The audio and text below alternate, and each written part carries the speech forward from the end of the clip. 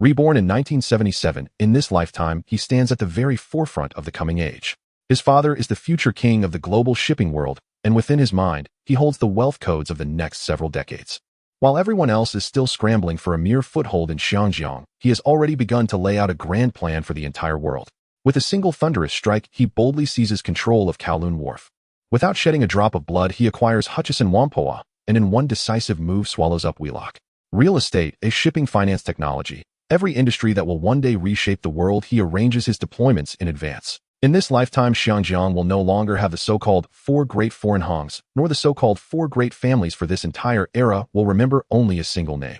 From richest man in Xiangjiang to the king of global financial conglomerates, a legend that will sweep across the world's capital markets is just beginning. Where am I? Bao Yu tries to open his eyes, yet they feel as heavy as if weighed down by 1,000 caddies, utterly refusing to lift. It is as though he is drifting in a pitch-black, bottomless abyss, when suddenly a very gentle voice reaches his ears. Young master, it's time to get up. Bao Yu feels his whole body suddenly jolt, and he forces his eyes open. Waking from his sleep, he discovers himself in a completely unfamiliar room where a young woman dressed as a maid is gazing at him. The young woman stands very close to him, yet he finds her utterly unfamiliar. You, who are you? Bao Yu asks. Young master, have you forgotten? I am Daisy, the maid who has always taken care of you. Daisy looks at the young master's drowsy, dazed expression and wonders if he simply drank too much last night, to the point that upon waking he no longer even recognizes her. Thinking of this, Daisy grows immediately anxious and hastily runs out of the room. She must go downstairs to call Madame Bao to come and check on the young master. Bao Yu watches the frightened maid suddenly flee. In the very next instant, his memories surge forth like a tide. Xiangjiang, the Bao family. The year, 1977. Bao Yu clearly remembers that he was an ordinary food delivery rider from the year 2024, working in the Nanshan district of Pengcheng. Since childhood, Bao Yu had been an orphan. Before the age of 18, he lived in an orphanage, relying on social donations to barely complete high school. His grades were never outstanding, and in his early years he failed to appreciate the importance of study. Only after entering society early did he come to understand how harsh the world truly was. At first, Bao Yu worked as a general helper in an ordinary restaurant. Whether it was kitchen chores or taking orders from customers, everything fell on his shoulders. Every day, he toiled himself half to death, his monthly income meager, and his rest even scarcer. After online food delivery platforms emerged, Bao Yu became one of the very first riders on those platforms. During that period, he practically relied solely on delivery work to survive. Because of his orphan status, Bao Yu had almost no friends while growing up in the orphanage, and his personality turned somewhat withdrawn. He never truly felt familial warmth. Once he stepped into society and was battered by its cruelty, he became even more solitary, spending his days merely accepting orders and delivering meals before returning alone to his rented room. About 10 years ago, he began playing an online game called The Great Era, set against the historical backdrop of Xiangjiang in the 1970s and 1980s. He played that game for a full 10 years. Without spending any money on it, he relied entirely on researching information and strategies himself to clear each stage. From the moment the game launched, updates and maintenance came slowly, and its player base was never large. Aside from delivering food, Bao Yu spent almost all his time on this single game. He remembers that before coming to this world, he had just completed over 50 deliveries and, feeling utterly exhausted, returned to his rented room for a shower. Afterward, he drank a bottle of cola he had bought from the convenience store downstairs, put on his headphones, and began playing on his assembled desktop computer. He did not know how long he played before his vision grew blurry. Then his consciousness faded away entirely. Could he really have died of sudden overwork from delivering food? How could that be possible? Yet within his mind, alongside the consciousness of his previous life, he discovers another powerful stream of memories. Young Master Bao Yu of the Bao family in Xiangjiang. The more Bao Yu examines these memories, the more astonished he becomes. This young man, who shares his exact name, is only 18 this year, the youngest biological son of the current world shipping king Bao Yugong, and his mother is precisely Huang Xiuying. Though he was not highly educated in his previous life, after playing the Great Era for 10 years, Bao Yu knows clearly that Bao Yugong was indeed the world's shipping king of the 1970s, and even the richest man in Xiangjiang from the 1970s through the early 1990s. In his previous life, Bao Yugong and his wife had only 4 daughters in their entire lives. These 4 daughters each married husbands of different nationalities. For instance, the eldest daughter, Bao Peicheng's husband, was Su Haimin, a white man from Austria. The second daughter, Bao Peirong's husband, was Wu Guangjing from Xiangjiang. The third daughter, Bao Peilei's husband, was Watanabe Shinichiro from Toyo, while the fourth daughter, Bao Peihui's husband, was Zheng Weijian, the second young master of the Zheng family from Xinjiapo. According to the memories left behind for him in this world, as well, he has 4 biological elder sisters. What differs from recorded history is that after giving birth to 4 daughters, Bao Yugong and his wife believed they would never have a biological son in this lifetime. In those years in private, Huang Xiuying often urged Bao Yugong to take another wife so that the Bao family might have a son to continue the family line. Yet Bao Yugong's feelings for his wife were deep, and naturally he refused to do any such thing. It was not until Bao Yugong was 41 and Huang Xiuying 40 that one day the old clam miraculously produced a pearl. She unexpectedly conceived. A year later she gave birth to Bao Yu, a true late-born son in their advanced age. Precisely because of this twist of fate, this world gained a Bao Yu. He is genuinely astonished. He knows that most characters in the Great Era are based on real historical figures, including Xiangjiang Chinese tycoons, such as Bao Yugong, Li Jiacheng, Zheng Yutong, and Li Zhaoji. What he finds most regrettable is that although Bao Yugong remained Xiangjiang's richest man throughout the 1970s and 1980s, and even into the early 1990s before his death, and though his reputation at home and abroad far outshone Li Jiacheng's. Because Bao Yugong and his wife had no biological son when he was diagnosed with cancer in 1985, the Bao family's massive fortune, lacking a direct male heir, could only be divided into 4 parts and entirely transformed into the property of his daughters and sons-in-law. By contrast, Li Jiacheng and his wife had 2 sons fully capable of inheriting the Li family's vast wealth. Once the Bao family's fortune was divided into 4, and considering that the capabilities of those sons-in-law were far inferior to Li Jiacheng in every respect, the Bao family's position weakened. In the early 1990s, Bao Yugong ultimately succumbed to cancer. It was at this point that Li Jiacheng's wealth and net worth thoroughly surpassed the Bao family, and he began to stand as the richest man not only in Xiangjiang, but among Chinese and even across Asia. After Bao Yugong's passing, the Bao family's influence steadily waned. People merely remembered that he had once been the world's shipping king, while the wealth accumulated over his lifetime ultimately benefited those sons-in-law. Some in Xiangjiang even said that Bao Yugong had been born only to work for his second son-in-law Wu Guangjing. Now what Bao Yu never expected is that he has become the youngest son of Bao Yugong and his wife. What does this signify? Bao Yu is stunned, for he knows this means he is truly on the verge of great fortune. Even if his legs were broken and he lay in bed for life, he would still never have to worry about food or clothing again. He recalls his previous life, day after day, night after night, desperately delivering food just to earn enough to live, rising early and working late under the scorching sun and pouring rain, yet earning only 7,000 to 8,000 a month. Of that income, 1/3 was ruthlessly siphoned off by second-hand landlords in Pengcheng. He knows clearly that before coming to this world, he lived in Baishizu, the largest urban village in Pengcheng's Nanshan district, renting the cheapest room he could find there. Even that room was sublet by a secondary landlord. In a major city like Pengcheng, sunlight itself costs money. Only better apartments can see sunlight in the daytime. Most rented rooms in urban villages never see the sun at all, remaining dark 24 hours a day, with lights required even at noon just to make out the interior. Not only that, one could say the very air in Pengcheng has a price. Ordinary rented rooms have only tiny windows or none at all. Many times, all sorts of foul odors from outside the urban village's rental buildings would seep into his room, making him realize that even fresh air in Pengcheng costs money. Only those living in better compounds are spared such conditions. Even so, under the exploitation of second and even third-hand landlords, his monthly water, electricity, and garbage fees were multiplied several times over, costing him at least 2,000 yuan each month. How could such a life compare to now, when he finds himself in a luxury villa on the mid-levels of Deepwater Bay in Xiangjiang? The room he sleeps in has its own lavish bathroom, a private study, a private balcony with floor-to-ceiling windows, and even a guest room attached. Altogether, this single suite must cover over 100 square meters. Living in such a mid-levels mansion in Xiangjiang is akin to staying in the presidential suite of a 5-star hotel. Is this not sheer bliss? Then why has he crossed over and seized the body of this young master of the Bao family?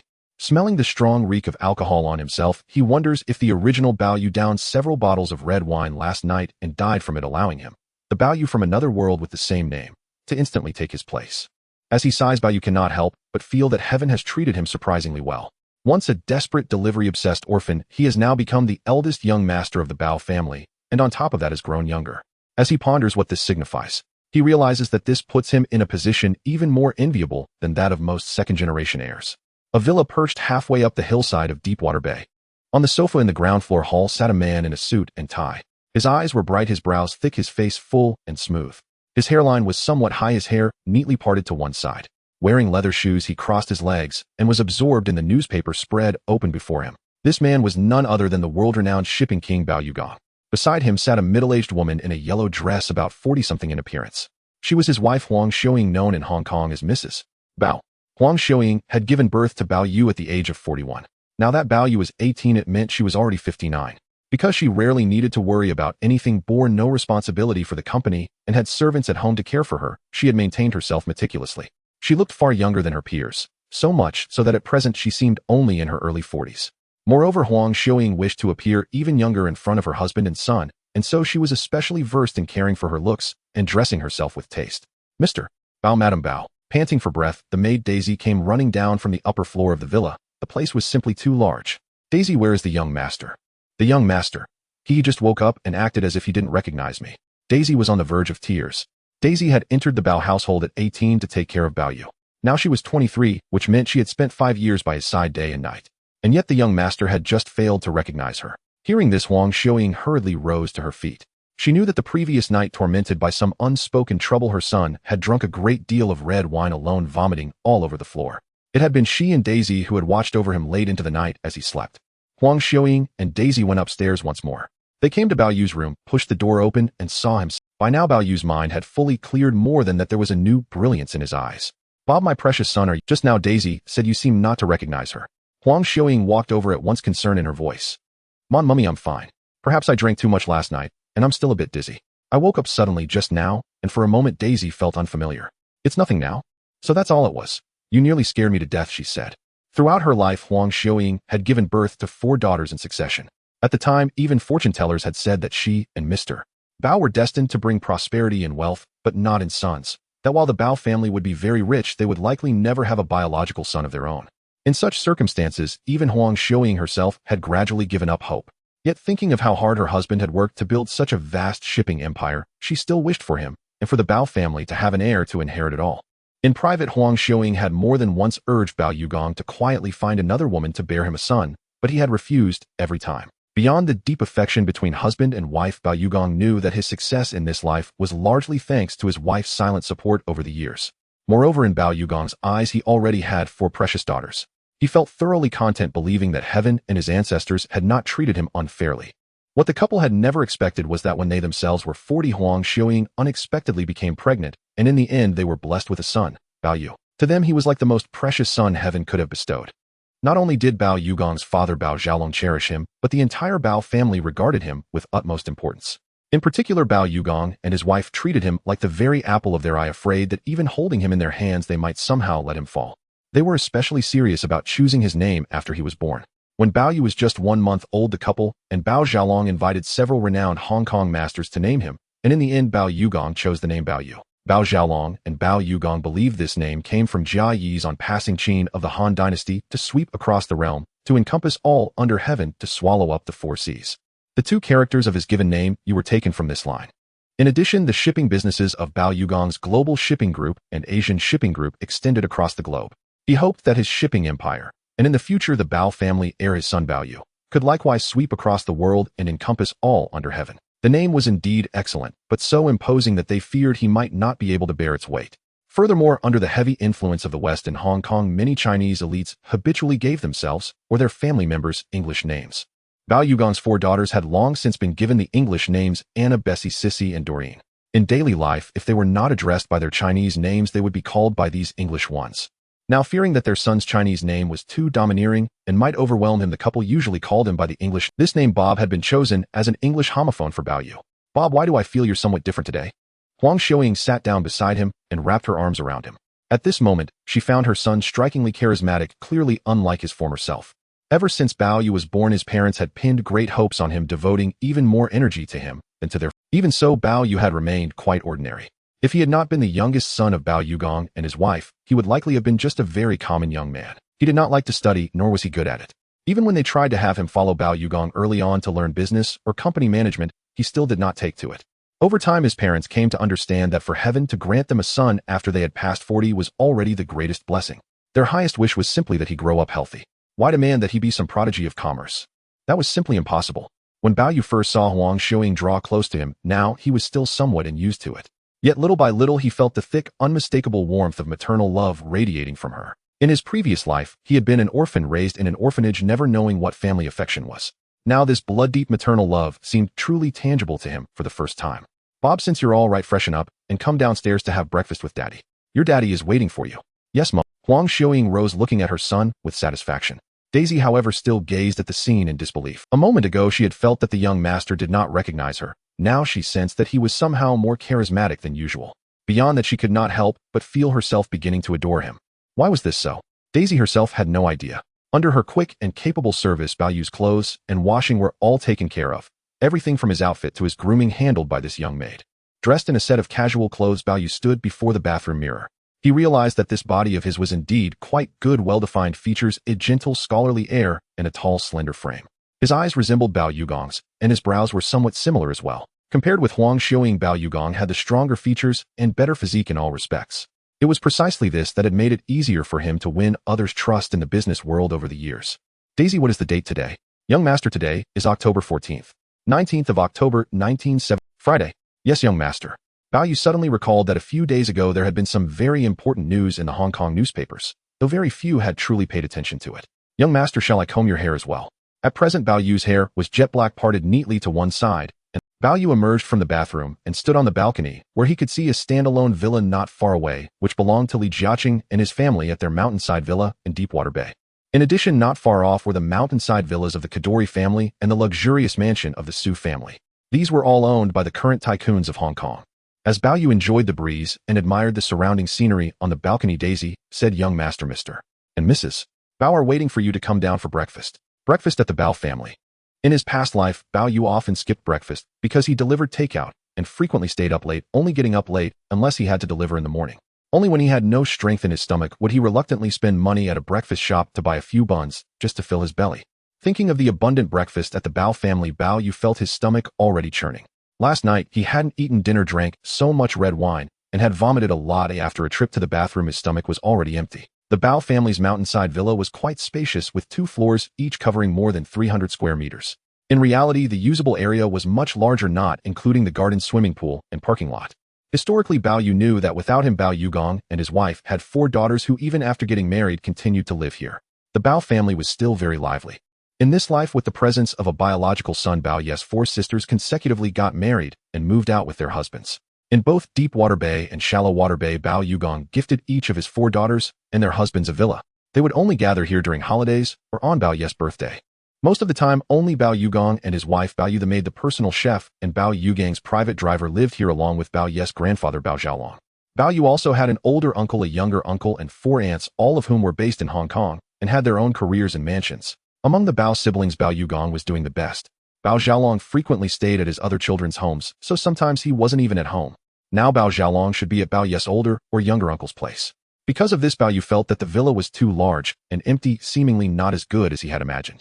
He followed Daisy down the stairs and arrived at the living room on the first floor, where he saw his dad and mom already. This was Bao Yugong, the world shipping king, with ships capable of carrying over 10 million tons.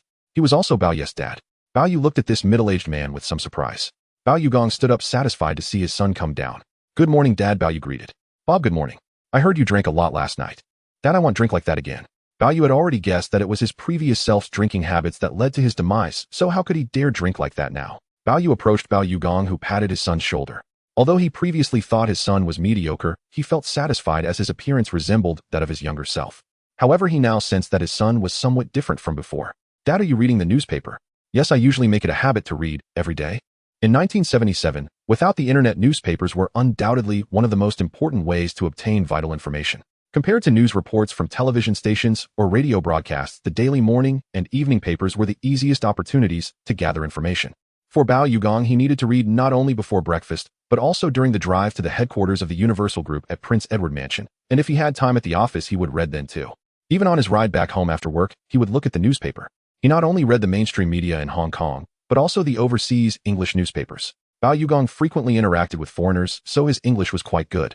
Dad, is there any newspaper at home? Newspaper. The Hong Kong Economic Journal, abbreviated as HKJ, was founded in 1973 and was Hong Kong's first Chinese newspaper focused on financial news. Historically, this newspaper held considerable authority in Hong Kong and was once voted as the most credible newspaper by industry reporters. It officially started operations on July 3, 1973, founded by Lin Shanmu and his wife Luo Yume. In its early days, due to the first oil crisis, Hong Kong was at an economic low, making it difficult for the HKJ to operate. Lin Shanmu even sold a brand new printing press to Ma Shiru of the Oriental Daily to keep the company afloat. Now the HKJ is considered a very important publication in Hong Kong's finance sector. Anyone who wants to understand financial news in Hong Kong, or even overseas, would certainly subscribe. The Bao family isn't short on money, so they naturally have a subscription. What surprised Bao Yugong and his wife was that their son, who usually didn't like reading newspapers, suddenly brought up the topic today. However, Bao Yugong was still very pleased. Daisy, please bring today's HKEJ for young master to read, Bao Yugong instructed. Dad, I want to see all the issues of the HKEJ from these days. Daisy searched through the large pile of newspapers for the HKEJ, which had been mixed up because Bao Yugong had been reading. Bao Yu personally flipped through the papers. Besides today's issue, he had to find the earlier ones in the storage room, and he indeed found the recent issues of the HKEJ. Bao Yu carefully flipped through and found the old Wednesday issue of the HKEJ, where he discovered the content he needed. On one page of the HKEJ, a senior stock analyst named Si Tsong had an article titled Wharf Holdings Begins to Transform, Future Growth Expected to Maintain 20 annually, pointing out that if Wharf Holdings could fully utilize its land resources, it could experience a 20 annual growth in the next 10 years, especially with a market price per share of only 13.5 Hong Kong dollars. This was very important business news. However, very few people paid attention to it. Now Bao Yu looked at it specifically and found it identical to what he saw in the game. Or rather, it was exactly the same as the relevant information he had searched for in his past life. He found nearly identical content in the game data package he had downloaded. Historically, Bao Yugong hadn't noticed this important information. The only ones who might have were the stock analyst Si Tsong and perhaps Li Jiacheng and his close associates. Dad, look at this. Bao Yugong was still wondering what it was. When he took a look, especially since his son had pointed this news out to him, Bao Yugong scrutinized it and was clearly a bit surprised. Now, there were many newspapers in Hong Kong with famous ones like the Oriental Daily Sing, Tao Daily Ming, Pao Ching Pao, and the Hong Kong Commercial Daily. Although the HKJ was quite famous in finance, it was really not considered anything special among many newspapers in Hong Kong. With so many newspapers, Bao Yugong had indeed not paid special attention to these stock analyses. Bob, what do you mean? Dad, take a careful look at this. Bao Yu pointed at the characters Wharf Holdings. In 1977, Bao Yugong topped the list of the world's top 10 shipping magnates with a carrying capacity of 13.47 million tons, far exceeding the second place Dongyang Songwon Company by more than double. Meanwhile, another shipping tycoon from Hong Kong, Dong Haoyun of the Dong family, ranked 7th in the world. Even in the early 1970s, Bao Yugong was already regarded as the king of the world shipping industry. Since the 1970s, 2 global oil crises have occurred, and Bao Yugong has keenly sensed that a significant downturn in the shipping industry may be imminent. In fact, major oil-consuming countries around the world have begun to reduce their oil imports and consumption, leading to an increasingly severe idle situation for supertankers. Shipbuilding centers like Dongyan and Korea have not hesitated to significantly cut prices to attract global shipowners to place orders. In this scenario, the long-standing shipbuilding boom is bound to exacerbate the surplus of vessels, and the crisis draws ever closer. It is still 1977. At this point, Bao Yugong has become acutely aware of the global shipping industry's downturn from his years of experience, sensing that this may last for a considerable time. In this situation, how should the global group and the Bao family plan? Historically, he made the decision to abandon ship to land. This decision to abandon ship involves selling off a portion of the vessels, reducing supertankers, and reallocating the funds from the sale of ships to acquire properties on land. Undoubtedly, this strategy was both successful and correct. In Bao Yu's view, Bao Yugong's response speed in history was quite rapid. However, Bao Yu felt that he was still one step behind Li Jiacheng. As Bao Yugong had just started to abandon ship after 1978, Li Jiacheng had already begun quietly purchasing shares of Kowloon Warehouse in early 1978. Historically, if it weren't for the market learning about Li Jiacheng's intent to acquire Kowloon Warehouse, at that time Li Jiacheng's strength was not that formidable, and facing the strong reaction from Jardine Matheson, he ultimately had to abandon Kowloon Warehouse. Although 3 years later in history, Bao Yugong ultimately succeeded in acquiring Kowloon Warehouse, the price paid was still considerable. Firstly, Bao Yugong owed Li Jiacheng a favor that had to be repaid. This is because Li Jiacheng sold all the shares of Kowloon Warehouse that he had quietly acquired to Bao Yugong. As a shareholder of Huifeng Bank, Bao Yugong had to support Li Jiacheng's acquisition of Hutchison Whampoa. Secondly, Huifeng Bank also owed Li Jiacheng a favor. Originally, the relationship between Shenban and Li Jiacheng was already quite good, and due to the connection with Jardine Matheson, Shenban persuaded Li Jiacheng to abandon the continued acquisition of Kowloon Warehouse, which caused Shenban and Huifeng Bank to owe Li Jiacheng a favor. Thirdly, although Bao Yugong successfully acquired Kowloon Warehouse, the cost incurred was even greater. If now, like Li Jiacheng in history, he had launched a surprise attack on Kowloon Warehouse, quietly acquiring shares before Li Jiacheng and others could react, things would undoubtedly be different. Not only would he avoid owing a favor to Kowloon Warehouse, but he would also not need to support Li Jiacheng's acquisition of Hutchison Whampoa. Most importantly, the Bao family could acquire Kowloon Warehouse at an even lower price. What astonished Bao Yugong the most was that Bao Yu, who usually didn't like reading newspapers or focusing on current affairs and business, suddenly pointed to a stock commentary article in the newspaper, truly surprising Bao Yugong. In addition to being surprised, he was also delighted. Bob, let's discuss this in the study upstairs. Bao Yugong pulled Bao Yu upstairs. Huang Xiaoyun looked at the father and son curiously. Sir Bob, aren't you going to have breakfast first? Shen, you go ahead. Bao Yu was genuinely excited. He took his son Bao Yu to the study next to the master bedroom on the second floor, which was usually where Bao Yu worked from home. After Bao Yu closed the study door, he looked at Bao Yu and asked Bob, "Why did you point out the words Kowloon warehouse?" Bao Yu replied directly, "Dad, now is the best time to acquire Kowloon warehouse." Acquiring Kowloon warehouse. Bao Yu was shocked. In fact, he had already noticed the issues facing the global shipping industry and had even considered abandoning ship, but he had not yet made up his mind. Regarding this matter, aside from considering it himself, he had mainly discussed it with his eldest son-in-law, Su Haifan, and second son-in-law Wu Guangjing, while others, including his youngest son in front of him, had no idea of his thoughts. Dad, first, you are more aware than anyone else of the increasingly severe downturn in the global shipping industry. Second, the downturn in the global shipping industry will inevitably have a significant impact on global shipping business. In this situation, selling off some vessels for cash is the best move. Third, the stock price of Kowloon warehouse is currently very low, making it an opportune moment to buy. Fourth, stock analysts have already noticed that Kowloon warehouse's stock price is low with a promising future and have reminded other investors. However, currently not many are truly paying attention. Fifth, Kowloon warehouse has vast assets including many docks, warehouses, hotels, buildings, and even trams and star ferries in Tsim Sha Tsui New Territories and Hong Kong Island. In Hong Kong, whoever owns Kowloon warehouse controls the most important cargo handling and storage operations. Each of Bao Yu's reasons left Bao Yu stunned. Is this still his son standing before him? Dad, the vast ports, docks, and warehouses of Kowloon warehouse are perfectly compatible with our Bao family's extensive fleet.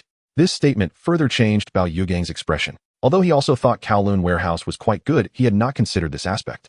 Bao Yu continued, Dad, Kowloon warehouse possesses a large area of highly valuable land with great development potential along the prime waterfront of Tsim Sha Tsui.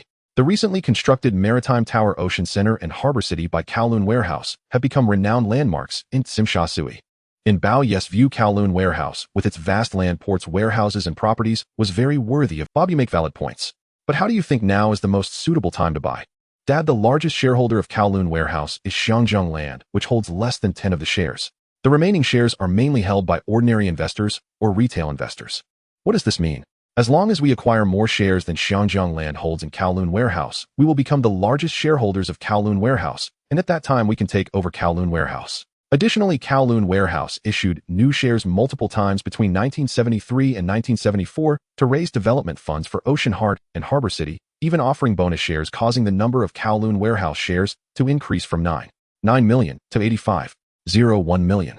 From 1975 to 1976, Kowloon Warehouse issued convertible bonds and bonds with warrants, leading to a prolonged period of low stock prices and diluting Xiangzheng Land shares. According to my calculations, acquiring 20 of the shares, which is 17 million shares at a price of 10 Hong Kong dollars per share, would amount to approximately 170 million, although the actual purchase price may be higher. It may even cost over 200 million Hong Kong dollars to control 20 of Kowloon Warehouse's shares, which is very worthwhile. Moreover, if our Bao family does not acquire them now, we will eventually lose the opportunity to others. Bao Yu was precisely referring to Li Jiacheng.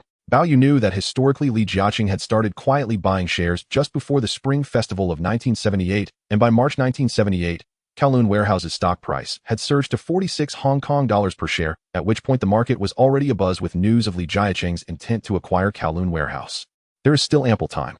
This is also the most suitable time to buy. It is impossible to wait until Li Jiacheng has already purchased shares of Kowloon Warehouse before the Bao family reacts, as by then it would naturally be too late. Among the four sons-in-law of the Bao family, the eldest son-in-law, Su Haifan, married the eldest daughter Bao Peiqing in 1969, and he began working for Bao Yu since then. He is now the first vice-chairman of Global Shipping Group. In 1973, Wu Guangjing married the second daughter of the Bao family and also entered the company to work for Bao Yu, serving as a director of Global Shipping Group. It can be said that these two sons-in-law are very capable. Su Haifan is a foreigner, and Bao Yu prefers the second son-in-law Wu Guangjing, feeling that they are similar in many respects. What surprised Bao Yu the most now is that just moments ago Bao Yu mentioned that clearly neither his four sons-in-law nor the core executives of Global Shipping Group had ever brought up the matter of the Kowloon Warehouse. Even with the option to abandon ship and land, this core issue has only been discussed with his two sons-in-law aside from himself, leading to no final decisions being made. What Bao Yu just mentioned has completely convinced him based solely on those few reasons. That is to immediately sell off a portion of the vessels and quickly acquire shares in Kowloon Warehouse. Currently, even without selling the vessels of Global Shipping Group and Asia Shipping Group, the Bao family can still produce several hundred million Hong Kong dollars. If they want to get more cash, they would need to borrow from Huifeng Bank. Given Bao Yu's long-standing cooperation with Huifeng Bank, borrowing money is not difficult. On another note, Bao Yu also has a problem. The chairman of Hui Feng Bank Sang Dashi, who has supported him and worked with him for many years, is about to retire. The vice chairman and general manager Shen Yen is set to take over as the new chairman of Hui Feng Bank, becoming the new tycoon of Shanjiang. Daddy, what's wrong? Seeing Bao Yu staring at him in disbelief, Bao Yu felt a bit uneasy under his father's gaze. Bob, you are doing great, truly impressive. It seems you have inherited my business acumen. Your mother and I always thought it would be enough for you to grow up safe and sound. We never expected to have such a genius son. At this moment, Bao Yu believed that his son was not born foolish or mediocre. He simply might not have wanted to show it before. Considering that all 4 of his daughters could attend prestigious overseas schools, he certainly wasn't lacking. Could it be that Bao Yu's youngest son is even worse than those sisters? Daddy, we must secretly buy shares in Kowloon warehouse without letting more people know. If more people find out, it would expose our intentions, and the significance of buying shares beforehand would be lost.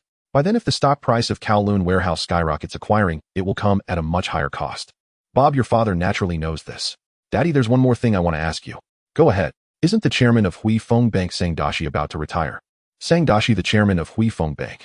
In the mid-1950s, Bao Yu collaborated with Sang Dashi, who was then the director of the accounting department at Hui Feng Bank, convincing him to break the taboo against lending to shipping companies, securing a loan, after which Bao Yu began to stand out in the shipping industry of Shanjiang. By the early 1960s, Sang Dashi had risen from general manager to chairman of Hui Feng Bank, and his relationship with Bao Yu became even closer as they worked together. By the mid-1970s, Hui Feng Bank's investment in Global Shipping Group accounted for about half of its equity. This clearly shows how close the relationship between Bao Yu and Hui Feng Bank was. In fact, all of this was due to Sang Dashi's support for Bao Yu. Bob, Sang Dashi will retire at the end of December. As expected. If it happens just like in history, with Sang Dashi retiring and the new chairman Shen Yen supporting Li Jiacheng, even selling Cheng Kong cheaply to Li Jiacheng, allowing him to soar to great heights. Bao Yu naturally does not wish for such a thing to happen again, especially after he arrived in this world. Whether it is Kowloon warehouse or Cheng Kong, he intends to swallow them both. Daddy, how is your relationship with Shen Yen? How is his relationship with Shen Yen? He believed he had known Shen Yen. Shen Yen became the general manager of Hui Feng Bank in 1971, later serving as vice chairman, and now is about to succeed Sang Dashi as chairman. Bob, my relationship with Mr. Shen is fairly good, but it cannot compare to my relationship with Sang Dashi. Of course, my relationship with Bao Yu is also good. Bao Yu knew that Bao Yu was the vice chairman of Hui Feng Bank, historically a right-hand man to both Sang Dashi and Shen Yen, essentially the third in command at Hui Feng Bank. If that is the case, Bao Yu felt that he still had time. Daddy, how is the relationship between Li Jiacheng and Shen Yen? Why did his son suddenly ask about Li Jiacheng? Bob, currently the Li Jiacheng couple and the Shen Yen couple should have a good private relationship.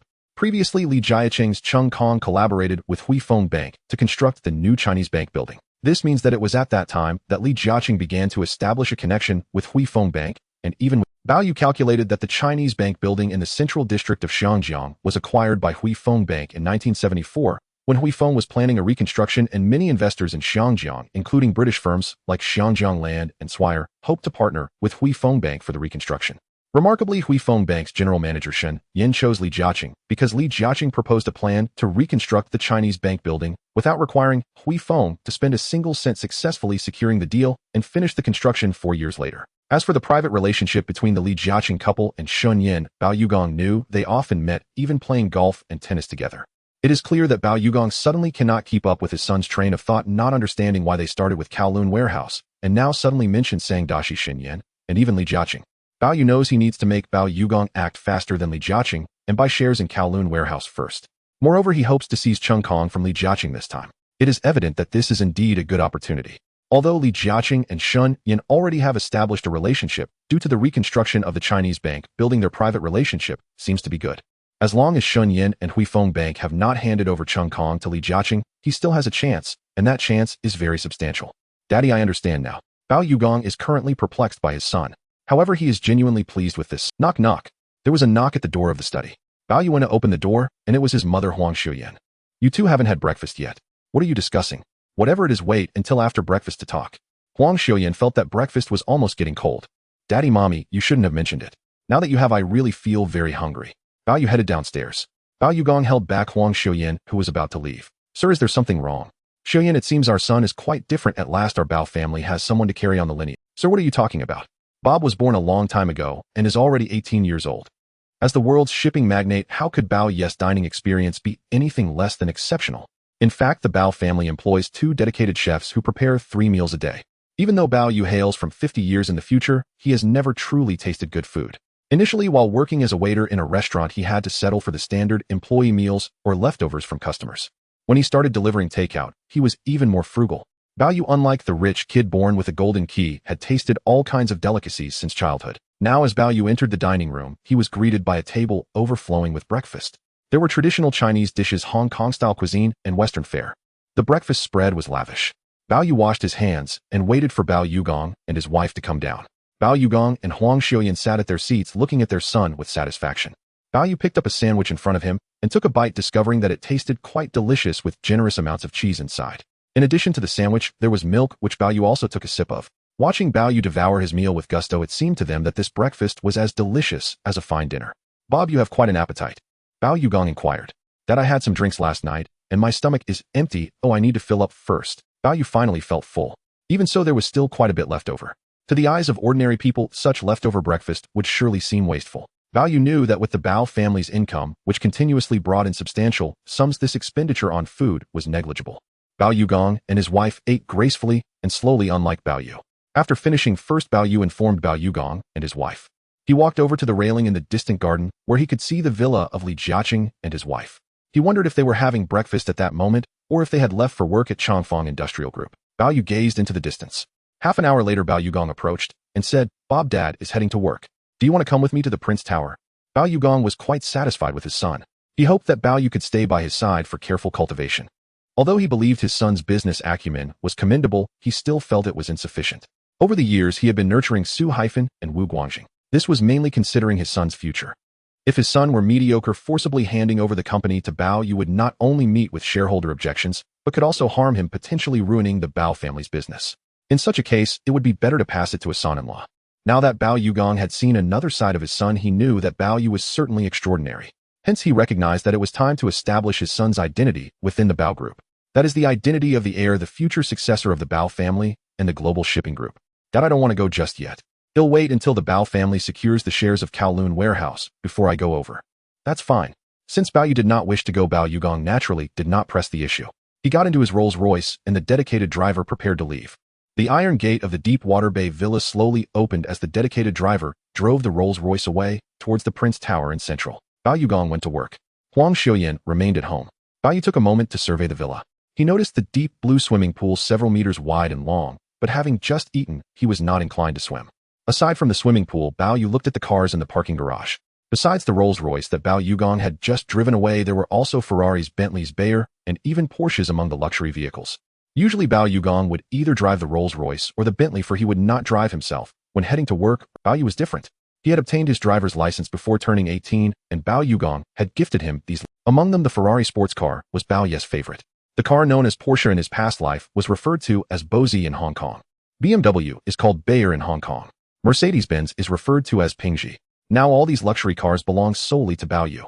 "Mommy, I want to go for a drive." "Bob, you can drive yourself, but be sure to be cautious." Huang Xiuyan did not forbid her son from driving, but she always worried whenever she saw him take the car out. Bao Yu noticed the maid Daisy tidying up nearby. "Daisy, come here." Daisy put down what she was doing and approached. "Young master, what is it?" "Change into another outfit. I'm in a good mood today, and I'll take you for a drive." A drive. Having taken care of Bao Yu for so many years, it was Daisy's first time enjoying such treatment, and it was evident that she was genuinely surprised. Daisy glanced at Mrs. Bao beside her.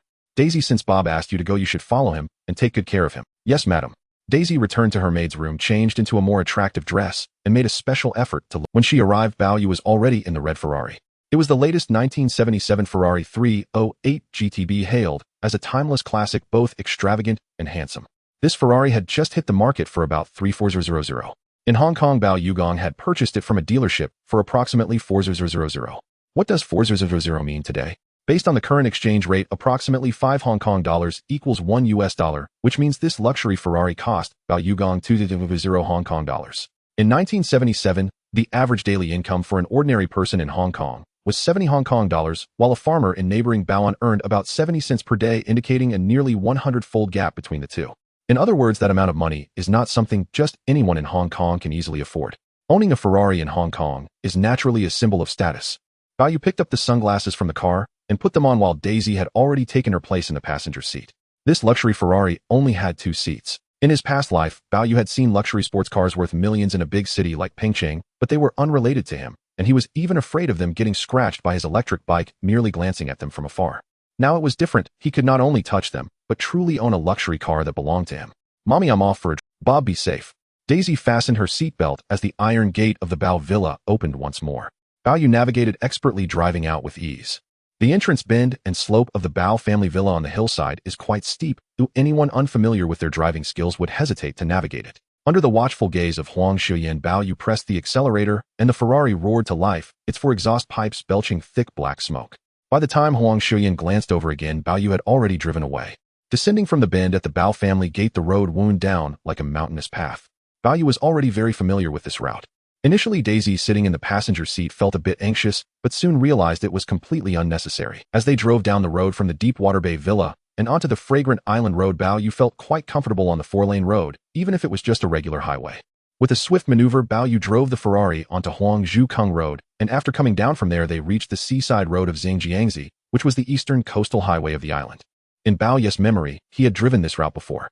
Now as he drove, he enjoyed the thrill that the Ferrari provided. Just a few minutes later, he caught sight of the vast ocean in the distance, with the azure waters shimmering under the warm sunlight against the backdrop of a clear blue sky, making Bao Yu feel utterly content. In his past life, a regular Ferrari would cost several million. He knew he could only dream of it. Now not only was it within reach, but he also already owned one. Bao Yu slowed down and stopped the car. After sitting for a while, possibly due to Bao Yu's speed, Daisy stepped out of the car and felt a wave of nausea. Bao Yu opened the door for her and unbuckled her seatbelt. Daisy stepped out but felt embarrassed, crouching there wishing to vomit, but unable to. Now Bao Yu sat at the front of the car, gazing at the distant scenery, feeling as if he were in a dream, waiting for Daisy to feel better. At that moment, Bao Yu finally noticed the maid who had been serving him for 5 years. From his recollections, he remembered Daisy once said that she came from a rural area in Malaysia with a Chinese father and a local indigenous mother, which might explain her mixed appearance. Her facial features were still quite similar to those of a Chinese person, with slightly tanned skin, possibly due to the Did I drive too fast just now, eh? Young master, I haven't been in a car like this for a long time, Daisy replied, her complexion regaining some color. Bao Yu got out of the car and climbed back in, this time not driving as fast. He wondered why. In his past life, over 30 years old, he was still an ordinary person who had never even held a girl's hand. He had thought that his life would remain that way. Unexpectedly, Daisy, his maid, looked quite appealing now. She noticed that the way Bao Yu looked at her was a bit different, making her feel a bit shy.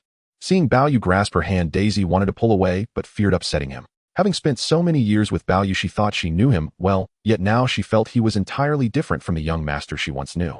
She felt that every move the current Bao Yu made seemed to attract her. Daisy closed her eyes, waiting for his next action, only to find that Bao Yu merely leaned over to fasten her seatbelt. Daisy opened her eyes, realizing she had overthought. After all, as a typical maid from a humble background, how could she be worthy of the prince of the shipping king? He had just wanted to experience the feeling of holding a girl's hand, and found that Daisy's hand was indeed quite nice. Bao Yu started the Ferrari again and drove away along the coastal road. However, now he drove at a normal speed, not as recklessly as before. Daisy, who had her hair tied up earlier, didn't know when she had let it down, allowing the sea breeze to lift her long. Young master, Daisy asked, is there something you need? Young master, whatever you want to do, I am willing, Daisy said. Bao Yu smiled and said nothing more, continuing along the coastal road. Upon reaching Pak Fu Lam Road, he noticed that there were more buildings around, especially as the houses on both sides of the street increased. After another 10 minutes, Bao Yu saw many tall buildings on both sides and knew he had arrived at the most prosperous area of Xiangjiang, known as Central. Young master, are you going to Mr. Bao's company?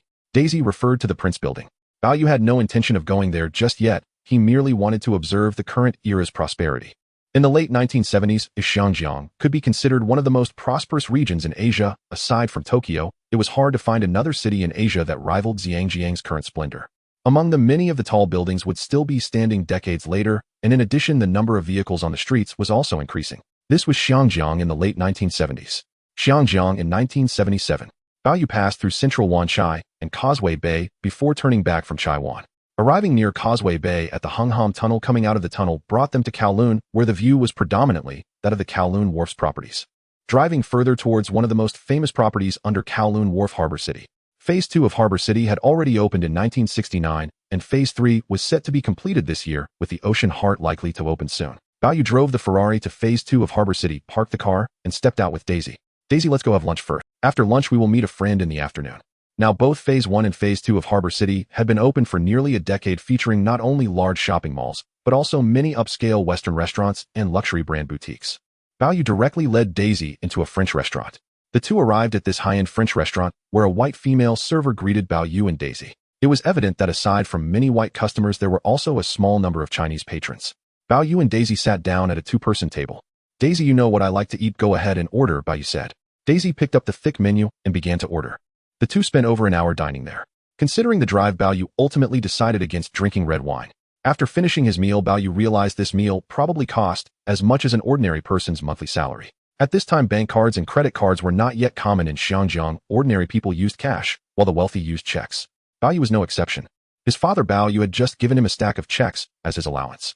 After signing one check for payment, the two white female servers personally escorted them to the door. Clearly, Bao Yu was not famous at the moment, and others did not recognize him as the Prince of the Shipping King. In the second phase of Harbor City, besides the large shopping mall, there are also many luxury brand boutiques, including a Swiss watch specialty store. However, Swiss watches in Hong Kong are mostly represented by local Chinese agents. Daisy followed closely behind Bao Yu, who was walking in front, knowing that Shen's greatest hobby was luxury watches. Now Bao Yu needed to make contact with the other party, and it was impossible for him to go empty-handed. "Young master, are you planning to buy a watch?" Daisy asked. Bao Yu simply nodded. In the game The Great Era, he had collected all kinds of luxury watches. However, in that world, he never wore a watch. He usually checked the time using his phone. In this world, his father Bao Yu Gang, mother Huang Xiaoying, 4 sisters, and 4 brothers-in-law had all gifted him luxury watches. Currently, he was wearing a Patek Philippe watch worth at least over 100,000. Besides feeling heavy, Bao Yu knew that this watch was still valuable for pawning or selling. After looking at the boutiques of Rolex, Patek Philippe, Cartier, and Piaget, Bao Yu also examined a luxury watch from Vacheron Constantin valued at over 70,000, made of 18K gold and featuring sapphires and emeralds. Just picking it up felt like it weighed 7 or 800 grams. "Sir, this new model of Vacheron Constantin is very rare, a limited edition, and definitely worth collecting," the sales assistant introduced. Swiss luxury watches are primarily for collection, often marketed as limited editions, with rarity being highly valued. To Bao Yu, this seemed to be Shen's favorite. "Wrap it up," Bao Yu said. The female sales assistant was surprised, thinking she would have to persuade him, but unexpectedly this young man directly made the purchase. The female sales assistant began packaging it. Besides a delicate box, there were also relevant certificates. Bao Yu took out a check and signed it directly. The sales assistant and cashier were astonished again, realizing that this Mr. Bao seemed to have an extraordinary background. After Daisy held onto the watch, Bao Yu went to a high-end jewelry store. "Daisy, I want to buy a diamond necklace suitable for my mother's age. You can try it on later to see how it looks." Daisy initially thought Bao Yu was buying the diamond necklace for Mrs. Bao. The two entered the high-end jewelry store, where Daisy began selecting. In the end, she found a ruby necklace from Sri Lanka valued at over 40,000 Hong Kong dollars, which looked beautiful on Daisy's neck. The sales assistant thought Bao Yu was buying it for Daisy and was enviously watching her. "Young master, this one is nice." "Then I'll take this one," Bao Yu said. After asking the sales assistant to wrap it up, he took out another check and paid for it. The sales assistant was surprised. They had not expected that Daisy was just the young Mr. Bao's maid. The two came down from the upper floor and got into the car. Bao Yu drove his Ferrari away from there, heading towards Shen's villa on Victoria Peak. Although Bao Yu Gang had not taken him there, he still knew where Shen and his wife lived. Leaving Harbor City, he passed through Kowloon, crossed the Hungham Tunnel, and drove through Central before heading towards the villa on Victoria Peak. It took about 40 minutes along the winding road of Victoria Peak. Bao Yu saw a 3-story villa ahead and knew that it was where Shen and his wife lived. Shen has 2 residences in Hong Kong. One is here, and the other is on the top floor of the Huifeng Bank building.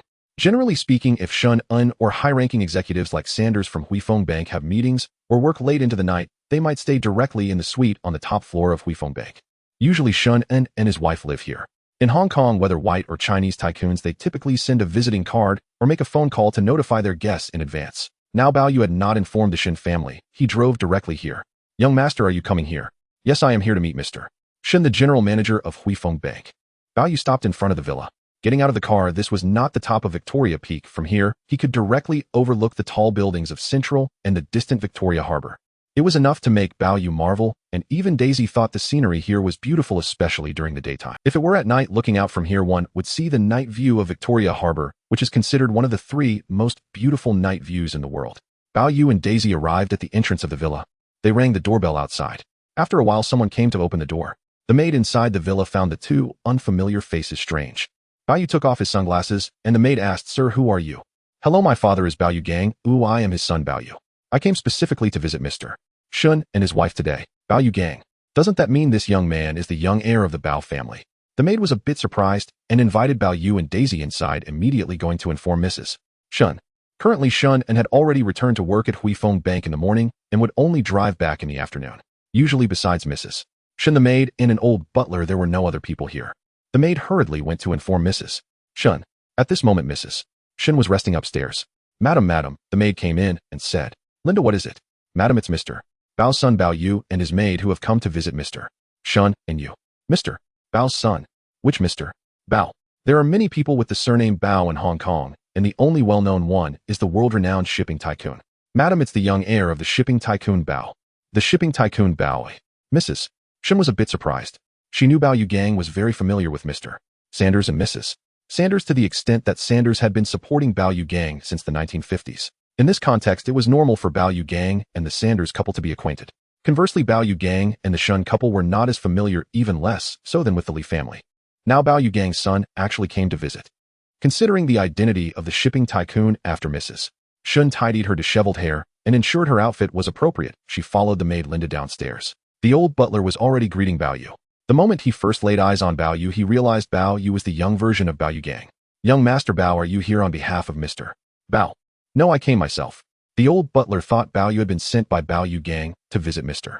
Shen and his wife, but it turned out he came on his own. The old butler felt a bit disappointed. When Mrs. Shen came down from upstairs, she was genuinely surprised upon seeing the young Bao Yu in the villa's courtyard. She knew that Bao Yu gang and his wife had 4 daughters and had only given birth to a son at the age of 40. However, this son was rarely heard of or known by the outside world. Now he actually took the initiative to visit. Upon seeing the young Bao Yu for the first time, Mrs. Shen was captivated. Young Master Bao, Mrs. Shen is coming down. Bao Yu turned around. He knew that Shen was just over 50 years old and his wife was of a similar age. Dressed up, she looked like she was in her 40s. Hello, Mrs. Shen, Bao Yu greeted immediately. Hello, young Master Bao. Bao Yu previously struggled with mathematics and other subjects, but to his surprise his English was quite good. Now he could communicate effortlessly in English with Mrs. Shen. After shaking hands and greeting Mrs. Shen, a maid brought coffee to serve Bao Yu. Young Master Bao, my husband has returned to the Huifeng Bank for work and will only be back after office hours. Mrs.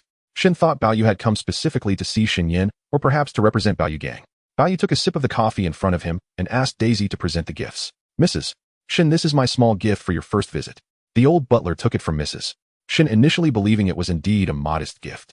Upon seeing that it was actually a Patek Philippe watch, both the old butler and Mrs. Shen were astonished. Mrs. Shen had a penchant for luxury watches, and aside from the Li couple, she and the old butler were well aware of this. Now Bao Yu had gifted her a Patek Philippe watch. Although the exact price was not mentioned, being from this Swiss luxury brand, the price was undoubtedly not cheap. Mrs. Shen picked it up and opened it, further confirming that the watch was indeed expensive. Young Master Bao, this gift seems quite precious. Mrs. Shen, it's just a small token of my appreciation. Mrs.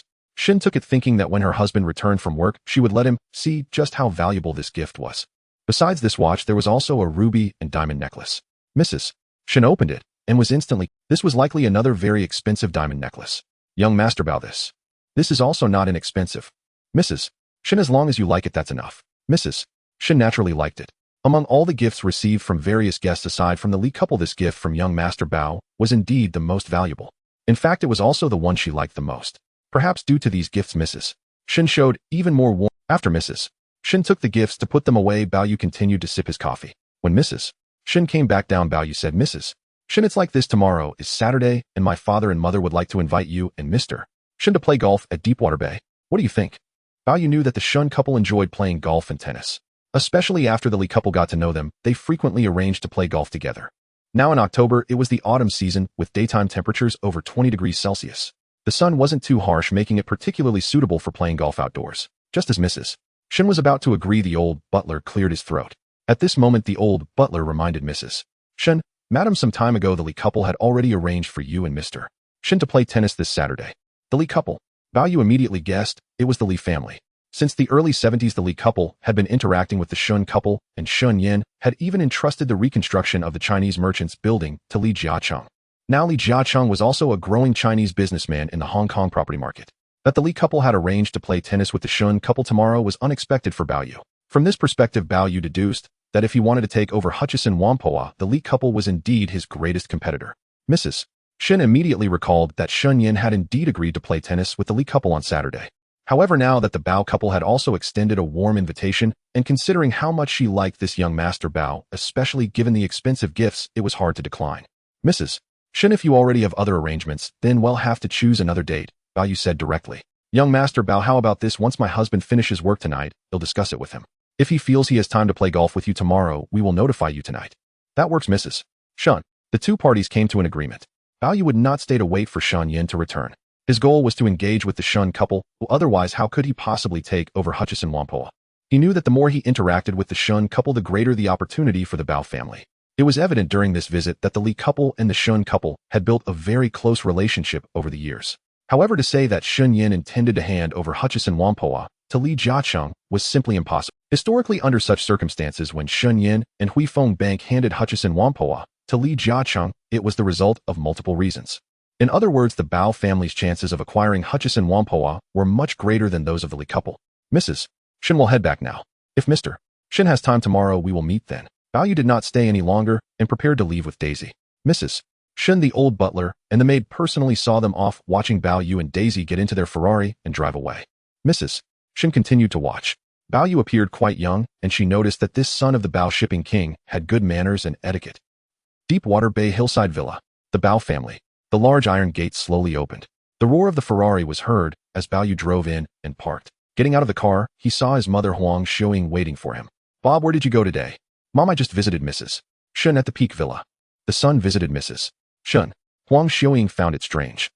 At 6 in the evening. Peak Villa. Shen Yan's residence. Shen Yan returned home by car as usual. He had just arrived at the villa door. Shen Yan stepped out of the vehicle looking serious in his suit. He had been the general manager of Hui Feng Bank for 6 years, and with less than 2 months until the end of the year, Sanders would soon step down from his position. Shen Yan, as the general manager and vice chairman, would take over Sanders' position. Clearly, as Sanders' retirement approached, the tasks he needed to handle increased. In fact, Sanders hardly concerned himself with the affairs of Hui Feng Bank anymore, mostly delegating major matters to him and Bao John. While working in the general manager's office in the afternoon, he suddenly received a call from the villa lady, saying that Bao Yu, the son of the shipping king, had personally come to visit, bringing expensive gifts and inviting their couple to play golf at Deepwater Bay tomorrow morning. This surprised Shen Yan. In fact, most outsiders did not understand Shen Yan. Those who truly knew him understood that he was different from others. He was Scottish, stingy, greedy, stubborn, and taciturn with few friends. Interacting with him was difficult. If one spoke too bluntly, it could offend him, while speaking too softly might make him feel flattered and insincere. One had to be factual with a touch of humor. It was precisely because of this that after many years of interaction, the Li couple gradually became familiar with Shen Yan. Shen Yan was quite clear about Bao Yu Gang. Bao Yu Gang was one of Hui Feng Bank's most important clients, and Hui Feng Bank was also a major shareholder of the global shipping group. Bao Yu Gang had been supported by Sanders. In the 1960s, Sanders, as the chairman of Hui Feng Bank, had already realized the future prospects of Hong Kong, understanding the necessity of supporting Chinese in Hong Kong.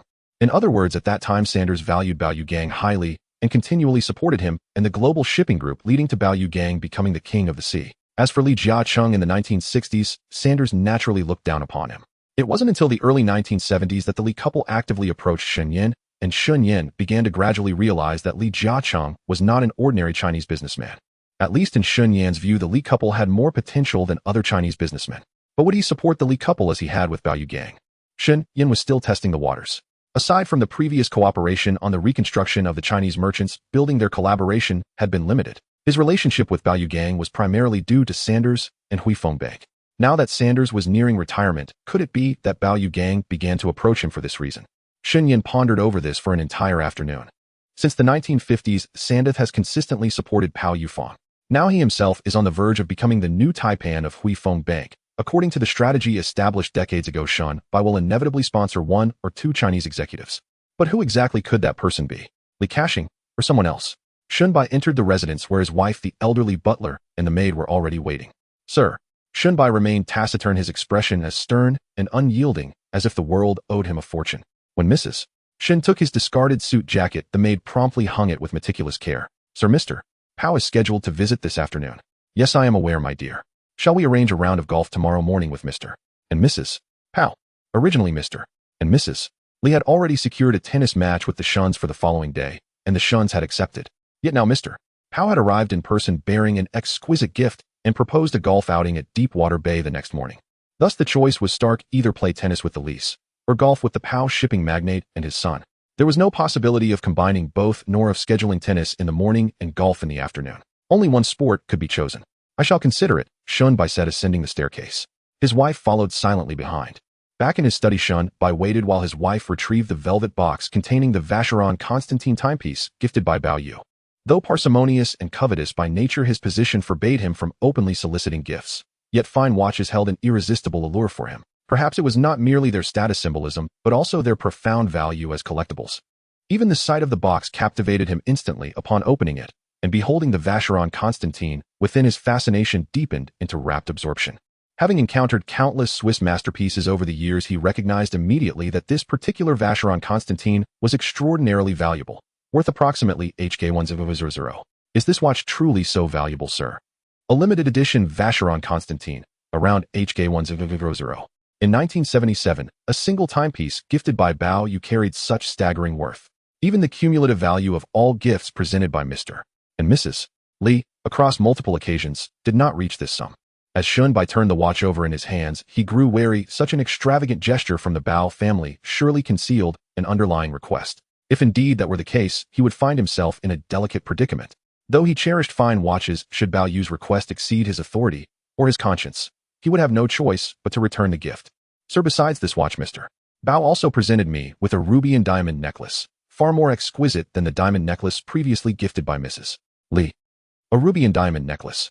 Shen Bai raised an eyebrow in quiet astonishment. The Bao's generosity was extraordinary.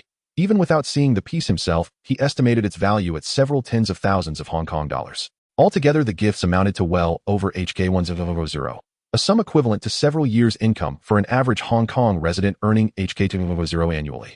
By this measure, the Bao's offerings far surpassed the aggregate value of all gifts received from the lease across. Did Mr. Bao say anything further? He stated plainly that he came to pay us a personal visit, not as his father's representative. Then he expressed hope that we might join Mr. and Mrs. Bao for golf at Deepwater Bay Golf Course tomorrow morning. I had nearly accepted outright, until the butler reminded me you'd already committed to tennis with the lease tomorrow, so I deferred the reply until your return. The sudden arrival of such lavish gifts only reinforced Shen Bai's suspicion that the Baos sought something in return.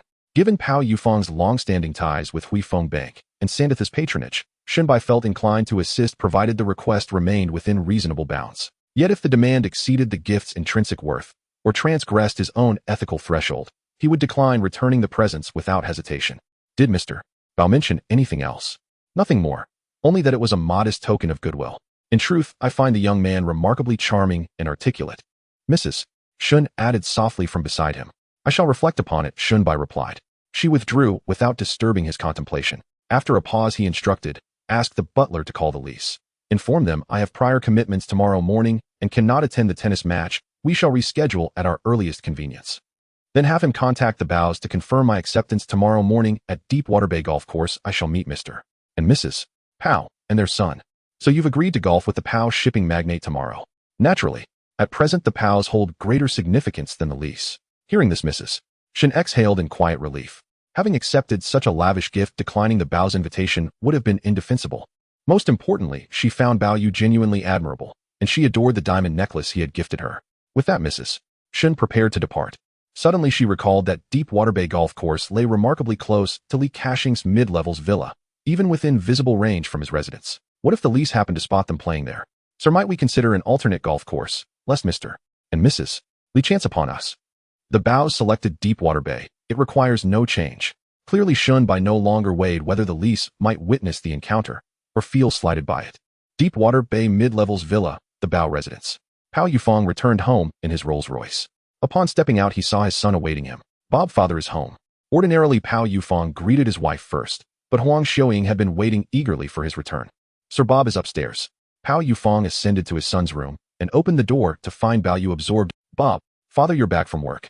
Bob, I've begun discreetly acquiring shares of Kowloon Wharf. As you and given Bao Yufeng's stature, orchestrating such acquisitions across Hong Kong posed little difficulty. Excellent. Moreover, this afternoon, I visited the Shen residence on Victoria Peak myself and secured an agreement with Mrs. Shen. Tomorrow morning, you mother and I shall join the Shens for golf at Deepwater Bay Golf Course. What? Bao Yu had personally visited the Shens. Why? Bob, what prompted this? You'll understand soon enough. Still, I'm curious. How will Shen Bai choose? Choose how?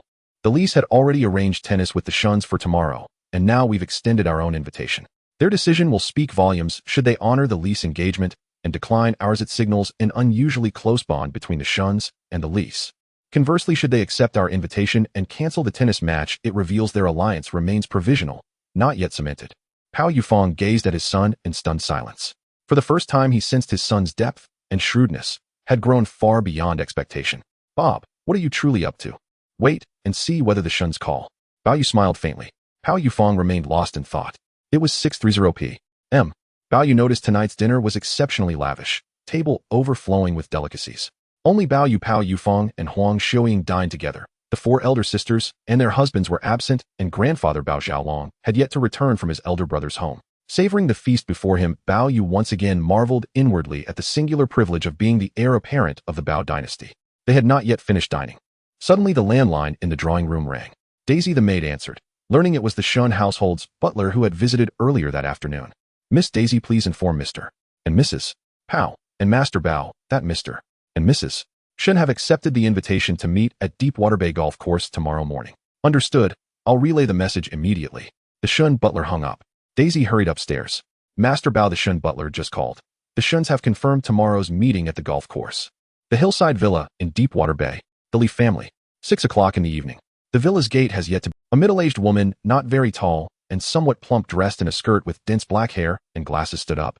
Zhuang Yu knew that her husband Li Jiacheng would be coming home from work around this time. At this moment in the living room, a boy about 13 or 14 years old wearing a private school uniform was watching television alongside another boy who appeared to be slightly shorter, both engrossed in the screen. Aju Axie, your father is about to get off work, and you're still watching TV. The two sons got up. The maid went to turn off the television. At that moment, the sound of a horn echoed from outside the door. The maid knew it was Mr. Li returning from work. She went to open the large iron gate of the villa. The large iron gate of the villa slowly opened, and a black luxury Mercedes-Benz rolled in. The chauffeur smoothly stopped at the villa's entrance. The driver got out and opened the car door. Mr. Li, we have arrived. A middle-aged man dressed in a suit and wearing black-rimmed glasses with a receding hairline stepped out of the car, holding the newspaper he hadn't finished reading. Daddy, daddy. The two sons ran over. Li Jiacheng held one son in each arm. Sir. Madam. Li Jiacheng changed out of his black suit, which Zhuang Yu took to hang up with the maid's help. Li Jiacheng then sat down on the sofa in the living room. Before dinner arrived, he propped his feet up and continued reading tonight's evening newspaper. Li Jiacheng, born in 1928, was just 49 this year. At the age of 11, he immigrated to Hong Kong with his parents and began to rely on his uncle Zhuang Jinggan in Hong Kong. In 1950, with his savings and the support of his cousin Zhuang Yue, as well as his uncle Li Jiacheng, started establishing the Changqiang plastic factory in Hong Kong. At first, Li Jiacheng's plastic factory was on the verge of collapsing, but thanks to multiple rounds of financial support from his uncle, it was revived. By 1957, the sales of Li Jiacheng's plastic factory surpassed 10 million Hong Kong dollars, and he began to establish himself as the king of plastic flowers in Hong Kong. A year later, he ventured into the Hong Kong real estate market, constructing his first industrial building in North Point. Soon he realized that real estate was far more lucrative than plastic flowers, gradually abandoning the plastic industry to focus entirely on real estate development. In 1967, a severe riot erupted in Hong Kong, leading to a mass exodus of the middle class and a downturn in real estate.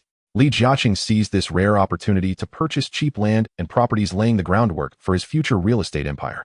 In 1971, Li Jiacheng founded Changqiang Real Estate Company, which was renamed Changqiang Industries the following year, marking his complete departure from the plastic industry. In 1972, as Hong Kong entered a bull market, Li Jiacheng took advantage of the situation to list on the Far East Stock Exchange. At that time, Changqiang's authorized share capital was 200 million Hong Kong dollars with paid-in capital of 8.4 million Hong Kong dollars divided into 42 million shares, each with a par value of 2 Hong Kong dollars, publicly offering 10.5 million shares at a price of 3 Hong Kong dollars, each raising 31.5 million Hong Kong dollars.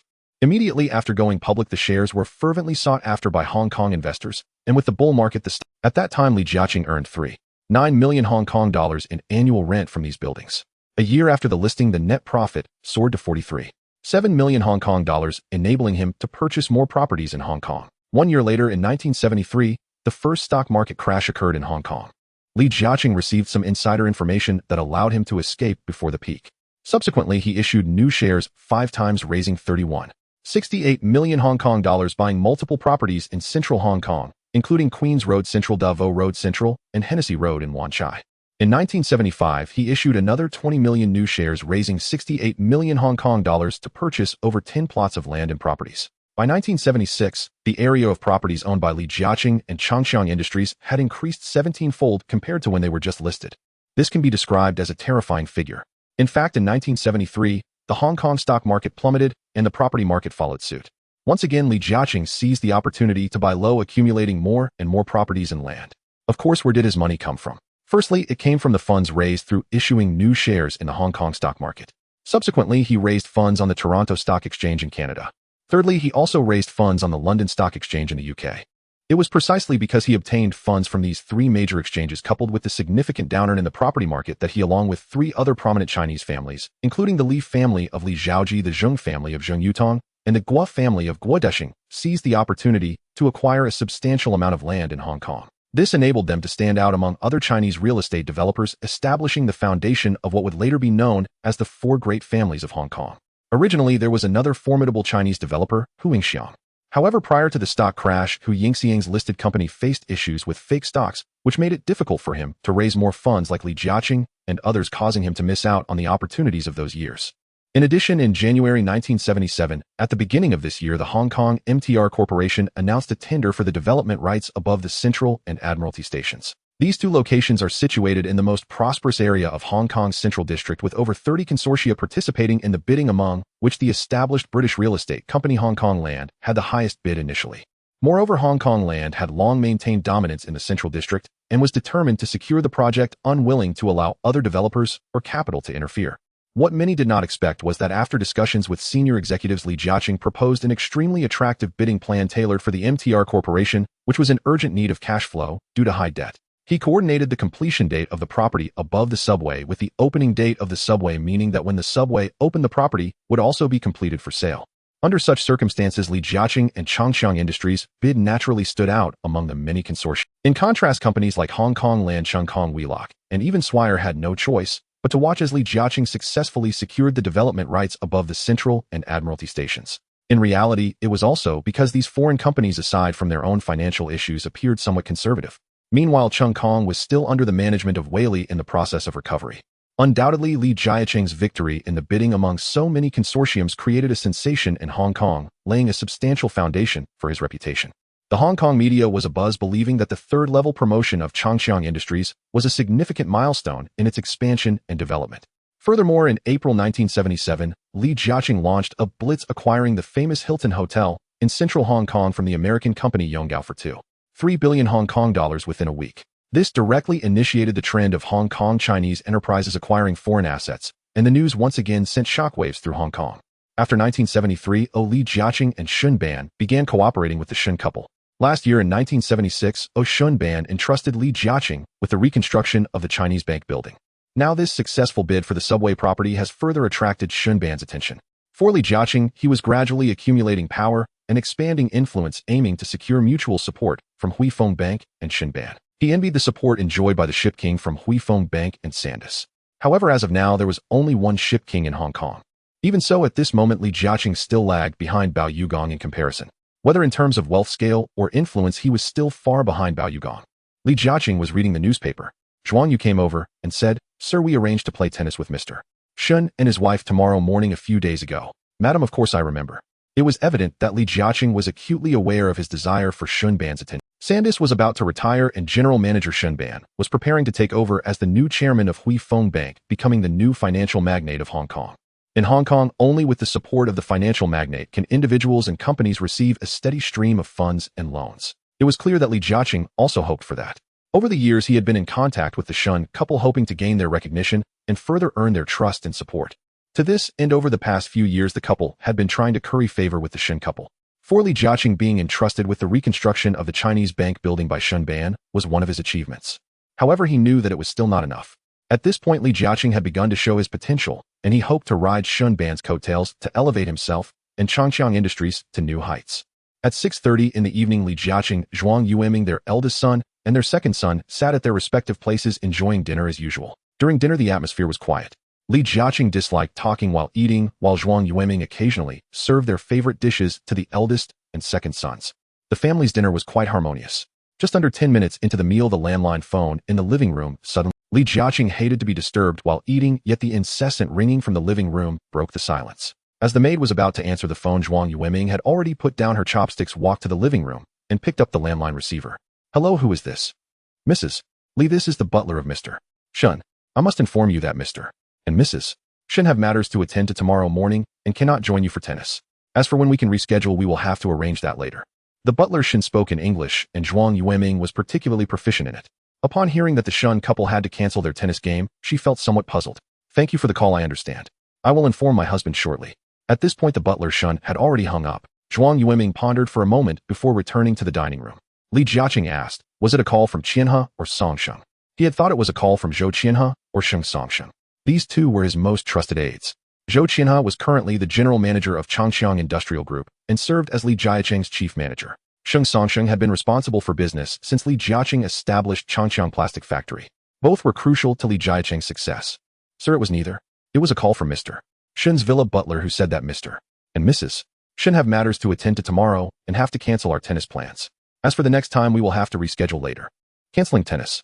Li Jiacheng was somewhat surprised. He put down his chopsticks, genuinely astonished. Since 1973, he had met with the Shen couple increasingly often, including for tennis and golf, but there had never been a cancellation. This time they had arranged it days in advance, yet it was suddenly cancelled. Sir, perhaps Mr. Shen truly has other important matters, Zhuang Yueming consoled. That's all we can do. For them, they were the ones seeking Shen humbly, trying to please him. It was not Shen who was seeking them. By the end of the year, when Shen replaced Sanders as the new chairman of Huifeng Bank, his power would be even greater, and they would be even more dependent on him. At the Deepwater Bay hillside villa, Bao Yu had just received a call from the butler of the Shen family, and learned that the Shen couple had indeed chosen to play golf with them tomorrow morning. This meant that they had chosen Bao's family over the other option. It indicated that Bao Yu's current status and influence were still significant. On the other hand, it also showed that the valuable gift Bao Yu had sent today played an important role. Bob, let's talk in my study, Bao Yu Guang called for his son. Dinner was now finished. Bao Yu immediately summoned his son. Huang Xiuyan looked at the father and son with curiosity as they went upstairs to the study. Bao Yu Guang asked, Bob, why did you suddenly invite Mr. Shen and his wife? Dad Sanders is about to retire, and Shen will take over his position. Shen's role is becoming increasingly significant. Given this situation, Li Jiacheng and his wife have been privately trying to win over Mr. and Mrs. Shen for many years. Why shouldn't we take the initiative? After hearing this, Bao Yu Guang seemed to change his perspective. He said, Bob, we don't need to be like Li Jiacheng, do we? Dad, I remind you that our family's biggest competitor in Hong Kong is Li Jiacheng. In fact, historically this was the case. If he had not come to this world 2 months later, Li Jiacheng would have surely arranged for someone to quietly buy shares of Wharf Holdings, and as in history, through various means, he would ultimately swallow Cheung Kong from Shen and Huifeng Bank. Li Jiacheng would have only swallowed Cheung Kong, and with the land of Cheung Kong and Hong Kong Island Kowloon and the new territories, he would have become the largest landlord in Hong Kong. Conversely, even if Bao Yu Guang swallowed Wharf Holdings and Wheelock, the total would not necessarily compare to Li. Bob, I understand now. Bao Yu Guang was not simple at all. Upon hearing his son's reminder, he naturally knew what he needed to do. Dad, tomorrow morning my mother Yu and I will meet Mr. Shen and his wife at the Deepwater Bay golf course to play. It's mainly to strengthen our relationship. Of course we don't need to flatter Mr. and Mrs. Shen like Li Jiacheng, we just need to maintain a normal relationship. After saying this, Bao Yu returned to his room. Bao Yu Guang was still lost in thought. Seeing that his son could consider these matters, how could he not? Bao Yu returned to his room. He had not yet taken a shower. It was now past 7 in the evening, and the sun had long set. Standing on the balcony, he could still see the villa where Li Jiacheng and his wife lived. He could also see the Deepwater Bay golf course not far away, but he wondered how Li Jiacheng and his wife would feel if they saw them playing golf with Mr. Shen and his wife tomorrow morning. Who knows? At this moment, Bao Yu knew it was like playing in the game The Great Era. Clearly, he and the Bao family had a significant advantage now. However, judging from how Li Jiacheng and his wife had flattered Shen over the years, it seemed difficult for anyone in Hong Kong to match up to them. Therefore, Bao Yu knew he had to make additional preparations. That is when Shen decided who to give the 90 million shares of Cheung Kong International held by Huifeng Bank. Bao Yu knew he had to quietly arrange for someone to buy more shares of Cheung Kong and Whampoa Dock. However, this required money. Bao Yu Guang had already quietly arranged for someone to buy Wharf Holdings shares, which required several hundred million Hong Kong dollars. If he wanted more, he would have to borrow money from Huifeng Bank. If that were the case, he would owe Huifeng Bank a favor, making it even harder to obtain shares of Cheung Kong International from Shen later. Whether it was purchasing more shares of Wharf Holdings or buying shares of Cheung Kong International and Whampoa Dock, he had to use his own funds. Where would he get so much money? Bao Yu was still standing there in thought when suddenly there was a knock at the door. The person who entered after he opened the door was the maid Daisy. Young master, it's time to take a shower. Daisy came over and said, Please prepare the water for me first. Daisy went to the nearby private bathroom. This private bathroom had a large Italian imported bathtub, and Bao Yu loved to soak in it. Daisy started to fill it with warm water. About half an hour later, Daisy had gathered all the towels and clothes Bao Yu used for bathing. Young master, the hot water. Bao Yu entered the bathroom looking at the bathtub. He recalled in his past life having seen some large sanitary ware stores knowing that such a bathtub would cost quite a lot. Bao Yu tested the water temperature and found it just right. He took off his clothes and entered the bathtub looking out through the transparent glass windows which provided a view of the distant scenery. However, now apart from the distant hillside villa of Li Jiacheng and his wife and some lights on the Deepwater Bay golf course, everywhere else was quiet. Bao Yu comfortably lay in the bathtub while Daisy was giving him a head massage. The pressure of the massage was just right. Bao Yu closed his eyes in comfort. He was not asleep, rather he was deep in thought. Favored Wu Guangjing the most. The assets he received at that time may have only been worth 10 billion Hong Kong dollars, but later with the stock market doubling it became. In this situation, Bao Yu was acutely aware of his identity. He was merely the youngest son of Bao Yugong with 4 older sisters and 4 brothers-in-law ahead of him. Historically, the shipping magnate Bao Yugong and his wife had only 4 daughters without a son as an heir. It is likely that from the very beginning Bao Yugong and his wife had planned to divide the family assets into 4 parts before leaving this world. Historically, Bao Yugong was diagnosed with cancer in 1985 and began treatment in Country M. During this time, he started to allocate the Bao family assets in advance. Among them, Su being Caucasian and dealing more with Westerners was entrusted with the Bao family shipping business, which primarily operated in the Western markets. Thus, Bao Yugong handed over the global group and Asian shipping to Su and his wife, which included 80 of global shipping and 80 of global maritime. The second son-in-law Wu Guangjing was the favorite of Bao Yugong. Historically, even the acquisition of Kowloon Warehouse by Bao Yugong was carried out with Wu Guangjing, who was even appointed as a director of Kowloon Warehouse from the outset. In this arrangement, Bao Yugong indeed allocated 48 of Longfeng International's shares to Wu. This included 36 of Property Trust, 42 of Kowloon Warehouse, 64 of Lane Crawford, and 100 of Hysan Development, as Hysan Development had been fully privatized by the Bao family. Additionally, the Property Trust included 52 of Federal Realty. Kowloon Warehouse included 78 of Marco Polo Hotel, 56 of Harbor Enterprises, 100 of Kowloon Warehouse Real Estate, 26 of Modern Terminal, 49 of United Enterprises, and 8 of Xiangjiang Tunnel. Moreover, it also included 15 of Xiangjiang Air Cargo, 100 of Xiangjiang Tram, 100 of Star Ferry, and 100 of Kowloon Warehouse's warehouse. It can be said that the assets Bao Yugong exchanged for abandoning the boat to land, including the acquisition of Kowloon Warehouse and Hysan Development, were mostly entrusted to Wu Guangjing. The third son-in-law, Du Shinichiro, who was from the East, received the Bao family's assets in the East, including insurance and the agency rights for Rolls-Royce in the East. The fourth son-in-law, Zheng Weijian, was originally the second son of the Zheng family from Singapore. He held a medical doctorate from a prestigious university in Country M. After Bao Yugong was diagnosed with cancer, he was continually busy, and his inheritance would likely involve managing the assets of the Bao family, including Country M bond stocks and cash. At that time, Bao Yugong's total assets were approximately 40 billion Hong Kong dollars. In 1985, with these assets, Bao Yugong remained the richest man in Xinjiang and the wealthiest Chinese person there. Although Li Jiacheng possessed Changjiang Industries, Hutchison Whampoa Xiangjiang Electric Light, Qingzhou Ingmi Yonggao Company, and so on, he still lagged significantly behind Bao Yugong in wealth. It is precisely because of this that when these assets were tallied, they amounted to around 40 billion Hong Kong dollars, and with 4 daughters and sons-in-law, each family would justly receive 10 billion Hong Kong dollars. This seems very fair, does it not? In reality, it was evident that Bao Yugong favored Wu Guangjing the most. The assets he received at that time may have only been worth 10 billion Hong Kong dollars, but later with the stock market doubling it became 20 billion. Of course, much of it was from Xiangjiang properties, which were rental income, making Wu Guangjing and his son the largest landlords in Xiangjiang. So much so that the people in Xiangjiang said Bao Yugong was working for Wu Guangjing. From his past lives perspective, that was indeed the case. As for Su inheriting a massive shipping group, that was also quite valuable. The worst off might be the third son-in-law, Du Shinichiro, who at that time had assets of 10 billion Hong Kong dollars, but his holdings quickly diminished. By the time the 1990s arrived, the assets held by Wu Guangjing and his son might have exceeded 100 billion, while Du Shinichiro and his wife's holdings would have shrunk to just over 10 billion Hong Kong dollars. Isn't this a growing disparity? From this perspective, it is clear that Bao Yugong indeed favored Wu Guangjing the most and disliked the Eastern man the least. If it were up to others to divide the assets, it would have been impossible to do so in this manner. Just because Du Shinichiro was from the East, he should not only inherit the Bao family's assets in the East. Any discerning person would find it unfair. The assets should be divided separately or according to share proportions for fairness. As Bao Yu contemplated these matters, he thought that there was indeed a reason for Bao Yugong's actions. In fact, it was akin to not putting all the eggs in one basket. By now dividing them into 4 baskets, it meant that Bao Yugong's assets, no matter what, could be passed down through the descendants of his daughters for generations. When Bao Yu played the game The Great Era, he felt a sense of regret for Bao Yugong. Because if Bao Yugong had 2 sons like Li Jiacheng, it would definitely have been a different story. The vast assets of the Bao family would surely be inherited by Bao Yugang's sons. To say that sons and daughters are equal is utterly impossible. Even in the West, there is still a preference for sons over daughters. Daughters have inheritance rights, but they are certainly ranked after sons because daughters are married off.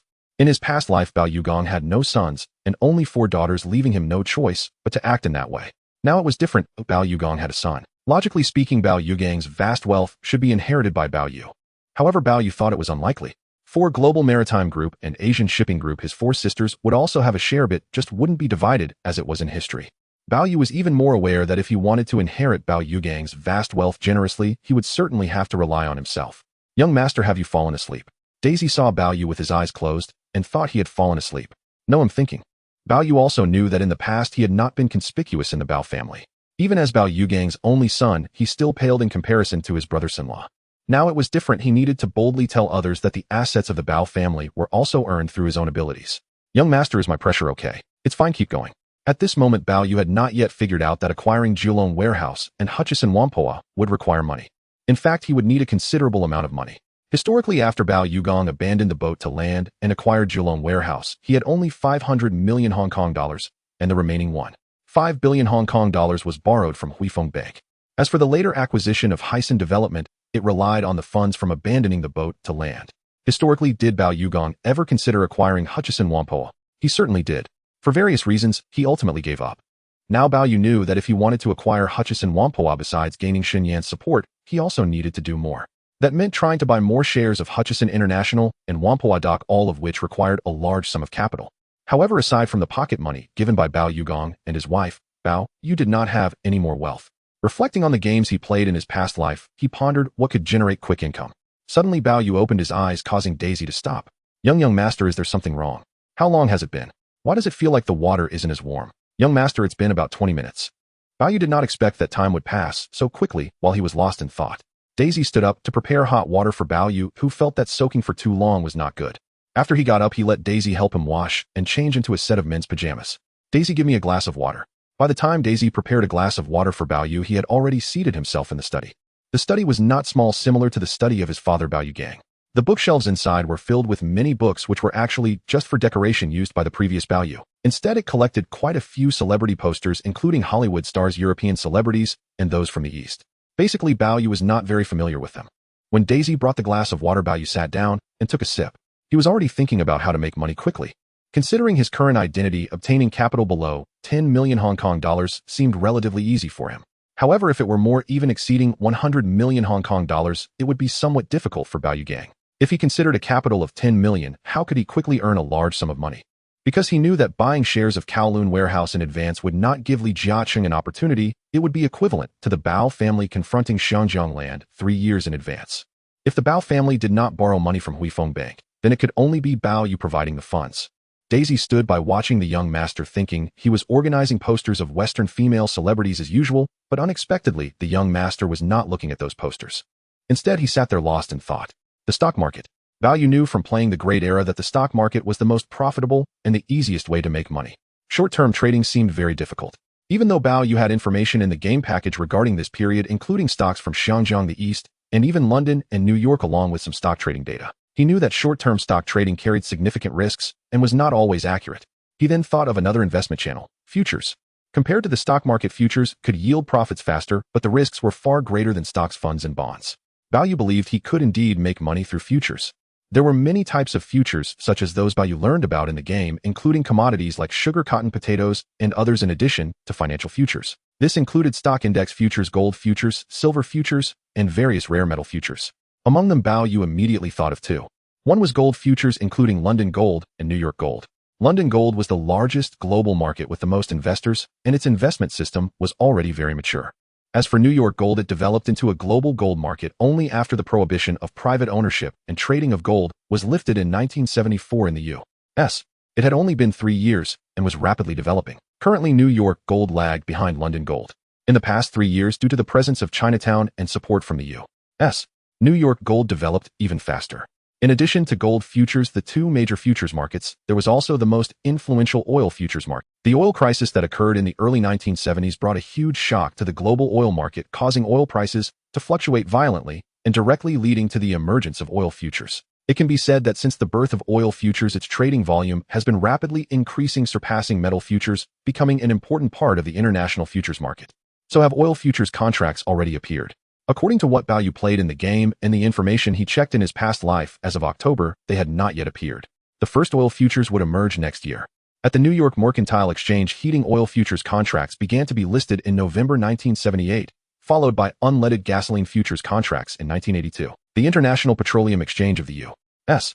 listed light diesel futures in 1981. In 1988, Brent crude oil futures contracts were listed. As for the oil futures industry in other countries, it emerged even later. This means that even if Bao Yu wanted to trade oil futures now, he probably could not, because the global futures exchanges had not yet launched it. At the earliest, he would have to wait until November next year for the New York Mercantile Exchange to appear. In other words, oil futures were untradeable. Then he could only focus on gold futures. In the current global futures market, the gold futures market was the largest, primarily consisting of London gold and New York gold. Bao Yu was contemplating the trend of gold in the 1970s. It could be said that the entire decade of the 1970s witnessed the first round of a gold bull market. In the 1970s, oil gold rose sharply, reaching a high of $850 per ounce before turning down, and then fluctuated down to a low of $284 per ounce. In 1971, the Bretton Woods system announced its dissolution and the price of gold officially decoupled from the U.S. dollar. After that, gold prices were determined by market supply and demand, ushering in a significant increase. During this period, inflation surged in Western countries, and supported by gold's inherent anti-inflation properties, gold prices continued to rise. Between 1975 and 1976, the U.S. Treasury and the International Monetary Fund announced the auction of part of the gold reserves, which to some extent suppressed the gold speculation demand in the market, leading to gold prices falling to $103.5 per ounce. At the beginning of the 1970s, the Federal Reserve adopted a counter-cyclical monetary policy of selective intervention, which was relatively slow in controlling inflation. In 1974, the U.S. CPI year-on-year data reached a double-digit high, and subsequently, due to soaring oil prices leading to reduced demand and overproduction, the U.S. economy entered a recession. Accompanying the downturn of the U.S. economy, inflation significantly fell between 1975 and 1976, but it remained higher than the overall level of the early 1970s. Between 1976 and 1979, U.S. inflation rose again. The Federal Reserve attempted to lower the target range for monetary growth as a means to combat inflation, but at the time the measures to combat inflation were relatively neglected by the Carter administration, which focused more on increasing employment. Additionally, during the 1970s, the dollar index, which measures the relative strength of the dollar, fell sharply. Overall, supported by a relatively loose monetary environment, high inflation, and a weak dollar index, gold prices surged significantly in the late 1970s, reaching a historical peak of $850 per ounce in January 1980. Although buying physical gold such as gold bars and jewelry required no action, just waiting until 1980 could result in a several-fold increase. However, Bao Yu could not wait that long. He needed to be clear about the current international gold trends, especially since it was already October 1977. If he wanted to buy, he had to know the gold price trend from now until 1978. Was it a bull or a bear market? This was crucial. Bao Yu prepared to search for the specific international gold price trend in the data package of the game account in his mind when a knock sounded at the door outside. Daisy went to open the door and saw Mrs. Bao bringing in a bowl of soup. This was no ordinary soup, but a bowl of bird's nest soup made with rock sugar sourced from the South Sea. Bob, I just made the bird's nest in the kitchen. Bao Yu had heard of bird's nest before and knew that it was often just a marketing gimmick to deceive the wealthy. In reality, Bao Yu had only heard about it. He had never tasted it. He had heard that the most expensive bird's nests could be sold for hundreds of thousands per pound, which meant that even a small amount would cost several thousand. Even the more ordinary ones could still cost a few thousand per pound. This meant that he would need to work hard delivering takeout for a month to afford it, which made it seem out of reach. The wealthy of Hong Kong valued such delicacies. Aside from Huang Shuyuan and her daughter, they would occasionally have Bao Yu enjoy a bowl of rock sugar bird's nest. When it was served to Bao Yu, he saw the white substance in the bowl and thought that if it was as expensive as he had heard, this bowl would cost an ordinary person's monthly salary. As Huang Shuyuan watched him eat, Bao Yu took a spoonful and found it a bit sweet, likely due to the rock sugar. Eating the white substance, he felt it was somewhat slippery. If he were to comment on the flavor, he would say it was delicate, but also felt odd. Was this what the wealthy consumed daily? Seeing that Bao Yu had finished, Huang Shuyuan was very pleased and took the bowl away. Daisy, have you ever tried it? Daisy shook her head. The Bao family's bird's nest was very expensive, originating from the most costly sources in the South Sea, so she had certainly never tasted it. However, she had heard that birds' nests were made from the saliva and feathers of the golden-crowned swifts during nesting, with protein and carbohydrates as the main ingredients.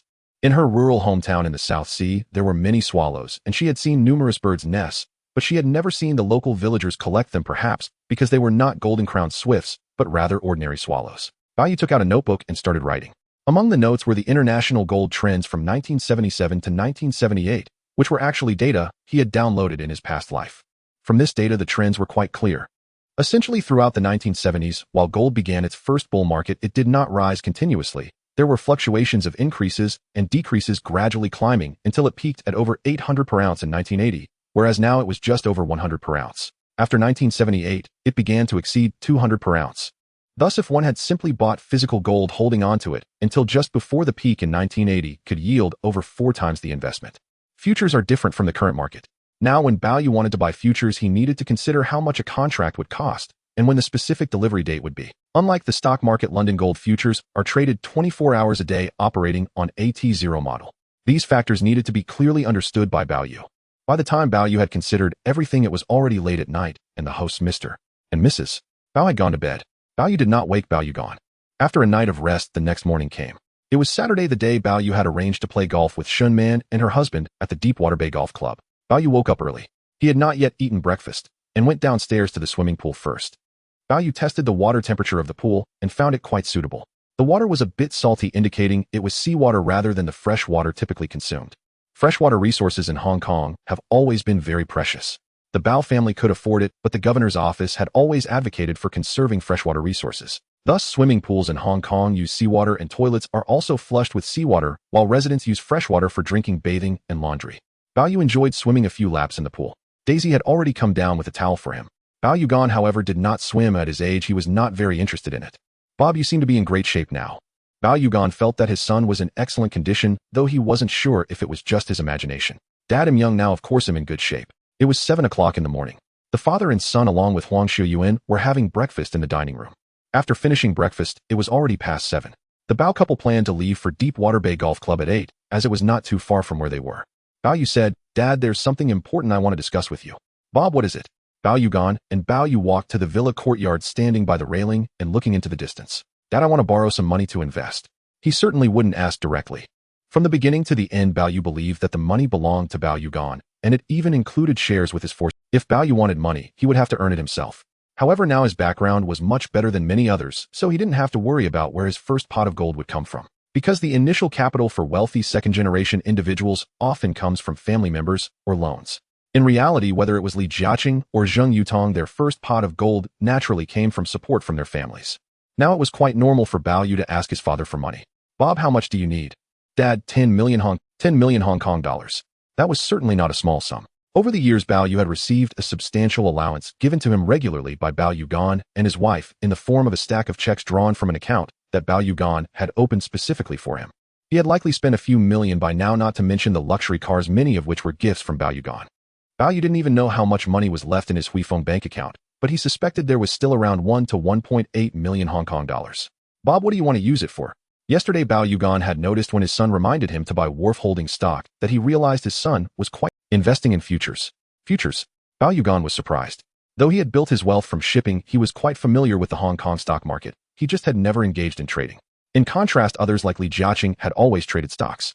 The Bao family now had 2 publicly listed companies, including Longfeng Investments and Asia Shipping. Hearing that Bao Yu wanted to invest in futures indeed surprised him, as futures investments carry more risk than stock market investments. Perhaps it was Bao Yu's recent transformation that played a role. In Bao Yu's eyes, 10 million Hong Kong dollars was not a lot. Even if Bao Yu failed in his investment, it wouldn't severely impact him or the Bao family. "Bob will go prepare a check for you." Bao Yu turned and went to prepare a check for 10 million Hong Kong dollars. I must say the Bao family's young master had it easy. Bao Yu asked for 10 million Hong Kong dollars, and without batting an eye, his father Bao Yu directly complied. Bao Yu just wrote a check for 10 million Hong Kong dollars at the bank for Bao Yu.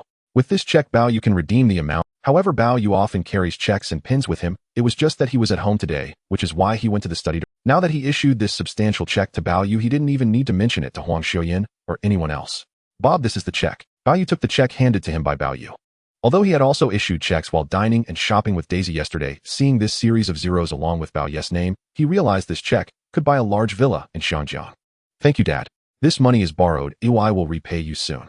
Bao Yu took it and tucked it away while Bao Yu merely smiled. At that moment, Huang Xiuyan approached and asked, "Sir Bob, aren't you going to change your clothes?" Bao Yu went upstairs. He changed into a suit, and with Dais's styling, he looked quite impressive. Bao Yu also changed back into a suit. Huang Xiuyan wore an autumn dress and a hat. Bao Yu and Huang Xiuyan got into the Rolls-Royce, while Daisy watched from the side. As the dedicated driver skillfully drove away from here, he headed towards the Deepwater Bay golf course, which is actually only about 700 to 800 meters less than a kilometer away. If viewed from the Bao family's hillside villa, it is merely a couple of hundred meters away. It is very close. Li Jiacheng's hillside villa is also very close to the Deepwater Bay golf course, so he often comes here to play golf alone or with other important partners. Bao Yu also enjoyed golfing, though he primarily used it for business discussions. Now his Rolls-Royce arrived at the entrance of the Deepwater Bay golf course. The security at the entrance recognized him and respectfully opened the door as the dedicated driver drove in, stopping in front of a building. Mr. Bao, Mrs. Bao, young master, you have arrived. Bao Yu, Huang Xiuyan, and Bao Yu got out of the car. Bao Yu immediately spotted the Deepwater Bay golf course, which could easily be seen from the villa. This golf course isn't very large, but it is close to the affluent areas of Deepwater Bay and Shallow Water Bay, making it a favorite spot for many wealthy individuals in Xinjiang. Bao Yu is also a member of the Xinjiang Golf Club, so playing golf here is not difficult. Moreover, this morning Bao Yu and his wife along with Shen and his wife played golf here, so the staff is already aware. Mr. Bao, Mrs. Bao, young master Bao, welcome to play golf. A Caucasian approached and said, hello. After greeting each other, Bao Yu and his wife asked, has Mr. Shen and Mrs. Shen arrived yet? Not yet, Mr. Bao. This Deepwater Bay golf course is not large, surrounded by mountains on 3 sides and fenced in with high wire, while inside there are large green lawns. Now in October, the grass isn't as lush and green as before, but has turned a bit yellowish with green. It still looks quite nice, and aside from the staff and caddies, there aren't any outsiders to disturb the peace, making it. Bao Yu, Huang Xiuyan, and Bao Yu were conversing with the staff of the golf course. Does Mr. Li enjoy coming here to play golf? Bao Yu suddenly asked. In Xinjiang, Mr. Li does not refer to Li Jiacheng, as many wealthy people have the surname Li, including Li Zhaoji and even descendants of the Li Peikai family. These include Li Fuzhao, the founder of the Far East Stock Exchange, Li Fushu of the Bank of East Asia, Li Guobao, and so on. Young Master Bao, which Mr. Li are you referring to? Li Jiacheng. Young Master Bao, Mr. Li Jiacheng is indeed a frequent visitor here. He often comes to play golf either alone or with friends. If Bao Yu had paid attention before, he could have clearly seen it from the Bao family's hillside villa with binoculars. However, he had never noticed these things before. Bao Yu and Bao Yu were chatting when a Rolls-Royce arrived at the entrance after confirming identity. It was indeed driven by Shen Ban's dedicated driver. Besides, Shen Ban, his wife, was with him. Now Shen Ban was in a suit, tall with a hint of arrogance on his face, yet not displaying much other emotion. Mrs. Shen was dressed in a skirt, wearing a hat and adorned with the ruby diamond necklace that Bao Yu had given her yesterday, holding a luxurious handbag. Seeing her outfit, she truly looked like a noble woman. Bao Yu and his wife had already noticed Shen Ban and his wife. Bao Yu saw Shen Ban at first glance. Shen Ban noticed Bao Yu and his wife and walked over. They greeted each other, and Shen Ban began to take note of the now very youthful-looking Bao Yu. At first glance, he was drawn to Bao Yu, as besides seeing a figure reminiscent of Bao Yu's youth, it was clear that Bao Yu had caught the attention of the proud Shen Ban. Mr. Shen, this is my youngest son Bao Yu, whose English name is Bob. He used to avoid public appearances, so the outside world only knew I had 4 daughters and 1 son, but they had never seen my son. Mr. Bao, young master Bao, is indeed impressive. Just as the saying goes, a tiger father does not produce a dog. Generally speaking, people like Shen Ban who have reached such a position at Huifeng Bank do not like to praise others. It's others who praise him and flatter him. If the flattery is too blatant, he also dislikes it. Instead, he appreciates the subtle compliments and flattery from couples like Li Jiacheng. Hearing Mr. Shen praise Bao Yu and his wife were also very pleased. After chatting for a while, they began. Huang Xiuyan and Mrs. Shen were there to accompany them. They were chatting while Bao Yu and Shen Ban and Bao Yu were there to play golf. Naturally, they couldn't play in their suits. They went in to change into golf attire, which was just a set of sportswear suitable for playing. Now Shen Ban, Bao Yu, and Bao Yu were all dressed in golf attire, wearing golf caps. After they came out, originally Shen Ban and Bao Yu were supposed to play, but Bao Yu directly invited his son Bao Yu. Bob, today you will play with Mr. Shen. Dad, aren't you playing? You go ahead. Bao Yu was holding a golf club for the first time. He had touched one before and played a bit, but was only at a mediocre level. Now that Bao Yu held the golf club, it felt truly different. On the surface, playing golf is an exercise for the wealthy, as exemplified by Li Jiacheng and other tycoons. In reality, the rich in Xinjiang play golf more to discuss business, engage in serious matters, or deepen their... The same applies now. Bao Yu and Shen Yan are playing golf in the same manner. After hitting the first ball with his golf club, Bao Yu glanced at Shen Yan, who found it quite impressive. Shen Yan has a wide range of sports interests, including golf, tennis, bowling, swimming, and more. Primarily, he focuses on golf and tennis. If the weather is bad, he might just go bowling. Now Shen Yan also begins to take a shot. As the ball flies away, it is still some distance from the first golf hole, and it is evident that Bao Yu's previous shot was better. It is now late October, and the weather in Xiangjiang is particularly pleasant, especially in the morning. There is no wind, the sun is shining, and with temperatures around 20 degrees Celsius, it feels especially comfortable. Moreover, the Deepwater Bay Golf Course is surrounded by mountains on three sides with the sea visible in the distance, and a gentle breeze provides added comfort. No wonder Li Jiacheng enjoys playing here. The environment of the Deepwater Bay Golf Course is top-notch. After more than 2 hours of play, both Bao Yu and Shen Yin start to sweat. At this moment, Bao Yu said, "Mr. Shen, what do you think about me entering the futures market?" Shen Yin suddenly stopped. Li Jiacheng also has two sons, one aged 13 and the other 11, was significantly younger than Bao Yu. Now Bao Yu is just 18 years old. In Shen Yin's view, Bao Yu should either go overseas to study at a prestigious school in country Y or country M, or begin learning management or business from Bao Yu gang. What Shen Yin didn't expect was that Bao Yu actually wanted to enter the futures market. This market is no joke. It is far more dangerous than the stock market and mutual funds. The watch that Bao Yu gifted him of Vacheron Constantine is something he quite likes, especially given its high price and the fact that it belongs to Bao Yu gang's son, prompting him to say a few more words. "Bao Xiao, let me tell you, the futures market has great risks. If you can avoid investing, do so." Shen Yin is still pondering, given that Bao Yu gang was supported by Sanders, and now that Sanders is about to retire, he is preparing to take over as the new head of Huifeng Bank. Now that Bao Yu gang has started to engage with him, does it mean he hopes to continue supporting Bao Yu gang, just like Sanders? Shen Yin is not very optimistic about the current global shipping market. He is also contemplating his own affairs. Mr. Shen, as they say, the greater the storm, the more valuable the fish. The same goes for futures investment. The greater the risk, the higher the potential returns. Bao Xiao, what are you suggesting? Mr. Shen, I want to open a futures account for London Gold and New York Gold investments under Huifeng. London Gold, New York Gold. Shen Yin was astonished again. How could this kid be so bold? Clearly Bao Yu gang has been solidly established in the shipping industry over the years, unlike Bao Yu. Now Bao Yu actually wants to enter the London and New York gold futures markets. Bao Yu smiled. If Bao Xiao really wants to invest in New York gold and London gold, you can open an account with Webnovel company. The financial sector in Xiangjiang has been rapidly developing, with an increasing number of British, Japanese, and American banks and investment firms setting up operations. Currently, British and Chinese firms dominate the market. Among them, Huifeng Bank and Standard Chartered Bank are the. For Bao Yu to open a London and New York gold futures account, he would need to go through Huifeng Bank. However, although Shen Yin thinks highly of this young man, he still feels that the risks in futures trading are too great and worries it may be difficult to profit from it. While Shen Yin and Bao Yu were chatting, they continued playing until around 11 o'clock in the morning. It is impossible to complete all 18 holes. They can only finish 11 or 12, and the rest will remain unplayed. Shen Yin, now just 50 years old, is not as physically fit as Bao Yu. "Bao Xiao, I concede. I won't play anymore," Shen Yin chuckled. "Mr. Shen, actually I haven't won either. Let's just call it a draw this time." Huang Xiuyan and Mrs. Shen have been chatting for quite a while. Seeing her son Bao Yu and Mr. Shen finally return in the golf cart, they both let out a sigh of relief. They went inside to change out of their golf attire and back into formal suits. After coming out, Bao Yu gang and his wife invited Shen Yin and his wife to lunch at the mid-levels villa, and they gladly agreed. They each got into their respective cars. They drove to the mid-levels villa at Deepwater Bay. Upon returning to the parking garage, Bao Yu gang, Huang Xiuyan, and Bao Yu got out of the car. Shen Yin and his wife also stopped their Rolls-Royce. Two chefs were already preparing lunch here. "Mr. Shen, Mrs. Shen, let's sit over there." Bao Yu gang and his wife invited the others to sit in the garden and enjoy tea. "Mr. Shen, Mrs.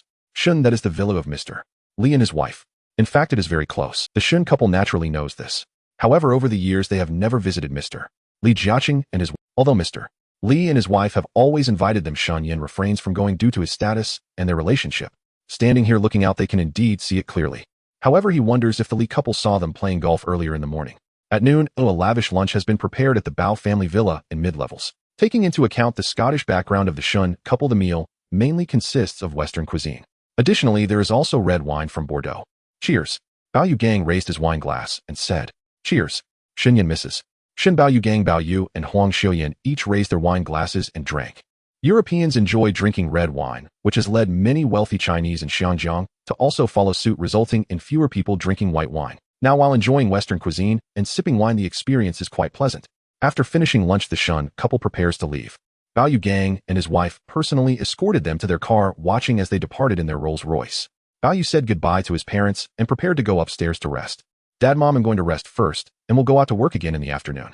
Bao Yu is naturally referring to heading to Webnovel company to open a futures account for London Gold and New York Gold, starting his entry into these two major gold futures markets.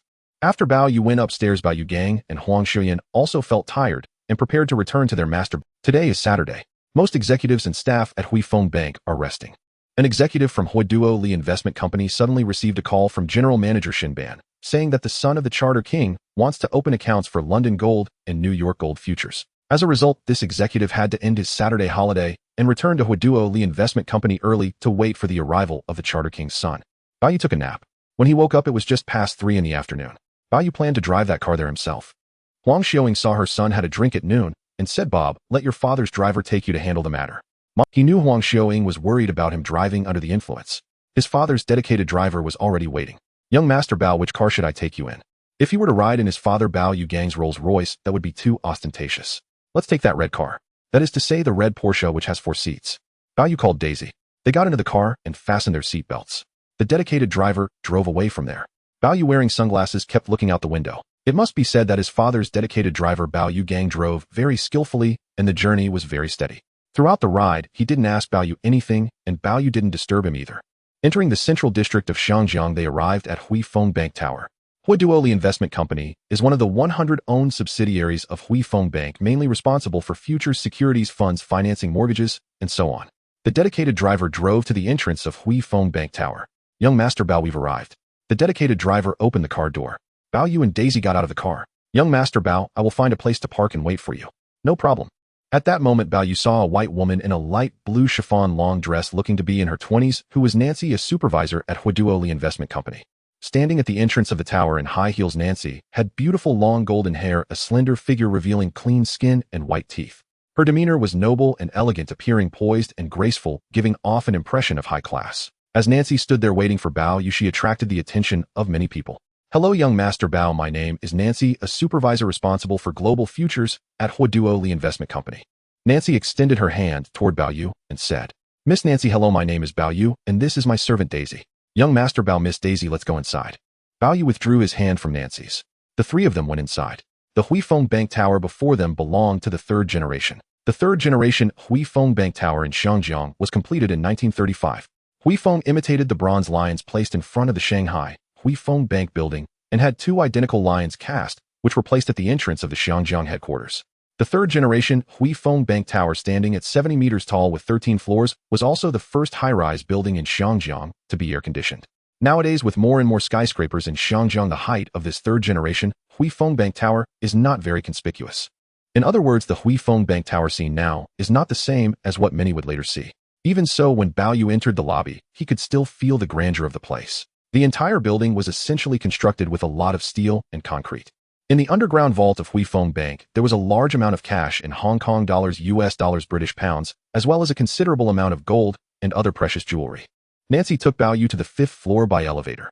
Upon exiting the elevator, Nancy knew that Bao Yu's identity was not simple and was naturally one of the most important clients. Entering her office, Nancy personally made a cup of coffee for both Bao Yu and Daisy. Sitting down, she looked at Bao Yu and said, "Young Master Bao, before we open accounts for London Gold and New York Gold, I need to make it clear to you that the risks associated with futures investment are very high. This is inevitable." Nancy brought over the relevant materials regarding London Gold and New York Gold for Bao Yu to understand.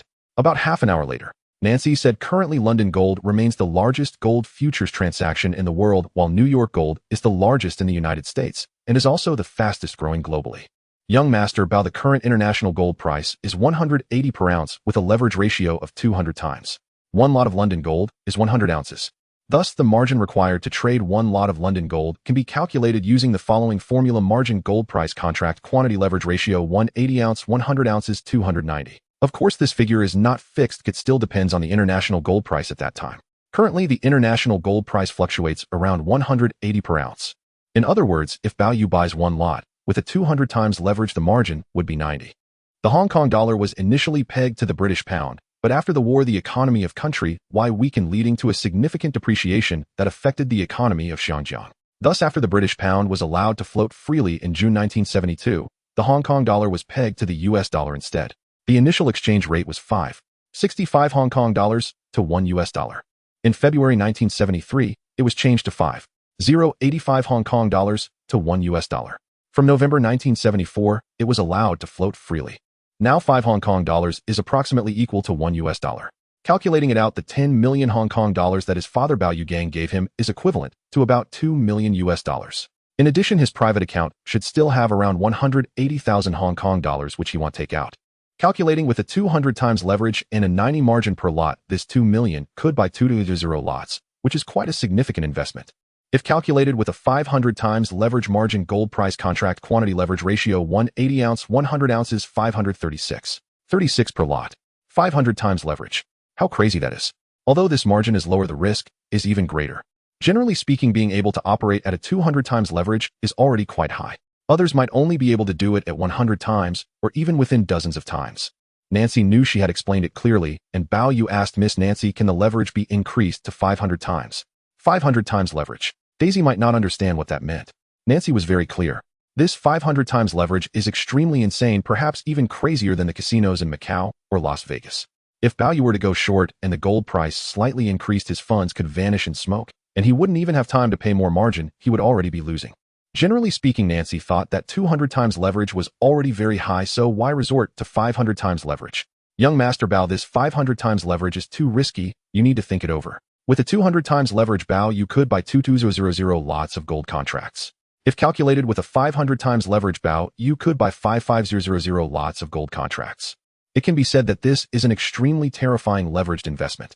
As for the profits from London Gold, if purchased at 180 per ounce and closed at 185 per ounce, how much would this trade yield? Excluding fees, the profit from trading one lot would be 185,180, 100 ounces, one lot 500. A profit of 500 from just one lot. That's insane. It's terrifying. If on that same day Bao Yu bought 5,500 lots, how much profit would that generate? That would amount to 27.5 million. This is the profit from closing a position. However, the delivery period for New York Gold is different, and with different leverage, the profits might also vary. According to Nancy, London Gold and New York Gold are somewhat different. London Gold generally has a leverage of 100 times up to around 200 times. New York Gold generally has a leverage of 35 times, with a maximum leverage of 100 times. Now Bao Yu actually wants to achieve a leverage of 500 times in New York Gold, which indeed shocked her. Young Master Bao, the higher the leverage, the greater the risk. Have you thought this through? Nancy looked at Bao Yu again, naturally hoping he would consider carefully. Miss Nancy, I have thought it through. I plan to buy London Gold with 200 times leverage and New York Gold with 100 times leverage, each with 5 million Hong Kong dollars. In that case, Nancy began to set up accounts for Bao Yu for both London Gold and New York Gold. Huifeng Bank has branches in major countries and cities around the world, especially in large cities like London and New York. This took about half an hour.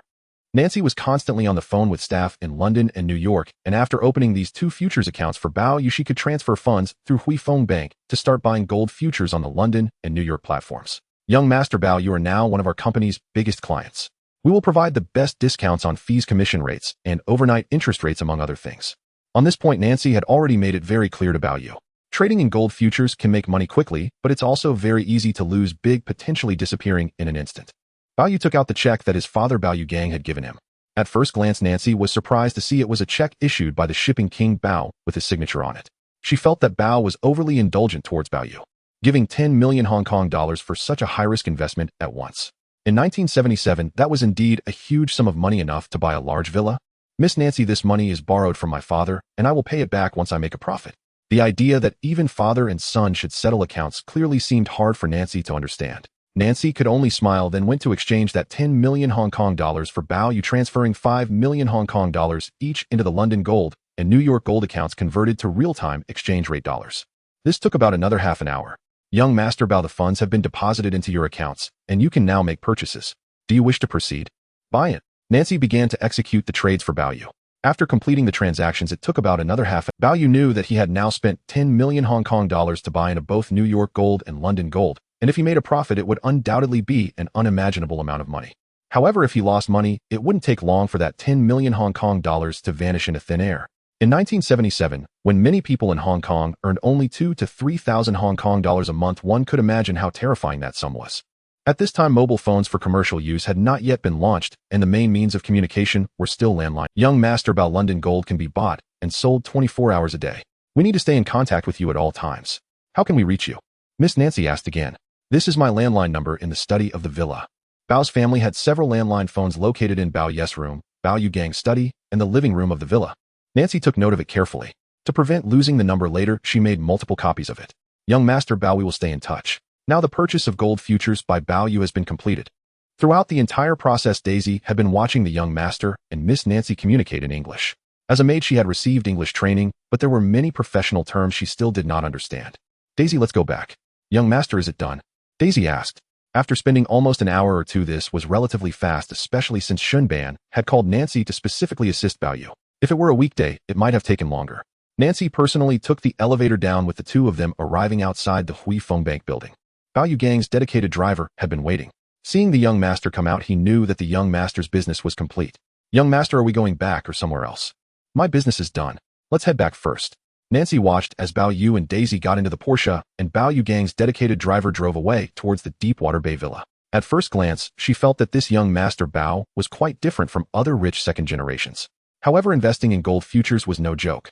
At this moment, Nancy headed to her office. Even with computers and without the internet, if she wanted to know the price changes of London gold or New York gold, she could only contact staff in London or New York by phone. Nancy was in a similar situation.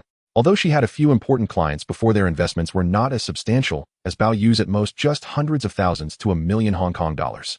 Now Bao Yu was directly investing 10 million Hong Kong dollars, which was indeed very crazy.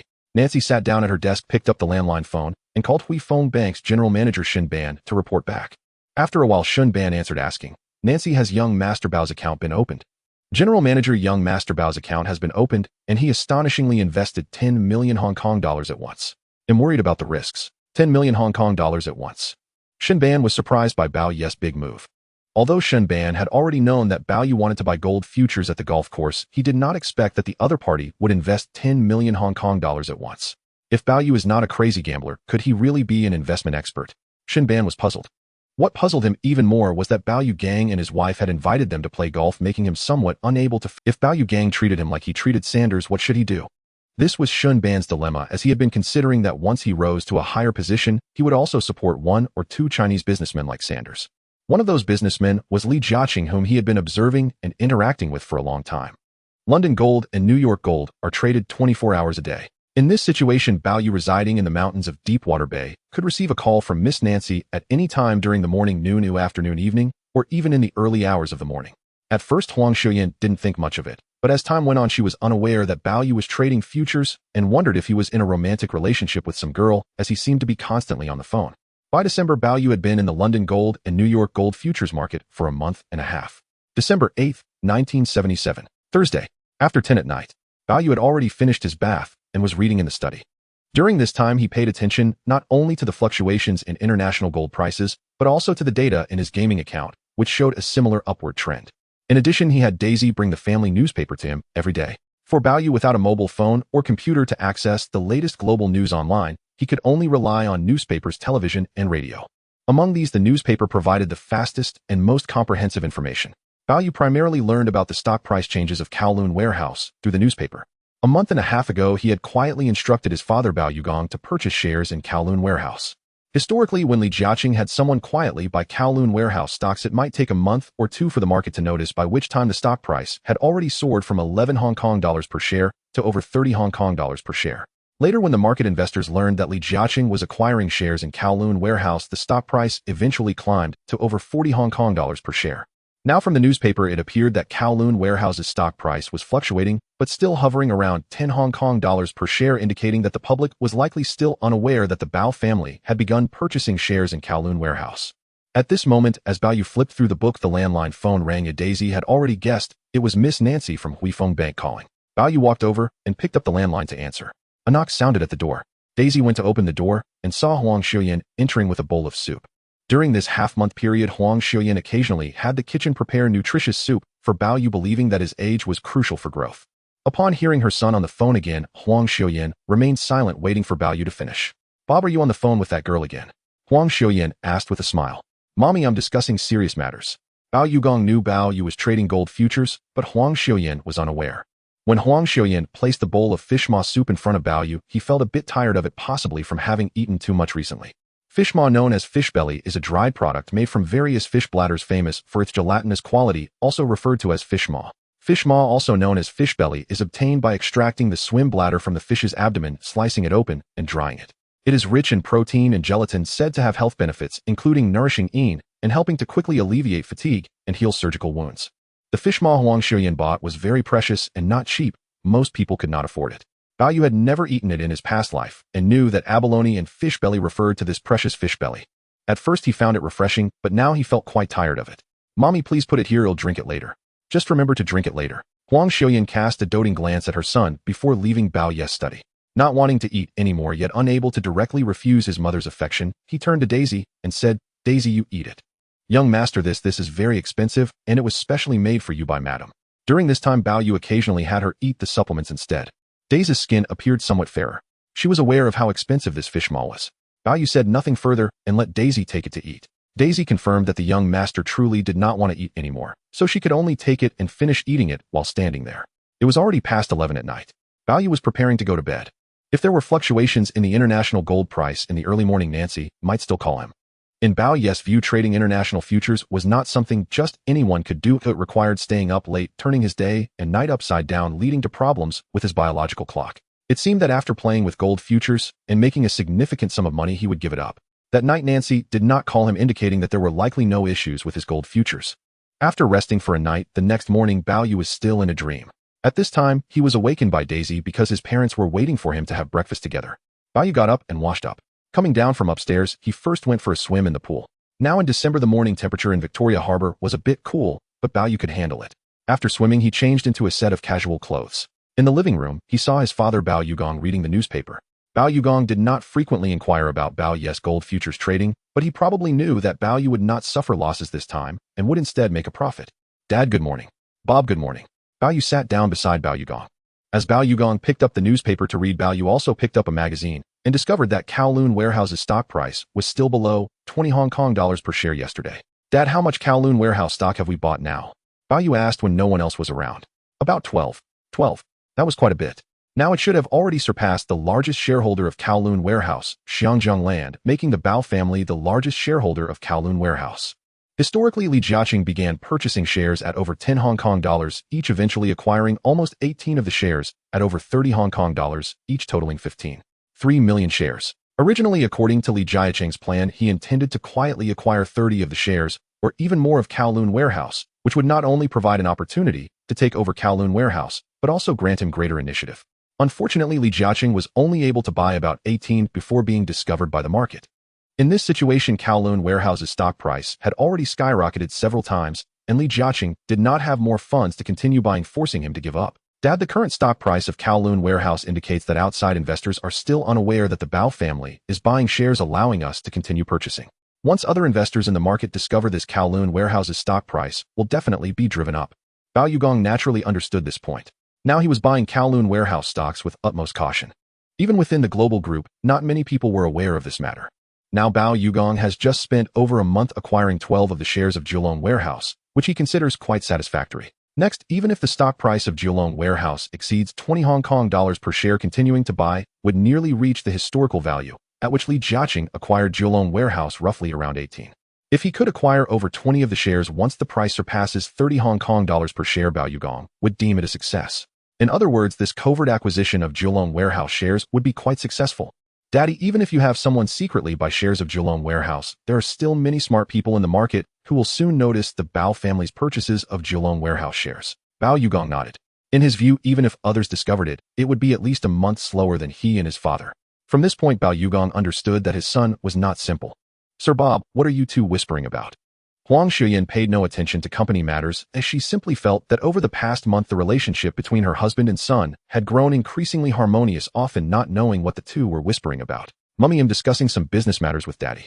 Go have breakfast first," Huang Xiuyan said. She urged Bao Yugong and Bao Yu to have breakfast. Bao Yu accompanied his parents for breakfast. The time hit around 7 in the morning. Now Bao Yugong was headed back to work at the Global Group in Prince's Building. Bao Yu and Huang Xiuyan watched as Bao Yugong got into the Rolls-Royce and the dedicated driver drove away. Bao Yu then went upstairs to the study. For in the afternoon, the landline in his study rang, and Bao Yu picked it up. It was a call from Nanchi. "Young master Bao, should you come to Huifeng Bank, or should I come to your home?" Nanchi inquired. "Miss Nanchi, you'll drive." Bao Yu had grown tired of staying in the Deepwater Bay villa for too long. Coming down from upstairs, he said, "Mummy, I'm going out for a bit. Aren't you going with Daisy?" "No, we'll be back after I finish my business." Huang Xiuyan and Daisy watched Bao Yu take the car keys and get into the Porsche, driving away. An hour later, Bao Yu arrived at Huifeng Bank's entrance. He parked and saw Nanchi dressed in a blue dress. Seeing Bao Yu step out of the Porsche, Nanchi walked over. Additionally, a security guard approached. Bao Yu handed the car keys to the guard who parked the car for him. "Miss Nanchi, I can tell you really like blue." "Why, oi?" Because both times I've met you, you've been wearing a blue dress. Nanshi realized this was indeed true and revealed a smile. Now in her 20s, she appeared several years older. The two took the elevator to the 5th floor and arrived at Nang's office. After closing the door, she first made a cup of coffee for Bao Yu. Young Master Bao Yu have already made quite a profit from London gold. It's sufficient now. The London gold can be settled at any time, but for New York gold the settlement period would not be until next month. Over the past month, Bao Yu had made a significant profit from both London and New York gold. In Nang's eyes, this mysterious son of the shipping king was evidently a futures giant far beyond her expectations. How much can you earn from the London gold settlement? About £600 million. £600 million. Converted to Hong Kong dollars, £1 is approximately equal to 9 Hong Kong dollars. That amounts to about 5 billion Hong Kong dollars. Initially, Bao Yu invested 5 million Hong Kong dollars. Now it has grown to 5 billion Hong Kong dollars. This means he made a profit of 1080 times on London gold futures. Calculating it, this investment in London gold yielded around 1,000 times return. This happened in just over a month. This figure is indeed quite terrifying. Miss Nanshi, first sell the London gold, keep the remaining New York gold. After New York gold concludes next month, both you and I will need a good rest. Over the past month, whether it was Bao Yu or Nanshi, they often contacted each other during the early hours. This was primarily due to the time differences with London and New York. As a result, Nanshi often had trouble sleeping due to Bao Yu's futures investments. However, her commission was not low either. Young Master Bao, I was worried you might not want to settle the London gold. Now that Bao Yu is willing to sell the London gold, it means securing the profits. Nanshi also let out a sigh of relief. Young Master Bao, will you stop trading after this? I won't be playing anymore. I'll wait for the next suitable opportunity to play. Although there are those who profit from the stock market by cutting leaks, in reality, it's the same in futures. Bao Yu knows that he has cut many international futures leaks and must wait for them to grow before he can play again. Nanshi was puzzled by what Bao Yu was thinking. Now that the business discussion was concluded, Nanshi was supposed to continue working. Miss Nanshi, to celebrate the good harvest of London gold, how about I treat you to dinner? Looking at the time, it was already past 5 in the afternoon, almost dinner time. Young Master Bao, I would be happy to. Nanshi did not decline. Whether it was Bao Yu's status as the heir of the Bao family or his current substantial profits in gold futures, she understood that young Master Bao was not an ordinary person. Nanshi tidied up the documents on her desk. She went to the restroom to adjust her dress, do a quick touch-up on her makeup, and spray on some light perfume. The two came down from upstairs. After a while, the security guard from Huifeng Bank, who had parked Bao Yu's car, drove. Bao Yu handed the guard a 20 Hong Kong dollar tip. Thank you, young Master Bao. At this moment, Nanshi had already taken her seat in the passenger side of the Porsche, and Bao Yu drove away towards Gloucester Road. Along the way, Bao Yu noticed the towering buildings on both sides and marveled at how much more prosperous Hong Kong was in the late 1970s than he had imagined. Along the way, besides numerous small cars, there were also many double-decker buses and plenty of minibuses. It's hard to imagine that Hong Kong looked like this in 1977. Following Gloucester Road eastward, he stopped at an upscale Western restaurant near Victoria Park in Causeway Bay. The two got out of the car and entered the upscale restaurant. Bao Yu noticed that the clientele inside was predominantly a young white female server led Bao Yu and Nanshi to a table by the window where they could see Victoria Harbor. This area used to be part of Victoria Harbor, but over the past few decades, land reclamation had transformed it into solid ground and the current upscale restaurant. Perhaps in a few years they will continue to reclaim land. The waitress brought the menu and Bao Yu handed it to Nanshi. After browsing, she discovered it featured high-end French cuisine and passed it back to Bao Yu. Bao Yu took it, placed his order, and also ordered a bottle of premium Bordeaux red wine. Miss Nanshi, is this enough? Young Master Bao, it's fine. I can't eat too much. After the waitress left, Bao Yu and Nanshi chatted animatedly. Half an hour later, the waitress brought the French dishes and red wine that Bao Yu had ordered. The two spent over an hour in the restaurant, finishing their meal around 7 in the evening. After eating, perhaps due to having just drunk red wine, Nanshi appeared a bit tipsy with a flushed face, while Bao Yu seemed completely. Miss Nanshi, let's go out for a walk first. He called over the waitress to settle the bill. This dinner along with the red wine cost nearly 50 Hong Kong dollars, equivalent to 2 to 3 months' salary for an average person. Bao Yu took out a check, filled it out, and handed it to the waitress. She accepted it, and Bao Yu and Nanshi left the restaurant. At this moment, under the night sky, Victoria Harbor was illuminated with lights. One cannot deny that the night view of Victoria Harbor in the late 1970s was already quite beautiful. At least from Bao Yu's perspective, the current night view of Victoria Harbor was truly impressive. The night view of Victoria Harbor is enchanting. In December, the night air carries a strong sea breeze. Bao Yu and Nanshi stand by the shore gazing towards the distant Star Ferry passing through Victoria Harbor. The sea breeze touzles Nanxi's long golden hair. She has quite a few investment clients and has interacted with numerous clients, but someone of Bao Yu's background is rare, perhaps the only one. Throughout the past month, they have often been in contact, and she indeed feels differently about Bao Yu. Young Master Bao, what dreams do you have? Dreams. Bao Yu thinks back to his past life where he was just a delivery boy working day and night without a glimmer of hope. Even in Pengcheng, he knew he could never afford a house there in this lifetime. The money he earned through hard work could only be saved for his retirement. As for buying a house, a car, getting married, or raising children, those were thoughts he dared not entertain. Now things are different. He is the son of the Boat King. Regardless of whether he is a useless person, he is destined to have more money than he could ever spend. Moreover, Bao Yu's dreams have changed as well. At least his recent goal is to help the Bao family swallow up Kowloon warehouse and then hasten development. Nanshi, what do you think my dreams are? I don't know, I can't see through you. Nanshi had no idea what Bao Yu was thinking now, nor did she know what his dreams were. Bao Yu smiled slightly. My dreams are vast, so vast that many people cannot even imagine them. Unbeknownst, Bao Yu sat close to Nanshi, and when she did not pull away, he took her hand. At first, Nanshi was a bit surprised, but soon she did not struggle to free herself. According to her professional code and the regulations of Huilong Bank Company, executives and staff are prohibited from having emotional relationships with any clients. Now that Bao Yu took the initiative to pull her Nan, she felt no aversion at all. Instead, she felt somewhat pleased. Young Master Bao. This was unnoticed by the passing tourists and pedestrians. Bao Yu and Nan, she got into the back seat of his Porsche. It is unclear how much time passed. The two of them, although at the Deepwater Bay villa, the maid Daisy had long permitted him to do whatever he wanted, Bao Yu had not done so, mainly because he was at home.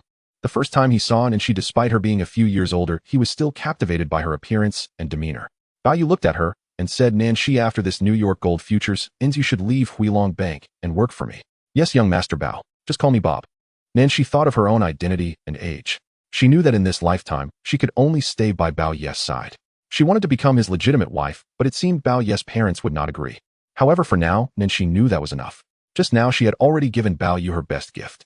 When it comes to Westerners, the notion that they are very open is actually a rumor. Not all women are like that.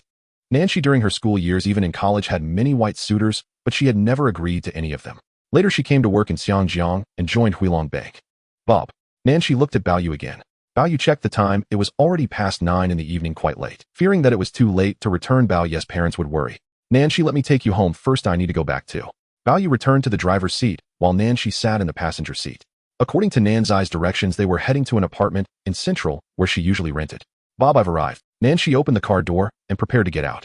As Bao Yu watched her, Nanshi stepped out of the car, closed the door, and watched Bao Yu drive away. Recalling Bao Yu's tenderness just now, Nanshi stood there watching the Porsche disappear into the night. It was already past 10 in the evening. Deepwater Bay hillside villa. The lights were still on. At this moment, Bao Yu's parents, Huang Xiaoying and Daisy, had not yet gone to bed. In the past, Bao Yu rarely went out, and even when he did, he returned home early. Unexpectedly, now it was so late, and they had not seen Bao Yu's figure. It would be impossible for Bao Yu's parents not to worry. Sir, where do you think Bob has gone? Huang Xiaoying asked. Madam, I should be asking you that. Sir, before Bob left, he seemed to say he had some business to attend to, but he didn't specify what it was. He was quite mysterious and didn't take Daisy with him. Daisy, do you know where the young master has gone? Mr. Bob, madam, I don't know. The three of them waited there. Suddenly, the sound of a car came from outside. The three of them knew Bao Yu was back. Daisy hurried outside and saw it was indeed Bao Yu driving back. As the villa's iron gate opened, Bao Yu drove in and parked in the garage. He got out of the car and immediately saw Huang Xiaoying, who looked worried. Bob, where have you been? Have you had dinner? Mom, I've eaten. I just met a client and had dinner with them for a long time before. Really? Huang Xiaoying sensed something different about Bao Yu. Now that Bao Yu's parents saw their son safely returned, they felt relieved. Bao Yu went upstairs. Daisy, prepare a bath for me. Daisy went to make preparations.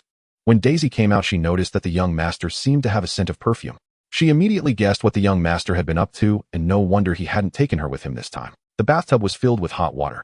Bao Yu took off his clothes and comfortably entered the bath. Daisy began to give him, Young master, do you think Miss Nanshi is very beautiful? Not bad. Seeing the maid Daisy ask like that, it seemed she had. Half an hour later, Daisy brought a bathrobe for Bao Yu to wrap himself in, and then carefully dried his hair. Bao Yu returned to his study. Just as he sat down, the landline phone rang. Bao Yu picked it up, and it was Nanshi calling. Bob, have you returned? I've returned, just finished taking a shower. He hung up the phone and sat there alone. In his past life, he had never even held a girl's hand, so he naturally did not know what it felt like. Now that he was experiencing it for the first time, he found it was indeed different. Bao Yu stood by the window looking out.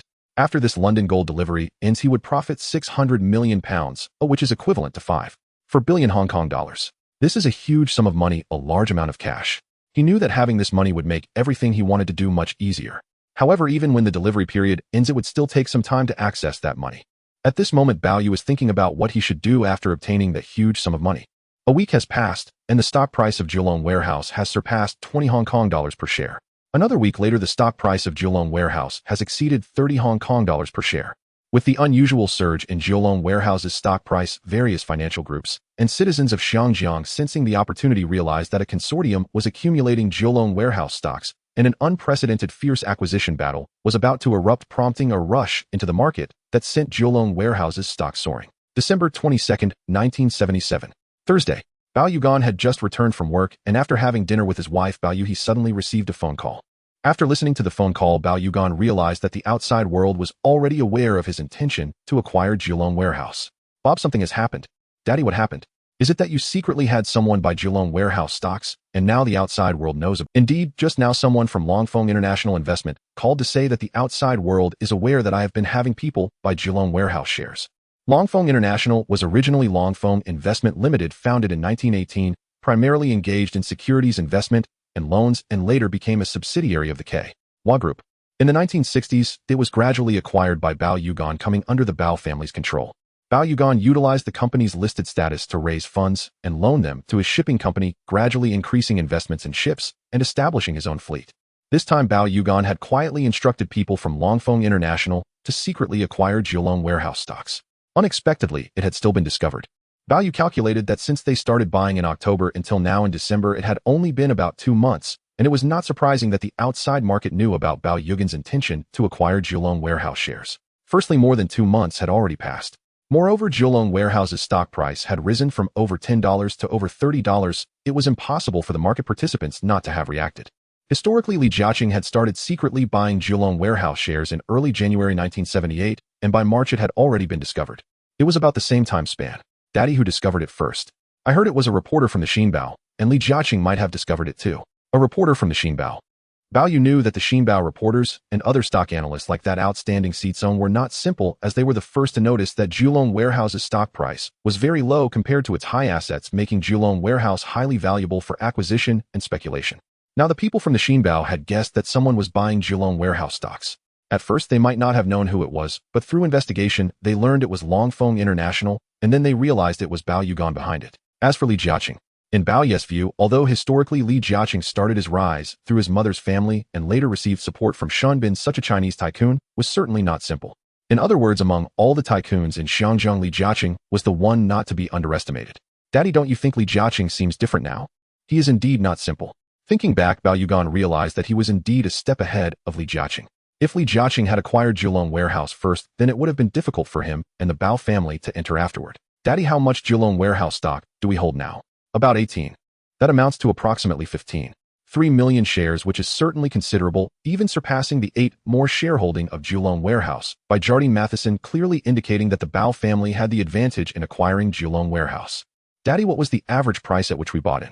Initially, we bought at over 10 Hong Kong dollars per share, and until we acquired 12 of the shares, the stock price had not broken 20 Hong Kong dollars. By the time we reached around 16 of the shares, the stock price had surpassed 20 Hong Kong dollars. This accounted for about 4 of the shares, while the remaining 2 were acquired at a price exceeding 20 Hong Kong dollars per share. Calculating now, it is about 15 Hong Kong dollars per share, which is quite cheap. In total, the Bao family spent approximately 230 million Hong Kong dollars. Historically, Li Jiacheng had also spent around 200 to 300 million Hong Kong dollars to acquire 18 of Kowloon Warehouse shares, which he later sold to Bao Yu, not only creating a huge favor owed by Bao Yu and Huifeng Bank to Li Jiacheng, but also allowing Li Jiacheng to earn over 60 million Hong Kong dollars in this Kowloon Warehouse acquisition. I used over 200 million Hong Kong dollars. However, the Bao family currently lacks sufficient funds. If we want to buy more, we'll have to sell large ships or borrow money. The thought of selling ships has crossed Bao Yu's mind. However, he has yet to take action. Selling those large oil tankers is not impossible, but it might require significantly lowering the price. Another method is to borrow money from Huifeng Bank. Given the current relationship between Bao Yu and Sanders, with Huifeng Bank borrowing money should not be difficult. However, borrowing money would inevitably involve favors and incur interest. Bao Yu understood that each favor used diminished the next one's value. Daddy, we already have the advantage. The outside market is now aware that the Bao family intends to acquire Kowloon Warehouse, meaning the stock price of Kowloon Warehouse will continue to rise. This is inevitable. Now that the outside world knows Bao Yu intends to acquire Kowloon Warehouse, retail investors holding a large number of Kowloon Warehouse stocks will surely believe that the stock price will rise even higher. Moreover, the most worried is Xiangjiang Land. Xiangjiang Land only holds less than 10 of Kowloon Warehouse shares. Previously, they were the largest shareholder, and there was naturally no rivalry between Xiangjiang Land and Jardine. Now that they learn Bao Yu intends to acquire Julong Warehouse Jardine and Xiangjiang Land, will certainly be worried. In this situation, Xiangjiang Land and Jardine will undoubtedly spare no effort to buy more Julong Warehouse shares. As a result, the stock price of Julong Warehouse may soar even higher. Daddy, who do you think is the most worried right now? Jardine and Xiangjiang Land. Bao Yu stated directly. Currently, the head of Jardine is Liu Jiacheng, who succeeded Henry at Jardine in 1975. The position of Joseph K. is now held by David. At this time, Liu Jiacheng had only been the head of Jardine for 2 years, and he certainly did not want Julong Warehouse to slip away from him. Daddy, it is indeed Jardine and Xiangjiang Land that are most worried next. Bao Yu smiled. Bob, what do you want to do? Daddy, let's first see tomorrow's news reports. After their conversation, Bao Yu prepared to head back. Bao Yu remained in the study. He knew that soon it would be his turn to take the stage. The funds from his London gold futures settlement had already entered his personal account. Although his father Bao Yu could also obtain funds by selling the oil tankers of the global shipping group or other large vessels, Bao Yu knew that he did not need to resort to such measures. As for borrowing money from Huifeng Bank, that was because Bao Yu was indeed short of money. Even selling those oil tankers wouldn't be enough, so he had to borrow from Huifeng Bank. Now it was different. He knew he had plenty of money in his personal account.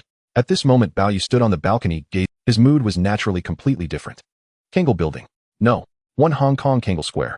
On June 1st, 1970, the Hong Kong government auctioned off the Land King in the Central Reclamation Area, covering an area of 530 square feet, with a starting price of 53 million Hong Kong dollars. It attracted 18 consortia to bid, and ultimately Hong Kong Land bid too. 158 billion Hong Kong dollars, setting a record for the highest land price per square foot in Hong Kong at that time. The building was constructed by the Golden Gate Construction Company, taking only 16 months from groundbreaking to completion, a record speed for that time. Completed in 1973, the Jardine House became Hong Kong's first skyscraper, standing as the tallest building in Hong Kong, and even Asia at the time, until it was surpassed by the Chung Kong Center in the early 1980s. Subsequently, various departments of Jardine Group moved into Kangle Building. At this time, Kangle Building was Jardine Chairman's office. A white man in a suit over 40 years old is at work. He is the current Jardine Group leader, Liu Jiacheng. Liu Jiacheng, a national of Y country, is Scottish. Born in 1934 in Tianjin, he later moved to Canada. He graduated from Andover School in Northamptonshire, Y country. Liu Jiacheng served in the Scottish Border Regiment and was trained at the Green Line Shipping Company in London in 1954, joining Jardine Matheson the same year. He held positions in London, Hong Kong, Taiwan, Australia, and Malaysia. In 1967, he became a director at Jardine Matheson. In 1969, he was promoted to executive director. In 1970, he became the managing director, and in 1975, he became chairman of the board, thus leading Jardine Group. Liu Jiacheng's father, Liu Jiacheng, was also one of Jardine's professional managers and had served as a director. Now at the age of 41, Liu Jiacheng has taken over as the leader of Jardine Group, certainly influenced by his father's previous role as a director. However, the situation in Hong Kong now seems different from before. Before the 1970s, Hong Kong was dominated by British capital, and at that time Chinese capital had not yet begun to rise.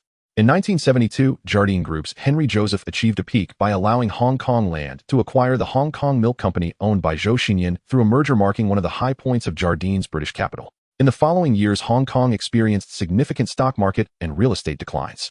Before this, Chinese real estate developers represented by Li Jiacheng, Li Zhaoji, Zheng Yutong, and Guo Desheng began to gradually rise. Especially in recent years, Li Jiacheng's development has accelerated. What Liu Jiacheng did not expect was that recently Bao Yu had already quietly begun buying shares of the Kowloon warehouse. How many shares of Kowloon warehouse has Bao Yu purchased? Liu Jiacheng does not know. He knows that Hong Kong Land holds only 10 of Kowloon warehouse's equity, and if no one else covets Kowloon warehouse, then there is naturally nothing to worry about. If other capital begins to covet Kowloon warehouse, Liu Jiacheng knows he will have to start worrying. Most importantly, Bao Yu is already a global shipping king with ample funds and close ties to Huifeng Bank. In this situation, having just become the leader of Jardine Group for 2 years, how could Liu Jiacheng not be concerned? He knows that he must do everything possible to prevent Bao Yu from further acquiring shares of Kowloon warehouse. With this thought in mind, Liu Jiacheng picked up the landline phone and asked the general manager of Hong Kong Land, Davis, to come over. In 1972, Henry Joseph took office as the leader of Jardine and Hong Kong Land. He is the 5th member of the Joseph family to enter Jardine, and during his time through the bull market of 1972, he managed to acquire the Hong Kong Milk Company without spending money, directly swallowing it through stock exchanges with Hong Kong Land. This marks Henry Joseph's peak achievement. However, 3 years later in 1975, Henry Joseph was forced to step down and Liu Jiacheng became the new leader of Jardine Hong Kong Land. Now Davis, the general manager of Hong Kong Land, although a member of the Henry Joseph family, did not follow Henry Joseph. In Liu Jiacheng's eyes, he has a greater preference for the politically connected Bao Fuda. Bao Fuda, a national of Y country born in 1935, comes from a military family. He served in the military in his youth and before entering the business world worked for 15 years as a senior civil servant in the Hong Kong government, holding various departmental leadership positions, possessing rich administrative experience, and even serving as the deputy director of the ICAC. In 1975, he joined Hong Kong Land, known as the world's largest real estate company, and was appointed general manager of Hong Kong Land in 1978. Hong Kong Land currently owns major commercial buildings in central Hong Kong, such as Land Plaza Alexandra House, Swire House, Kangol Building, and the Mandarin Oriental Hotel, along with the Guangdong Provincial Bank Building. Historically, during Bao Fuda's tenure, due to rapid development and large investments, the company recorded a net debt of 4.8 billion in 1983, increasing its long-term liabilities from 1.4 billion to 11.4 billion. In 1984, he voluntarily resigned as general manager of Hong Kong Land and left Hong Kong. At this time, Li Jiacheng indeed preferred Bao Fuda, and besides Davis, who was a member of the Henry Joseph family, he planned to recommend and appoint Bao Fuda to succeed Davis as the new general manager of Hong Kong Land next year. Currently, the general manager of Hong Kong Land is still Davis, and now Jardine is using Hong Kong Land to control Kowloon Warehouse. Upon learning that Bao Yu intends to acquire Kowloon Warehouse, the most worried person is of course Davis, the general manager of Hong Kong Land. Li Jiacheng called Davis. Half an hour later, Davis arrived from the Hong Kong Land Center building. Chairman. After entering, Davis immediately greeted Li Jiacheng. Do you know why I called you here? Chairman, I just heard that Bao Yu intends to acquire Kowloon Warehouse, and he has already had someone quietly buy an unknown number of Kowloon Warehouse shares. It seems that it should exceed our Hong Kong Land's holdings in Kowloon Warehouse. Davis, being the general manager of Hong Kong Land, is certainly not simple. He was also the first to receive this news, and Davis understood very well that for Jardine, and even for Kowloon Warehouse, the most important subsidiary holding company, it cannot be lost under any circumstances. Otherwise, he would not be able to explain to Jardine's major shareholders, the Joseph family, and other shareholders. Davis, what do you think we should do to solve this? Bao Yu is not an ordinary person, although the fastest rising Chinese capital recently has been real estate developer Li Jiacheng. Li Jiacheng and Davis both know that Bao Yu is the global shipping king, and since the 1970s, he has been the wealthiest Chinese in Hong Kong. Moreover, he has a close relationship with Hui Feng Bank, especially with the chairman of Hui Feng Bank, Sanders. Although it is rumored that Sanders is about to retire and Shen will succeed him as the chairman of Hui Feng Bank. Even so, Bao Yu's relationship with Hui Feng Bank is quite complex. If Bao Yu gains the support of Hui Feng Bank, especially substantial financial backing, then Jardine may face dire consequences. For a long time, the British firms in Hong Kong had held themselves in high regard, with Jardine Matheson the foremost of the four major trading houses, considering themselves to be of noble stature. Now, however, Jardine Matheson was beginning to panic, finally recalling the long-overlooked fact that their shareholding in Wharf Holdings was severely inadequate. In reality, since the mid-1970s, Jardine Matheson had lacked confidence in Hong Kong, investing massively overseas, which resulted in them being mired in debt and facing a cash shortage. At this moment, Li Jiacheng looked at Davis and asked, "Do we at Jardine Matheson still have sufficient funds to purchase more shares of Wharf Holdings?" Previously, when Wharf's stock price was at 11 Hong Kong dollars per share, they did not buy in. Now the price had skyrocketed to over 30, and it was likely to continue surging to 50 or 60. In such a situation, where could they possibly find more funds to buy in? In fact, originally Hong Kong Land had the most commercial buildings in central Hong Kong, collecting substantial rents each year, yet Jardine Matheson had continuously transferred those funds overseas to acquire related companies and properties. Currently, it was indeed very difficult to come up with such a large sum of money. Chairman, how could we possibly have that much money now? Before 1975, if Hong Kong companies could survive, that would be impressive. For instance, Hutchison International in 1975 had incurred massive debts due to its ongoing overseas investments led by its chairman Shi Dezun. When Hutchison was on the brink of bankruptcy, they initially hoped to have shareholders reinvest, but unexpectedly, they were directly taken over by Hui Feng Bank for 1.5 billion Hong Kong dollars. This acquisition consumed 90 million shares of Hutchison, accounting for 33.65% of the issued stock. Eventually, Hui Feng Bank became the major shareholder of Hutchison, while Chairman Shi Dezun was ousted. Now Davis understood that it would be difficult for Jardine Matheson or Hong Kong Land to muster enough funds to purchase more shares of Wharf Holdings. The only way left was to borrow money or sell off part of Hong Kong Land or Jardine Matheson. Chairman, we currently have only two ways to raise more funds. First, to borrow money immediately, but regardless of which bank we approach, it requires substantial interest. Secondly, selling off some of the company's shares or properties under Jardine Matheson can also raise funds.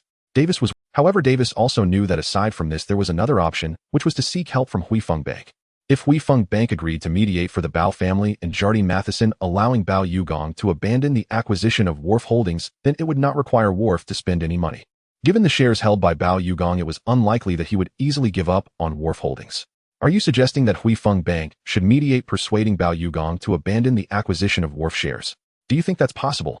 In Niu Bijian's view, Bao Yu and Huifeng Bank had a very close cooperative relationship. In such circumstances, how could Huifeng Bank convince Bao Yu to abandon the acquisition of Wharf? Niu Bijian found it amusing. Chairman, this is a last resort. Aside from that, we must do our utmost to raise more funds so that we can acquire more shares of Wharf Holdings. As long as we exceed 30 or even more, even if others covet Wharf, they will find it difficult to intervene. The most critical issue was that Jardine Matheson currently held too few shares in Wharf Holdings. Niu Bijian nodded. Today is Thursday, tomorrow is Friday, and the day after is Christmas Eve, followed by Christmas. This means that apart from Wharf continuing to operate normally tomorrow, it will be suspended on Saturday and Sunday, and they will have to wait until next week. During these 2 days, Niu Bijian felt it would be worthwhile to observe Bao Yu's attitude towards acquiring Wharf. This could be inquired through Huifeng Bank Sanders or Shen Wei as intermediaries. Please schedule a meeting for me tomorrow morning with Huifeng Bank's General Manager Shen Wei, Niu Bijian said to his counterpart. Yes, Chairman. As for Sanders, he was about to retire. In Niu Bijian's view, Sanders had been supporting Bao Yu and the Global Shipping Group since the 1950s and 60s. He believed that Bao Yu and Sanders were in cahoots, so it would be better to ask Shen Wei. Then there's nothing else to discuss. Davis then took his leave. Niu Bijian remained in his office pondering for a moment before sitting down and dialing another phone number. He was calling Bao Fuda, who was currently the Deputy General Manager of Hong Kong Land.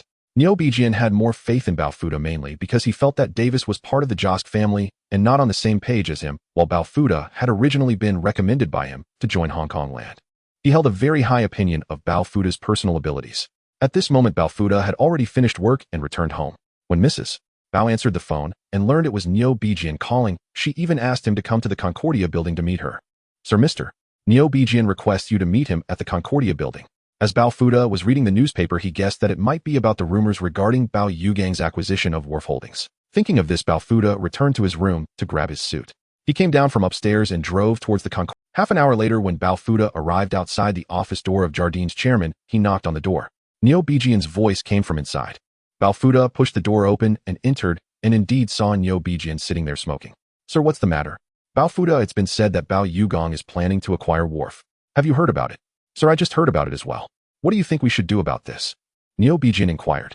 Sir, Wharf Holdings is an important subsidiary holding of Jardine Matheson and Hong Kong Land, as well as one of the most significant British trading houses. Naturally, it cannot fall into the hands of Chinese investor Bao Yu. I believe we should also buy more shares of Wharf Holdings, just like Bao Yu. But given our current financial situation, Jardine Matheson has invested most of its funds overseas. How can we manage that? Sir, we can only sell off some properties and companies which will allow us to raise considerable funds to buy into more promising Wharf shares. It was clear that although Bao Fuda's opinion was similar to Davis, Niu Bijian was quite satisfied. And what else? Sir, this is the best approach. Of course, borrowing money is also an option, but borrowing requires high interest rates, and it would be better to sell off part of the company's shares or properties. Currently, interest rates for borrowing from banks were very high, and Bao Fuda did not recommend it. Unless there were no alternatives, one wouldn't consider that. I just met with Davis, who hopes to mediate through the chairman of Huifeng Bank, hoping to persuade Bao Yu to abandon the acquisition of Wharf. What do you think? December 23, 1977. Friday. Early in the morning, Daisy had already gotten up and was neatly organizing the newspapers delivered by the various newspaper companies. Previously, these newspapers were only read by the Bao Yu couple. Now Bao Yu also wanted to read the newspapers, so the Bao family subscribed to an additional copy, allowing Daisy to organize them all. Now Bao Yu sat on the sofa picking up a copy of the Oriental Daily News. It mentioned news about his acquisition of the Kowloon warehouse. The outside world now firmly believed that Bao Yu was going to acquire the Kowloon warehouse. After carefully flipping through, Bao Yu found that the news was mostly the same. He had originally hoped to buy more shares of Kowloon warehouse at a lower price, but that seemed unrealistic now. Daisy called Bob down. Yes, Mr. Bao. Bao Yu, still in his dreams, suddenly dreamed of Nancy. Hearing the knock at the door, he woke up. Bao Yu thought to himself that he was still too young. He got up, dressed, and washed up before heading downstairs. Dad, good morning. Bob, you actually guessed it. Now the whole Bao family is acquiring Kowloon warehouse. Dad, the news is already late for the outside world. Bob, what are your thoughts? Dad, unless something unexpected happens, the stock price of Kowloon warehouse is bound to continue soaring today. I wonder how much usable capital you still have to buy in. Not much. Either sell the ship or borrow from the bank. This meant that Bao Yu indeed had no excess funds to buy more shares of Kowloon warehouse. In fact, most of the Bao family's assets were tied up in the large ship with a carrying capacity of over 10,000 tons. Of course, one should not underestimate this big ship. Back in the early 70s, a super oil tanker with a carrying capacity of 300,000 tons was worth more than 2 blocks of the Concordia Towers at the time. Dad will solve the money issue. Bao Yu guessed it was about Bao Yu's futures investment. 7 o'clock in the morning. Bao Yu had breakfast with Bao Yu and his wife. Bao Yu went back to work at the Global Shipping Group building first, while Bao Yu told his mom that he would go to the study to read the newspapers. 9:30 in the morning. The 4 major exchanges in Hong Kong officially opened. Despite the news of the Bao family acquiring Kowloon Warehouse spreading as soon as the market opened, the stock price of Kowloon Warehouse began to break through 30 Hong Kong dollars per share. By the end of the morning session, the stock price had already surpassed 40 Hong Kong dollars per share. At 1 o'clock in the afternoon, the 4 major exchanges in Hong Kong continued to open, and the stock price of Kowloon Warehouse kept rising, at one point breaking through 45 Hong Kong dollars per share. Since October, the stock price of Kowloon Warehouse had soared from 10 Hong Kong dollars per share to 45 Hong Kong dollars per share. At this moment, Bao Yu's side had not publicly announced anything regarding the acquisition of Kowloon Warehouse. Swire, through its listed company Swire Securities, was aggressively selling off its holdings using all the funds to buy Kowloon Warehouse stocks. It was precisely because of this that Swire was willing to spend whatever it took to buy Kowloon Warehouse stocks, leading to today's stock price surge to 45 Hong Kong dollars per share. Today is Friday. Tomorrow is Saturday, and the day after is Sunday, which are Christmas Eve and Christmas respectively. The Hong Kong stock market will also cease trading. It was precisely because of this time gap that it provided Swire and Hong Kong Land with a breather, allowing for more time to arrange additional funds. At 4 o'clock in the afternoon, the landline phone in the living room of the Deepwater Bay Villa rang. When Daisy answered, she learned it was the butler from the Shun Hill Villa. Miss Daisy, Mr. Shen hopes to meet tomorrow morning at the Mandarin Oriental Hotel. Be sure to tell Mr. Bao to bring young Master Bao along. All right, I've noted it down. Daisy understood clearly. She went upstairs to report to Bao Yu, who was reading. Young Master, the butler of Mr. Shen just called and said Mr. Shen hopes to meet with you and Mr. Bao together at the Mandarin Oriental Hotel tomorrow morning. Mr. Shen wants to see him and Dad at the Mandarin Oriental Hotel. He suddenly thought, could it be because of the Kowloon Warehouse matter? Thinking of this, Bao Yu found it amusing. Historically, on a summer day in 1978, Li Jiacheng met Bao Yu in a quiet pavilion at the Mandarin Oriental Hotel in central Hong Kong. After 20 minutes of negotiation, Li Jiacheng sold all the Kowloon Warehouse stocks he held to Bao Yu. Originally, Li Jiacheng intended to swallow Kowloon Warehouse, but due to the soaring stock price at the time and his lack of funds, Mr.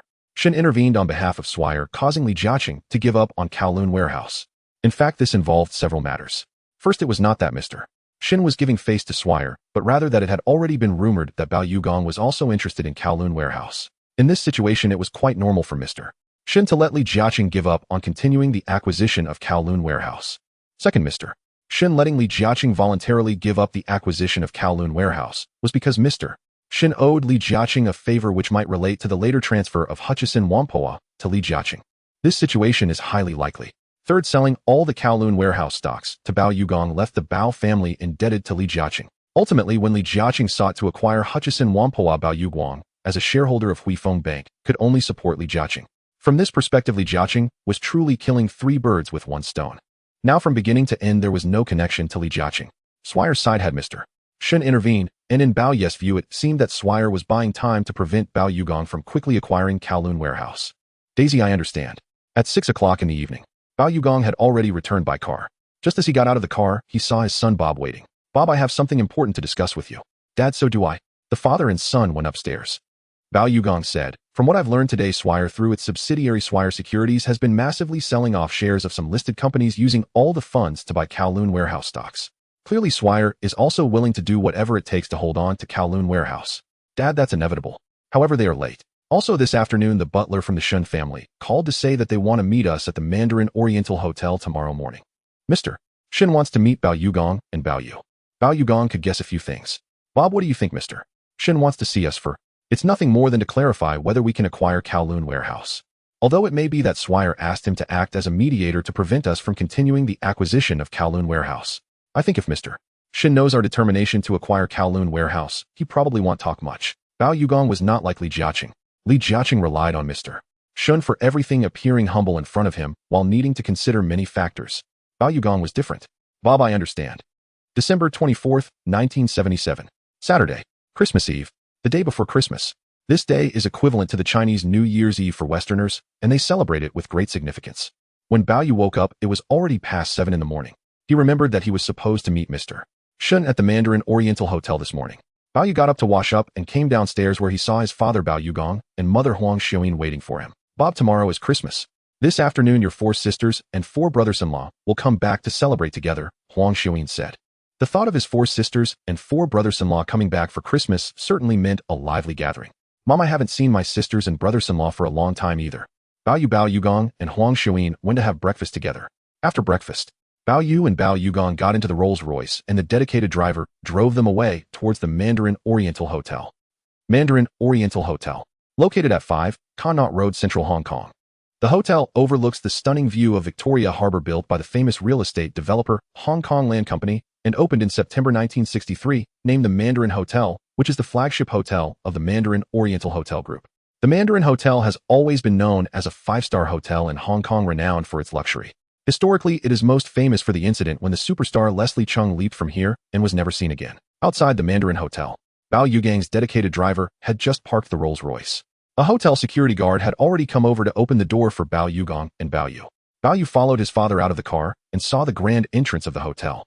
He knew that the Mandarin Hotel is part of the Mandarin Oriental Hotel Group, and the Mandarin Oriental Hotel is a separately listed company under Jardine Matheson. Mr. Shen was here to meet Bao Yugong, and Jardine surely knew about it. Historically, it was hard for many to believe that Bao Yugong and Li Jiacheng actually met here. Mr. Bao, young master Bao, Mr. Shen is waiting for you upstairs. A hotel manager had come out to greet them respectfully and led Bao Yugong and his son inside. As Bao Yu entered the hotel, he saw the magnificent decorations, which were indeed rare for a hotel of this caliber. Looking at this, Bao Yu felt regretful that he had arrived a moment too late. Because recently Li Jiacheng had just acquired the American-owned Forever High Company in the first half of the year. The main asset of Forever High Company was the Hilton Hotel located in central Hong Kong, but due to poor management, the company's profits stagnated, prompting the American shareholders to take action. Li Jiacheng was the first to learn of this news and swiftly acquired it for $3 billion. Looking back 6 months, the price Li Jiacheng offered seemed high. In fact, Bao Yu considered it to be very worthwhile because the Hilton Hotel was also located in central Hong Kong and its geographical location was extremely advantageous. If the hotel were to be demolished and rebuilt as a new hotel or office building, it could easily be worth hundreds of billions of HKD in the future, representing a huge return on investment. Bao Yugong and Bao Yu followed the hotel manager to the elevator. At that moment, in a luxurious private suite in the hotel, Mr. Shen was already waiting, holding a cigar in his hand and looking out the window. Yesterday morning, Jardine's senior executive Neo Bijiang met him in the conference room of the Hui Feng Bank, discussing the situation of Wharf Holdings, hoping Mr. Shen could persuade Bao Yugong to abandon the acquisition of Wharf Holdings. At that time, Mr. Shen had said nothing more than that he could convey Jardine's intentions, and that was all. Today is Christmas Eve, and after the holiday, he will officially take over the position of chairman of Hui Feng Bank, becoming the new senior executive. He had been waiting for this position for a long time, and now it was almost time. A knock sounded at the door. Mr. Shen opened the door, seeing it was Bao Yugong and his son. The hotel manager left and closed the door behind him. Hello, Mr. Shen. Hello, Mr. Bao, young master Bao. After greeting each other, Mr. Shen sat down on the couch and looked at Bao Yugong, asking, Mr. Bao, there are rumors outside that your family is acquiring Wharf Holdings. Is this true? Mr. Shen, this is indeed true. However, this matter is actually being led by Bob. Mr. Shen could not believe his eyes. Although he felt that Bao Yu, the young master of the Bao family, was not simple, when he first met him at the golf course, he never expected that this acquisition of Wharf Holdings would actually be led by him. Now, the public speculated that the acquisition of Wharf Holdings must have been orchestrated by Bao Yugong or his second son-in-law Wu Guangjing, but it turned out to be young master Bao. Actually, it was Bob who asked me to acquire it, Bao Yugong added. And how much of Wharf Holdings shares does the Bao family currently hold? About 18 of Wharf Holdings shares. From Mr. Shen's understanding, that is certainly not a small amount, as Jardine currently holds about 10 of Wharf Holdings stocks, which explains why Jardine is so anxious now. Mr. Bao, Jardine hopes to convey through me that your family should voluntarily give up the acquisition of Wharf Holdings. What do you think? Mr. Shen asked after taking a deep puff from his cigar. Bao Yugong disliked smoking and didn't partake, so he found it difficult to comment on Mr. Shen smoking a cigar. He could only say, Mr. Shen, our Bao family has set our sights on Wharf Holdings and will absolutely not give up on it. Given the current situation, how could Bao Yugong possibly give up on acquiring Wharf Holdings? If they gave up this time, it would be nearly impossible to acquire such a high-quality asset again in the future. Mr. Shen nodded. Mr. Bao, when we partnered with the Bao family years ago, we will support you. Mr. Shen added. At this moment, Mr. Shen was already thinking that Bao Yugong was no ordinary person, and unexpectedly his son Bao Yu seemed even more remarkable. Thank you for your support, Mr. Shen, said Bao Yugong. Mr. Shen and the Bao father-son duo talked in the luxurious suite for another half an hour. Rather than saying Mr. Shen was mediating for Jardine, he was actually trying to learn about Bao Yugang's attitude towards the acquisition of Wharf Holdings and the shares held. Now the real force behind the acquisition of Wharf Holdings is Bao Yu, which means that Bao Yugang might already be considering the second generation of the Bao family for his son. In this situation, Mr. Shen knew that Bao Yugang would never give up on acquiring Wharf Holdings. So would the Bao family have to fight against Jardine moving forward? Earlier he mentioned that he would support Bao Yugang, naturally thinking from the perspective of Huifeng Beg. Although he wanted to support Li Jiacheng and expand his scale, he had yet to reach that stage in his relationship with Li Jiacheng. After the formal discussion, Bao Yugang specifically invited Mr. Shen to enjoy French cuisine at the hotel. The French cuisine at the Mandarin Oriental Hotel is quite famous. After enjoying French cuisine, Bao Yugang, Bao Yu, and Mr. Shen were almost at noon. Mr. Shen needed to return to celebrate Christmas Eve with his wife. Before Mr. Shen was about to leave, Bao Yu specially presented gifts to Mr. Shen and his wife. A luxury watch from Piaget and a diamond necklace. Mr. Shen took a quick glance and was immediately captivated by the Piaget watch. Young Master Bao, thank you for your Christmas gift. I'm sure my wife will love it. Mr. Shen got into the Rolls-Royce and left. Bao Yu also got into his father's Rolls-Royce. While in the car, Bao Yugang asked him, Bob, was this worth it? Bao Yu was not afraid that Shen Yin would not accept his gifts. As long as he took them, he would be different in the future. Bao Yugang felt that his son seemed somewhat changed since that day. Deepwater Bay Hillside Villa. The Bao family. At the entrance of the villa, a Mercedes-Benz sedan first came to a stop. A man who appeared younger than Bao Yugang got out of the car and carefully assisted an elderly man down. At this moment, Huang Xiuyan saw the car stop and knew that her father-in-law had returned. The elderly man getting out of the car was Bao Xiaolong, who had been rotating among his other two sons and daughters' homes during this time. With Christmas Eve arriving and knowing that Bao Yugang's daughter and son-in-law had returned, Bao Yuxing drove him back. Second sister-in-law, I brought Dad back. He has been saying he wanted to see Bao Yu and has long wanted to come back. Bao Xiaolong had several grandchildren, but perhaps his favorite was Bao Yu, followed by Bao Yugang's daughters. This was also due to Bao Xiaolong's favoritism towards his second son Bao Yugang, and his wife naturally showering more love on the third generation. During this time, Bao Xiaolong stayed at his eldest son's youngest sons and youngest daughter's homes. He initially planned to stay until after the Spring Festival before returning, but he kept thinking of Bao Yu, so Bao Yuxing could only bring him back. Bao Yuxing had not seen this nephew for some time. Third uncle Mr. and Bob went out for something and should be back. Went out. Bao Yuxing felt somewhat puzzled. Bao Xiaolong was already 82 years old, naturally not as spry as the younger generation. However, his mind was still very clear, and upon returning, he began searching for his grandson, yet could not find him. Dad Bob and his dad went out for business, and will be back this afternoon, Huang Xiuyan reminded, and only then did Bao Xiaolong come to realize. After Bao Xiaolong sat down, Bao Yuxing also took a seat, first checking on his nephew before returning home. Half an hour later, a Mercedes-Benz sedan came to a stop. Getting out of the car was not Bao Yugang and Bao Yu, but a Caucasian man in his 30s dressed in a suit, wearing glasses, with a Patek Philippe watch on his wrist, white hair, and a hooked nose. This man was none other than Bao Yugang's eldest son-in-law, Su Haiwen. Su Haiwen parked the car, opened the door, and carefully assisted a 30-year-old woman out. This woman was Bao Yugang's eldest daughter, Bao Peiqing, who was pregnant during the second half of this year, and now visibly showing with a noticeable belly. Su Haiwen was now 36 years old, and Bao Peiqing was 32. They had married in 1969, 8 years ago, but had not had children until this year, adding significant pressure on the couple. Especially for Bao Peiqing, who had not been able to conceive until this year. Su Haiwen and his wife had been particular. Peiqing, be careful. Huang Xiuyan saw Su Haiwen's couple returning and immediately went out to greet them. In the second half of the year, Huang Xiuyan was very happy upon learning that her eldest daughter was pregnant and had repeatedly reminded Su Haiwen to take care of Bao Peiqing, especially during the early stages of her pregnancy, and now being in the midterm, it was much safer. Mommy, I just wanted to come back early to see you and Bob. Happy upon learning that her eldest daughter was pregnant and had repeatedly reminded Su Haiwen to take. However, after getting married, Bao Yugang had bought villas for his 4 daughters and sons-in-law, and they usually lived in their own villas, only coming together during the New Year festivals or birthdays.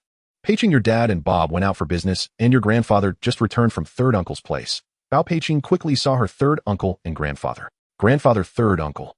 Seeing Su Haiwen and Huang Xiuyan helping Bao Peiqing, who had a noticeable belly, Bao Xiaolong and Bao Yuxing were both pleasantly surprised, knowing that Su Haiwen and his wife had been married for nearly 10 years and were finally expecting a child now.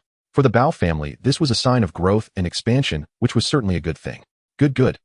For the Bao family, Bao Peiqing marrying Su Haiwen was considered a downward match. Initially, people in Xinjiang said that the Bao family welcomed son-in-law matches, but later, as Su Haiwen and his wife moved out to live independently, and Bao Yugang and his wife passed 40, with the couple having a young son, such rumors gradually faded.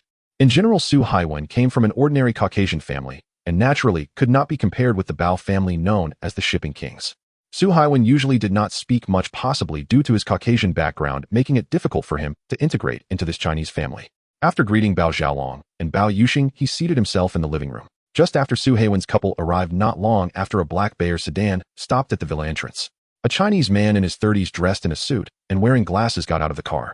He appeared to be quite tall. He was Bao Yugang's second son-in-law, Wu Guangjing.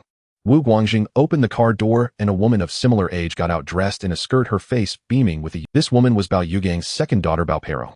Wu Guangjing and Bao Peirong had married in 1973, causing quite a stir at their wedding in Xinjiang. Overall, Wu Guangjing's family was naturally far behind the Bao family. Marrying the second miss of the Bao family was also considered a downward match. However, Wu Guangjing was not only well-built, but also a Chinese man with skills in various aspects, making him quite likable to Bao Yugang.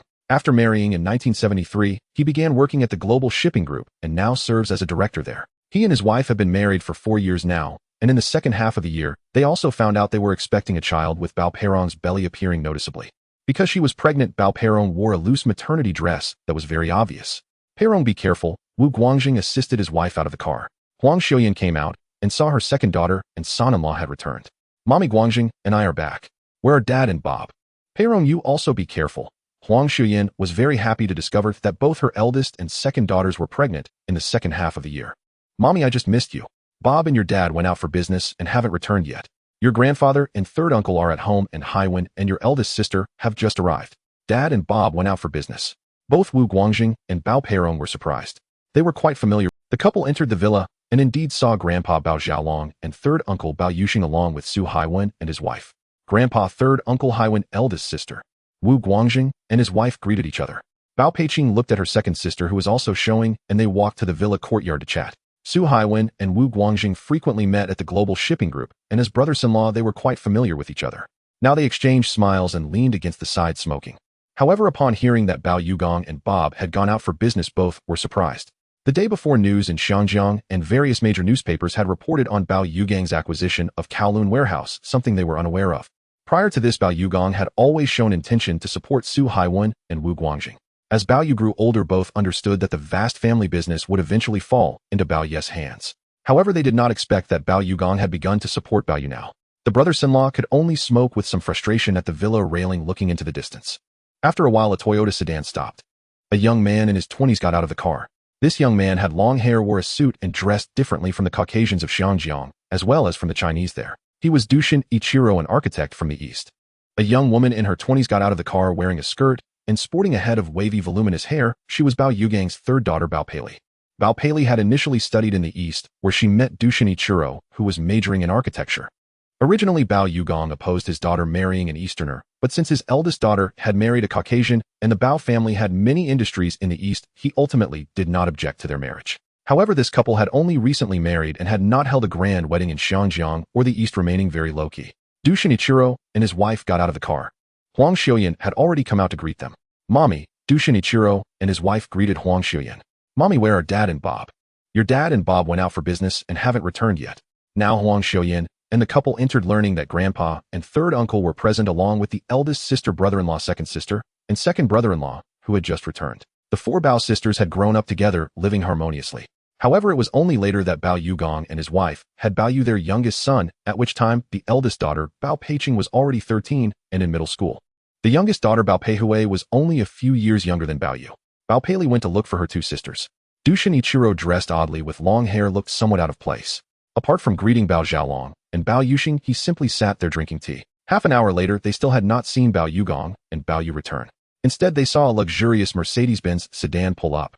A man in his 30s dressed in a suit and wearing glasses got out of the car, appearing scholarly like a university professor. This man was Zheng Weijian, the fourth son-in-law of Bao Yugang and his wife.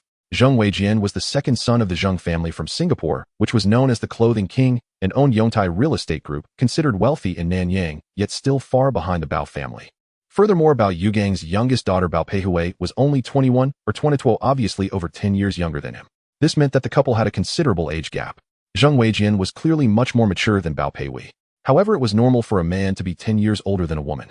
The couple had just gotten married within the past couple of years, and now they entered the house one after the other, seeing Huang Xiuyan already outside to greet them. "Mommy Weijian and I are here."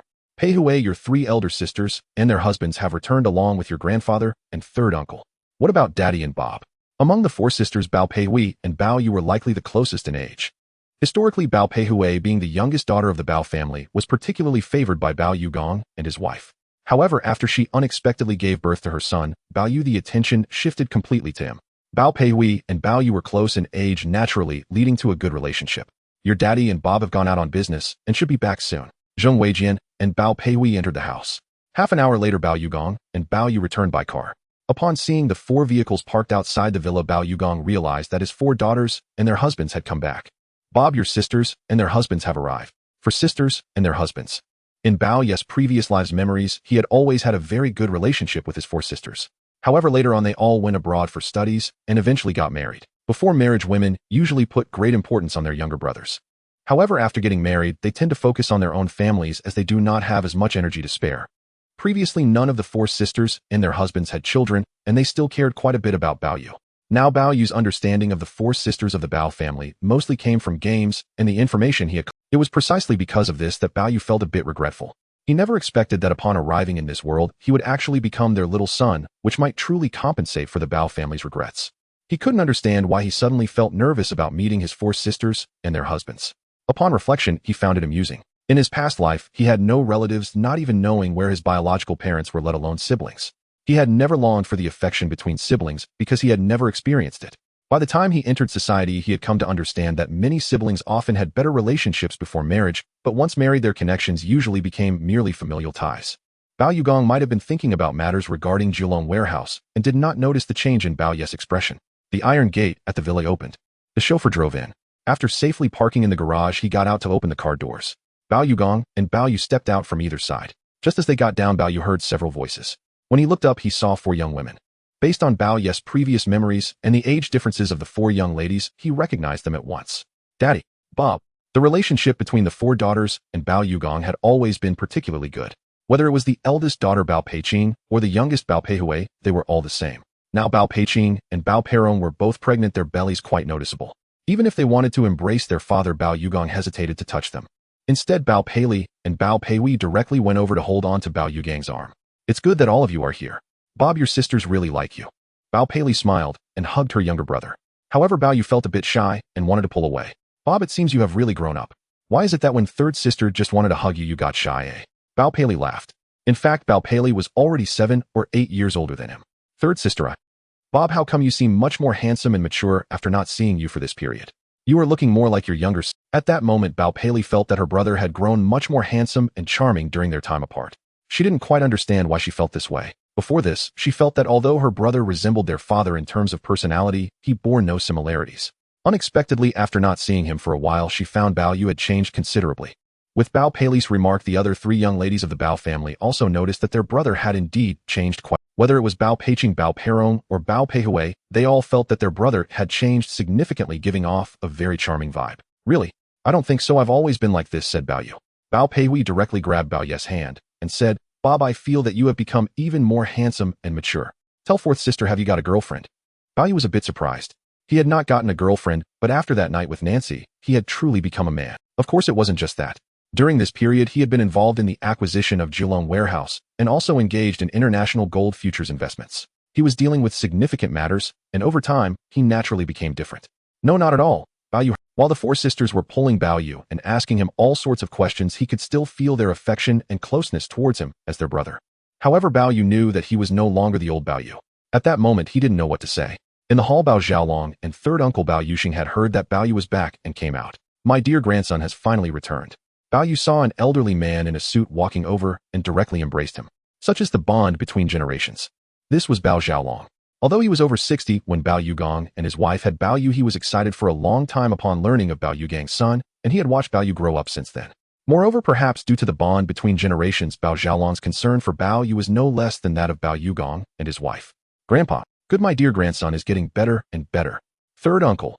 Bao Yu already recognized that the middle-aged man in front of him, who was slightly younger than Bao Yu was Bao Yuxing. Bao Yuxing, who came to Xinjiang in 1956, first worked at the Tokyo office of the global shipping company, managed by Bao Yu and later started his own business, founding Li Jiacheng Shipping Company in Singapore with its headquarters in Xinjiang and branches in various other regions where he served as chairman. In other words, this third uncle Bao Yuxing also had a Liancheng shipping company, but naturally its scale could not be compared to Bao Yugang's global shipping group. Good, my nephew is getting better and better. Bao Yuxing also patted Bao Ye's shoulder, noticing that this nephew was now. Moreover, he felt that this nephew had changed quite a bit in just a few months. Bao Yesheng's elder brother Bao Yushu has 1 son and 4 daughters. Bao Yuxing, on the other hand, has 2 sons, both older than Bao Yu. Thus, the Bao family is quite a large clan, having already branched out in Hong Kong. However, in history, only Bao Yugong had no sons. Now Bao Yuxing feels something different about this nephew, and is considering whether to let his 2 sons work with Bao Yu or encourage them to spend more time with this nephew. While Bao Yuxing was pondering his matters, Bao Xiaolong was chatting non-stop with Bao Yu. At this moment, Bao Yu truly felt the love this grandfather had for his grandson. At this time, Bao Yu saw a man in his 20s dressed similarly to those in movies, sitting alone. He recognized him as his third brother-in-law, Watanabe Ichiro. He learned from a previous life in a game that Watanabe Ichiro is also a second-generation wealthy individual in the East, though his wealth pales in comparison to that of the Bao family. Perhaps because he is an Easterner, or perhaps due to his personality, he is the least favored among Bao Yugang's first. As a result, in history, Bao Yugang's estate was divided into 4 parts, and the Watanabe couple received approximately 10 billion Hong Kong dollars in assets, which is essentially the Bao family's holdings in the East. In reality, these assets of the Bao family in the East have been dwindling year by year, especially after Watanabe Ichiro's failed investments in both the East and Hong Kong. In the 1980s, receiving 10 billion Hong Kong dollars was substantial, but over 20 years later, only a little more than a billion HKD remained. At that time, more than a billion HKD was entirely different from the 10 billion Hong Kong dollars of the 1980s. In contrast, Wu Guangjing, with his holdings in Kowloon Warehouse and Wheelock, had wealth amounting to at least 100 billion Hong Kong dollars. This stark comparison shows how far apart these sons-in-law are. Bao Yu walked straight over to his third brother-in-law. Third brother-in-law, why are you sitting here all alone? Although Bao Yu did not particularly like Easterners, he understood that their personalities were indeed like that. Additionally, Watanabe Ichiro, who was supposedly an architect, seemed to be out of favor. Despite the numerous commercial buildings in Hong Kong who would hire an obscure architect like him for design work. Watanabe Ichiro had seen Bao Yu many times before, generally ignoring him. Unexpectedly, he stood up immediately upon seeing Bao Yu approach. This is Bao Yu, the youngest son of Bao Yugong, his father-in-law, and the future heir of the Bao family. His status is certainly different. Currently, many large companies in the East are cultivating sons-in-law to become successors, but that only happens when their biological sons are utterly useless. Watanabe Ichiro also knew he was the least favored among Bao Yugang's for sons-in-law. If it weren't for his wife insisting on coming, he wouldn't have wanted to be here. Bob, Watanabe Ichiro had already grasped Bao Ye's hand. Why aren't you chatting with the other brothers-in-law? Bao Yu asked with a smile. I don't share a profession with them, so there's not much to discuss. Su Hafen, an Austrian, graduated from law school and has been with the Global Shipping Group for nearly 8 years now, serving as the group's first vice-chairman. Wu Guangjing, also a business administration graduate, has been with the Global Shipping Group for 5 years and is current. Watanabe Ichiro, despite being an architecture major, has no notable works, and the Global Shipping Group's business is unrelated to real estate. Zheng Weijian, not only the second young master of the Zheng family from Singapore, is also a medical doctor currently engaged in his medical career. However, he was called back to Hong Kong by Bao Yugong and has yet to join the Global Shipping Group, as he has only recently married Bao Peiwei. At this moment, the Bao family truly resembles a small global village. Bao Yugong holds a nationality from Y country, while his wife, Huang Xiuyan, possesses a Hong Kong identity card. The eldest son-in-law is Austrian. The second son-in-law is also from Hong Kong. The third son-in-law is from the East. The fourth son-in-law is from Singapore. Within this family, they represent 4 different nationalities, including the Hong Kong region. Watanabe Ichiro now feels that he has nothing to talk about with those 3 brothers-in-law. He can tell that Bao Yu seems different from before. Previously, Bao Yu would only greet him, but wouldn't engage in further conversation. Now, surprisingly, Bao Yu spoke with him for a few minutes, which left Watanabe Ichiro somewhat astonished. Third brother-in-law to me, you are just like the other 3 brothers-in-law. In terms of seniority, we are all the same. If you want to talk about relationships, my previous self did not feel it, and now I feel even less. Really? Watanabe Ichiro asked in disbelief. Of course you are all the same. You are all my brothers-in-law, and I will ensure that my father treats you equally. In history, Bao Yugong indeed did not favor this third son-in-law, which resulted in a significant disparity in the division of the Bao family's assets. Aside from inheriting the Bao family's insurance assets in the East, there were also those so-called luxury car dealership rights, including Rolls-Royce and other luxury cars in the East. These things are practically worthless compared to the Bao family's other companies. Now Bao Yu wants to ensure that Bao Yugong and his wife do not lean too much toward the second and eldest son-in-law, as this would create an imbalance, making it difficult for Bao Yugong to handle family affairs in the future. If there is balance, it would be different. At the very least, if Su Haifan is appointed as the first vice chairman of the global shipping group, the other three brothers-in-law should also not be too far apart in their positions within the company. Otherwise, it would be unreasonable for Watanabe Ichiro to have no standing in the global shipping group. Bye-bye. Bao Yu did not say anything more. At this moment, he had seen the other three brothers-in-law. First was the white-haired Su Haifan in his 30s with a hooked nose. White people often have hooked noses. Such people are very clever, but can also be rather cunning. However, Su Haifan usually speaks little whether at the company or here, he tends to be taciturn. The other two are Chinese men in suits roughly the same age. In fact, the fourth son-in-law Zheng Weijian is 3 years older than the second son-in-law Wu Guangjing. Moreover, Zheng Weijian has been studying for a long time, obtaining a doctorate in medicine, and is currently engaged in a medical-related profession. He has not yet joined the Bao family's company. The Zheng family's financial situation is much better than that of Wu Guangzheng's family, so their work approach is different. The second brother-in-law indeed looks young and handsome, a tall and striking figure. No wonder the second sister Bao Peirong is so fond of him, and Bao Yugong also likes him. Perhaps it is because he is from Hong Kong, while Wu Guangzheng's parents have known Bao Yugong for a long time. Eldest brother-in-law, second brother-in-law, fourth brother-in-law. Bao Yu walked over. Su Haifan, Wu Guangjing, and Zheng Weijian also greeted Bao Yu in turn. Su Haifan seemed indifferent. He had just been chatting with Wu Guangjing, and now that Bao Yu had come over, he said little. Conversely, Wu Guangjing was much more enthusiastic. Bob, I heard you went out with your father-in-law to work. Wu Guangjing asked. Second brother-in-law, I went to meet Mr. Shen at the Manhua Hotel with my father. Mr. Shen, is he the one from Huifeng Bank? Of course. Bob, are you meeting with your father-in-law? Actually, it was Yihang's boss Niu Bijian who had Mr. Shen mediate, hoping that my father and the Bao family would give up on acquiring Kowloon warehouse, but we directly refused. Now the news about the Bao family wanting to acquire Kowloon warehouse has long spread. Wu Guangjing, Su Haifan, and the others are all aware of it. They do not know that Bao Yu is actually leading this effort behind the scenes. At this point, they are unaware that Bao Yu is accompanying his father-in-law for such matters. Is his father-in-law beginning to train Bao Yu? Wu Guangjing, of course, does not want to say anything. In Wu Guangzheng's view, Bao Yu had not even completed middle school, and at his age he should be studying abroad. When he returns from studying, it wouldn't be too late to join the global shipping group. However, Bao Yugong and his wife along with Bao Xiaolong are unwilling to let Bao Yu study overseas. After all, the Bao family has only one son, and if anything were to happen, what would happen to the vast fortune of the Bao family? Bob, what was Mr. Shen's attitude? He certainly supports my father. Wu Guangjing wanted to ask more, but realized that it was not the right time for serious discussions. He now casually draped his arm over Bao Yu's shoulder, appearing very warm and friendly, even though the previous Bao Yu was not as familiar with him. Looking at the three brothers-in-law, all of whom were smiling, Bao Yu felt that this was somewhat superficial. He preferred the genuine demeanor of his third brother-in-law, Watanabe Ichiro. Bao Yu was still chatting with the three brothers-in-law when Huang Xiuyan called him over. Bob, your third uncle is leaving. Third uncle, there are so many people here, why not stay for dinner before leaving?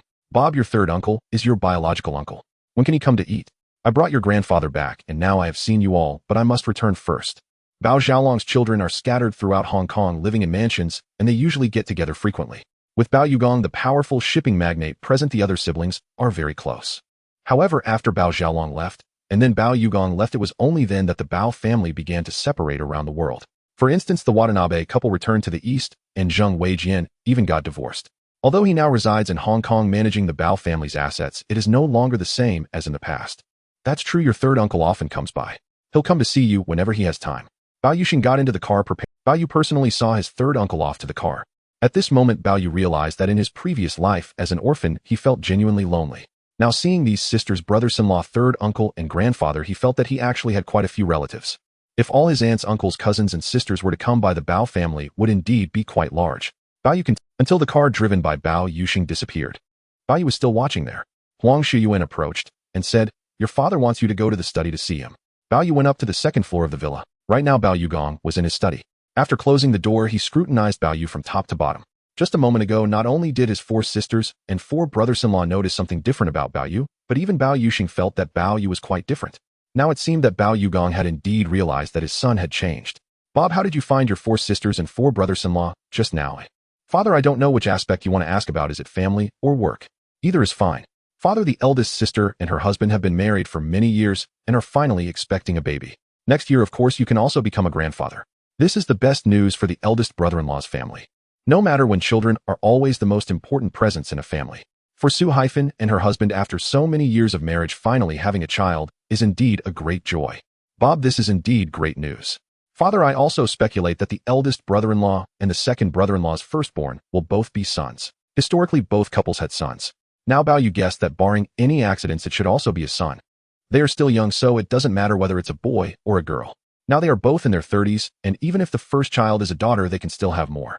In this regard it reminded Bao Yugong of how difficult it was for him and Huang Shuyuan to have Bao Yu as their son. Father, I can see that you and mommy seem to dislike the third brother-in-law somewhat.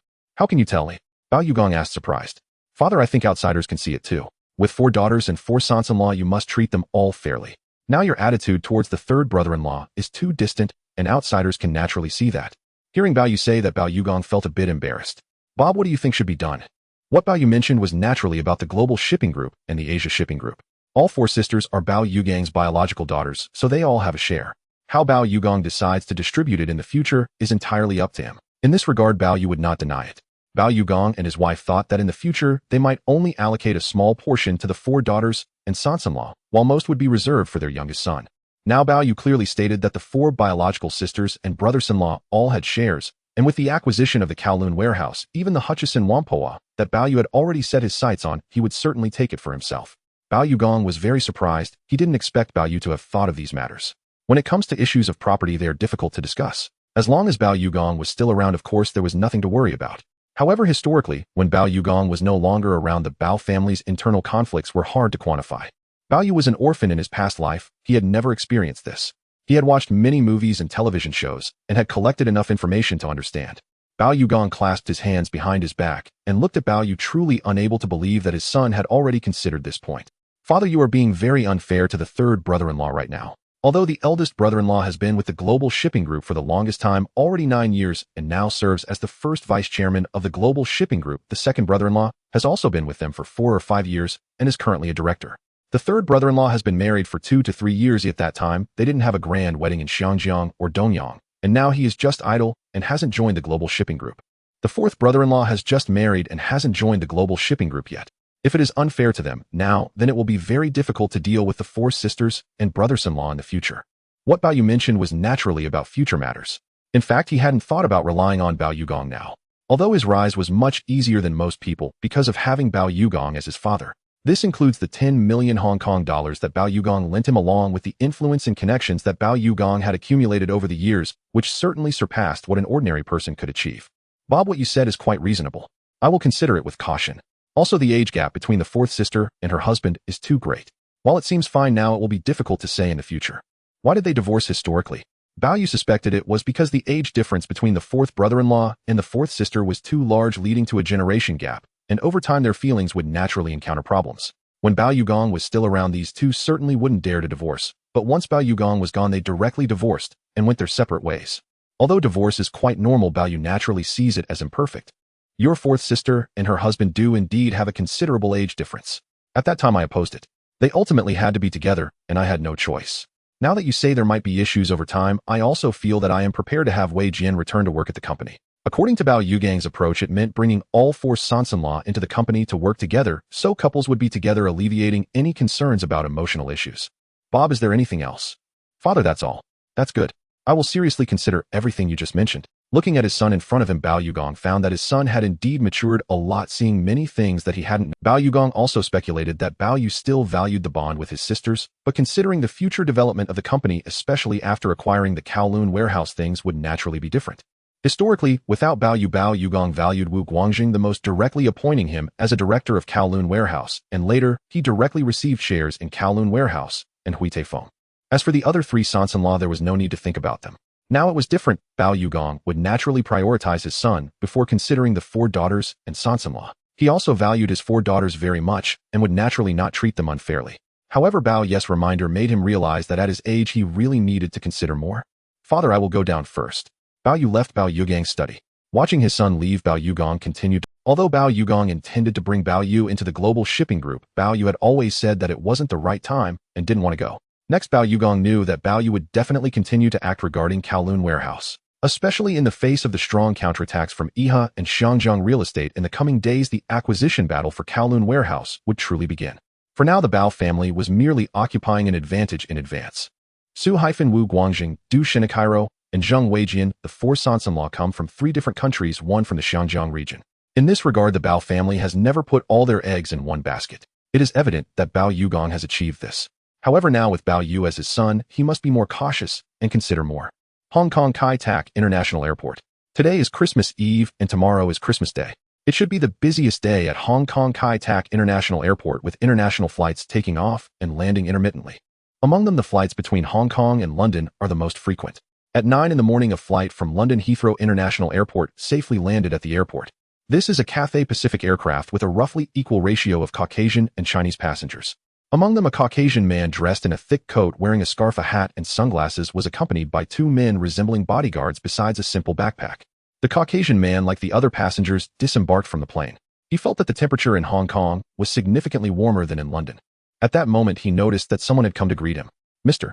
Joseph, we've finally been waiting for you." At this, Joseph took off his thick coat, which was taken by the bodyguard beside him, and removed his scarf and sunglasses, finally revealing his face.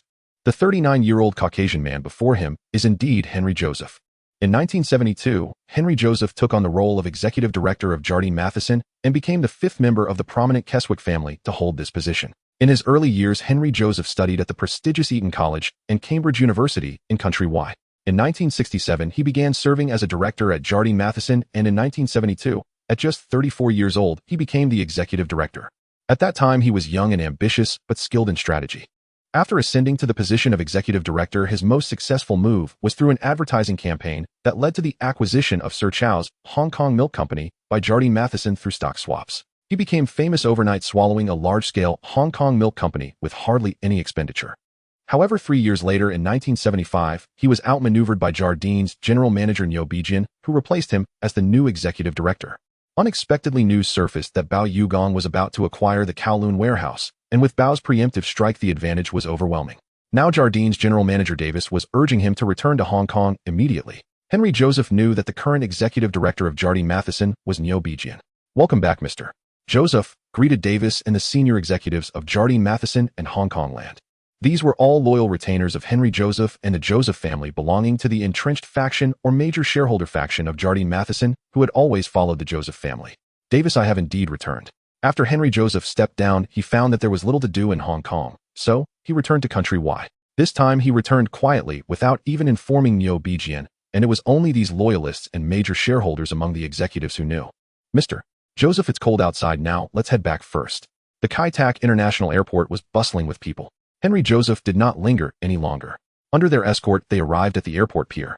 In the past, before the Hung Hom Tunnel was opened, most passengers at Kai Tak Airport traveled between the airport pier and the Queen's Pier in central Hong Kong. Even after the Hung Hom Pier was opened, important figures from Country Y still arrived at Hong Kong through the airport pier, taking a boat directly to the Queen's Pier in central Hong Kong. During his tenure as governor of Hong Kong, colonial secretary, or the last governor of Hong Kong, all were done by taking a boat from the airport pier to the Queen's Pier. Now the group boarded the ferry that had been waiting for them. Henry Joseph stood on the ferry watching the distant scenery. Having not visited for 2 years, the high-rises on both sides of Victoria Harbour in Hong Kong had multiplied, becoming more prosperous. In fact, since 1976, Hong Kong's economy had gradually begun to recover, and both the stock market and real estate market had started to rise. The most noticeable development in recent years has been the rapid rise of Hong Kong's Chinese capital.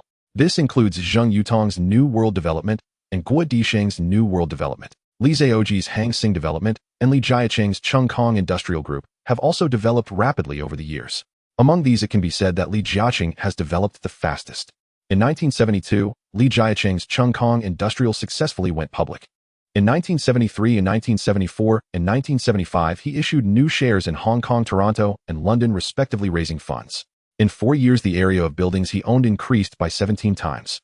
By this year, 1977, Li Jiacheng had reached a peak, successfully defeating over 30 conglomerates, including Hong Kong Land, to acquire the properties above the Central and Admiralty stations of the Hong Kong MTR. During this time, he even acquired the American-funded Yonggao Company, successfully taking over the Hong Kong Hill. Henry Joseph, far away in Country Y as the behind-the-scenes mastermind and major shareholder of Jardine Matheson, was still very concerned about the situation in Hong Kong. "Mr. Joseph, the development of Chinese capital in Hong Kong is accelerating, gradually narrowing the gap with our British capital, especially with Li Jiacheng being the most formidable. In Hong Kong's real estate market, no one can compare to him. I've heard that he has been getting close to Shen Yin of Huilong Bank, and Shen Yin will soon replace Sanders as the new chairman of Huilong Bank." Davis continued. Before 1975, Henry Joseph knew that while Chinese capital in Hong Kong had begun to develop, they still did not dare to touch British capital. Unexpectedly, in less than 2 years, not only did the 4 major real estate tycoons in Hong Kong rise, But Bao Yu, who had always been responsible for shipping in Hong Kong and was hailed as the king of ships, had quietly set his sights on Kowloon warehouse. The development of Chinese capital in Hong Kong has indeed been rapid in the past 2 years, said Henry Joseph. Mr. Joseph, besides those 4 real estate tycoons, our biggest enemy now is Bao Yu, because Bao Yu is almost about to publicly swallow Kowloon warehouse under Hong Kong land. Isn't that our greatest enemy? Do you know why Bao Yu suddenly wants to acquire Kowloon warehouse? Henry Joseph asked. Mr. Joseph, I speculate that the global oil crisis has impacted Bao Yu's shipping business, making it difficult to operate. In such a downturn, he naturally wants to shift investments to other industries. It should be in this context that he has set his sights on Kowloon warehouse. Not only that, the main reason is that we at Jardine Matheson hold 2 little shares in Kowloon warehouse, which has attracted. Before this, Jardine Matheson only held 10 of the shares in Kowloon warehouse, which is naturally very low. In this case, how could Bao Yu with money in hand not set his sights on Kowloon warehouse? Moreover, Bao Yu and the global shipping group's biggest backer is Huilong Bank. As they spoke, Henry Joseph, a gust of sea breeze blew in. Henry Joseph felt much more alert now.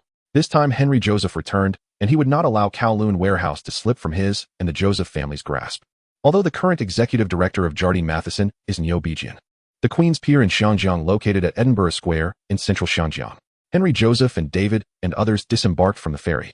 At this moment, a Rolls-Royce was already parked there, and the butler from the Peak Villa came to greet him. Young master, the Joseph family has substantial assets in Xianjiang, especially many properties on the Peak, which belong to Shen. Henry Joseph's villa on the Peak has always been managed by the butler. I have returned. The car door opened. Joseph got into the car. David and the others got into their own cars and drove to the Peak Villa, where Henry Joseph. On the way, butler, first take me to see the changes in central Xianjiang before we head back to the villa. Yes, young master. After 2 years away, Henry Joseph could clearly feel that the prosperous Xianjiang was returning. At this moment, he understood that Jardine Matheson and the Joseph family would spare no effort to protect Kowloon warehouse. Henry Joseph took out a Cuban cigar gifted by a senior executive earlier, lit it in the car, and comfortably crossed his legs while enjoying the vibrant scenery of central Xianjiang. In 1972, Henry Joseph forcefully acquired Xianjiang Milk Company from Chinese businessman Zhou Xinyan. In 1973, the Xianjiang stock market plummeted, followed by a sharp decline in the Xianjiang real estate market. In 1975, the second largest trading company in Xianjiang, Hutchison International, was seized by Huifeng Bank due to debt issues. By 1976, the Xianjiang stock market and real estate began to gradually recover. Now in 1977, Xianjiang was becoming increasingly prosperous with more high-rise buildings in central Xianjiang. The Rolls-Royce passed through a part of central Xianjiang. There, Li Jiacheng was collaborating with Huifeng Bank to build a new Chinese bank building. Li Jiacheng would soon move here, and it would also become the headquarters of Changjiang Industrial Group. In just a few years, the rapid development of Chinese capital in Xianjiang has reached a point where even Chinese enterprises are beginning to covet the British capital in Xianjiang. At the Peak Villa, Henry Joseph's home. As the butler parked the car and opened the door, Henry Joseph stepped out and saw that David and the other executives had already arrived. Henry Joseph walked inside and went directly to his study with them. These were all conservative factions of Jardine Matheson, also large shareholders of the Joseph family, different from Li Jiacheng. Li Jiacheng was a professional manager specifically working for all shareholders. Boss, now that you are back, should we inform Li Jiacheng? David asked. Although Henry Joseph was not the big boss of Jardine, he was still a major shareholder of Jardine Group and the behind-the-scenes leader of the Joseph family, holding significant influence over Jardine and Xianjiang land. You can inform Li Jiacheng, but I won't be returning to the Jardine headquarters yet. Henry Joseph indeed had no intention of going back for now. Henry Joseph placed the unfinished cigar in the ashtray and extinguished it. I don't want too many people to know about my... Yes, boss. Today is Christmas Eve, the most important day for the white population in Xianjiang. Moreover, today is Saturday, and many white families in Xianjiang gather to celebrate Christmas Eve. In a Xianjiang apartment, this is where Li Jiacheng and his family rented. Mrs. Li Jiacheng was already preparing dinner, waiting for her husband to come home to celebrate Christmas Eve with the family. Unexpectedly, by 6 o'clock in the evening, there was still no sign of Li Jiacheng. He was still sitting alone and he had a headache. At this moment, the landline rang, and he picked it up, discovering it was his wife calling. Sir, are you still not off work? The kids and I are waiting for you to come home for dinner. Dear, I'm sorry, you'll be home shortly. Li Jiacheng didn't expect time to pass so quickly. He left the Jardine headquarters known as the Concordia building, got into his car, and passed by a flower shop where he saw many people buying flowers. Li Jiacheng bought a bouquet of roses. He drove back home. At this moment, Mrs. Li Jiacheng was anxiously waiting for his return, hearing the doorbell ringing outside. Mrs. Li Jiacheng came out to open the door and saw it was Li Jiacheng. Sir, this is for you. Thank you, dear. Why are you still working late on Christmas Eve? Now the whole of Xianjiang knows that Bao Yu wants to acquire Kowloon warehouse. During this period, if I can't protect Kowloon warehouse, my position as the big boss may not be stable. At this point, Mrs.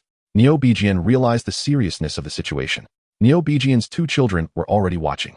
However, while enjoying a sumptuous dinner, Neo Bijian was still preoccupied with work.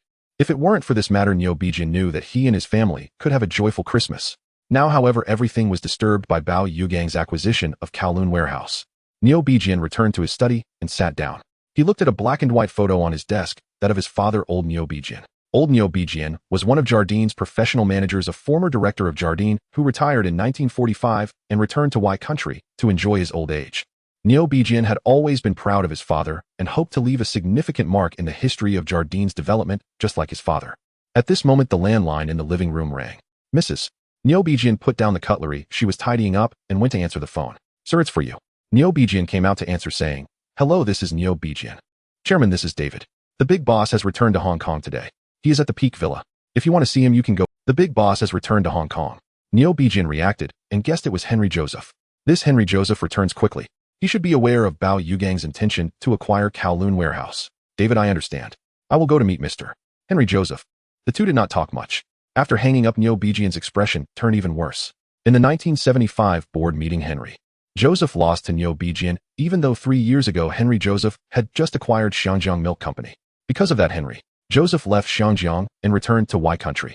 Unexpectedly, he had quietly returned to Xiangjiang now. This clearly indicated that the Joseph family attached great importance to Kowloon warehouse and wanted to reclaim the position of big boss of Jardine.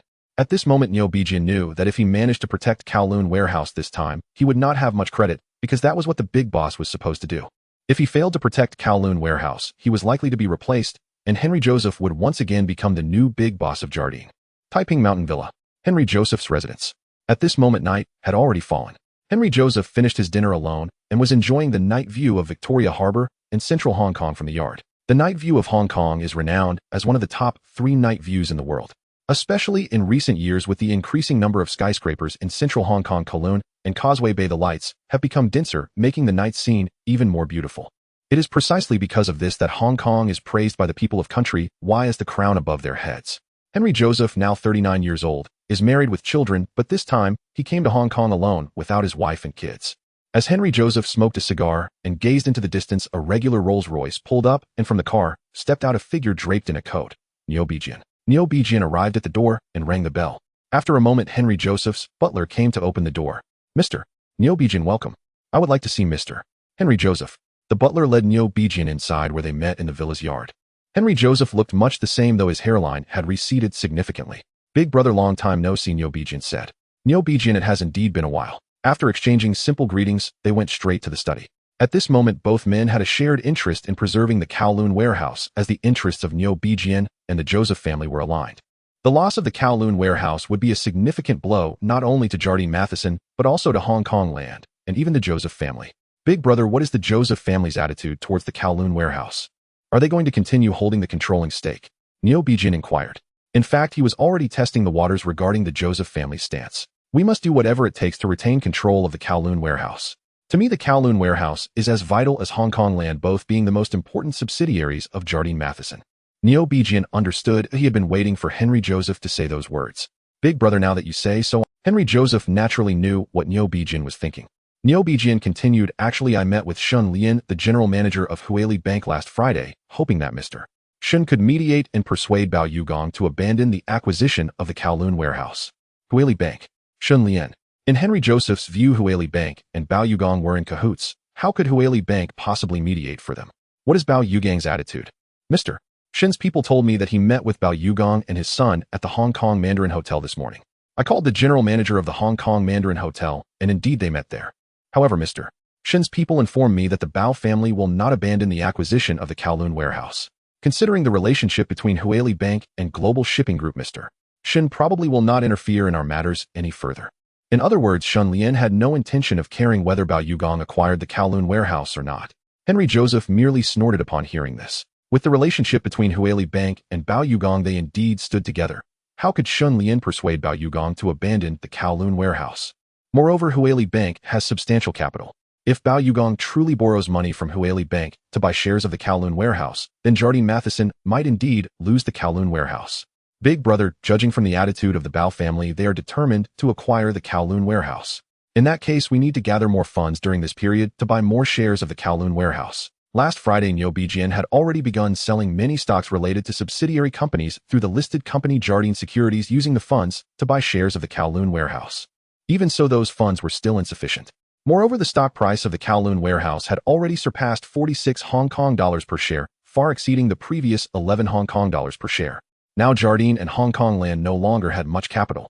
So how could they obtain more funds? This was also a headache for Liu Jiacheng, as he had to discuss and make decisions with other executives.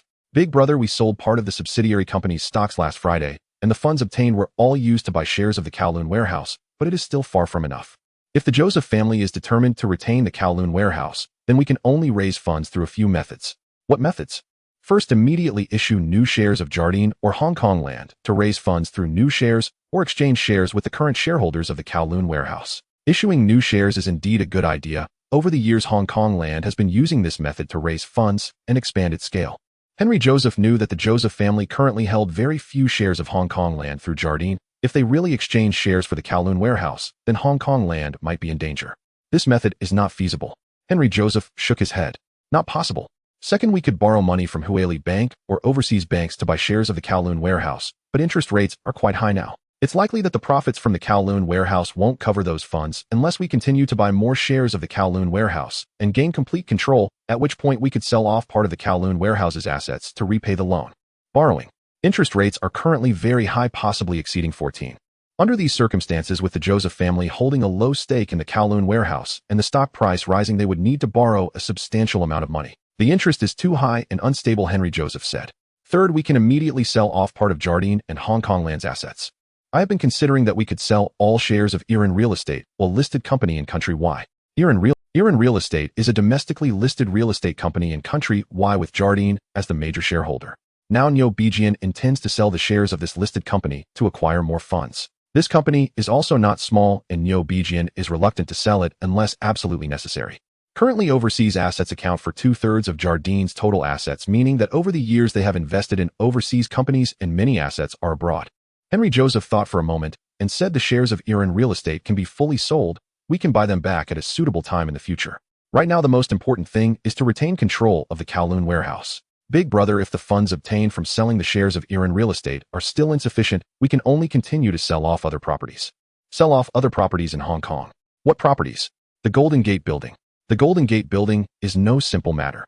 At the end of April 1975, Jardine announced that it would exchange 117 shares of its stock with a par value of 6 Hong Kong dollars for 100 shares of Renfu Hang stock valued at 1 Hong Kong dollar plus cash worth 150 Hong Kong dollars, acquiring a 75.0 stake in that automotive agency. This made Renfu Hang a subsidiary of Jardine.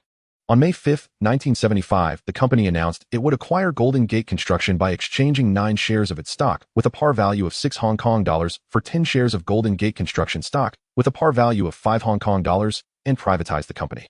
It can be said that both Renfu Hang and Golden Gate Construction have considerable profit prospects and property assets.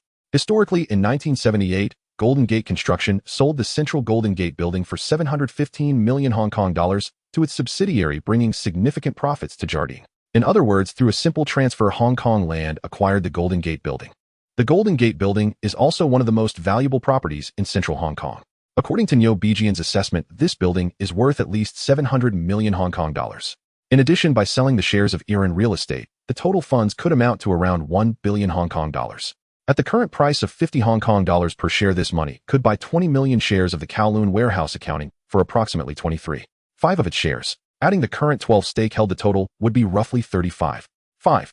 Of course, starting next week, the stock price of the Kowloon warehouse may continue to soar to 50 Hong Kong dollars per share, or even 60 or 70 Hong Kong dollars per share, making it possible that this money won't buy as many. Now is also their opportunity to raise more funds. Henry Joseph is reluctant to sell the Golden Gate Building because he knows its value is increasing. Now, to preserve the Kowloon warehouse, there is no choice but to sell it. We can sell the Golden Gate Building, Henry Joseph. Big brother, if this still cannot drive Bao Yu away, we'll have to look for other channels to buy or exchange for more shares of the Kowloon warehouse. According to Liu Jiacheng's thinking, Jardine and even Hong Kong Land must acquire at least 49 of the Kowloon warehouse's shares to ensure control. Kangle Building. EHE headquarters. Liu Jiacheng went to the Peak Villa to meet Henry Joseph, and after receiving the Joseph family's determination regarding the control of the Kowloon warehouse, he drove directly back to Kangle Building. In the chairman's office of Yi headquarters at Kangol Building, Niu Bijian looked out the window. This is the tallest building in Xiangjiang, and it was previously the king of the central district.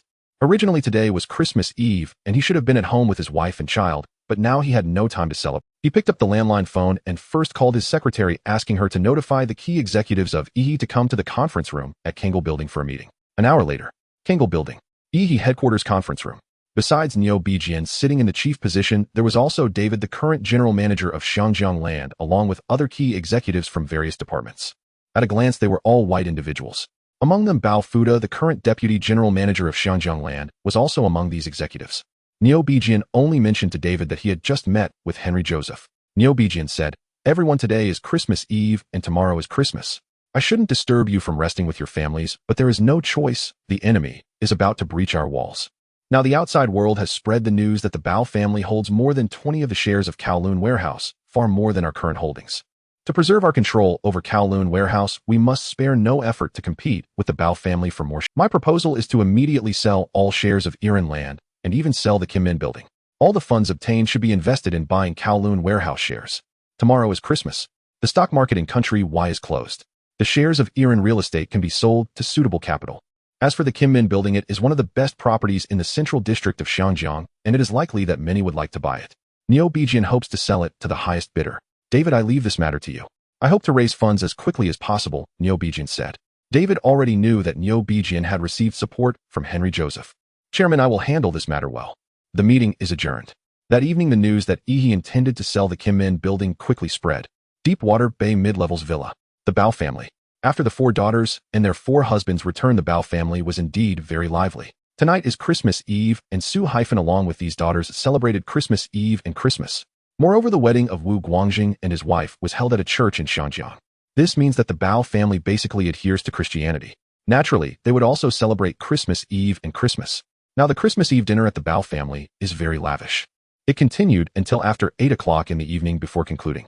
Bao Peiqing and Bao Peirong, who are both pregnant, finished eating early and went back to their rooms to rest.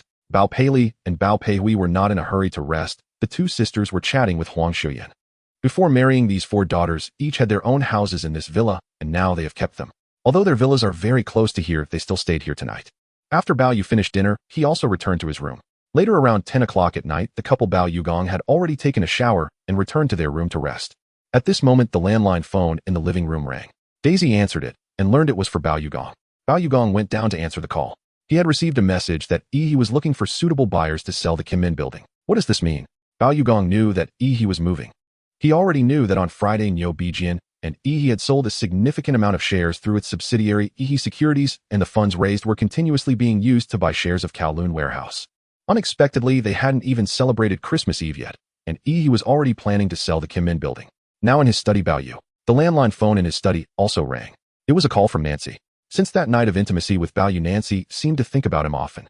Originally, she wanted to see Bao Yu on this Christmas Eve and Christmas, but knowing Bao Yu's identity was not simple, she didn't rashly call.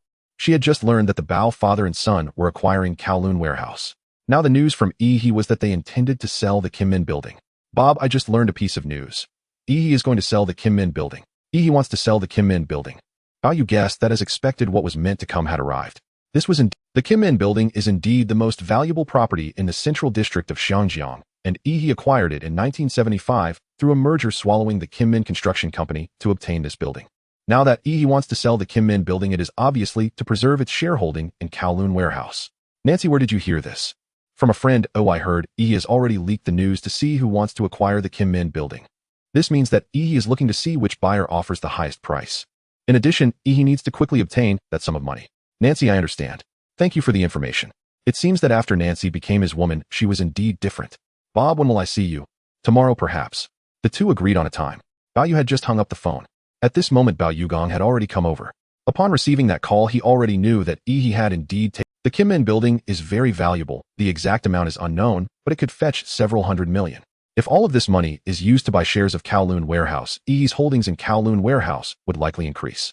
Upon hearing this news, Bao Yugong did not seek out Su or Wu Guangjing, but immediately thought of Bao Yu. Under normal circumstances, or in the past, Bao Yugong would have first thought of his second son-in-law Wu Guangjing for such matters.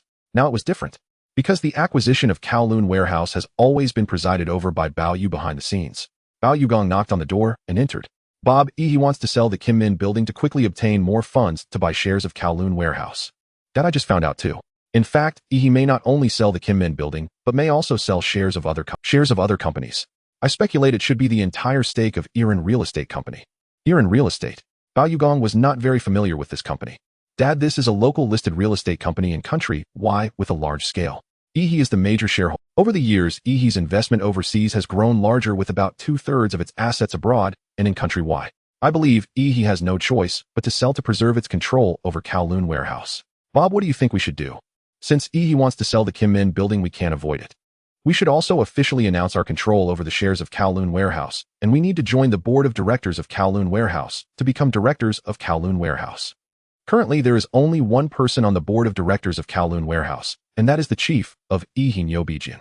However, He's shares in Kowloon warehouse are fewer than those of the Bao family. In this situation, the Bao family certainly needs to become directors of Kowloon warehouse.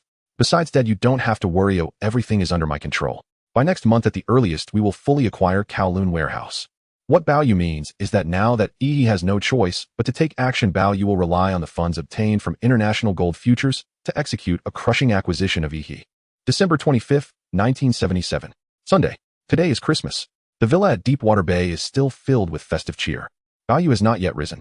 At this moment, Bao Yugong, Huang Xiuyan, Bao Zhaolong, Su-Wu Guangjing, and Zheng Weijian have all gotten up, while Bao Peiqing and Bao Peirong are still resting due to pregnancy. The couple Du Shenalong and Bao Peihui are sleeping in. Meanwhile, Bao Yugong, Su-Hyphen, and Wu Guangjing are seated on the sofa in the hall reading the newspaper. Last night, Iha announced to the public its intention to sell the Kim Min building.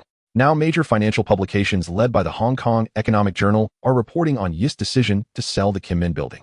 Moreover, the reports detail the current competition between Bao Yugong and Iha for shares of Kowloon warehouse. In fact, it has not yet reached a heated stage. Iha is compelled to sell the Kim Min building to maintain control of Kowloon warehouse, indicating their determination. This news is what Su-Hyphen and Wu Guangjing just learned from the newspaper, and they were surprised that their father-in-law had not discussed it with them. Father, the newspapers are saying that Iha is selling the Kim Min building to acquire shares of Kowloon warehouse. What about our Bao family? Wu Guangjing asked, showing great concern for the matter. Previously, the Bao family's business was entirely in shipping. If they could take over Kowloon warehouse, that would indeed be beneficial. However, Wu Guangjing clearly sensed that his father-in-law was not as enthusiastic about discussing these matters with him as he had been before. Bao Yugong said, Guangjing, the acquisition of Kowloon warehouse is actually being led and handled by Bob. Bob is in charge of handling the acquisition of Kowloon warehouse. This revelation shocked Su-Wu Guangjing and Zheng Weijian. They couldn't believe that the acquisition of Kowloon warehouse was being managed by Bao Yu. Yet they also felt that Bao Yu was indeed different now compared to before. Father, is Bob perhaps a bit younger? Bob is indeed younger. The sudden move to acquire Kowloon warehouse was actually prompted by Bob in October. From the very beginning, it has been Bob who has been leading this. Father, since Iha is already planning to sell the Kim Min building to raise more funds to buy into Kowloon warehouse, should our Bao family also sell off the large ships of Global Shipping Group? Historically, Bao Yugong proposed abandoning shipping for land after 1978 due to the global shipping industry's downturn, and partly because Wu Guangjing strongly supported the idea, believing the Bao family should share the risk and venture into other industries. Eventually, Bao Yugong indeed agreed to abandon shipping, selling off a batch of large ships at low prices to obtain considerable funds, which enabled him to acquire Kowloon warehouse and Hopewell Holdings. Now, Bao Yugong has not yet proposed abandoning shipping, and Wu Guangjing is very skeptical about how the Bao family could have enough money to buy into Kowloon warehouse. Unless they borrow from Huifeng Bank. Guangjing, there's no need to rush. We are not at that point yet. Bao Yugong said confidently. Su-Hyphen, hearing that her father-in-law had not sold the ships, also breathed a sigh of relief. In fact, Su-Hyphen has valued Global Shipping Group throughout the years and is fully aware that her father-in-law is the king of ships. If so many large ships are sold off, would her father-in-law still be the king of ships? At this moment, Bao Yu is still sleeping in. He did not expect that after his phone call with Nancy last night, he ended up dreaming. Bao Yu got up first, took a hot shower, changed into a set of casual clothes, and put on a jacket before coming downstairs. He saw his grandfather, Father Bao Yugong, elder brother-in-law, second brother-in-law, fourth brother-in-law, and others reading newspapers and conversing. Bob Yu finally woke up. Wu Guangjing, seeing his brother-in-law up, immediately approached him and said, now Father says the acquisition of Kowloon warehouse is being handled by you. However, since Iha wants to sell the Kim Min building to buy into Kowloon warehouse, Bob, how will you secure more funds to acquire the shares? Seeing the anxious expression on Wu Guangzhang's face, it seems that Bao Yu realizes that the one who has suffered the most since arriving in this world is indeed Wu Guangjing. Otherwise, the Bao family would truly be working for Wu Guangjing and his son. Second brother-in-law, I have my own clever plans. There is no need to worry about the funds. Moreover, our shares in Kowloon warehouse exceed those of Iha by 10. Bob, you really aren't worried at all. Not worried at all. The ones who should be anxious are Yis big bosses Nyo Bijiang and the Joseph family. Currently, the initiative in acquiring Kowloon warehouse is in our hands. Oh, once the timing is right, Iha will have no opportunity. Bao Yu appeared very confident. At this moment, the three brothers-in-law found it hard to believe. The Li family. This place is not too far from Bao Yugang's residence. The Li family, on the other hand, is much quieter. In addition to Li Jiacheng and his wife, there are also two sons. Recently, Li Jiacheng has brought his mother back home. Originally, it was Christmas, and Zhuang Yueming wanted to invite her parents over for dinner. However, Zhuang Yueming has a stepmother. Besides her biological mother, her stepmother has given birth to 3 sons and 3 daughters, meaning Zhuang Yueming has 3 half-brothers and 3 half-sisters. If she invites her parents over, what about her stepmother? And what about those half-siblings? Because of this complexity, Zhuang Yueming decided not to invite anyone. Moreover, there is something very important today, which is to visit Mr. Shen. Now that Shen Yin has passed Christmas, he officially takes over from Sanders as the chairman of Huifeng Bank, making him the new financial tycoon of Xianjiang. Over 60% of the deposits in Xianjiang are held in Huifeng Bank and Hengxing Bank. Shen Yin is now the top figure in both banks. In this context, if Shen Yin is not the new financial tycoon of Xianjiang, then who is? Sir, big news. Zhuang Yueming looked at Li Jiacheng, who had just come down from upstairs. At this time, Li Jiacheng's mother is already in her 70s, and her most distinctive feature is that her ears are longer and larger than those of ordinary people. Many fortune tellers in Xianjiang believe that the appearance of Li Jiacheng's mother, especially her ears, indicates that she is an extraordinary person with great fortune. They have already observed Li Jiacheng's impressive business momentum, which is indeed remarkable. Now the elderly lady is talking to her 2 grandsons. Madam, what news? Iha suddenly announced last night that they want to sell the Kinmen building. Iha wants to sell. Naturally, Li Jiacheng is very familiar with the Kinmen building, one of the most valuable properties in central Xianjiang. In 1975, Iha acquired the building. Unexpectedly, Iha is now planning to sell the Kinmen building. Madam, is it true that Iha is selling it to acquire shares of Kowloon warehouse? Sir, that's what the news is saying. Zhuang Yueming handed the newspaper to Li Jiacheng. Li Jiacheng took a look and confirmed that it was indeed the case. Currently, the estimated market value of the Kinmen building, especially when assessed according to the current property prices in Xianjiang, exceeds 700 million Hong Kong dollars. 700 million Hong Kong dollars is quite a hefty sum. Li Jiacheng thought for a moment, unsure if he could raise such a large amount of money. It's rather difficult. Now that he knows, it seems that all of Xianjiang and even overseas capital is aware of it. Sir, are you interested in this? The location of the Kinmen building is excellent. If we can acquire it for 700 million Hong Kong dollars, we should be able to make 2 to 3 billion when we sell it next year. The issue is we need to come up with that much money, which is a bit challenging right now. So let's discuss this upstairs. These are significant business matters. Li Jiacheng and his wife generally would not talk in front of their children, and the maid especially, with Li Jiacheng's elderly mother present. The couple went upstairs to the study. Sir, are you really interested in this building? I am interested, but where can we get that much? Although Li Jiacheng and Changxiang Industries have gained considerable momentum this year, becoming one of the largest Chinese real estate developers in Xianjiang. Now 700 million Hong Kong dollars, and possibly even more than that. So why don't we consult Mr. Shen? Zhuang Yueming suggested. Consulting Mr. Shen. That means borrowing money from Huifeng Bank. Upon thinking of this, Li Jiacheng immediately said, Madam, we have developed this relationship and friendship with Mr. Shen over the years. Such personal connections are very precious and should be used sparingly. Unless it is absolutely necessary, we should not make demands on Mr. Shen. Li Jiacheng understands Shen Yin very well. He is a man of few words, greedy and stingy, who likes flattery, but does not appreciate overt flattery. Such people are the hardest to serve. It is precisely because of this that Li Jiacheng and his wife realize the importance of maintaining a relationship with Mr. Shen. Furthermore, Mr. Shen has already entrusted the reconstruction of the Chinese bank building to him, and they cannot push their luck. Next, Shen Yin has risen to become the new chairman of Huifeng Bank, and this is just the beginning. Are we going to give up this opportunity to acquire the Kinmen building? Madam, this building does seem quite appealing, but we have to weigh the pros and cons. We don't have to acquire it. Moreover, it seems that quite a few capital sources are already eyeing it. It might not even be our turn. What we need to do today is to visit Mr. Shen and his wife on Christmas and leave a good impression. Taiping Mountain Villa. Today is Christmas, the most important holiday for Westerners. Shen Han is about to become the new chairman of Huifeng Bank. Since the morning, several senior executives of Huifeng Bank have come to visit Shen Han, including Vice Chairman Bao Yu and Director Mao Shirley, as well as important figures like John from C.K. Hutchison. Others like Ma Deng and Shi Yuhan also came. Shen Han knows that he is about to take the position of chairman at Huifeng Bank. It seems others can't help but visit him. At 2 o'clock in the afternoon, at the entrance of the villa, a Mercedes-Benz sedan pulls up. Getting out of the car are Li Jiacheng dressed in a suit and Zhuang Yueming in a cheapao.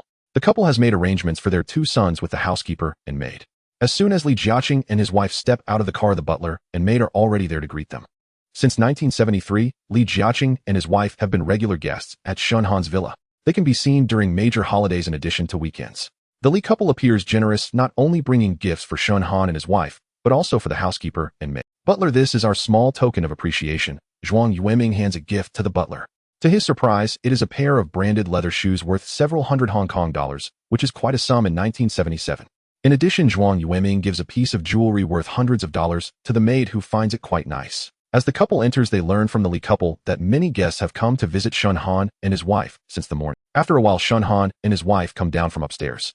The Li couple greets them and hands over their prepared gift. Among the gifts are a luxury watch for Shen Han, a necklace for his wife, and various precious gifts for their children. It is evident that the Li couple has prepared quite a lot. Mr. Li, every time you come you spoil us. We are already friends. Next time you need not bring gifts, Shen Han says directly. Li Jiacheng knows that Shen Han does not mean it. At this moment, Shen Han looks at the Audemars Piguet watch given by Li, which should be worth over 10,000 Hong Kong dollars. Certainly not cheap. However, he cannot help but compare it to the exquisite watch given to him by young Master Bao at the Peninsula Hotel, which is clearly far superior. Bao Yu merely gifted him 2 luxury watches, one worth 100,000 Hong Kong dollars of Vacheron Constantin, and the other worth 60 to 70,000 in Audemars Piguet. Li Jiacheng has given him many gifts, but most are around 10,000. Comparisons are always dreadful. However, Shen Han naturally does not voice this. Meanwhile, Mrs. Shen sees the jewelry given by the Li couple, which looks quite nice, but it pales in comparison to the ruby and diamond necklace gifted by Bao Yu. Often Mrs. Shen enjoys wearing the ruby and diamond necklace gifted by Bao Yu. Mrs. Li, I really like the diamond necklace you gave me. However, what is it, Mrs. Shen? I already have quite a few diamond necklaces, so please do not send them next. In an era where artificial diamond necklaces have yet to emerge, diamond prices remain high, comparable to gold prices. Mrs. Shen already possesses several. The Li couple feels a bit awkward and takes note of her words. Madam, you and Mrs. Li go ahead and chat. Sir, I will chat with Mrs. Li upstairs. Mrs. Shen pulls Zhuang Yueming along. Zhuang Yueming stands up, her kippa-clad figure immediately catching Shen Han's attention. Shen Han glances over, but quickly looks away, crossing his legs. In fact, the two have known each other for many years. Li Jiacheng appears somewhat humble in Shen Han's presence. Despite the fact that in recent years Li Jiacheng has rapidly developed as a real estate developer among the Chinese, and is the one Shen Han holds in high regard, he still feels inferior. Mr. Li, do you know that Mr. Bao is acquiring Kowloon warehouse? Mr. Shen, I have heard about it recently. In fact, Li Jiacheng is quite surprised that Bao Yu suddenly decided to acquire Kowloon warehouse. Li Jiacheng had been considering acquiring shares of Kowloon warehouse, but did not expect Mr. Bao to act first, leaving him no time to react. The stock price of Kowloon warehouse has already surged to 40 to 50 Hong Kong dollars per share, losing its speculative value. What do you think? Mr. Bao is indeed impressive, always a step ahead of others. Li Jiacheng believes that Mr. Bao acted first, unaware that the one behind the scenes is actually Bao Yu. Shen Han does not mention Bao Yu. Mr. Shen, I heard that Jardine Matheson is preparing to sell its most important property, the Kimin Tower, to preserve Kowloon warehouse. Li Jiacheng brings up the matter of Kimin Tower. Shen Han already knows that Jardine Matheson intends to sell Kimin Tower and has even consulted with the heads of relevant departments at Huifeng Bank about purchasing it. In fact, Huifeng Bank also has an investment department, namely Li Investment Company. In 1974, Huifeng Bank even spent $27 million to buy the Chinese Merchants Building, which was then reconstructed and entrusted to Li Jiacheng. The Chinese Merchants Building is still under construction. Now that Jardine is selling Kimin Tower, Shen Han has talked with the relevant heads at Li. Kimin Tower is one of the most valuable properties in the Central District, worth at least 700 million Hong Kong dollars. Too high a price would deter Huifeng Bank from making a move. In other words, the senior executives of Huifeng Bank and Shen Han ultimately gave up on acquiring Kimin Tower. What he didn't expect was that now the Li couple was eyeing Kimin Tower while they do not have the funds available. Now Li Jiacheng doesn't want to waste the long time he spent cultivating relationships on this matter. Jardine indeed wants to sell Kimin Tower with an estimated value of over 700 million Hong Kong dollars. It might trade at an even higher price. Huifeng originally wanted to acquire it, but gave up due to the high price. What? Huifeng was originally interested in Kimin Tower. However, Li Jiacheng finds it acceptable. Over the years, Huifeng has been opportunistic, whether in acquiring Hang Seng Bank at low prices in the 1960s, purchasing Hutchison Whampoa cheaply in 1975, or buying the Chinese Merchants Building in 1974. Upon hearing this, Li Jiacheng no longer brings up their intention to purchase Kimin Tower. Given the current situation, he knows he can only give up. By 3 o'clock in the afternoon, the Li couple decides not to stay any longer. They are seen off by the butler and maid. As they leave in their car heading back to the Li family's villa in Deepwater Bay, both seem somewhat unhappy, yet cannot vent their frustrations about the events at Shen Han's home. In a luxurious villa in Chai Wan, Hong Kong, a young woman with long hair dressed in a dress entered the study holding a newspaper. Daddy, major news. In the study, a tall, middle-aged man was organizing some items. This man is Chen Songqing. But who exactly is Chen Songqing? This person may have had a fabricated identity from the very beginning. According to the information, he is originally from southern Fujian. His Singapore passport indicates that he was born on December 10, 1933, in southern Fujian, but he publicly claims to have been born in 1938 in Malaysia, Sarawak. If we consider the birth year of 1933, he would be 44 this year. If we go by 1938, he would be 39. His eldest daughter is already over 20, making the 1938 birth year questionable. There are also rumors that he was born in 1935, which would make him 42 this year, still somewhat reasonable. In his youth, he studied abroad in Y country pursuing civil engineering at University College London and worked in Singapore and Malaysia during the 1960s. He previously engaged in small-scale civil engineering business in Singapore, but later was declared bankrupt by the court. In other words, Chen Songqing failed in his early entrepreneurial endeavors. In the early 1970s, during a period of rapid economic development in Hong Kong, many disillusioned individuals from Southeast Asia flocked to Hong Kong to seek fortune. It was in this context that Chen Songqing sought opportunities. In June 1972, Chen Songqing, completely destitute, arrived in Hong Kong and found it to be far more prosperous than the Singapore he had known. At this time, Hong Kong was hailed as the adventure paradise of the East and was also known as the gold mine of Hong Kong. Soon he found a job as a civil engineering manager in the Chung brothers family company. At that time, the Chung family was already one of the largest real estate developers in Hong Kong, with subsidiaries including the Kai Lien Hotel and the Eason Group. Prior to 1973, Hong Kong had already experienced a bull market, leaving a deep impression on Chen Songqing. While working at the Chung brothers company, he began studying the stock market, which prepared him well for the future. 3 years later, in 1975, Chen Songqing felt he had learned enough from the Chung brothers and decided to start his own business again. He first collaborated with one of the Chung family members, Chung Hongsheng, to establish the Delisheng Company, purchasing a plot of land near the Yonghe Hospital for 2.5 million Hong Kong dollars. A year later, he sold it to the Hong Kong governor's office's related departments for 6.2 million Hong Kong dollars. In less than a year, he made a profit of over 3 million Hong Kong dollars, greatly encouraging Chen Songqing. It can be said that this method of low buying and high selling began to serve as his first pot of gold. By 1976, both the Hong Kong stock market and real estate market were gradually recovering. International investors were also gradually regaining confidence in the Hong Kong stock and real estate markets. By November 1977, Chen Songqing registered the Jining Group Company in Hong Kong with a registered capital of 5 million Hong Kong dollars, which gradually developed. By 1979, the company had grown to over 100 subsidiaries. If we start counting from 1972, by 1977, in just 5 years his growth surpassed that of any other Chinese-funded enterprises in Hong Kong. The impression he gave to outsiders began to rival that of Li Jiacheng. Only he himself knew the true situation. Now in the study, Chen Songqing was handling some documents, feeling somewhat alert, as many of his dealings were known only to himself, including his wife and children. Hearing his daughter's voice from outside, he turned around and said, "Mei Ling, what's the matter?" Chen Songqing's wife's name is Gao Jingwan, his eldest daughter's name is Chun Wanling, the second daughter's name is Chun Xiuling, and the youngest daughter's name is Chun Meiling. These three daughters are known as the three flowers of the Chun family in Hong Kong, and they have some notoriety, often appearing in major newspapers. As Chen Songqing now gave the impression of being very wealthy, even having the support of Southeast Asian tycoons and conglomerates. Daddy, the newspaper, just said that Jardine is going to sell one of the most valuable properties in central Hong Kong, the Golden Gate Building. Jardine is going to sell the Golden Gate Building. Chen Songqing naturally knew that the Golden Gate Building originally belonged to the Golden Gate Construction Company, but after being acquired by Jardine, it became a subsidiary and property of Jardine. Now Jardine was selling the Golden Gate Building, which was likely related to Pak Yes' acquisition of the Kowloon warehouse. Chen Songqing took the newspaper. After reading it, he realized that Jardine was indeed searching for suitable buyers. Undoubtedly, Chen Songqing had his sights set on the Golden Gate Building. Moreover, he knew this was an opportunity for him and the Jining Group. The impression he had been cultivating for outsiders was that he was very wealthy with a massive Southeast Asian consortium. Without a doubt, now was the time to prove his strength to the outside world. However, the Golden Gate Building seemed to be currently the media estimates the price to be over 700 million Hong Kong dollars. To acquire the Golden Gate Building, he would likely need to offer more than that. Chen Songqing certainly did not have that much money. However, others did. He immediately thought of Chung Wenjing from the Chung brothers. Mei Ling, it seems I need to meet the Chung brothers. Chen Songqing did not linger. As he left, he was dressed in a suit and wore sunglasses. As his wife and three daughters watched, he drove to meet the Chung brothers. In the morning, Chen Songqing met with the Chung brothers and decided to collaborate with Chung Wenjing to acquire Jardine's Golden Gate Building. By the afternoon, Chen Songqing headed directly to the Comfort Tower. At the Comfort Tower, Chen Songqing met with the relevant person in charge of Jardine's sale of the Golden Gate building, David.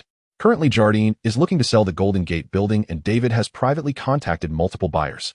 As the Hong Kong real estate market has already recovered, properties in Hong Kong are no longer as difficult to sell as they were before 1976. The key point is that prices can be negotiated higher. However, Jardine's asking price is over 700 million Hong Kong dollars, which means there won't be too many genuine buyers in this situation. When Chen Songqing spoke with the person in charge of Jardine's sale of the Golden Gate building, he stated, "Mr. David Chung Brothers and I are very interested in the Golden Gate building. Regardless of the other buyers, we are willing to offer 10 million Hong Kong dollars more than their price." In other words, no matter who wants to buy the Golden Gate building, Chen Songqing and the Chung brothers are determined to secure it, offering 10 million Hong Kong dollars more than any competing buyer. "Mr.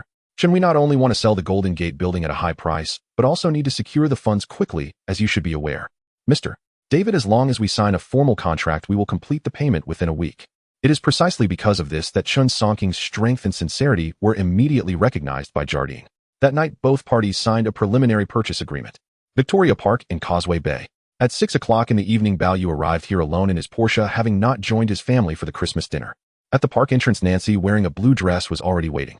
Young Master Bao Yu came here without having dinner with Nancy. Found it strange as she knew that Bao Yu's parents and his 4 sisters and brothers-in-law were celebrating Christmas at home, and the festive dinner must have been quite lavish. Bao Yu had come from the Deepwater Bay villa to meet her. "I'm already full. How can I have dinner with you later?" They arrived at a high-end Western restaurant. After ordering a sumptuous dinner, the female server brought it to their table. Nancy said, "Right now, Swire Properties is looking for suitable buyers for the Kai Tak building.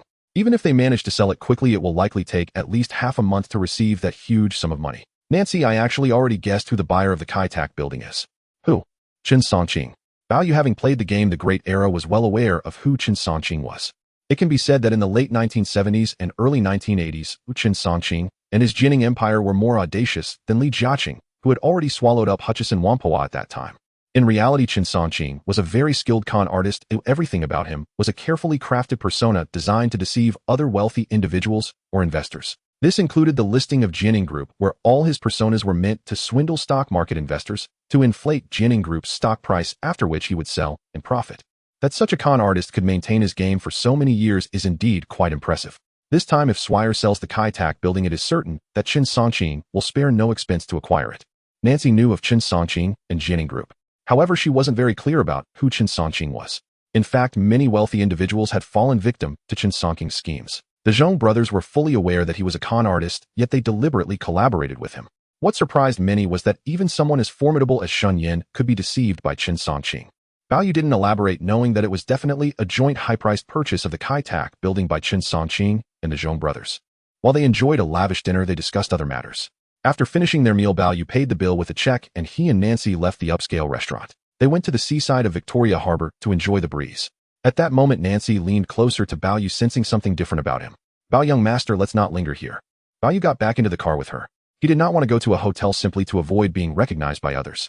After this, he planned to purchase a separate villa, so even if he didn't bring Nancy back to the Deepwater Bay villa, he would have somewhere else to go.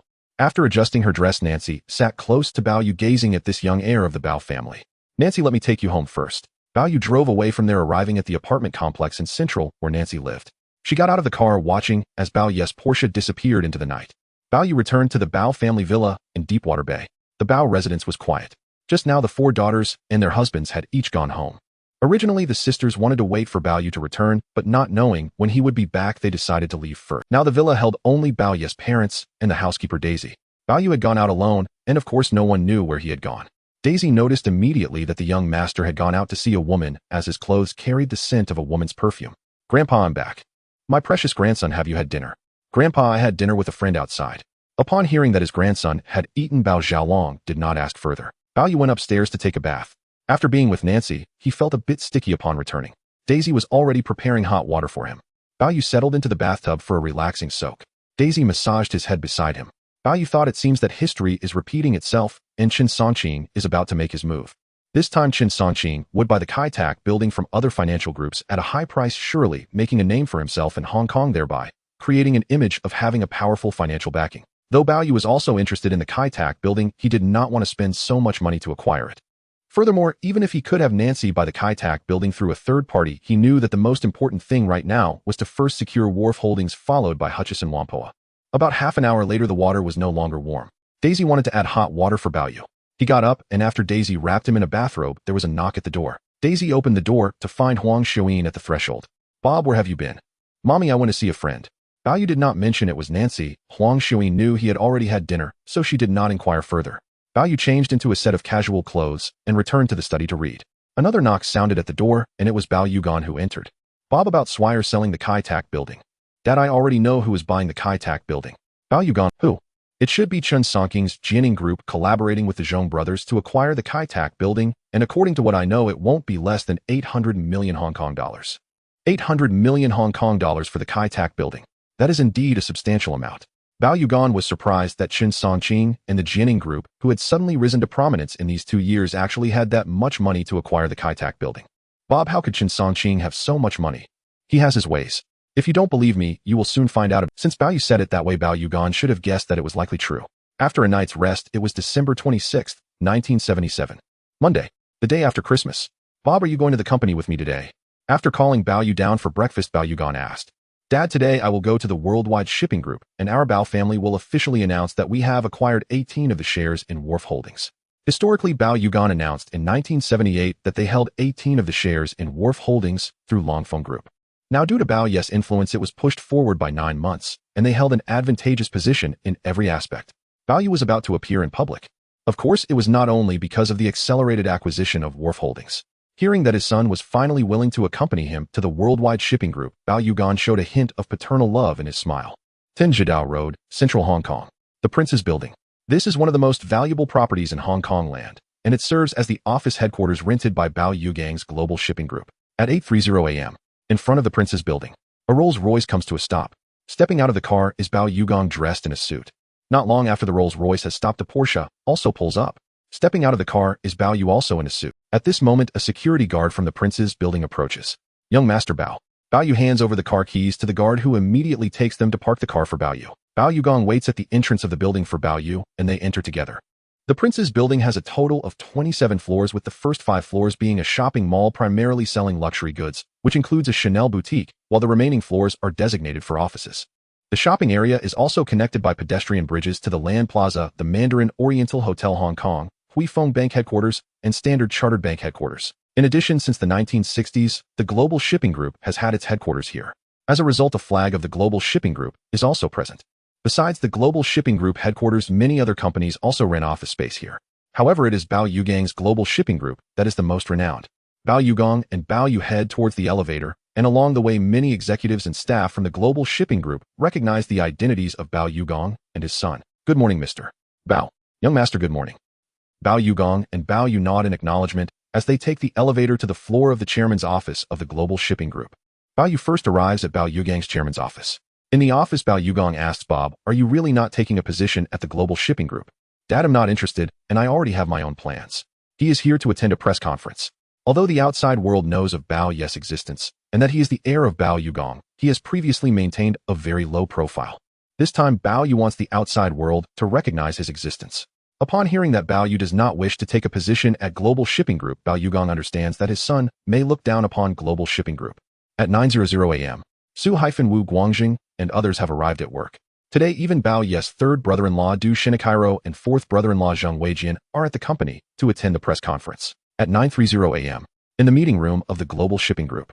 At this time, many media reporters have arrived in the meeting room, including major newspapers such as Sing Tao Daily Oriental Daily Ming, Pao Hong Kong Commercial Daily Cheng Pao, and Hong Kong Economic Journal. The reporters from these major newspapers received a sudden notice from the Public Relations Department of the Global Shipping Group that there is something important to announce. During this period, the outside world has been speculating that Bao Yu is acquiring Wharf Holdings, but prior to this, there had been no confirmation from Bao Yu and the Global Shipping Group. Now, the Public Relations Department of the Global Shipping Group has suddenly notified reporters to come which should pertain to this matter. In the meeting room, the reporters are whispering among themselves. Many reporters have also learned that Swire Properties has publicly sold the Kim Man Tower in order to gather more funds to buy Wharf Holdings stocks. Today is Monday. Wharf Holdings has not suspended trading and continues normal transactions. At 9:30 a.m., the four major exchanges in Hong Kong have just opened, and Wharf Holding stocks are stimulated by various news over the weekend, especially due to Swire and Hong Kong Land's involvement, which has attracted more speculators and investors vying for Wharf Holding stocks. Among them, Wharf Holding's stock price jumped from last Friday's peak of 49 Hong Kong dollars per share, and as soon as trading opened it broke through 50 Hong Kong dollars per share, then continued to rise. Bao Yu and Bao Yugong arrive at the meeting room, at which point the stock price of Wharf Holdings has already surpassed 55 Hong Kong dollars per share. Not only is Bao Yugong the chairman of the Global Shipping Group present, but also Su Haifan, the first vice chairman, and Wu Guangjing, a director of the Global Shipping Group. Additionally, the most interest from the outside world is focused on Bao Yugang's son Bao Yu. Now Bao Yugang's third son-in-law Du Shinakairo and fourth son-in-law Zheng Weijian are also present at this press conference. The most eye-catching is still the young Bao Yu. As soon as Bao Yu appears, the reporters begin snapping photos of him. Seeing Bao Yu now in front of these reporters, he appears no less impressive than his father Bao Yugong, leading the reporters to speculate whether Bao Yu is to officially enter the Global Shipping Group. Bao Yugong also begins to train his son. The reporters are speculating. As Bao Yugong sits down, Bao Yu takes a seat next to him, while Su-Wu Guangjing, Du Shinakairo, and Zheng Weijian sit in other positions. Dear reporters, I am Bao Yugong, chairman of the Global Shipping Group. The reason for inviting you all here is to formally announce two important matters. First, regarding the addition of two new director positions at the Global Shipping Group. Previously, Bao Yugong, Su Haifan, and Wu Guangjing were the directors of the Global Shipping Group. In addition, Huifeng Bank had two director positions at the Global Shipping Group, but the decisions of the group were primarily made by Bao Yugong. Now, with the addition of two director positions, Bao Yugong has already notified Huifeng Bank, and they have expressed no objections. New director positions being added. The reporters look towards Bao Yu, Du Shinakairo, and Zheng Weijian. There are clearly three individuals. How can adding two director positions be sufficient? One of these three must not be included. Mr. Du Shinichiro has been added as a director of the Global Shipping Group. As expected, Du Shinakairo, the third son-in-law of the Bao family, is appointed as a new director. However, this second-generation rich man from the East is not well known to others. They have only heard that Bao Yugong and his wife do not particularly favor Du Shinichiro. Mr. Zheng Weijian has also been added as a director of the Global Shipping Group. They are naturally familiar with Zheng Weijian is the second son of the Zheng family, the clothing magnate of Singapore, and is now the Bao family's fourth son-in-law. The marriage between the Zheng and Bao families was quite sensational. Not only was the wedding grandly held in Hong Kong, but also in Singapore and even New York. This not only indicated that Bao Yugong and his wife favored their youngest daughter Bao Peihui, but also showed satisfaction with their son-in-law Zheng Weijian. However, Zheng Weijian is not only over 10 years older than Bao Peihui, but is also a medical doctor currently responsible for medical-related businesses. Unexpectedly, he has now become a new director of the Global Shipping Group. This means that all four sons-in-law of the Bao family are directors of the Global Shipping Group, treated equally.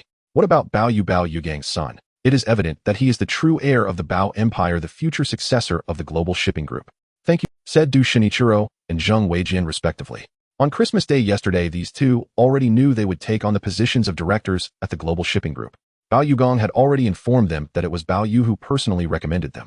This means that their appointment as new directors of the Global Shipping Group is entirely due to Bao Yu, this little brother-in-law. At this moment, Du Shinichiro and Zheng Weijian know they should be most grateful to Bao Yu.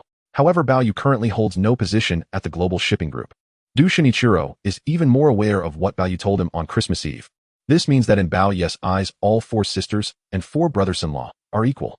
Since the first and second brothers-in-law have taken positions as directors and important roles at the Global Shipping Group, why shouldn't the other two brothers-in-law be treated equally?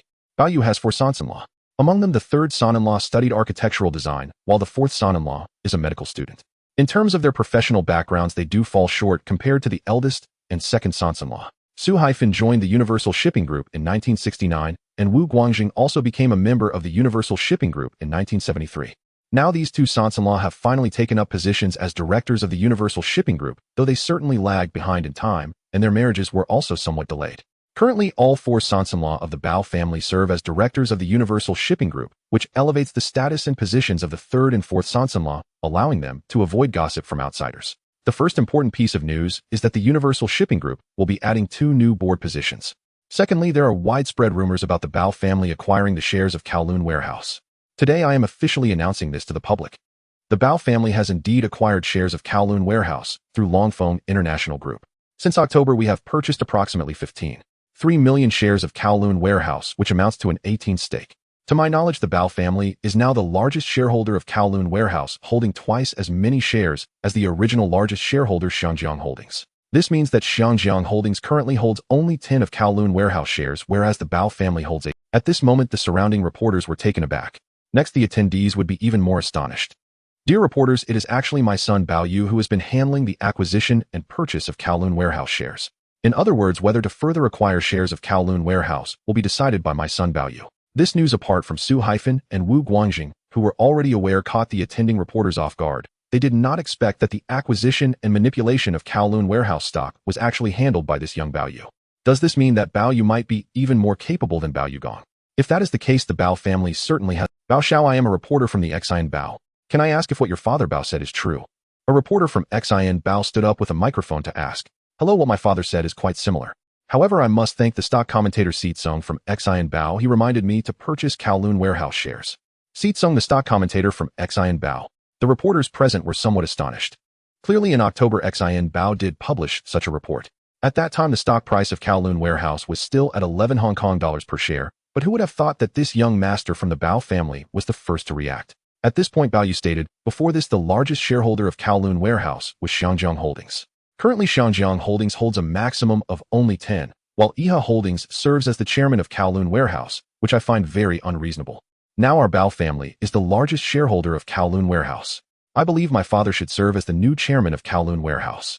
Bao Yugong currently holds the most shares of Kowloon warehouse and is indeed the most qualified to replace his chairman Nabijian as the new chairman of Kowloon warehouse. It is evident that this is very reasonable.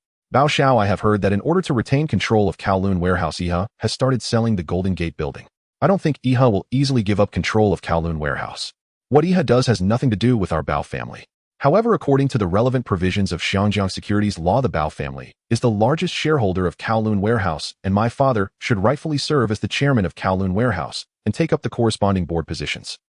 This time, the press conference for the Universal Shipping Group lasted only about half an hour, yet it caused quite a stir among the journalists present. Among them, the two sons-in-law of the Bao family, including the third son-in-law Du Shini and the fourth son-in-law Zheng Weijian, were appointed as new directors of the Universal Shipping Group. Prior to this, there had been no news in this regard. On the other hand, the Bao family began to balance the positions of their four sons-in-law at the Universal Shipping Group, possibly in preparation for Bao Ye's future. What surprised the reporters the most was that the acquisition of Kowloon warehouse had actually been managed by the young master of the Bao family rather than by Bao Yugong. What does this imply? Although Bao Yu is young, his capabilities are indeed on par with Bao Chuanwang. This further indicates that the young master of the Bao family is not as useless as previously believed, but rather a capable individual. Additionally, Bao Yu announced in front of so many media reporters that the Bao family holds over 18 of Kowloon warehouse shares, far exceeding that of Iha Holdings. This means that the Bao family has begun to pressure both Iha and Xiangjiang Holdings not only to have Bao Yugong serve as the new chairman of Kowloon warehouse, but also to secure board positions at Kowloon warehouse. After the press conference concluded, these reporters wanted to continue interviewing Bao Yu. However, Bao Yu did not accept any more interviews from the reporters. He was particularly interested in that female reporter from XIN Bao. He kept this female reporter behind in the meeting room. Hello, what is your name? Bao Xiao, my name is Zhao Xiuzhen, and I am currently an intern reporter for the financial section of XIN Bao. It turns out Zhao Xiuzhen is merely an intern reporter. She had just come with another reporter to attend the press conference. Bao Yu was interested in her, so he intentionally kept her behind. Now Zhao Xiuzhen is very interested in Bao Yu, not just because he is the legitimate son of Bao Chuanwang and the future heir of the Universal Shipping Group, but also because he took the initiative to acquire Kowloon warehouse. Currently, Bao Yu is interested in XIN Bao. The founder of XIN Bao, apart from the Lin Shanmu couple, is another very important figure. Chao Renchao. He joined XIN Bao between 1975 and 1976 and purchased 5 of XIN Bao's shares. He came from a grassroots background, lost his father at the age of 13, and started working after graduating from high school. He had worked in the information department of Zhangjiang's Ming Bao. In 1973, his friends Lin Shanmu and his wife founded XIN Bao Financial News, and he later served as a director and columnist for XIN Bao. Chao Renchao may not have received much formal education, but his insights are vast. During the bull market in Xiangjiang from 1969 to 1973, he made a lot of money and even became a millionaire. However, after the stock market crash in 1973, he lost everything he had earned in the stock market. Due to his understanding of securities firms and the stock market, he was more knowledgeable about the stock market and economy than many others. Later, Lin Shanmu and his wife left Ming Bao to start XIN Bao.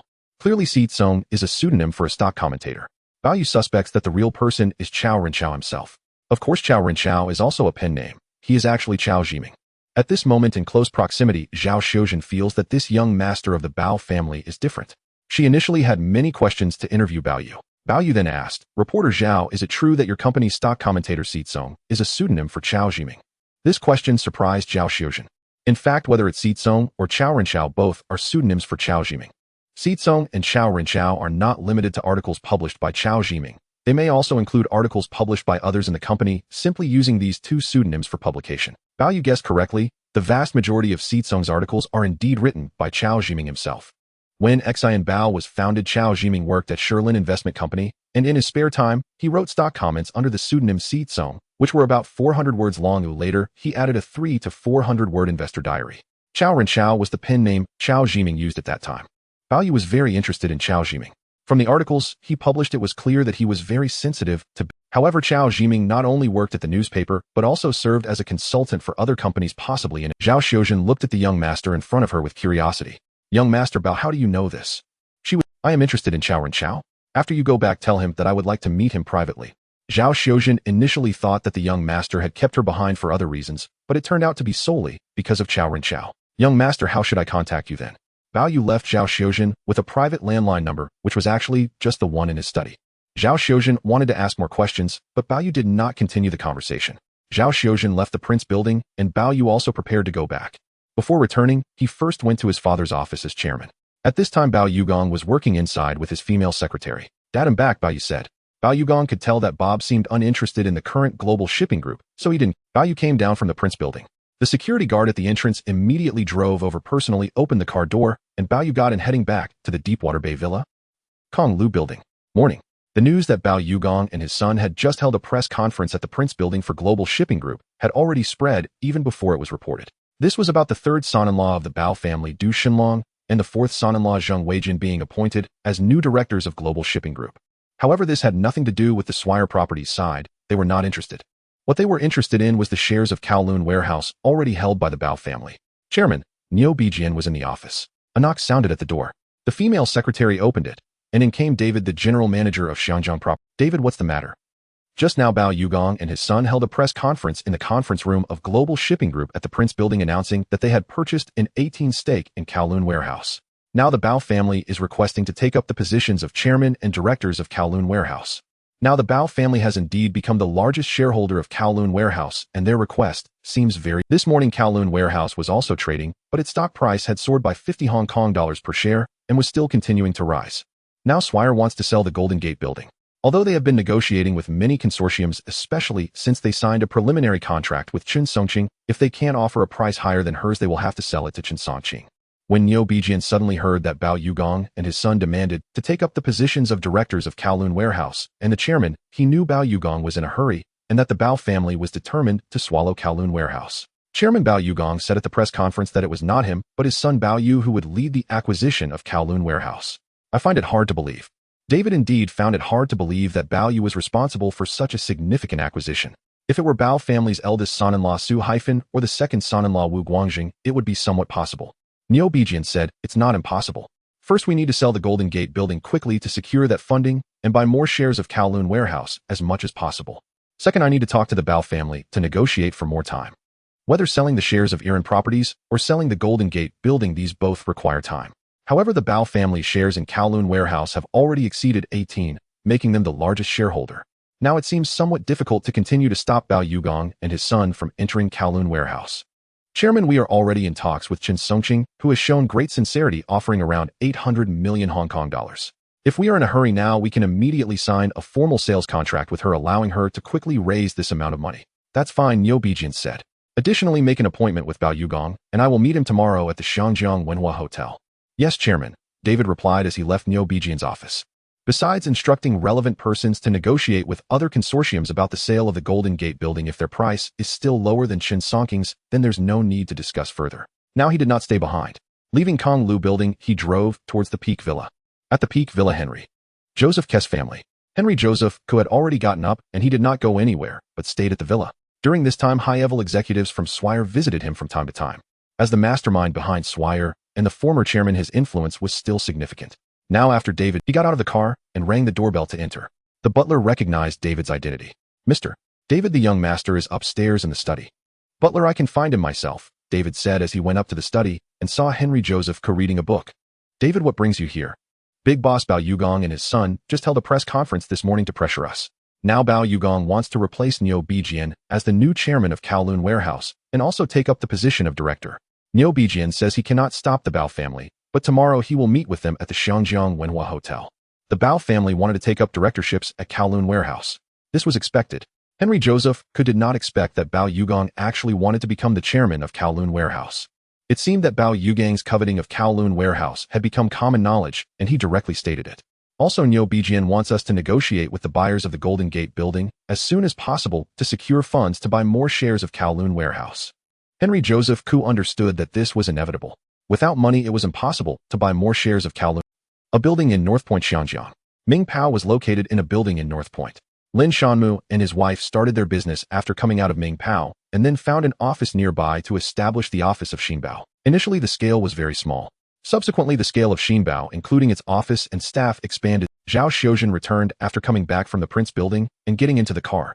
The reporters who attended the press conference with her had originally thought she would obtain more useful information from young Master Bao, but to their surprise, she got nothing. Thinking of the other party being an intern reporter, it was unlikely that she could ask anything from Bao Yu.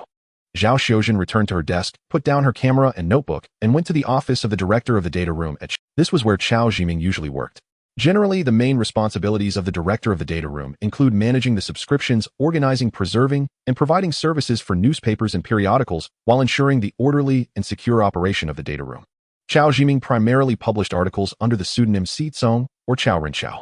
Now Chao Jiming was also in his office analyzing some data and writing stock or valuable securities comments based on his own ideas. It was a little past 5 in the afternoon. Bao Yu was in the study and Daisy brought up the sorted evening newspapers from various outlets. On the front page of many media outlets were photos of him and Bao Yu gang. Young master, you made it to the newspaper. Bao Yu took a look and indeed found the photos of himself and Bao Yu gang. This was exactly what he needed. Prior to this, the outside world might have known that Bao Yu gang had a son, but they were unaware of what he looked like. Now Bao Yu was fully aware that he needed to let more people know. At 6 in the evening, Bao Yu gang returned home from work. After finishing the newspaper on the sofa in the hall, he looked at Bao Yu and said, Bob David from Jardine Matheson and Hong Kong Land called me this afternoon saying that Niu Bijian wants to meet us at the Mandarin Oriental tomorrow morning. Should we meet him or not? Dad, we should meet. Why not? Bob, let's meet at the Mandarin Oriental tomorrow morning. After resting for the night, the next morning Bao Yu woke up, came downstairs, and had breakfast with Bao Yu gang and his wife. The father and son left the villa in their respective cars, heading once again to the Mandarin Oriental. At 8:30 in the morning, a Rolls-Royce first stopped at the entrance. Bao Yu gang got out of the car. After a while, Bao Yu got out of the car. The general manager of the Mandarin Oriental had already come out to greet Bao Yu gang and his son. Mr. Bao, young master Bao, Mr. Niu Bijian is waiting for you upstairs. Bao Yu gang and his son followed upstairs, arriving at a luxurious suite. At that moment, Niu Bijian and David were also waiting there. After the stock market closed yesterday, the stock price of Wharf Holdings had already exceeded 60 Hong Kong dollars per share, indicating that Hong Kong investors were frantically speculating on Wharf Holdings. This was certainly not beneficial for Jardine Matheson. After all, the stock price was so high that Jardine would need to invest significantly more to acquire more shares of Wharf Holdings. In other words, this time Jardine needed to delay the Bao family's acquisition of Wharf Holdings and put a stop to the frenzied speculation in the stock market, allowing Jardine to use more funds to buy more shares of Wharf Holdings. The doorbell rang from outside. David went to open the door and saw it was the Bao family. Mr. David, Mr. Bao, young master Bao have arrived. Hello, Mr. Bao. Hello, young master Bao, you really are as handsome as in the newspapers. David immediately greeted Bao Yu gang and his son. When Bao Yu realized that the person in front of him was indeed David, he was quite surprised. David was considered a true conservative in Jardine Matheson and was part of the family faction of the Joseph family, prioritizing their interests over those of Jardine's shareholders.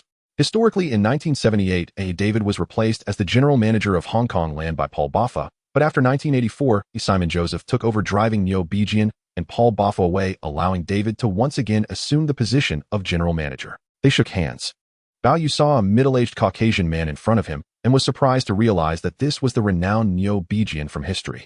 Bao Yu admired Niu Bijian, the big boss of Jardine, especially for proposing the mutual control model between Jardine and Hong Kong Land, as well as Jardine and Jardine Securities, which helped safeguard Hong Kong Land from being coveted by Chinese capital. However, his downfall was not easy. He was directly ousted by Simon Joseph and ended up without even receiving a retirement package of £1 million.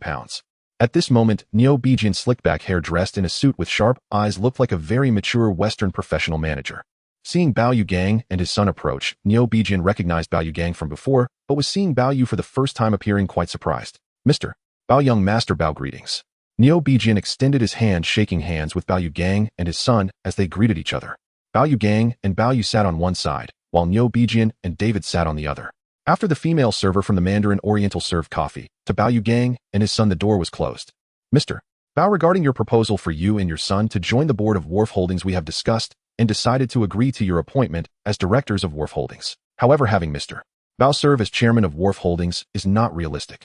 It was clear that Niu Bijian and Jardine were unwilling to relinquish control over Wharf Holdings, even less to give up the chairman position. They understood that if they gave up the chairman position, they would lose. Mr. Niu Bijian, our family's holdings in Wharf far exceed those that Jardine holds. If you still wish to continue as chairman of Wharf Holdings, that would be highly unreasonable. No, I believe that other ordinary shareholders of Wharf will support us at Jardine. Niu Bijian stated direct. Bao Yu understood that without the Bao family's holdings occupying an absolute advantage, persuading Jardine and Niu Bijian to relinquish Wharf Holdings would be extremely difficult. Both sides were now probing each other. Bao Yu was very clear about what Niu Bijian and Jardine were doing. They talked for another half hour. They did not continue the discussion. In other words, Jardine agreed for Bao Yu Gang and Bao Yu to serve as directors of Wharf Holdings, and this news would likely be announced shortly. They shook hands and came down from upstairs. Bao Yu Gang got into the Rolls-Royce, while Bao Yu got into his Porsche. Chairman, the young master Bao we just saw seems indeed impressive, David remarked as he watched the Bao family drive away. Perhaps. Next to the Edinburgh Square beside Hong Kong's Constellation Plaza by Queen's Pier, there was a man wearing glasses, dressed in a suit and slightly overweight. It was indeed Chao Jiming. Yesterday morning, Zhao Xiuzhen returned to the office and secretly found Chao Jiming saying that Bao Yu was interested in him and arranged for them to meet. Last night, Zhao Xiuzhen called to arrange a meeting at Edinburgh Square. Since Chao Jiming worked in North Point, it was more convenient for him to come here to meet Bao Yu. At this moment, Bao Yu had not yet arrived. Chao Jiming was already in a high-end coffee shop near Edinburgh Square, sipping coffee and waiting for young Master Bao's arrival. About half an hour later, a Porsche stopped outside the coffee shop. Bao Yu let a security guard park the car before heading in. Sir, do you have a reservation? Mr. Bao, Mr. Chao has been waiting here for half an hour. Bao Yu entered. He indeed saw a slightly overweight man known in Hong Kong circles as the stock god Chao Jiming. Chao Jiming had already noticed Bao Yu entering. Bao Yu had already made headlines in major Hong Kong newspapers last night. Young Master Bao. Mr. Chao. Young Master Bao, I'm not worthy of that. You can just call me Chao Jiming or Chao Ren Chao. Chao Jiming was well aware that although he had once inflated his wealth to 1 million Hong Kong dollars during the 1973 bull market in Hong Kong, he quickly lost nearly all of it. In other words, someone like him, apart from now having an ordinary family background, also found it difficult to become prosperous again, which was completely different from the privileged heir Bao Yu. Bao Yu was observing Chao Jiming, and Chao Jiming was observing Bao Yu. When the female server came over to ask Bao Yu what coffee he wanted, "Waitress, I need to change to a private room." The female server led Bao Yu and Chao Jiming to a separate room. After the waitress left, Bao Yu looked at Chao Jiming and said, "Before I came to meet you, my father and I had just met with David, the manager of the land company at the Mandarin Oriental Hotel in Hong Kong, and the Jardine Matheson side has already agreed for my father and me to become directors of the Wharf." For Chao Jiming, this was undoubtedly very important information closely related to those investors in the Wharf. He was still pondering why Bao Yu chose to tell him this. It was clear that Bao Yu's intention was to convey that he was not intentionally late, but rather delayed due to important matters. "Young Master Bao, why tell me such important news? First, this matter will soon be made public. I believe Jardine will announce it directly. Second, although this news has some value, it is actually just that." Chao Jiming also caught on. It was evident that both Jardine and the Bao family had progressed significantly in their plans to acquire the Wharf. "Young Master Bao, you didn't ask reporter Zhao to arrange for me to come here to discuss the Wharf, did you?" "Of course not. In my eyes, the Wharf is already mine, I just need to wait a while longer." "Mine? What an audacious claim." If anyone else had said that, Chao Jiming would certainly not believe it. Now, looking at this young and confident heir of the Bao family, it seemed he was not joking. "Actually, I have seen your reports on the evaluations of various listed companies in Hong Kong. Even if I hadn't seen your article, I would still acquire the Wharf." Historically, Bao Yugan did not react quickly. It was Li Jiacheng and Zhou Qianwen who realized that Li Jiacheng should thank Chao Ren Chao. In history, Li Jiacheng's second son indeed acquired the Tsingtao Daily. If it were true, this young Master Bao was indeed more formidable than he had imagined. Chao Jiming had referenced a lot of materials to write that article. However, how many people actually invested in the Wharf? It seemed that Bao Yu was indeed responsible for the acquisition of the Wharf. "I am very interested in Mr. Chao. My abilities. Indeed, I heard you made quite a bit before the stock market crash in 1973, and although you ultimately lost it all, you are very perceptive regarding commercial information, and I urgently need such talent to work for me." Bao Yu truly needed talents like Chao Jiming. Although Bao Yu had access to game data packages, not all information. Chao Jiming could only smile bitterly. He never expected that Bao Yu would be interested in his sensitivity to business information. It was precisely this point that made Chao Jiming realize that this Bao Yu was indeed extraordinary. Young Master Bao, your global shipping group and Asia group are enormous with over 200 subsidiaries. You could say they are talent-rich, or why would you look for me? Given young Master Bao's status, whatever talent he wanted, even the king of ships would find it for him. Currently, Global Shipping Group, Asia Shipping Group, and Longfeng International Investment Company are the three major companies of the Bao family, but they have over 200 subsidiaries scattered around the world. Particularly in the shipping industry, they are almost invincible globally. Given Bao Yu's status as the heir of the Bao family, he could indeed find any talent he wanted. Mr. Chao, you should know that I have 4 older sisters and 4 brothers-in-law. The Global Shipping Group is also shared by my sisters and brothers-in-law. In other words, even though I hold the largest inheritance rights to the Global Shipping Group, I still need to establish my own. On this point, Chao Jiming understood very well. Bao Yu indeed has 4 daughters and 4 sons-in-law. Without Bao Yu, the youngest son, the Bao family's wealth would likely fall into the hands of the 4 daughters and sons-in-law. Before this, Bao Yu and his wife were already in their 40s without any sons, leading many in Hong Kong to believe that their wealth would fall to their daughters and sons-in-law. Such matters were common in Hong Kong, including cases like Zheng Yutong, who inherited her father-in-law's estate even when her father-in-law had sons. Young Master Bao, I admire your way of thinking even more. However, my abilities might not be as good as you imagine, Chao Jiming said. He had originally worked at Ming Pao, but it was only in these past 2 years that he was poached by the owner of Sing Tao and his friend Lin Shanmo. Currently, Sing Tao's daily circulation is only about 10 to 20,000 copies, far from the Oriental daily circulation of over 300,000 copies in 1973. Chao Jiming was well aware that his greatest strength lay in collecting and analyzing commercial information. He seemed to be inherently sensitive in this area. I need someone to specifically handle the collection and analysis of commercial information for me. From the looks of it, Mr. Chao is quite suitable. Mr. Chao, you can go back and consider this. I will offer you an unexpected salary and benefits. To attract Chao Jiming, the owner of Sing Tao even offered him 5 of the shares, which given the low sales of Sing Tao and barely breaking even would only be worth about 500,000 Hong Kong dollars at a valuation of 10 million Hong Kong dollars. Young Master Bao, I will give it careful thought, Chao Jiming said. Bao Yu did not say more. After both parties finished their coffee, Chao Jiming left first. Bao Yu called the waitress to settle the bill. Exiting the cafe, he looked at the nearby Comfort Tower next to Comfort Square, which would become the future Jardine House. Currently, it was the headquarters of Jardine Matheson. Bao Yu got into the car and left, heading back to the Deepwater Bay hillside villa. That afternoon, the wharf stock, still trading normally, began to fall in price from 60 Hong Kong dollars per share due to external news. From external news, it was learned that Jardine had agreed for Bao Yu and Bao Yu to become directors of the wharf. Perhaps due to the influence of this news, some investors believed that the wharf acquisition would temporarily come to a halt and the competition between Bao Yu and Jardine for wharf shares would no longer be as frantic as before, leading to a natural decline in speculative value. By the end of the afternoon, when the wharf stock closed, the price had already dropped back to over 40 Hong Kong dollars. Chao Jiming, after finishing his meeting with Bao Yu, left Edinburgh Square and took a car back to the North Point Shinbao office. While in the car, he kept pondering over the words spoken by Bao Yu. From all aspects of Bao Yu, Chao Jiming felt that the other party was indeed quite remarkable. Now, with Bao Yu proactively reaching out to him without involving any of his subordinates, it indicated that he might be the first employee Bao Yu was trying to recruit.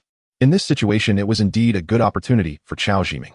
Having been in the world for a long time, Chao Jiming knew how difficult it was to meet influential people. Most importantly, he had experienced the rise from nothing to a millionaire in the stock market only to revert back to an ordinary person. In other words, someone like him understood that to seize opportunities, one must act while the iron is hot. It was during the bull market of 1972 and early 1973 that he became a millionaire, as the subsequent stock market crash quickly returned him to an ordinary status.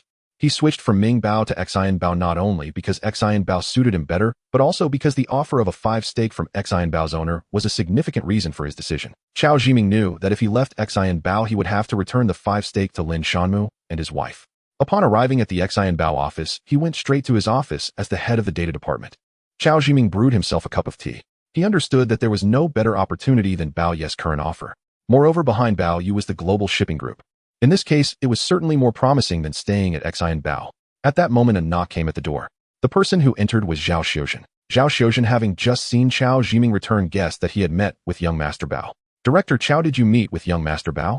Yes, I did meet him. Young Master Bao wants me to come work for him, and I am still considering it, Chao Jiming replied. What? Bao Yu wants to recruit Chao Jiming. Director Chao, if you are going to work for young Master Bao, why not take? With Xian Bao barely making a profit, and sometimes struggling to pay salaries, it indeed lacks prospects compared to working for the son of the Bao family. What? You also want to work for young Master Bao? Of course. People strive for higher grounds and water flows to lower levels. Such a great opportunity, how could I not seize it? You go back to work first. Do I still need to think it over? Chao Jiming instructed Zhao Xiuzhen to leave. After she exited, he began pacing in his office. Having worked at Ming Bao for several years, he was very familiar with its owner Mr. Cha, but he genuinely did not like the man's character. At Xian Bao, however, the owner Lin Shanmu valued him greatly. Many articles in Xian Bao were written by him, although they were often attributed to renowned stock analysts. They were indeed his work. Just as Chao Jiming was thinking about how to discuss this matter with Lin Shanmu, a knock sounded at the office door. It was Lin Shanmu's secretary asking him to come in. Director Chao, the chairman wants to see you. Chao Jiming stood up and went to the chairman's office. At that moment, Lin Shanmu was inside smoking. Jiming, I just heard that the Bao father and son are going to take positions at the Kowloon warehouse. Can you see if there are any articles here that are particularly eye-catching? Lin Shanmu, being an economist himself and having served as deputy editor-in-chief at Ming Bao despite Mr. Cha's attempts to retain him, had ventured out to start his own business. Now he held Chao Jiming in high regard, especially since the articles Chao Jiming wrote were very valuable. The recent acquisition of Kowloon warehouse by the Bao father and son validated the article Chao Jiming had previously written as a stock analyst. Chao Jiming initially thought it was about something else, but it turned out to be this matter. After all, Bao Yu had already informed the other party. Chairman, since the Bao father and son are going to take positions at Kowloon warehouse, the stock price is bound to drop.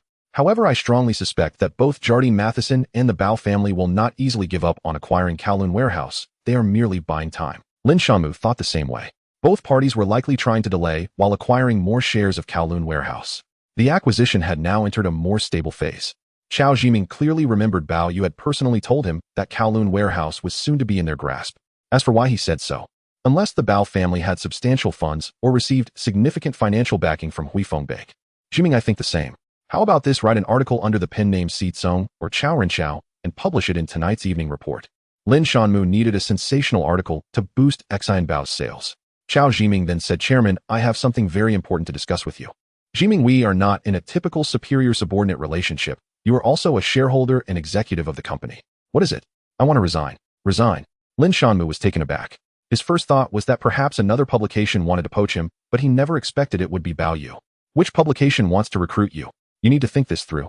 Other publications won't offer you shares, but I am willing to, and your salary at Xian Bao is not low either. Moreover, Chao Jiming earned extra income for every article he published, which was one of his significant sources of income. He never expected that now Chao Jiming wanted to resign and switch jobs. Chao Jiming stated directly, Chairman, it's not another publication that wants to recruit me, it's young Master Bao who invited me to work. Young Master Bao. Lin Shanmu was momentarily taken aback. Which young Master Bao? The son of shipping magnate Bao Yugong Bao Yu. Lin Shanmu was initially angry, but upon hearing that it was the son of Bao Yugong inviting Chao Jiming to work, he realized there was no need for further discussion. If it were an ordinary publication, he could have tried to stop it. How could he prevent the heir of the global shipping group from poaching Chao Jiming? Indeed, if he were in Chao Jiming's position, he would have been tempted even before starting this publication, let alone Chao Jiming. Jiming, since that is the case, I will not persuade you any further. According to company policy, if you leave the company, you must return your shares to the company. As for your salary for this month, I will ensure the finance department issues it, as usual. In other words, from now on, if Chao Jiming goes to work for young Master Bao, his future may be even brighter than mine. Why provoke him or create an enemy? Thank you for your understanding, Chairman. For young Master Bao to appreciate you, you are indeed fortunate. Originally, Lin Shanmu hoped that Chao Jiming would write an article about the Bao father and son serving as directors of the Jiulong warehouse under the pen name Si Tsong, but considering that Chao Jiming was about to work for Bao Yu, he decided not to have him write it. Names like Sikong and Chao Ren Chao have become popular pseudonyms for Chao Jiming in recent years. However, since pseudonyms are considered assets of the publishing company, Chao Jiming is naturally not allowed to take them with him. This means that even if he leaves, the articles published under these two pseudonyms will still continue to appear, written by other people in the company, possibly including Lin Shanmu himself. That afternoon, Chao Jiming officially submitted his resignation letter to the Human Resources Department of the Xinbao, packed his belongings, and to the astonishment of other senior executives at Xinbao, directly resigned and left, not even taking the 5 shares of Xinbao with him. Chao Jiming left. In turn, reporter Zhao Xiuzhen also left with him. In other words, they both resigned at that afternoon at 5 o'clock. Bao Yu was reading in his study when he received a phone call from none other than Chao Jiming.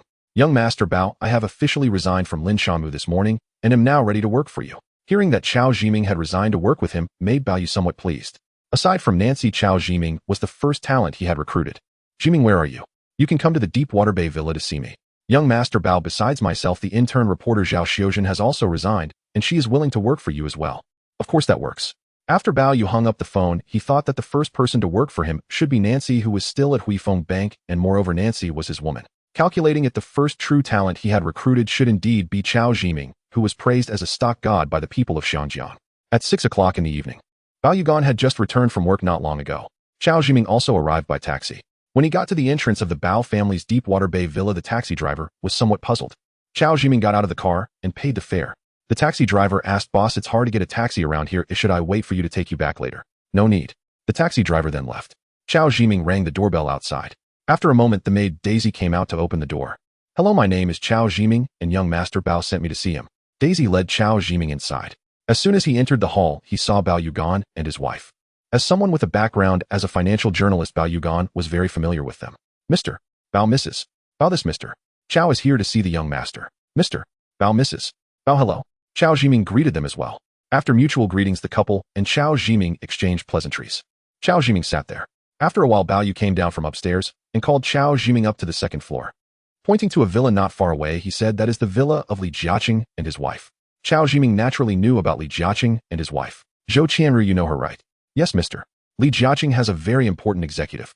Historically, Zhou Qianru was a crucial executive on Li Jiacheng's path to commercial success before he encountered key executives like Mai Lizi Ma Shimin and Hui Jianqing. Zhou Qianru Sheng Songxing was Li Jiacheng's right-hand person. Particularly, Zhou Qianru was responsible for Li Jiacheng's finance and accounting and is now the general manager of Changjiang Industrial Group, as well as Li Jiacheng's big manager. Many of Li Jiacheng's previous business plans were basically crafted by Zhou Qianru. In fact, historically, the first acquisition of Kowloon warehouse may also have originated from Zhou Qianru. "Jiming, do you know what Zhou Qianru usually does for Li Jiacheng?" "She is responsible for finance and accounting." "Actually, I am preparing to establish a new company, and what you will do is to collect business information and analyze investment information, which is essentially what Zhou Qianru has been doing. My salary and benefits for you will match what Zhou Qianru receives." Zhou Qianru has been with Li Jiacheng since the 1950s, and now it has been over 20 years, so her salary is naturally not low. Currently, Bao Yu's offered salary is indeed surprising to Xiao Jiming. "Boss, then tomorrow morning, come see me at the Prince's building." After the two finished their discussion, they came down from upstairs. Bao Yu and his wife were already waiting for Bao Yu to come down for dinner. Now Bao Yu invited Xiao Jiming to join them for dinner. As for Xiao Jiming, this couple naturally did not know him well, but they could tell that their son valued him. By the time dinner was finished, it was past 7 in the evening. Since Xiao Jiming had come by taxi, the taxi had long since left. Bao Yu had his family driver take Xiao Jiming back. Once Xiao Jiming got into the Rolls-Royce, he could see that Bao Yu truly valued him, which moved him a bit. "Bob, it seems you think highly of this person. What did he do before?" "Dad, he is the head of the data room at Xinbao, and the names Sikong and Chao Renchao are actually his pseudonyms. The article about buying shares in Kowloon warehouse that came out in October was written by him." "What? That young man was actually Sikong?" Bao Yu was also somewhat surprised. "It really is the case. This Xiao Jiming does have some ability. Dad, I have recruited him. I plan to rent a floor at the Prince's building tomorrow as the office headquarters for the new company." Bao Yu had already discussed the matter of establishing a new company with Bao Yu on Christmas Eve, and Bao Yu supported it. "Bob, do you really not need my people? Bao Yu's Global Shipping Group, Asia Shipping Group, and even Longfeng Investment Company have many executives. However, there are really not many renowned ones. In fact, the Global Shipping Group is mostly at Bao Yu's discretion, so aside from Bao Yu, only Su Haifan and Wu Guangjing are the most famous. Historically, Bao Yu divided the Bao family's assets into 4 parts. After Su Haifan took over the Global Shipping Group and Asia Shipping Group, it soon declined. Ultimately, it still comes down to the fact that there are not as many capable talents in Bao Yu's group as there are around Li Jiacheng. Under such circumstances, Bao Yu believes that if he starts a new company, he must cultivate his own talents. Bao Yu thought about why he would not want his old ministers when he would eventually hand over the Global Shipping Group. "Dad, in a new company with new personnel, I need people who will listen only to me. Your old ministers may not necessarily listen to me." "That's fine." Bao Yu understood. A new heir indeed needs to have a new team of their own. Originally, Bao Yu wanted Bao Yu to work at an affiliated company under the Global Shipping Group, hoping that he could cultivate his own new team. Now it seems that Bao Yu is far beyond what he had imagined. December 27, 1977. Early in the morning, Bao Yu had already woken up. The maid Daisy wondered why the young master was up so early today. "Young master, why did you wake up so early today?" "Starting today, I have to go to work." Bao Yu washed up assisted by Daisy as he donned his well-fitting suit. Coming down the stairs, he saw his father Bao Yu and his mother Huang Xiaoying were already up. "Bob, you woke up quite early today." "Mom, starting today, I also have to work like Dad." It was 7:30 in the morning. Bao Yu and Bao Yu finished breakfast. Under Huang Xiaoying's attentive gaze, Bao Yu sat in his Rolls-Royce, while Bao Yu drove his Porsche. Although he could ride with Bao Yu to Prince's building, Bao Yu knew it would be inconvenient. If he needed to go somewhere, it was impossible to take his father's Rolls-Royce. At No. 10 Chater Road, Central Hong Kong. Prince's building. Bao Yu drove over again. Just as he got out of the car, the security guard was already coming over to park it for him. Bao Yu Gang, who had arrived earlier, was waiting for him. Prince's building has 27 floors, with the first 5 floors being a shopping mall, meaning the remaining 22 floors were office spaces. Most of the office spaces were occupied by Bao Yu Gang's global shipping group, Asia Shipping Group, and Longfeng International Investment Company, with other companies naturally occupying the remaining spaces. The total area of Prince's building is 57400 square feet, which means each floor has over 2100 square feet, exceeding 200 square meters. In the precious real estate of central Hong Kong, this office space is certainly not insignificant. Bob, do you want me to have someone vacate a floor for you? Dad, rather than doing that and affecting the current situation of Global Shipping Group, it would be better to rent an entire floor separately. All right. Bao Yu then followed Bao Yu Gang up to the chairman's office of Global Shipping Group, while Bao Yu Gang was making. Indeed, there was a floor available for rent at Prince's building. This is mainly because since last year the prices of office buildings in Hong Kong have started to rise again. The annual rent for Prince's building is substantial, which is why it is considered one of the most valuable properties in Hong Kong. Bao Yu Gang had never considered buying a piece of land to build a Global Shipping Group building, so he had to pay high rents to the Hong Kong Land Authority every year. Bob, it's on the 15th floor, which has just become available. Do you want to rent it? Dad, the 15th floor is fine, it's only temporary anyway. Bao Yu would eventually find a truly suitable building and wouldn't continue to stay here.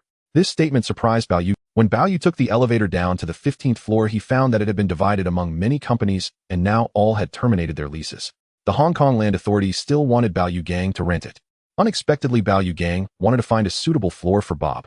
Bao Yu looked at the office space on the 15th floor. It was decent. He decided to rent it first. Half an hour later, Nancy arrived, first dressed in a blue dress. When Nancy saw Bao Yu, she was naturally both surprised and delighted, her eyes fixed on him.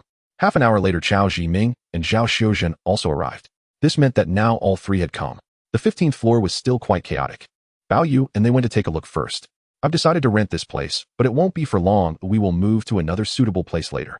For Chao Zhiming and Zhao Xiuzhen, being able to work at Prince's building in central Hong Kong was far better than being in North Point. First, have someone clean this place up. There's no need for a full renovation. Tomorrow we can move in. Besides setting up new desks and office chairs, we also need landline telephones. Furthermore, arrange for me, Zhiming and Nancy, to each have separate offices. Right now this place cannot be used for work as there is much rubbish to clean up. Bao Yu and the three of them went up to the floor where his father Bao Yu Gang was. They borrowed a small meeting room from him. The door of the small meeting room was closed. Earlier, Chao Zhiming, Nancy, and Zhao Xiuzhen had already introduced themselves to each other. Now Nancy is still the supervisor responsible for global futures investment at Huifeng Bank. Once Bao Yu finishes his gold settlement in New York, Nancy will come over to work for him. I hereby announce the establishment of Global Investment Company. The term global is derived from the two characters in Bao's Global Shipping Group. Originally, the term global was quite good. He didn't need to use another company name. Additionally, he never truly considered completely severing ties with his father Bao Yu Gang's company. It is precisely because of the establishment of Global Investment Company, taking global from Global Shipping Group is the most reasonable and also reflects his relationship with Bao Yu Gang. I will temporarily serve as the general manager of Global Investment Company. Miss Nancy will be the manager of the finance department of Global Investment Company. Mr. Chao Zhiming will be the manager of business information collection and analysis department of Global Investment Company. Zhao Xiuzhen, you will temporarily serve as my secretary. Bao Yu did not need to look for another secretary, so he let Zhao Xiuzhen serve in that role for now. This means that there are only 4 people in the company, and each has a clear position. Next, whether it's collecting business data or other departments' personnel are needed, which means Nancy and Chao Zhiming will need to make recommendations. Nancy Zhiming, you can recommend employees to the company, but the new employees you recommend must have professional ethics and be trustworthy. Our company does not need chaotic individuals to join. Bao Yu was very clear about this. If the people were untrustworthy, why wouldn't he just use the old officials or employees of the Bao family? Ultimately, Bao Yu wanted to cultivate his own new team. Chao Zhiming and Nancy understood that Bao Yu did not want to use people from Global Shipping Group, considering other reasons. Boss, I understand, Chao Zhiming said. After discussing, Nancy had to return to work at Huifeng Bank building. Chao Zhiming and Zhao Xiuzhen then began working for Bao Yu, including renting the 15th floor of Prince's building. They started to register Global Investment Company.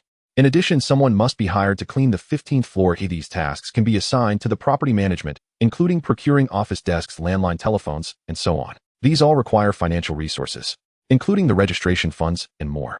Bao Yu set the registered capital for Galaxy Global Investment Company at 1 million Hong Kong dollars, which is not a lot, but it is solid investment capital. In other words, starting today, he owns his first real company in Hong Kong, Global Investment Company. At 5 o'clock that afternoon, Bao Yu got off work and went home. Just as he returned to the Deepwater Bay villa, he saw that his father Bao Yu Gang had just returned too. Mom Huang Xiaoying looked at Bao Yu with indulgence. Bob, are you really going to start commuting to work every day? Mom, I have already arranged for someone to rent the 15th floor of Prince's building, and I have registered Global Investment Company with a capital injection of 1 million Hong Kong dollars. Global Investment Company. Not only was Bao Yu Gang surprised, but Huang Xiaoying was also taken aback. This meant that starting today their son Bao Yu was beginning to establish his own company. Bao Yu and Bao Yu Gang finished their dinner and went upstairs. He first asked Daisy to prepare a bath for him. Young master, it's ready. Bao Yu arrived at the bathtub and comfortably laid down in the water. At this moment, Bao Yu closed his eyes while Daisy gave him a head massage. Suddenly, Bao Yu recalled something. Historically, Li Jiacheng targeted another British-listed company shortly after withdrawing from the competition for Kowloon warehouse. Qingzhouingni is an old British-listed company primarily engaged in the production and sale of cement and other construction materials. Originally founded by merchants in the How River, the British relocated back to Hong Kong Kowloon in the 1930s to resume operations. This is also why the company lacks a family majority shareholder, with investors primarily being individual shareholders. Because they resumed operations in Kowloon, Hung Hom, they possess a significant amount of prime land there. With this thought, Bao Yu immediately became alert. Now it's the end of 1977. Li Jiacheng has no opportunity to target Kowloon warehouse. It remains uncertain whether he has set his sights on Qingzhouingni. Moreover, if he misses Qingzhouingni now, it will surely be swallowed by Li Jiacheng later. In this context, Bao Yu felt that establishing Universal Investment Company and swallowing Qingzhouingni would serve as an appetizer before devouring Kowloon warehouse. With this thought, Bao Yu suddenly opened his eyes, startling Daisy, who was massaging him. Young master, did I press too hard? No, I just suddenly thought of something very important. With that, Bao Yu closed his eyes again. Bao Yu began to check the information from his game data packet in his mind. From the data, he learned that by the end of 1978, Qingzhouingni's market value was over 860 million, while it is now just over 700 million Hong Kong dollars. This means that if Bao Yu wants to acquire a controlling stake in Qingzhouingni, he must first purchase at least 25 and then continue to buy more exceeding 40 to avoid being targeted by other capital. If he buys 25 of the shares now, it would require less than 200 million Hong Kong dollars, which is still quite worthwhile. Bao Yu opened his eyes again, feeling the water had turned cold. Bao Yu decided not to continue soaking. After Daisy brought him a bathrobe and wrapped him up, he changed into a casual outfit and returned to his study. After a night of rest, Bao Yu woke up early the next morning. At that time, Bao Yu Gang and his wife were already waiting for him to have breakfast. Daddy, Mommy, good morning. Bob, good morning. After finishing breakfast, Bao Yu Gang and Bao Yu each drove their cars to Prince's building. At this moment, on the 15th floor of Prince's building, the property management had already hired personnel to clean it thoroughly yesterday. However, what puzzled the management was that young master Bao did not renovate it and just moved into work. In addition, after ordering some desk chairs and even some office supplies, this empty 15th floor seemed to have changed. Now a new sign reading Universal Investment Company has been installed at the entrance of the 15th floor. At first glance, others might think it is a new subsidiary of Bao Yu Gang. In reality, this is Bao Yu's own new company. Most importantly, the entire floor has been equipped with landline. Now Bao Yu ascended to the 15th floor. After Bao Yu Gang took a look, he found it rather simple and then returned to Bao Yu arrived at his general manager's office. Inside, the office desk chair and landline phone were all complete. Additionally, Zhao Xiuzhen, who was temporarily acting as his secretary, had also arrived wearing a dress today, looking somewhat different from her usual attire as an intern reporter. Good morning, General Manager. Zhao Xiuzhen, has Chao Jiming arrived? General Manager, let me check. Chao Jiming serves as the manager of the Commercial Information Collection and Analysis Department. When Zhao Xiuzhen arrived at his office, she found Chao Jiming already reading the newspaper inside. Last night upon returning, he thought about recommending suitable staff for the company, but he still had not determined any suitable candidates. There was a knock at the door. Director, the general manager is calling for you. Zhao Xiuzhen said. Secretary Zhao, you still don't consider this place as a post office, do you? Chao manager, I'm sorry, I can't help but call it that for now. Chao Jiming followed Zhao Xiuzhen to the general manager's office and indeed found Bao Yu inside. After Zhao Xiuzhen closed the door, Chao Jiming said, General manager, there's something I need to discuss with you. Huh? They both sat down. While Zhao Xiuzhen made coffee for both of them, Bao Yu said, why don't you go ahead? General manager, you go first. Chao Jiming said. Bao Yu then stated, Qingzhouingni. These 4 words truly surprised Chao Jiming. He did not expect that the boss would actually notice this. In truth, Qingzhouingni's market value is only 1/3 of Kowloon warehouse, but Qingzhouingni is the largest cement production company in Hong Kong. Moreover, they possess a significant amount of prime land in Hung Hom. Even if they stop producing cement in the future, the quality land in Kowloon, Hung Hom could still be developed into many commercial complexes and office buildings. Last night, when he returned and read the newspaper, he suddenly saw an article on Qingzhouingni and immediately thought that it is indeed a good option. Historically, Bao Yu has always suspected whether Chao Jiming evaluated Qingzhouingni under the name of Song.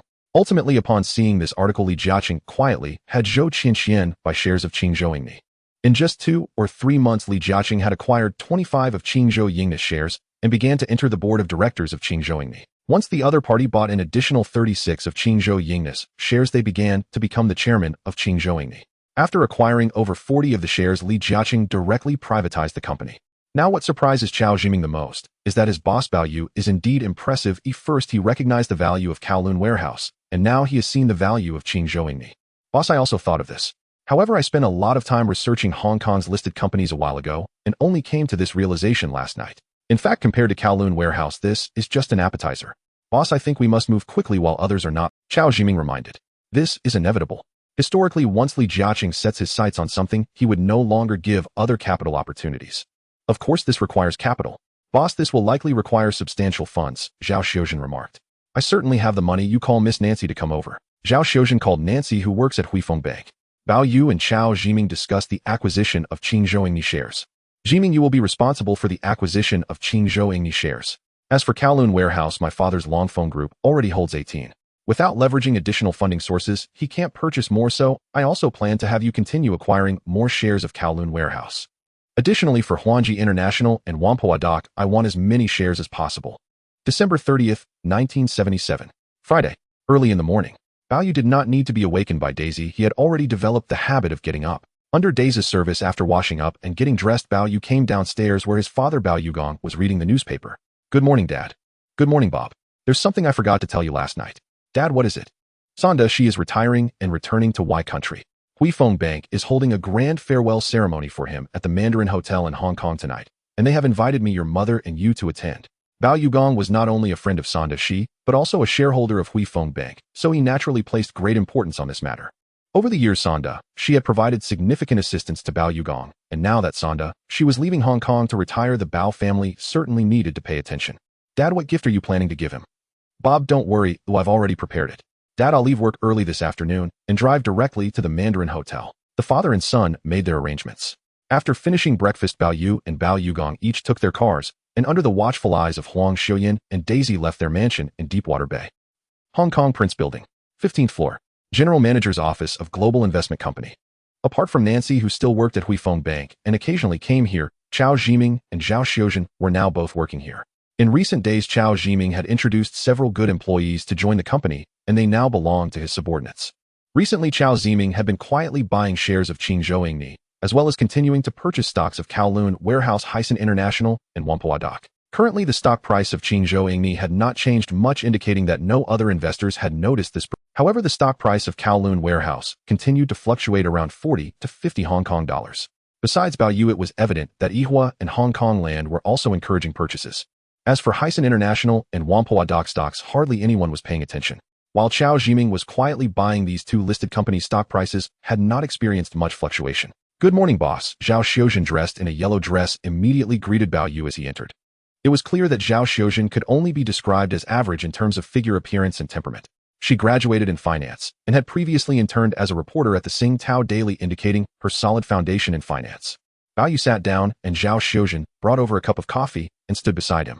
Zhao Xiuzhen, we are attending a banquet tonight. A banquet? Zhao Xiuzhen immediately asked, boss, what banquet is it? Will my outfit embarrass you? It's the farewell party for Sonda, she the former chairman of Huifeng Bank. Many big players in Hong Kong are expected to attend. Former chairman of Huifeng Bank. It's the farewell party for Sonda, she the former chairman of Huifeng Bank. Many big players in Hong Kong are expected to attend. Former chairman of Huifeng Bank. With the unanimous consent of the Huifeng Bank Board, Vice Chairman and General Manager Shen was appointed as the new chairman. Former Vice Chairman Bao Yuhan took over as the General Manager of Huifeng Bank. Although several years had passed, Sonda, she had joined Huifeng Bank early on. Besides training the world shipping king Bao Yugong, he also swallowed the largest Chinese bank in Hong Kong, Hengxin Bank, in the 1960s as the General Manager of Huifeng Bank. Additionally, Sonda, she formulated the development direction and roadmap for Huifeng Bank for the next few decades. In fact, Shen Ban's rise to power was supported and designated by Sonda Shi, and in the 1960s, Sonda, she proposed supporting Chinese people in Hong Kong.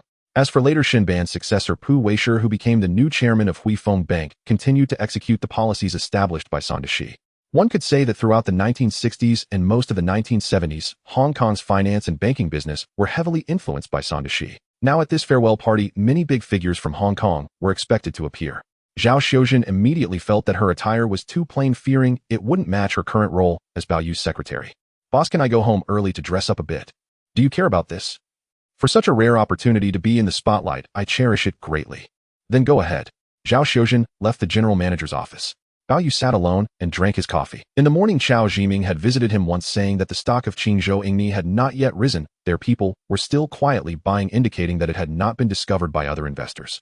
Now more investors were likely to be drawn to Kowloon Warehouse. However, the stock price of Kowloon Warehouse had already surpassed 50 Hong Kong dollars. At 2:30 in the afternoon, Zhao Xiuzhen arrived. She had specifically dressed up at home.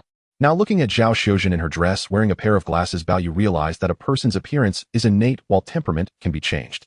Although Zhao Xiuzhen graduated from Hong Kong Chinese University, her temperament was still average. Boss, how does this outfit look? Not bad. At 4 o'clock in the afternoon, Bao Yu left work early, and he and Zhao Xiuzhen came downstairs and got into his Porsche.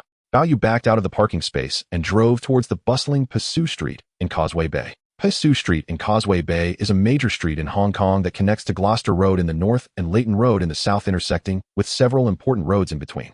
The section of Passu Street between Hennessy Road and Leighton Road is part of the Racecourse tram route, and before the tram factory relocated in the 1980s, returning trams passed through Passu Street to turn onto Russell Street. In addition, the Lyric Theatre is also located on Passu Street. This was Bao Yu's first visit to Passu Street. He found it to be far more prosperous than he had imagined. Upon reaching a place where parking was available with designated parking attendants, Bao Yu tipped the attendant to park the car and got out with Zhao Xiuzhen. Boss, where are we going? To buy a gift. Is it for Mr. Sandashi? Zhao Xiuzhen asked. No, Dad has already prepared a gift for Sandashi. I plan to buy something for another distinguished guest. Boss, what do you want to buy? I am very familiar with this area. A luxury watch and a necklace. A luxury watch. Passu Street has always been very busy and lively with not only food and drinks, but also gold shops and pawn shops, as well as various luxury watch specialty stores.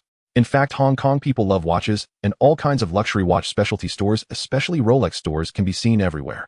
However, many of these specialty stores also sell counterfeit goods. Don't think that this era has no fakes. In reality, there are many possibly smuggled from the East or locally produced fakes in Hong Kong. Hong Kong itself has many watch factories. For example, Li Jiacheng's father-in-law Zhuang Jing'an made his fortune from a watch factory. Zhao Xiuzhen was very familiar with the area around Passu Street and led Bao Yu into one of the luxury watch specialty stores. Bao Yu discovered that there were indeed many, with Rolex specialty stores being the most common. In addition, there were also brands like Patek Philippe and Vacheron Constantin, which were relatively expensive. Now, what luxury watch should Bao Yu buy? What price? Zhao Xiuzhen did not know. Bao Yu was very clear that he was still fishing, and to fish one must bait the hook. Without bait, how could the fish be hooked? Boss, what brand do you want to buy? How expensive? Any Swiss luxury watch will do around 100 Hong Kong dollars. A Swiss luxury watch for 100 Hong Kong dollars. Zhao Xiuzhen marveled at the boss' generosity. One must say that this young master Bao was not simple in gift-giving. She took Bao Yu to several luxury watch specialty stores, but Bao Yu was not very satisfied after looking around. Besides here, there were also some pawn shops. Those pawn shops had items pawned by others. Some were dead pawns, meaning that the pawner had exceeded the stipulated time for redeeming the pawned item and had not handled the renewal procedures, allowing the pawn shop to acquire ownership of the pawned item. Dead pawn items are handled by the pawn shop itself, usually sold through auctions with the proceeds going to the pawn shop. Essentially, dead pawn is equivalent to selling the collateral to the pawn shop. Bao Yu did not know if there were any good items in the pawn shop and asked Zhao Xiuzhen to take him inside. At this moment, they arrived at a pawn shop that looked quite large. The old shopkeeper on duty noticed Bao Yu and Zhao Xiuzhen entering. At first glance, he noticed their attire was that of wealthy individuals, especially Bao Yu's outfit. Upon closer inspection, the young man before him was none other than the recently reported young master Bao of the Bao family, who had taken up the position of the new director of Kowloon Warehouse. The elderly pawnshop proprietor immediately recognized the young man before him as Bao Yu, the heir of the Bao family, and instantly knew a major transaction was imminent. Young master Bao, do you know me? I am not the owner, sir. I am merely the shop's manager. Yet your recent appearance in the newspapers has made your name widely known across Hong Kong. Many readers instantly identified you upon seeing your photograph. As the youngest son of Bao Yugong, Bao Yu had long remained an enigma. Little public information existed about him, though it was common knowledge that the Bao couple did indeed have a younger son. Why then had he suddenly risen to such prominence? Precisely because he had just been appointed a new director of Wharf Holdings, a milestone reported across every major Hong Kong newspaper, making anonymity impossible. So that was it. And indeed, it was exactly the kind of visibility Bao Yu had intended. Young master Bao, may I ask what item you wish to pawn? Given his stature, the manager privately doubted Bao Yu would ever need to pawn anything at all. His wealth seemed boundless. Manager, my employer is not here to pawn anything. he wishes instead to purchase a luxury timepiece. He viewed several boutique watch retailers outside, but found none satisfactory, so he came here to explore further options. So they had come to a pawn shop, not to pawn but to buy. Though traditionally associated with collateral lending, pawnshops in Hong Kong also engaged in outright sales. Items left unredeemed after a dead pawn or live pawn period became the shop's property and could be resold freely. In essence, retail trade formed an integral part of their business model. In Hong Kong, operating a pawnshop was no ordinary enterprise. It demanded deep-rooted connections, often entangled with triad affiliations. Without such protection, survival in that world would be nearly impossible. So young Master Bao seeks a luxury watch. We carry an exceptional selection: Patek Philippe, Vacheron, Constantin Piaget, Rolex, Audemars Piguet, Breguet, and Jaeger-LeCoultre. Which brand most appeals to you? Approximately HK1000. A luxury watch priced at HK1000. That was no trifling sum. Pawnshops typically advanced only 4,060 of an item's appraised value. Thus, for Bao Yu's stated budget, the original retail price would have to exceed HK1000. Even if the shop sold the piece at 80 of its original acquisition cost, profit margins remained healthy. For the pawnshop, this truly qualified as a major deal. The elderly manager promptly excused himself to prepare. Roughly 10 minutes later, he opened the heavy iron door at the rear and personally escorted Bao Yu and Zhao Xiuzhen inside. Inside, the manager laid out numerous luxury watches, each a prestigious timepiece acquired through either dead or live pawns. Several years earlier, Hong Kong's property and stock markets had plunged sharply. Many entrepreneurs facing financial distress had pledged or sold their valuables, including fine watches, to stay afloat. Moreover, Swiss timepieces inherently possessed collectible value. Most had originally been acquired by the pawnshop at steep discounts, around 4,060 of their estimated worth. Now, remarkably, each watch remained fully functional and appeared astonishingly pristine, bearing no trace of wear typical of second-hand goods. Bao Yu, however, possessed little expertise in horology. His former self held no particular passion for fine watches, though his parents and sisters had gifted him many over the years. Young Master Bao, any of these timepieces may be yours for HK1000. Their original retail prices range from approximately HK1600 to over HK2000. All things considered, the price was indeed substantial. Pawnshops rarely held inventory indefinitely, but once a suitable buyer and fair price emerged, they acted swiftly, either selling directly or consigning pieces to auction houses. Long-term holdings were impractical given the immense capital tied up in such assets. Then I'll take this one. Bao Yu selected a single timepiece, one he deemed exceptionally refined, judged through the discerning lens of decades yet to come. The elderly manager's expression flickered with genuine surprise. This heir of the Bao family was clearly no ordinary patron. Young Master Bao, allow me to prepare your receipt. All accompanying documentation remains intact. He retreated into the vault to retrieve the item. After roughly half an hour, he re-emerged cradling a Patek Philippe timepiece in a velvet-lined case, its original certificate carefully placed beside it. Bao Yu produced a personal check inscribing HK1000 with precise, unhurried strokes. The manager's excitement was palpable. He had just closed a landmark transaction. Thank you, young Master Bao. Here is my card. If you require anything else in the future, please visit me at Portland Street. I shall ensure you receive the most favorable terms. Bao Yu offered only a faint smile, accepted the card without comment, and departed the pawnshop. Outside, Zhao Xiuzhen asked, "Sir, weren't you intending to purchase a necklace? Why not acquire it here?" Pawnshops generally offer better value than conventional jewelry retailers. Because pawnshops acquire goods at steep discounts from distressed sellers, so resale prices naturally undercut those of standard jewelers. Bao Yu shook his head gently. Men and women perceive gifts differently. Men assess intrinsic worth, whereas women judge by aesthetics, by elegance, novelty, and visual impact. The necklace I intend for my distinguished guest's wife must therefore be unmistakably contemporary. She understood now. They entered a nearby jewelry boutique. Upon stepping inside, Bao Yu noticed several young female clerks in sleek black uniforms attending to customers. At first glance, one clerk stood apart, her presence radiating an uncommon grace. Even beside Zhao Xiuzhen, her poise was strikingly distinctive. She was in fact the first Chinese woman of remarkable beauty Bao Yu had encountered since arriving in this world. Youthful and fresh, yet undeniably rivaling even Nancy in allure. As Bao Yu and Zhao Xiuzhen approached, the young clerk noticed them at once. When she met Bao Yu's steady gaze, a soft blush rose to her cheeks. "Sir, madam, may I assist you with something?" she asked softly. "A diamond necklace. Please recommend one you feel." "Is this intended for the lady beside you, sir? What price range did you have in mind?" "Around HK200 to HK300. Such a sum was certainly no small investment. Bao Yu remained standing, while Zhao Xiuzhen stepped forward to help select. Though the necklace wasn't for her, as a woman, she delighted in curating fine jewelry. She examined several distinct diamond necklaces, none inexpensive, and quickly deduced this gift was destined for a high society matron, a woman accustomed to opulence. Such elite patrons valued diamond necklaces not only for beauty, but for bold commanding presence when worn. Meanwhile, Bao Yu continued observing the young clerk. Her name unlisted on her uniform remained unknown to him. After nearly half an hour, Zhao Xiuzhen returned. Sir, I believe this one is perfect. Bao Yu stepped forward to inspect it. And the price? Sir, we can offer a special discount. HK 2000 approximately. HK 2000 diamond necklace was undeniably costly. One could acquire far more gold for that sum. Yet certain women cherish diamonds above all else. Then wrap this one, please. The young clerk's face lit with a newfound warmth. This was her sole diamond sale for the day, perhaps even the entire week. Diamonds commanded higher commissions than gold jewelry, and as she moved to package the piece, several other clerks gathered nearby, drawn by the significance of the transaction. Bao Yu withdrew his personal checkbook and filled in the amount with deliberate precision. Why did Hong Kong residents prefer checks for large payments? Deep-rooted tradition dictated their use. Carrying vast sums in cash was impractical, whereas checks offered unmatched convenience for substantial transactions. Only ordinary citizens routinely carried cash for daily purchases. When Bao Yu signed his name, drawn on a check issued by Hang Feng Bank, the young clerk hesitated, incredulous. She summoned the store manager to verify both the signature and the bank details. The check proved entirely legitimate.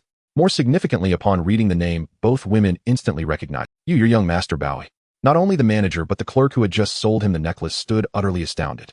She had never imagined the son of the world-renowned shipping magnate Bao Yu would stand before her, and realized with a flutter of embarrassment that he had gazed at her intently throughout their exchange. Hello, I am Bao Yu. Truly, the heir of the ship king. In that moment, the young clerks instinctively edged closer, hoping to capture his attention.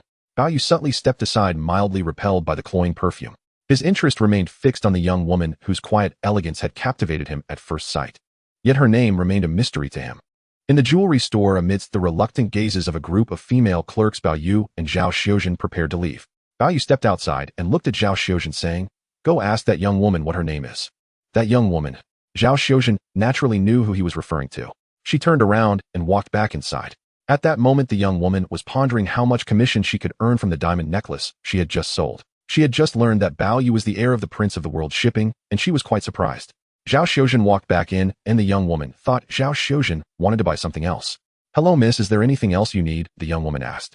Zhao Xiuzhen smiled at her and quietly asked, "Miss, what is your name?" "Me. My name is Zhong Chuhong." Zhong Chuhong. A rather ordinary name. Zhao Xiuzhen noted it down. "All right, I have remembered your name." Zhao Xiuzhen stepped outside. Upon exiting, she saw Bao Yu admiring the vibrancy of Persian Avenue. "Boss," I asked, and that young lady said her name is Zhong Chuhong. Zhong Chuhong. Bao Yu was somewhat surprised. It turned out that this young beauty was actually the famous actress Hong Gu. How old is Zhong Chuhong now? 17. Or maybe 18. This is likely the time when Zhong Chuhong is at her most youthful, with a face full of collagen, radiant, yet innocent, gentle, and adorable. In Bao Yu's impression, he remembered the captivating eyes, alluring red lips, voluminous wavy hair, slender eyes, enchanting gaze, and the voluptuous figure of Hong Gu from the 80s and 90s. Historically, during that time, Zhong Chuhong was already quite famous in the Hong Kong film industry. And now, she was just a part-time employee at a jewelry store. From the information on Zhong Chuhong, she was born in 1960 and had 2 younger sisters and 1 younger brother. Her parents ran a small women's clothing business to support their family of 6. As she grew older, she worked while studying to help with the family finances. In 1979, with her mother's support, she participated in the Miss Hong Kong pageant, but due to her inability to walk in high heels, she only placed 4th. However, she was awarded the title of Most Beautiful Miss Hong Kong among all previous winners. Clearly, it was now late 1977, and tomorrow would be 1978, yet Zhong Chuhong was still working part-time to help support her household. Zhao Xiuzhen noticed that Bao Yu seemed to be lost in thought upon hearing that name. To Zhao Xiuzhen, the young woman named Zhong Chuhong was indeed beautiful and had a certain aura, but that was about it. In Zhao Xiaoshen's view, girls needed to study more to have a future. Zhong Chuhong is a nice name. Go ask her if she has time tomorrow. I would like to meet her alone. Bao Yu urged Zhao Xiuzhen to go back inside. Zhao Xiuzhen had no choice but to go back in and ask Zhong Chuhong again. Zhong Chuhong occasionally glanced outside. The invitation from the heir of the Bao family was something that ordinary people would not refuse, and naturally Zhong Chuhong was no exception. However, for some reason she seemed a bit shy. "Boss," she said, "she has time. All right, tell her to wait for me here at the jewelry store tomorrow afternoon." Zhao Xiuzhen had to go back in once more. After she came out, Bao Yu glanced at Zhong Chuhong inside, who was looking down, her face blushing and unable to glance over. Bao Yu and Zhao Xiuzhen did not stay any longer. They checked the time and decided it was about time to head to the Mandarin Oriental Hotel. At that moment, Zhong Chuhong was surrounded by a group of female colleagues being asked various questions. When she looked outside the window again, she could no longer see the figures of Bao Yu and Zhao Xiuzhen on the street. However, it all felt too surreal. Did she just meet the heir of the Bao family in Hong Kong? The valet had already arrived with the car. Bao Yu tipped the valet and drove away with Zhao Xiuzhen. While driving, Bao Yu played the car music, listening to the songs, feeling somewhat pleased. During Zhong Chuhong's most beautiful years, Bao Yu happened to encounter her. Leaving Persian Avenue and Causeway Bay, they headed straight for the Mandarin Oriental Hotel. No. 5. Connaught Road, Central Hong Kong. Mandarin Oriental Hotel. Bao Yu and his father Bao Yugong had already been here twice. Once to meet Shen Huai. Once to meet the chairman of Jardine Matheson Neo Bijian. Now it was 6 o'clock in the evening. Many luxury cars had arrived at the Mandarin Oriental Hotel, including Rolls-Royces and Bentleys. In addition, many influential figures were also present. Among them, the host of the evening was the recently retired chairman of Huifeng Bank Sang Dash, along with other prominent figures. This included the current chairman of Huifeng Bank Shen Huai, general manager Bao Zhan, and directors Mu Shirley Wei Bai Zhan Ma Deng Luo Si, Su Shixuan Tang, Maoxing Neo Bijian, Bai Lieji Wei Deli, and Tang Xian. Among them, Wei Bai was the vice chairman of Huifeng Bank, chairman of Yingji Jia Trading Company, and managing director of Hutchison Whampoa. Neo Bijian was the chairman of Jardine Matheson and Hong Kong Land.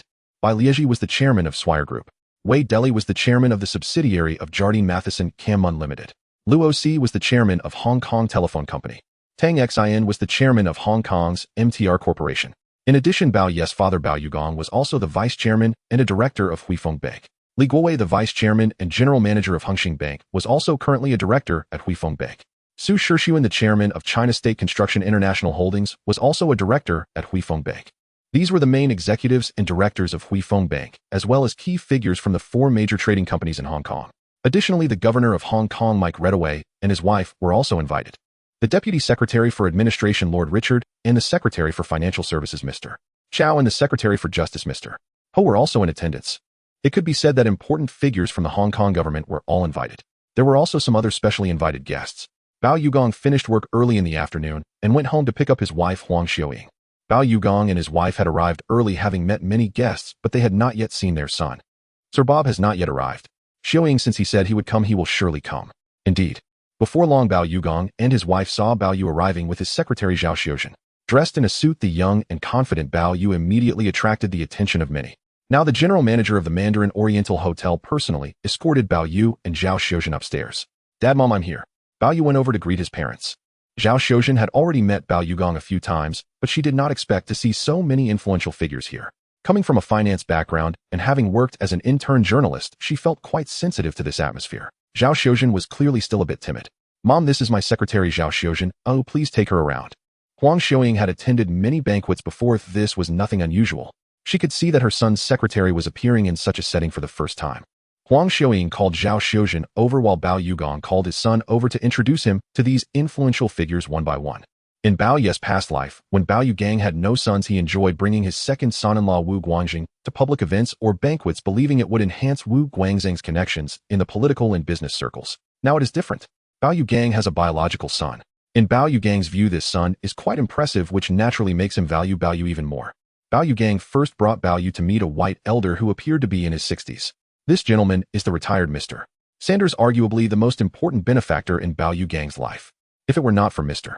Sanders' support since the 1950s, it is likely that there would not be the world shipping magnate Bao Yugong. "Bob, this is Mr. Sanders and Mrs. Sanders." "Hello, Mr. Sanders, Mrs. Sanders. You must be young Master Bao, quite impressive." Mr. Sanders remarked, looking at the young Bao Yu, who resembled a younger version of Bao Yugong, but not entirely. The current Bao Yu seems to be quite different. In fact, Mr. Sanders had heard that since October, Bao Yu had begun secretly overseeing the acquisition of Kowloon warehouse, and Mr. Sanders realized that Bao Yugong's heir, the future successor of the Bao family, was no ordinary person. However, he was about to leave Hong Kong and could only offer compliments regarding Bao Yu, the son of Bao Yugong. "Thank you for the compliments, Mr. Sanders. Well, you are still young, so be sure to learn a lot from your father," Mr. Sanders added. The two parties chatted for a while before moving on to meet others. Among them, Shen Yin, whom Bao Yu already knew, appeared to have a good relationship with him. Bao Yu greeted Shen Yin, who responded with a smile. Although Mr. Sanders was the main guest of the evening, it was clear that Shen Yin was the most popular person, as he was the financial god of Hong Kong, and who wouldn't want to give him face? Besides Shen Yin, there was also Bao Zhan, the general manager of Huifeng Bank. Originally, Bao Zhan had the opportunity to become the chairman of Huifeng Bank, but he lost to Shen Yin. However, during the time of Mr. Sanders, and even under Shen Yin, Bao Zhan had always been their most important assistant. Naturally, he was the second in command at Huifeng Bank. This is still true. Most importantly, he had a good relationship with Bao Yugong. Since the 1960s, they had established a friendship. However, Bao Zhan's relationship with Bao Yu Gang fell short compared to Mr. Sanders. Hello, Mr. Bao Zhan. Hello, young Master Bao. Bao Zhan looked at Bao Yu with admiration. Besides these individuals, there were other important shareholders and directors of Hui Feng Bank, including Director Mao Shirley. Aside from Niu Bijian, there were now conflicts due to the Kowloon warehouse issue. Although it was not publicly known, Niu Bijian appeared quite cold towards Bao Yu Gang and his son. They merely exchanged simple greetings without discussing anything further. Now both parties understood that neither the Jardine Matheson nor the Bao father-son duo could afford to give up Kowloon warehouse. This means both sides were competing to acquire more shares of Kowloon warehouse to gain complete control over it. However, other British firms were merely polite in greeting Bao Yu, showing no particular coldness. Additionally, under Bao Yu Gang's introduction, Bao Yu met the current governor of Hong Kong, Sir Murray MacLeose. This governor, who has held the position the longest, had a significant impact on all aspects of Hong Kong. It can be said that he is the governor who has had the most significant influence on Hong Kong. Historically, since Sir MacLeose took office, his reforms encompassed housing, integrity, education, healthcare, welfare, infrastructure, transportation, economy, and society, including significant policies and constructions like the 10-year housing program, the development of new towns, the establishment of the Independent Commission Against Corruption, 9 years of free education, the construction of subways, and local administrative reforms. These policies not only directly improve the living standards of citizens, but also helped establish a positive image of the Hong Kong government in the hearts of the people, further enhancing their sense of belonging. On the other hand, it also deepened the Hong Kong people's impression of the royal family of Country Y. Bao Yu knew that Sir MacLeose was still the governor and would not retire until 1982. This means Bao Yu would still have to greet him. As for the administrative secretary, Sir David Akers-Jones, the financial secretary, Sir John Cowperthwaite, and the Secretary for Justice, Sir John Layton, they were all major political figures in the Hong Kong government. However, they were clearly inferior to Sir MacLeose in various aspects. Governor Mrs. Governor, hello. Hello, young Master Bao. Sir MacLeose and his wife also responded to Bao Yu. Bao Yu looked at these prominent figures before him.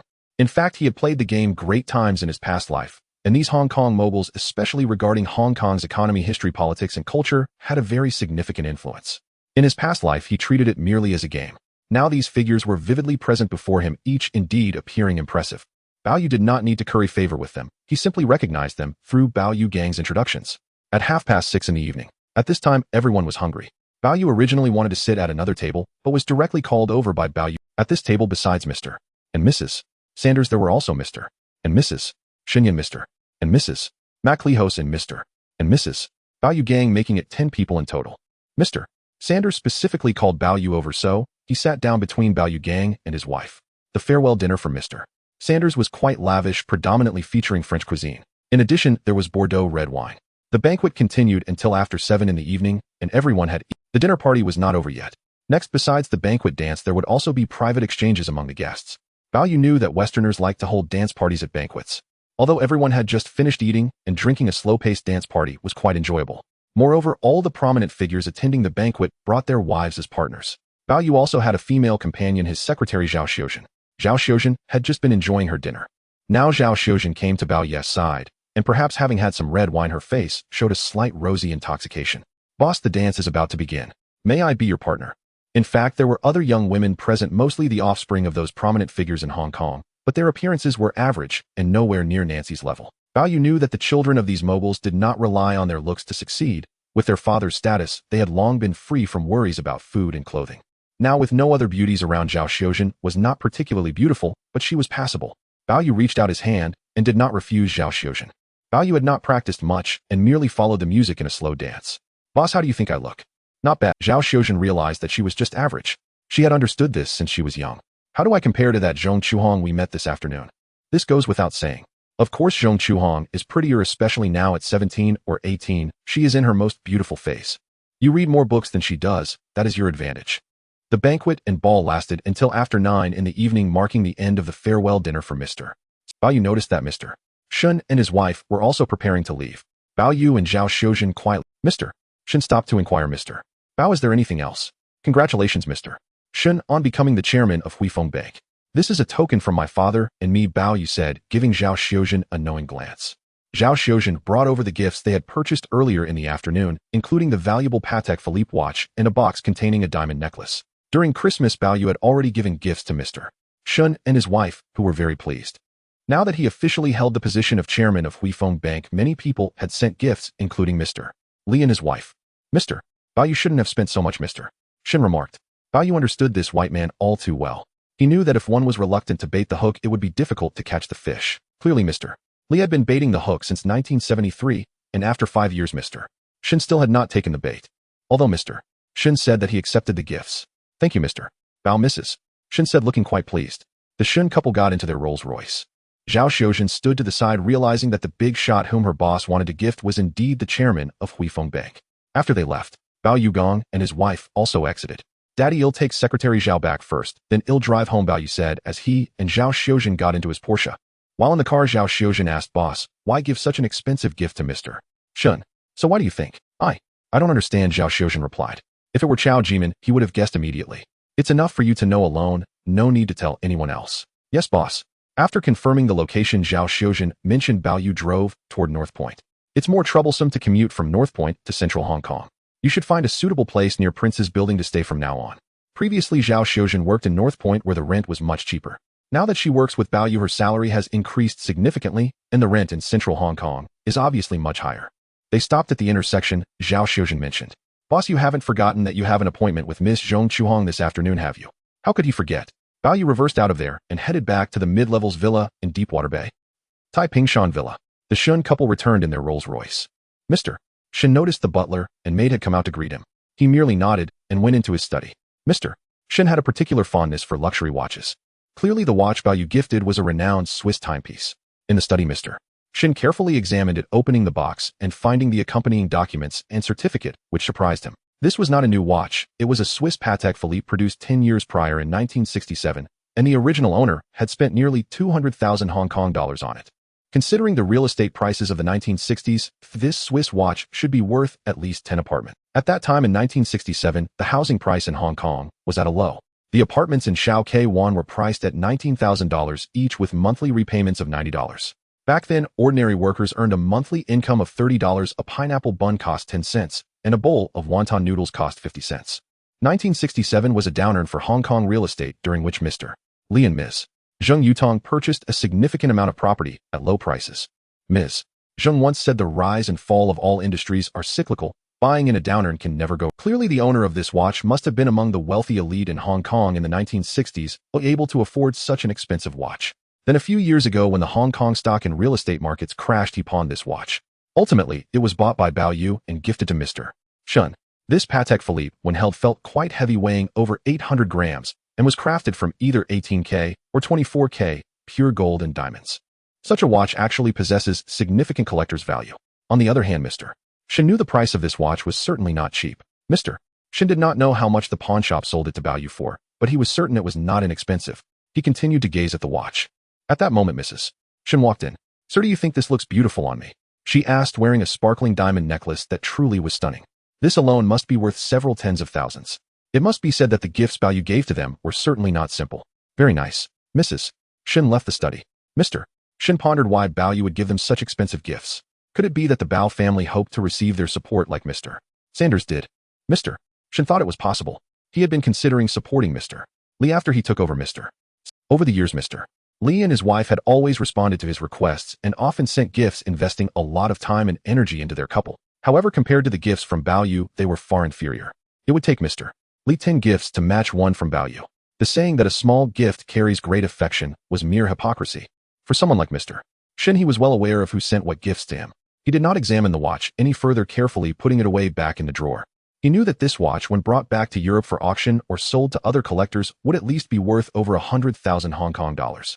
For now, that was no small amount. This young Master Bao is quite interesting, Mr. Shen thought. Deepwater Bay Mid-Levels Villa. The Bao family. Bao Yu and his wife returned an hour early. Bao Yu returned home after 11 o'clock. Daddy, Mommy, are you still awake? Seeing his parents waiting for his return, Bao Yu felt a bit moved. I just saw you talking to Mr. Shen and his wife, Bao Yu asked. He felt that his son had changed significantly, working in a somewhat mysterious manner that even he found hard to understand. Bao Yu replied quietly, Daddy, for us, Mr. Shen is now more important than Mr. Sanders. So before I came back, I sent valuable gifts to Mr. Shen and his wife to congratulate him on becoming chairman of Huifeng Bank. I believe he should be very pleased. Do you really have to give him such gifts? Bao Yu inquired. Daddy, he has something I need. At this moment, Bao Yu was still mulling over the Kowloon warehouse affair, while Bao Yu had already plotted with Zhuangpo. The Chungking Mansions, located in Tsim Sha Sui, Kowloon, was completed in 1961, with residential areas open from the 3rd to the 17th floors and the commercial mall completed in 1962. In Zhong Chuhong's impression, she had lived here since birth. Her parents ran a small business on the 1st floor of Chungking Mansions, primarily selling women's clothing. Zhong Chuhong's parents were ordinary people, but raising 4 children in such a high-cost city like Hong Kong was quite challenging. As the eldest sister Zhong Chuhong began working early to help out. During this time, besides studying, she helped with tasks at her parents' shop. In the past 2 years, she did not continue her secondary education, but started taking on part-time jobs. Through a friend's introduction, she worked as a sales clerk at a jewelry store on Pisi Fu Street in Causeway Bay, where her income depended mainly on commissions in addition to a basic salary. Today, what made Zhong Chuhong happiest was that young Master Bao had purchased a diamond necklace worth tens of thousands, ensuring her commission would be at least 5%. If it were gold jewelry, the commission would be significantly lower. At this point, it was already past 8 in the evening. Zhong Chuhong took the bus back from Causeway Bay to the bus stop near Chungking Mansions in Tsim Shui. Chungking Mansions had always been a place for ordinary citizens of Hong Kong and some illegal residents. In the past, it had witnessed multiple fires and horrific murder cases. Having grown up in Chungking Mansions, Zhong Chuhong was very familiar with the area. However, over time, she had transformed from a tomboy in her childhood into a budding beauty. At this moment, many people who saw Zhong Chuhong commented to her parents that she was indeed becoming more and more beautiful. Zhong Chuhong arrived at her parents' women's clothing store on the 1st floor of Chungking Mansions. This was indeed her parents' women's clothing shop. Besides her parents, her 2 younger sisters and younger brother were also here eating and doing homework. It wasn't that there were no rooms upstairs. In reality, their family rented a small unit on the 5th floor of Building B. However, it was too dark upstairs, and they preferred to watch television, eat, or do homework here. When Zhong Chuhong returned, her mother asked Chuhong, "How was work today?" "Mom, I sold a diamond necklace worth nearly 30,000 Hong Kong dollars today, so my commission should be at least over 1,000. Over 1,000 Hong Kong dollars. Both Zhong's mother and father were somewhat surprised. Given the current average income in Hong Kong is around 2,000 to 3,000 Hong Kong dollars a month, this was almost equivalent to half a month's salary for an ordinary person. That was indeed a high commission. A few days ago, Zhong Chuhong had mentioned that it was challenging to sell those jewelry items because many customers were familiar with her colleagues, and she had to take her time. Unexpectedly today, she sold a diamond necklace worth tens of thousands. "Chuhong, your commission is quite good." "Mom, it's just that the commission for diamond necklaces is that high. The commission for gold jewelry is much lower." Zhong's mother calculated that with 6 family members, their monthly expenses, including rent, shop rent, and utilities along with the school fees for Zhong Chuhong's 2 younger sisters and brother, were still a significant burden. Zhong Chuhong's ability to work alleviated some of their pressure. If she could earn 2,000 to 3,000 Hong Kong dollars a month, it would significantly reduce the family's burden. Zhong Chuhong went in to help tidy up. Customers still occasionally came to look at women's clothing, and her parents would be busy until after 11 in the evening before they could close the shop and go home. Now, seeing Zhong Chuhong had worked hard all day, her mother said, "Chuhong, you and your sisters and brother go back first. We'll head up later." As Zhong Chuhong and her 2 younger sisters and brother made their way up to the 5th floor. While climbing the stairs, they noticed that the stairway lights occasionally malfunctioned and some fat rats would jump out. They might also encounter some intimidating tattooed men passing by. When those people looked at her with strange gazes, Zhong Chuhong used to stare back directly, but now she began to feel fear and disgust towards those looks. She knew that the rent in Chungking Mansions was among the cheapest, and her parents had lived here for a long time, making it difficult to move elsewhere. Zhong Chuhong, along with her 2 younger sisters and brother, returned to their rented room on the 5th floor, entered, and immediately locked the door to prevent strangers from barging in. The room was not large, consisting of only 2 rooms. Now Zhong Chuhong's parents and her younger brother slept in one room, while she and her 2 younger sisters squeezed into the other. After a long day of work where she had to stand most of the time, Zhong Chuhong felt quite tired. She decided to take a shower first and prepare to rest. However, when Zhong Chuhong lay down in bed with her 2 younger sisters, she tossed and turned, unable to fall asleep. Because she remembered very clearly. Tomorrow was Saturday, and she was originally supposed to go back to work. What she didn't expect was that the young Master Bao Yu, the heir of the world's shipping king, had actually invited her to meet. What about herself? Rest for a night. The next morning, when Zhong Chuhong woke up, she found her 2 younger sisters had already gotten up. When she went outside, she did not see her parents or younger brother. They must have gone to help in the women's clothing store on the 1st floor again. As it was Saturday, the business for women's clothing was much better than usual. Zhong Chuhong hurriedly got up to wash up and dressed in her work skirt. She then went downstairs and took the bus towards. She arrived at Pisi Fu Street in Causeway Bay, and since she hadn't had breakfast, she first went to buy a simple meal, noticing that her other female colleagues had already arrived at work. Once at work, it was still the same as before. Even if the jewelry store had customers, they were mostly regulars of her female colleagues, or those introduced by the regulars to her colleagues. She stood there alone, bored, waiting for other customers. Besides that, she was actually looking forward to young Master Bao. She thought about her humble family background and how she hadn't had much education. Did young Master Bao really take an interest in her? Zhong Chuhong suddenly felt a sense of insecurity. She wanted to see Bao Yu suddenly, but at the same time, she also felt a reluctance to meet him. Chuhong, what are you doing? The store manager asked, seeing Zhong Chuhong dazed and lost in thought. Nothing, manager. As our staff, we just have to endure it. When a wealthy customer comes in, one transaction can yield tens of thousands, but most of the time we have to slowly build up a regular clientele. With the international gold prices rising, many gold jewelry items were actually selling quite well. At noon, there were work meals provided at the jewelry store. In fact, it was just fast food delivered by the jewelry store owner. Generally, during meal times, the staff would take turns eating, while others watched the store, ensuring customers could always find a sales representative or female clerk. After Zhong Chuhong finished her lunch, she continued to stand by waiting for customers, only able to watch as other customers sought out her female colleagues to purchase gold jewelry. She didn't have any customers at all and stood there feeling very bored. December 31st, 1977. Saturday. According to the Gregorian calendar, today marks the last day of 1977, and tomorrow will usher in 1978. Today, Bao Yu and Bao Yu gang have not returned to the company for work. In the morning, Bao Yu is in his study reading newspapers or books. After finishing lunch, he recalls that he has an appointment to meet someone in the afternoon. Hong Gu, one of the most dazzling actresses in the history of Xinjiang during the 1970s and 1980s, and even the 1990s. At 3:30 in the afternoon, Bao Yu comes downstairs. He sees his mother Huang Xiao-ing on the first floor. Bob, where are you going? Mommy, I'm going out to meet a new friend and won't be back for dinner. Aren't you bringing Daisy along? Not far away, Daisy is looking over with eager eyes. No. Under the watchful gaze of Huang Xiao-ing and Daisy, Bao Yu gets into his Ferrari and drives away. Daisy looks over again and realizes that the young master has quickly disappeared from sight. Daisy thought that Bao Xiaoyu was meeting that Miss Nancy, so it was inconvenient to take her along. Causeway Bay, Persian Street.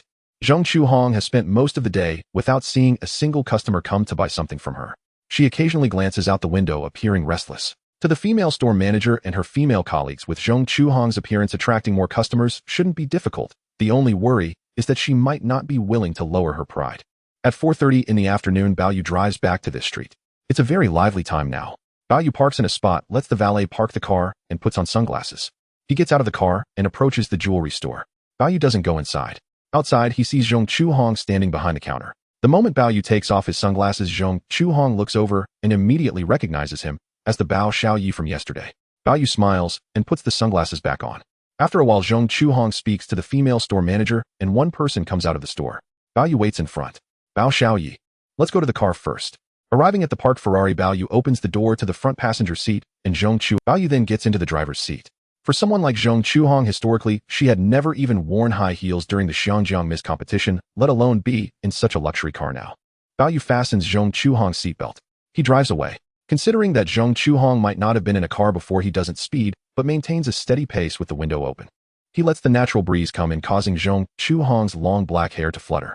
In that moment, a feeling she had never experienced before welled up in Zhong Chuhong's heart. Wearing sunglasses, Bao Yu drives while Zhong Chuhong admires the tall buildings and beautiful scenery outside.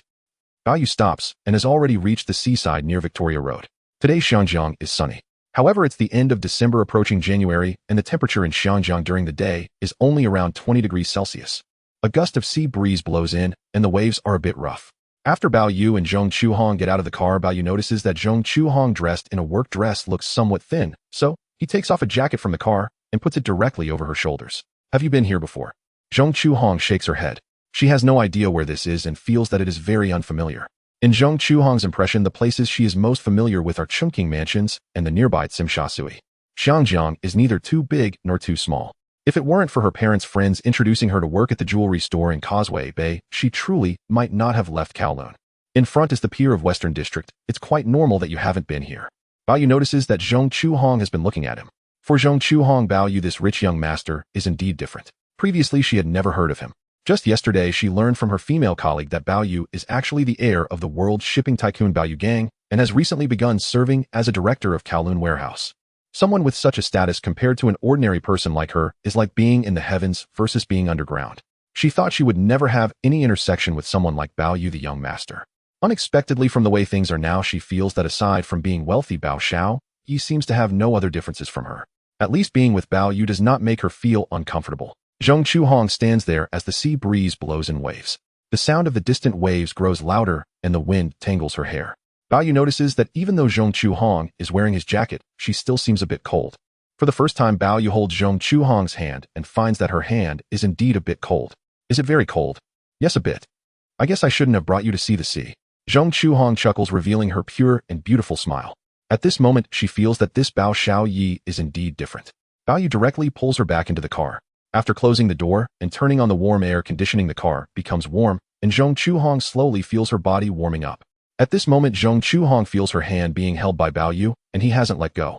She thinks a rich young master like Bao Yu must have many women around him. Noticing that Zhong Chuhong's neck is turning red from embarrassment, Bao Yu retracts his hand. He then drives away, heading towards the vicinity of Victoria Park. It is now past 5 in the afternoon, close to 6, nearing dinner time. Let's go have dinner first. Bao Yu directly pulls Zhong Chuhong out of the car. They head towards a high-end Western restaurant. When the two enter, the waitress recognizes Bao Yu. However, today Bao Yu is not accompanied by Miss Nancy, but rather with another young Chinese woman. Bao Xiaoyi, what would you like to eat? The waitress asks. Bao Yu hands the menu to Zhong Chuhong. Zhong Chuhong takes it and sees that each dish is quite expensive, but she fears that eating one meal here might exceed her monthly salary. Bao Xiaoyi, the food here is too expensive, Zhong Chuhong whispers. For Zhong Chuhong, with so many people to support at home, she has learned to save money since childhood. Sometimes her parents would wish they could split a penny into two. Bao Yu smiles and says to the waitress who is squatting beside him, "Bring me everything I ordered before." "Mister, how would you like red wine?" "Sure." After the waitress leaves, Zhong Chuhong still seems quite embarrassed as she just realized that the waitress has been glancing over, feeling that her attire does not match this place, nor does it match Bao Yu's outfit beside her. The waitress left. A female server brought a bottle of Bordeaux red wine and 2 tall wine glasses. She poured half a glass of red wine into each glass. Bao Yu gestured for the waitress to leave. "Have you ever tried it?" "No." "Then you should give it a taste." Zhong Chuhong took a sip and found it slightly astringent and sour. This bottle of wine cost over 1,000 yuan, nearly equivalent to her family's monthly food expenses. How could the taste be like this? Bao Yu had never tasted it in his previous life, but influenced by his former self in this life, he thought the red wine was quite good, though he knew he shouldn't drink too much. When the waitress brought out a plate of lavish Western dishes, all of which Zhong Chuhong had never tasted, she was at a loss on how to begin, especially when the knife and fork were placed in front of her. After Bao Yu taught her how to use them, Zhong Chuhong slowly began to adapt. The two of them enjoyed their Western meal while sipping the red wine. After finishing their meal, it was already past 7 in the evening. Before leaving, Bao Yu took out a check to settle the bill, then he and Zhong Chuhong exited the restaurant.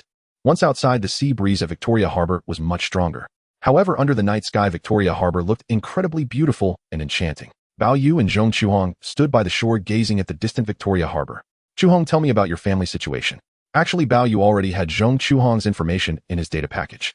However, Zhong Chuhong, who had not yet entered the Miss Hong Kong contest, was just an ordinary person and her appearance had not yet fully blossomed. "Bao, young master, I live with my parents' 2 younger sisters and a younger brother in the Chungking mansions over there." Zhong Chuhong began to explain her situation, initially worried that Bao Yu might look down on her. Bao Yu just listened attentively. After about half an hour, Zhong Chuhong reminisced about her childhood. "You didn't continue your studies because your family has 2 younger sisters and a brother to support, fearing your parents would have a hard time, right? Generally speaking, in families with many children and an ordinary background, some children have to sacrifice their education. These children might not finish middle school, entering society to work early and begin to share the family burden. As the eldest sister in her family, Zhong Chuhong naturally had to come out to work early. At this point, she was already 18 years old, so it was quite normal that she did not continue her secondary education." Zhong Chuhong lowered her head. Although she did not say anything, it was essentially the case. Bao Yu knew that historically in 1979, under her mother's decision, Zhong Chuhong participated in the Miss Hong Kong contest. Due to her inability to walk in high heels, she made a mistake on stage and only placed 4th, but she was rated as the most beautiful Miss Hong Kong among all contestants. As soon as the competition ended, various entertainment companies in Hong Kong reached out to Zhong Chuhong. At this crucial moment, a senior figure in the industry, Lu Songren, noticed Zhong Chuhong by chance. He saw the immense potential for growth in this girl. Under Lu Songren's guidance, Zhong Chuhong was able to land a role in The Deadly Gold of the Cold Water and Mountains, officially stepping into the entertainment industry. Afterward, Zhong Chuhong acted in films alongside Hong Kong superstars like Chow Yun-fat and Zhang Guorong, becoming increasingly famous and was referred to as Red Mushroom by the Hong Kong media. "Chuhong, what do you want to do in the future?" What does she want to do in the future? Zhong Chuhong had never really thought about it. Currently, she worked part-time as a sales assistant in a jewelry store on Persian Street in Causeway Bay, which she might not do for long. If it didn't suit her, she would continue to switch to other jobs, earning money while helping her family. "Young Master Bao, I don't..." Zhong Chuhong truly didn't know. Historically, she participated in the Miss Hong Kong contest because people around her told her mother that Zhong Chuhong was becoming increasingly beautiful and should enter the contest, perhaps gaining fame. It was precisely because of this that her mother signed her up. Now it was naturally different. Bao Yu knew that the entertainment industry was a tough path. It wouldn't be as simple as imagined. The entertainment industry is very complex. Bao Yu would not let Zhong Chuhong get involved in it. From playing the Great Age game in his previous life, Bao Yu had seen much information and insider knowledge about the Hong Kong entertainment industry, learning that many big-name stars had met untimely ends. This included figures like Bruce Lee, Huang Jiaju, and Zhang Guorong. As of now, only Bruce Lee had died in 1973, while Huang Jiaju and Zhang Guorong were still alive. Among them, Zhang Guorong had already begun his journey in the entertainment industry, while Huang Jiaju was still quite young. Why don't you take some time to think about what you want to do in the future, and it'll help you achieve your dreams. Me. Zhong Chuang knew that the young Master Bao in front of her was certainly different. He was a man of his word. And what about her? Bao Yu then took Zhong Chuang's hand and asked, "What's wrong? Don't you have any dreams? Or anything you want to do?" "I do, it's just my family." She certainly had dreams, but due to her family's circumstances, many times they had been slowly worn away. For now, just go back to your regular job and think carefully about what you want to do in the future. Young Master Bao. Zhong Chuang looked at Bao Yu in front of her. Bao Yu drew closer to her. Zhong Chuang had already closed her eyes. After waiting for a long time, she opened her eyes and only saw Bao Yu smiling at her, realizing that she had overthought. Bao Yu glanced at the time and saw that it was getting late. His drunkenness had long faded, and he got into the car with Zhong Chuang. Earlier, Zhong Chuang had mentioned that she lived near the Chungking mansions in Tsim Shui. Even without saying it, Bao Yu was very clear. He left the place and headed towards the Chungking mansions in Tsim Shui. Passing through the Hung Ham tunnel, he emerged from the tunnel right in Tsim Shui. Before long, he was not far from the Chungking mansions. Bao Yu had no intention of driving inside, mainly because it was too crowded and congested. "Chuhong, I won't go in. During this time, when I have the chance, I'll come and see you." Zhong Chuang was preparing to get out of the car, suddenly realizing she was still wearing Bao Yu's jacket. "It's cold outside, you should keep wearing it." Zhong Chuang then got out of the car as Bao Yu opened the door. He did not linger any longer. Zhong Chuang watched as Bao Yu's car disappeared into the night, standing there like she was dreaming, feeling that it was all very surreal. The heir of the world's shipping king actually took a liking to her. But it had indeed just happened. She couldn't understand why a girl from an ordinary background in Hong Kong would attract the attention of young Master Bao. Zhong Chuang left the place and headed towards her parents' women's clothing store. "Mom, Dad, I'm back. Chuhong, how many pieces of jewelry did you sell today, and how much commission did you earn?" Her mother quickly asked. "Mom, I didn't sell anything today. No sales." That meant no commission, which made Zhong Chuang's mother feel a bit disappointed. She had thought that business would be good every day. If her eldest daughter could earn high commissions regularly, perhaps they wouldn't have to work so hard to run the store. It seemed she had overthought it. Zhong Chuang did not stay and returned to the 5th floor. She could tell that her mother had looked quite disappointed earlier. January 6, 1978. Friday, 2:30 p.m. Kingaldasha. Conference room at IHA headquarters. Present in the conference room were prominent executives, including Niu Bijian, chairman of both IHA and Xianjiang Jidi, and Dai Weizi, general manager of Xianjiang Jidi, among other senior officials. Also attending was Chen Songqing, who had established Jining Group only last year. Now clad in a suit, and without glasses, his tall figure entering the room immediately drew the attention of many reporters. Reporters from Xianjiang's mainstream newspapers were present, as well Dongfang Rebao Xingdao, Rebao Mingbao Qingbao Xinbao, and others. They had all received sudden notice that morning concerning the rumor from half a month ago IHA was said to be preparing to sell Jinmen Dasha. Today that sale would be announced formally. The property in question was Jinmen Dasha, the most valuable asset in Xianjiang's central district. Initially, IHA's asking price was at least 700 million Hong Kong dollars. After negotiations with several Xianjiang consortiums and financiers, a company formed by Chen Songqing of Jining Group and Zhong Wenjiang of the Zhong family ultimately acquired the property for 810 million Hong Kong dollars. They paid a premium and successfully absorbed the building. In the joint venture, Chen Songqing held a 75% stake, while Zhong Wenjiang owned 25%. IHA demanded that Chen Songqing raise the acquisition funds within a week and deliver them. For Chen, this premium purchase of Jinmen Dasha at 810 million Hong Kong dollars was a defining moment to elevate the name of Jining Group. In the conference room, beneath the intense gaze of the media, both parties formally signed what counted as the largest deal in recent years.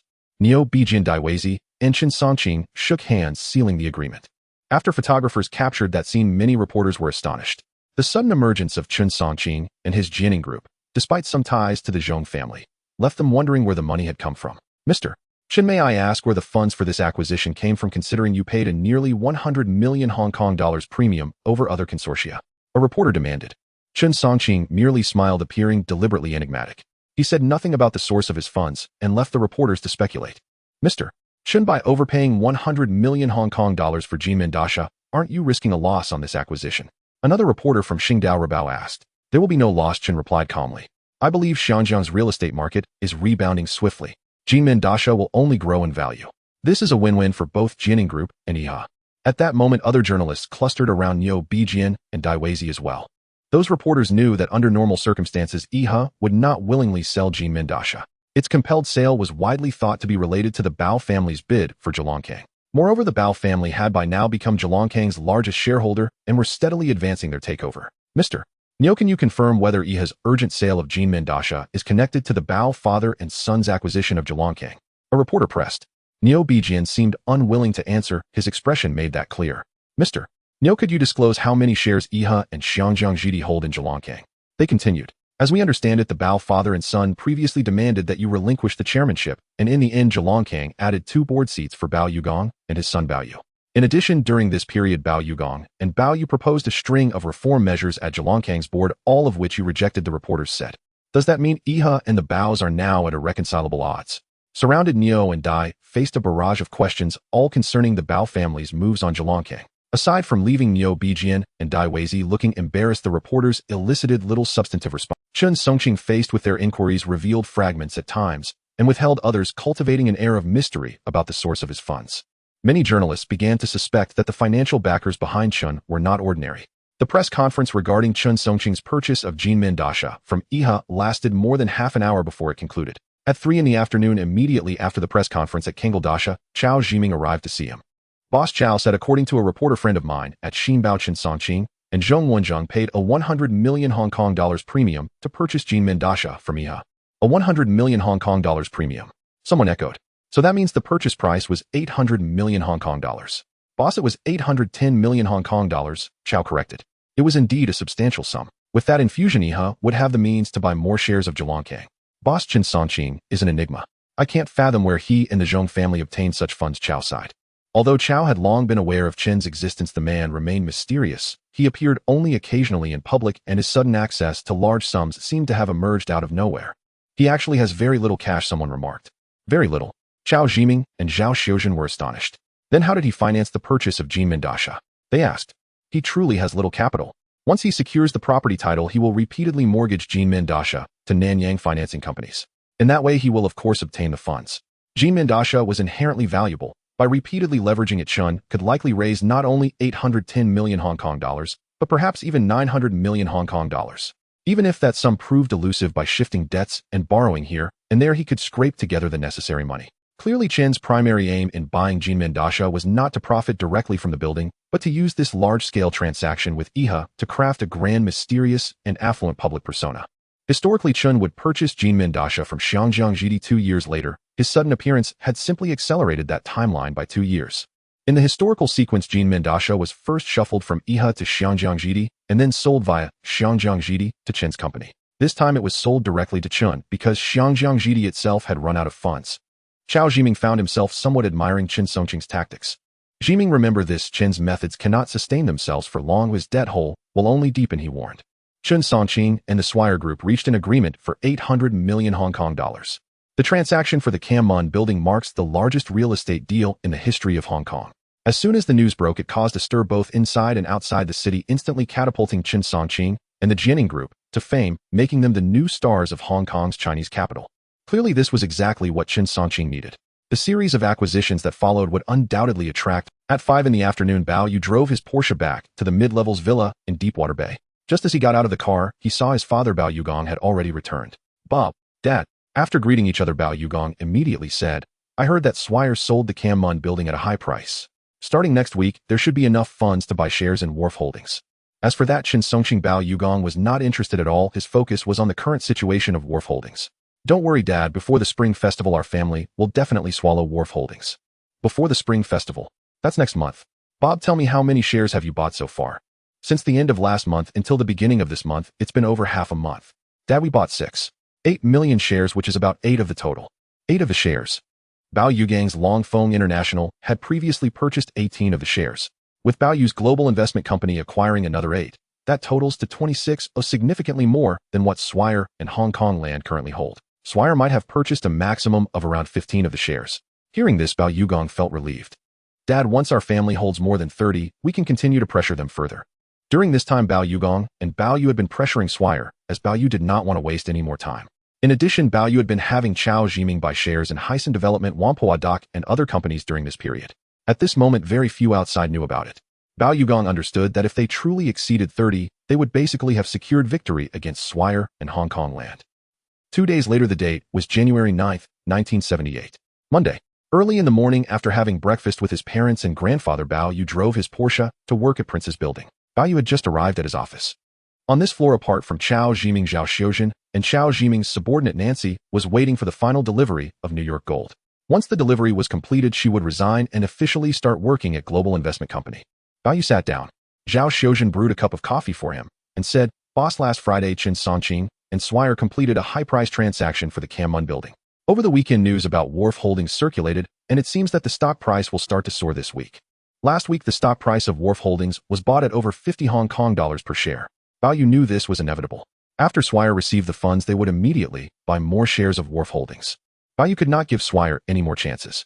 At 9:30 in the morning, the 4 major exchanges in Hong Kong officially opened. Wharf Holdings was not suspended from trading and opened normally. As soon as it opened, the stock price surged from 55 Hong Kong dollars per share last week to 60 Hong Kong dollars per share. After receiving a phone call, Chao Zhiming immediately came to report to Bao Yu. "Boss, Wharf Holdings just opened and has already broken through 60 Hong Kong dollars per share. Should we buy in large quantities?" "Buy in large quantities, buy as much as we can. As long as our family holds more than 30 of Wharf Holdings, we are bound." Chao Zhiming returned to his office and immediately called to instruct others to buy shares of Wharf Holdings. Meanwhile, after receiving a substantial amount of funds from selling the Kowloon building, Swire was also buying shares of Wharf Holdings through its own Swire Securities Company. This means that at this moment the market was primarily a competition between Swire and Global Investment Company. For some investors noted that the stock price of Wharf Holdings had already surged significantly and began to sell. There were also those who believed that the stock price of Wharf Holdings would continue to rise and were unwilling to sell, choosing to hold on until they deemed the price suitable for selling. As the morning progressed, the stock price of Wharf Holdings was about to break through 70 Hong Kong dollars per share, potentially the highest price in recent years, and some even speculated it might reach the peak prior to the stock market crash in Hong Kong in 1973. Many investors holding shares in Wharf Holdings were cheering. At 4 in the afternoon, the 4 major exchanges in Hong Kong closed. Bao Yu was still in his office. Chao Zhiming approached excitedly. People like Chao Zhiming love trading stocks. He previously did not have many funds, but now through manipulating Bao Yu's massive capital, he continuously bought shares in Wharf Holdings, Chingcheng, Inc., Hysan Development, Whampoa International, and other companies. This past half-month had likely been the most exciting time of his life. "Boss, the Hong Kong stock market has closed. From what I know, today was primarily a competition between us and Swire for the shares of Wharf Holdings. How many shares did we buy today?" 1. 73 million shares, about 2 of the total shares. 2 of Wharf Holdings. That means the Bao family's holdings in Wharf Holdings have increased to 28. As for Swire, I suspect they are around the same number. Currently, there are still many retail and ordinary investors holding Wharf Holdings shares, but they can tell that we and Swire are competing and some are unwilling to sell. How many shares did we purchase in Chingcheng, Inc.? At the end of last month, shortly after the establishment of Global Investment Company, Bao Yu and Chao Zhiming had taken notice of this company. Chao Zhiming had also been having people buy shares of Chingcheng, Inc. "Boss, the stock price of Chingcheng, Inc. has remained very stable. No one in the market knows that we are quietly buying in. Now we have purchased over 200 million Hong Kong dollars worth of shares in Chingcheng, Inc., which accounts for 30 of the total shares. 30 of Chingcheng, Inc. This means that Bao Yu has essentially swallowed this company, not only being the largest shareholder, but also the sole largest shareholder. Zhiming, it seems that before swallowing Wharf Holdings, Chingcheng, Inc. is indeed our appetizer, and also the opening success of our Global Investment Company. Historically, at the end of 1978, Li Jiacheng had people quietly purchase 25 of Chingcheng, Inc.'s shares, gaining a position on its board. When he bought 36 of the shares, he became the chairman of Chingcheng, Inc. At that time, Chingcheng, Inc. entirely belonged to Li Jiacheng. Now that Bao Yu has control of 30 of Chingcheng, Inc., he knows that he must continue to buy in and swallow this largest cement company in Hong Kong. Most importantly, compared to history, it means that besides Wharf Holdings, Bao Yu is now seizing Chingcheng, Inc. from Li Jiacheng for the second time. According to the current regulations for listings in Xinjiang, individuals and companies holding more than 30 of shares must promptly make a public announcement. If individuals or companies hold more than 49, they must decide whether to proceed with privatization. Historically, Li Jiacheng began to completely privatize Qingzhou when he acquired nearly 40 of the shares. Now Bao Yu knows that he does not need to privatize, he just needs to gain control of this listed company. "Boss, should we continue to buy shares of Qingzhou? Continue buying until we reach 40, then stop. Tomorrow I will meet with Mr. Brook, the chairman of Qingzhou. Chao Zhiming took note. Bao Yu turned to Zhao Xiuzhen beside him and said, "Secretary Zhao, you can represent me to meet with Mr. Brook, the chairman of Qingzhou. Please arrange to meet him at the cafe in Edinburgh Square at 9 o'clock tomorrow morning." "Yes, boss." Zhao Xiuzhen knew that although Qingzhou Yingni was only one-third the size of Kowloon Warehouse, this was a company that Bao Yu was acquiring alone through the establishment of Universal Investment Company. Once the press conference announced it, it would definitely create a sensation in Xiangjiang. Zhao Xiuzhen represented Bao Yu to meet Mr. Brook, the chairman of Qingzhou Yingni, in Kowloon Honghong. 5 o'clock in the afternoon. Bao Yu finished work as usual. When Bao Yu drove back to the villa in Deepwater Bay, he got out of the car and saw his father, mother, and Daisy waiting for him. In fact, Bao Yu and Bao Yugong finished work around the same time, but Bao Yugong's driver drove a bit faster. Dad, Mom. Bob, let's talk in the study. Bao Yugong was referring to the matter of Kowloon Warehouse. The father and son went up to Bao Yugong's study. Dad, today, Chao Jiming bought another 1.73 million shares of Kowloon Warehouse stock, which means that our family now holds over 28 of Kowloon Warehouse shares. Bao Yugong already knew that Bao Yu had made a good profit in London gold futures, so he was no longer worried. I heard that Jardine Matheson has also been continuously buying shares of Kowloon Warehouse. Based on the funds obtained from selling the Kim Man building at the current price of 60 Hong Kong dollars per share, they could at least buy 13.5 million shares, which is about 15.88 of the shares. However, having money does not guarantee that those retail investors of Kowloon Warehouse will sell to them. According to Chao Ziming's understanding, Jardine Matheson only bought about 2 of the shares today. Calculating it out, Jardine Matheson still holds around 17 of Kowloon Warehouse shares, which is still far below the shares held by the Bao family. Dad, those retail investors of Kowloon Warehouse are probably not willing to sell easily now. Compared to Kowloon Warehouse, Bao Yu's focus was on Qingzhou Yingni. Dad, didn't I ask Chao Jiming to quietly acquire shares of Qingzhou Yingni? As of the end of today's stock market, Universal Investment Company already holds more than 30 of the shares, which means that the Bao family is now the largest and only shareholder of Qingzhou Yingni. I plan to meet Mr. Brook, the chairman of Qingzhou Yingni, tomorrow morning, and then announce our takeover of Qingzhou Yingni Company. Qingzhou Yingni Company. If it weren't for his son bringing it up, Bao Yugong wouldn't have paid attention to this British company, much less realized that this British company surprisingly did not have a family major shareholder. Most importantly, Qingzhou Yingni is not only the largest cement production company in Xiangjiang, but it also possesses a large area of prime land in Kowloon Honghong. So fast? Bao Yugong asked in surprise. Bao Yugong was surprised that this should be the first British company that his son and Universal Investment Company are about to successfully acquire. In Bao Yugong's view, this influence is comparable to the acquisition of the American company Yonggao by Li Jiacheng last year. It means that his son's capabilities far exceed his expectations. Dad, it's not too fast, it's been almost half a month. The most important thing is that there are currently no other people paying attention to this company. Bao Yu knew. Historically, it was only Li Jiacheng and Zhou Qianhe who noticed this, which allowed Li Jiacheng to easily swallow it. Meanwhile, during that time, Bao Yugong's focus and energy were all on acquiring Kowloon Warehouse. Not bad. Bao Yugong looked at his son with delight. In his opinion, his son's ability to acquire this British company is more gratifying than his own acquisition. However, Bao Yugong asked, Bob, after acquiring Qingzhou Yingni, how will you arrange new personnel, including board positions? Dad, I will first discuss with Mr. Brook tomorrow, and then make a decision. That's fine. At this moment, Bao Yugong realized he could no longer view his son with the same old perspective, especially considering that Bao Yu reminded him to launch a sneak attack on Kowloon Warehouse, and then obtain substantial funds from London gold futures. Bao Yugong and Bao Yu continued their conversation. There was a knock at the door. You two came back from work and are just mumbling in the study. A dinner is ready. Bao Yugong and his son came down from upstairs. After dinner, Bao Yu returned to his study. It was 7:30 in the evening. Bao Yu received a call from Zhao Xiuzhen. Boss, this afternoon I met Mr. Brook at the headquarters of Qingzhou Yingni. When Mr. Brook learned that you wanted to meet him, he seemed quite surprised. After all, the Bao family and Qingzhou Yingni have no intersection. If there is any intersection, it would be that some of the cement produced by Qingzhou Yingni is transported overseas through Universal Shipping Group or Asian Shipping Group. But that's about it. Brook did not expect that it was the son of the Bao shipping king who wanted to meet him. Not long ago, Bao Yu gained notoriety in Xiangjiang due to his position as a new director at Kowloon Warehouse, and many people are now aware of his existence. Secretary Zhao, I think he won't find it strange to meet me tomorrow. After a night's rest early the next day, before breakfast, Bao Yu and Bao Yugong read the newspaper, discovering that most of the news was related to Kowloon Warehouse. It seems external investors have been attracted to Kowloon Warehouse. After breakfast, Bao Yu and Bao Yugong returned to Prince's building. At 9 o'clock in the morning, Bao Yu and Zhao Xiuzhen drove to Edinburgh Square. After parking the car, the two walked to the upscale cafe in Edinburgh Square. At this time, a middle-aged Caucasian man in his 50s wearing glasses and a suit was none other than Mr. Brook, the chairman of Qingzhou Yingni, accompanied by a young Caucasian woman in her 20s who was Brook's secretary.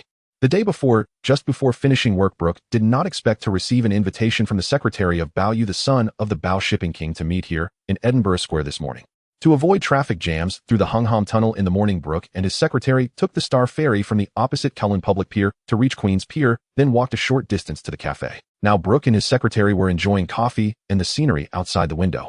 It was approximately 9:50. Upon seeing Zhao Xiuzhen and a young Chinese person standing next to her, Brooke and his secretary realized that the visitor was indeed Bao Yu, the son of the Bao shipping king. Brooke had seen Bao Yu's photograph multiple times in the newspaper, but he never expected that upon meeting Bao Yu in person, he would find him even younger than in the pictures. Boss, this is Mr. Brooke, chairman of Qingzhou. Hello, Mr. Brooke. Hello, young master Bao. Bao Yu could only smile wryly. Nowadays, when people in Shangjiang refer to Mr. Bao, they were talking about Bao Yugong, and as the son of Bao Yugong, he could only be called young master Bao. It seemed that his father, the king of shipping, had a significant influence. The four exchanged greetings. A female waiter came over. Waiter, please change us to a private room. The female waiter led Bao Yu and the others to a separate room. The female waiter then served 4 cups of coffee. The door closed. Bao Yu looked at Brooke and said, Mr. Brooke, during this time, my global investment company has acquired over 30 of Qingzhou Yingnis shares, which means that I and Global Investment Company are now the largest and only major shareholders of Qingzhou Yingni. What? This young master Bao in front of him was actually the largest shareholder of Qingzhou Yingni, holding over 30 of the shares. When did this happen? He couldn't believe he had no news about this at all. Brooke was shocked, and the female secretary beside him was even more. Bao Yu smiled and said, the reason I invited you here is actually to discuss the new board positions and personnel changes at Qingzhou Yingni. Since Bao Yu and Global Investment Company are already the major shareholders, they effectively control Qingzhou Yingni now. Before this, without any other major shareholders, Brooke naturally held the position of chairman. Now it was different. After realizing this, Brooke said, young master Bao, then congratulations on taking over Qingzhou Yingni. Could Brooke oppose this? Of course he couldn't oppose it. In any listed company, the one who holds the most shares is the largest shareholder. That remains true now. Mr. Brooke, I still recognize your abilities. My thought is that I will serve as the new chairman of Qingzhou Yingni, and you will take on the role of general manager of the company. Additionally, Secretary Zhao and I will serve as the new directors of Qingzhou Yingni. At this moment, Brooke understood that as long as it was confirmed that Bao Yu really held over 30 of Qingzhou Yingni's shares, then Brooke would have to follow Bao Yu's direction. Young master Bao, I have no problem with that. This afternoon at 2 p.m., we will hold a press conference in the conference room of Global Investment Company on the 15th floor of Prince Building, and you and the main executives of Qingzhou Yingni will jointly attend this press conference. Brooke had already agreed. There was nothing more to say. However, aside from being shocked, Brooke felt somewhat unable to. Since the 1960s, when Qingzhou Yingni went public, he had held the position of chairman and general manager without any other major shareholders, and he had thought he would hold this position until retirement. He never expected that this British cement giant would ultimately fall into Bao Yu's hands. Of course, Brooke still felt that the acquisition of Qingzhou Yingni must be orchestrated by Bao Yugong. But now with the Bao family and the Li family competing to acquire Kowloon warehouse, how could the Bao family possibly have that much capital to buy Qingzhou Yingni? Brooke couldn't fathom it. He watched Brooke and his female secretary leave first to confirm whether Global Investment Company was really the largest shareholder of Qingzhou Yingni. Boss, I noticed Mr. Brooke seemed a bit lost and even somewhat unable to react just now. That's natural. In any case, Qingzhou Yingni ranks among the top 20 listed companies in Shangjiang and is a relatively large British listed company. Now it has quietly fallen into my hands, so of course he would be very shocked. Bao Yu thought that Qingzhou Yingni was originally founded by Chinese people, but it fell into the hands of British whites. Now it has returned to Bao Yu back into the hands of the Chinese. He was merely reclaiming it from the whites for the original Chinese owners. Bao Yu and Zhao Xiuzhen were drinking coffee together. Zhao Xiuzhen asked, Boss, why did you appoint me as a director of Qingzhou Yingni instead of manager Chao? Chao Ziming's identity is not suitable for appearing in public, so he cannot show his face too much for the time being. Zhao Xiuzhen immediately understood. At 2 p.m., Prince Building, 15th floor, Global Investment Company. This company, which had been established for less than a month, might seem to many outsiders to be a new subsidiary of Bao Yugong, but they did not know it actually belonged to Bao Yu himself. At this moment in the conference room, besides Mr. Brooke, the chairman and general manager of Qingzhou Yingni, there were also more than 10 white executives from Qingzhou Yingni. In the morning after meeting Bao Yu at a cafe in Edinburgh Square, Brooke and his female secretary returned to the headquarters of Qingzhou Yingni and immediately had someone check whether Bao Yu's claims were true. In fact, it was indeed true, and earlier that morning Chao Ziming was still having people continue to buy more shares of Qingzhou. When Brooke had someone check, the shares held by Global Investment Company had already exceeded 31.5, making it the largest and only major shareholder of Qingzhou Yingni. At that time, even if Brooke was psychologically unhappy or dissatisfied, he had only 2 options. The first was to follow Bao Yu's direction and remain at Qingzhou Yingni, but he could only serve as the general manager. The second was for Brooke to voluntarily resign from his position at Qingzhou Yingni, and Bao Yu would arrange for a new general manager to manage this listed company. Brooke knew he had no other choice. He had several years until retirement. He could not easily retire because if he voluntarily resigned, he would not be able to receive the significant retirement benefits the company promised. After confirming that he would stay and that the new boss was Bao Yu, Brooke thought about the Bao family's massive shipping group and felt that working for Bao Yu and his son was still a good choice. Brooke immediately convened an internal meeting in the Qingzhou Ingni conference room. During the meeting, Brooke announced that Bao Yugang's son Bao Yu had successfully acquired Qingzhou Ingni. At first, the other executives of Qingzhou Ingni couldn't believe it. Only after they confirmed that Bao Yu held over 30 of Qingzhou Ingni's shares and was still continuing to buy more, did they realize that Qingzhou Ingni, which had the surname Ing, was now under the surname Bao. During the internal meeting, Brooke said that if anyone did not want to stay at Qingzhou Ingni, they could resign. If they chose to remain, the new chairman and owner would be Bao Yu. The executives present all knew that rather than resigning, it was better to continue working at Qingzhou Ingni. Before the meeting ended, Brooke notified them to arrive at the conference room of Global Investment Company on the 15th floor of Prince Building by 2 p.m. for the press conference. On the other side, Zhao Xiuzhen notified reporters from major newspapers in Xiangjiang to attend this press conference on behalf of Global Investment Company and Bao Yu. In the conference room of Global Investment Company, Zhao Xiuzhen and several ordinary employees are greeting the journalists present while Bao Yu has yet to arrive. The reporters find it strange that they suddenly received a call from Global Investment Company indicating that there is important news to announce. They immediately think it might be related to the acquisition of Geelong Warehouse. In Bao Yu's office, aside from him, there are Brooke and Chao Zhiming, who have gotten to know each other. Bao Yu asked Brooke, "Have you thought it through?" "Chairman, I've thought it through. I still wish to stay at Qingzhou Ingni." "What is the attitude of the other executives?" "Chairman, they all wish to stay. Since everyone is willing to stay, it means that future important decisions of Qingzhou Ingni will follow Bao Yu's arrangements." "Zhiming, I originally intended to appoint you as a director of Qingzhou Ingni, but currently you are not quite suited to appear in public, so Zhao Xiuzhen will take that position instead." "Boss, I understand." Chao Zhiming knows that his role involves handling business intelligence and covertly buying shares of other listed companies, making him unsuitable for public exposure. Just like in his articles for the newspaper, he did not use his real name, but opted for a pseudonym primarily to prevent the public from knowing about him. Currently, Chao Zhiming's identity is as mysterious as Zhou Qian's. Although Zhou Qianhe serves as the general manager of Changxiang Industrial Group, he is very low-key and rarely appears in public. The outside world only knows him as one of Li Jiacheng's most important executives, and Zhou Qianhe neither engages nor likes to deal with media reporters. Bao Yu checked the time. Meanwhile, in the conference room, the reporters were exchanging thoughts. A reporter from the newspaper spotted Zhao Xiuzhen and approached her hoping to gather some news, but Zhao Xiuzhen remained tight-lipped. Zhao Xiuzhen returned to the general manager's office. "Boss, the reporters in the conference room are becoming impatient." Bao Yu checked the time. It was nearly 2:30 in the afternoon. Bao Yu, Brooke, and Zhao Xiuzhen appeared in the conference room. As soon as they entered, they immediately attracted the attention. At first, others thought that the ship King Bao would appear, but now they only saw young Master Bao's figure. Young Master Bao, is this sudden press conference related to the acquisition of Geelong Warehouse? A reporter immediately inquired. Bao Yu smiled and took a seat in the middle. Beside him were Brooke, Zhao Xiuzhen, and other key executives from Qingzhou Ingni. Brooke took the initiative to introduce Bao Yu to the white executives of Qingzhou Ingni. Bao Yu stated, "Dear journalists, the reason for this sudden invitation to hold a press conference is not related to the acquisition of Geelong Warehouse, but rather concerning Qingzhou Ingni." Qingzhou Ingni. The reporters present immediately reacted. "This is Mr. Brooke, the chairman and general manager of Qingzhou Ingni." "What? Mr. Brooke, the chairman and general manager of Qingzhou Ingni, has also appeared here." In reality, Brooke is also quite low-key. Prior to this, very few media reporters paid attention to Qingzhou Ingni. Before the 1970s, Qingzhou Ingni was even in the red. Even after becoming profitable, it remained lukewarm. However, in reality, Qingzhou Ingni ranks among the top 20 by market value in Hong Kong, close to one-third of Geelong Warehouse's total market value, and it is the largest cement producer in Hong Kong. During this period, my global investment company has been buying shares of Qingzhou Ingni, and as of yesterday's close of the Hong Kong stock market, I, and Global Investment Company, hold over 30 of the shares of Qingzhou Ingni, making us the largest and only shareholder. Shock. At this moment, the reporters were truly astonished. Many of them believed that the Bao family was focusing their efforts on the acquisition of Geelong Warehouse. They never expected that young Master Bao had quietly swallowed Qingzhou Ingni. How could this be possible? Here I announce that I will personally assume the position of the new chairman of Qingzhou Ingni, while Mr. Brooke will continue to serve as general manager. In addition, 2 new directors will be added to Qingzhou Ingni, one of whom will be me and the other will be Miss Zhao Xiuzhen. In other words, the new chairman of Qingzhou Ingni is Bao Yu, while Brooke continues as the general manager.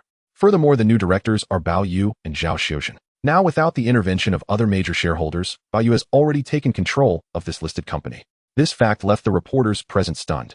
They originally thought that the Bao family had limited funds or that most of their funds were used to buy shares of Kowloon warehouse, but they never expected that Bao Yu had become the sole major shareholder of Qingzhou Yingni. Given Qingzhou Yingni's current market value of over 700 million Hong Kong dollars, even calculating based on 30 of the shares, it would still involve over 1 billion Hong Kong dollars. Although this transaction does not compare to the Golden Gate Tower deal between Jardine Matheson and Chen Songqing a while ago, this news will surely create a global sensation. Young Master Bao, is there a connection between Global Investment Company and your father? Also, was the acquisition of Qingzhou Yingni funded by the Bao family or other funds? Here I can clearly inform all journalists that Global Investment is a new company I independently established and has no connection with my father. As for the funds used for the acquisition of Qingzhou Yingni, it is also unrelated to the Bao family. Bao Yu stated clearly. This is primarily because he considers the Bao family and his personal situation to be entirely different. The Bao family still needs to consider his 4 sisters and their husbands.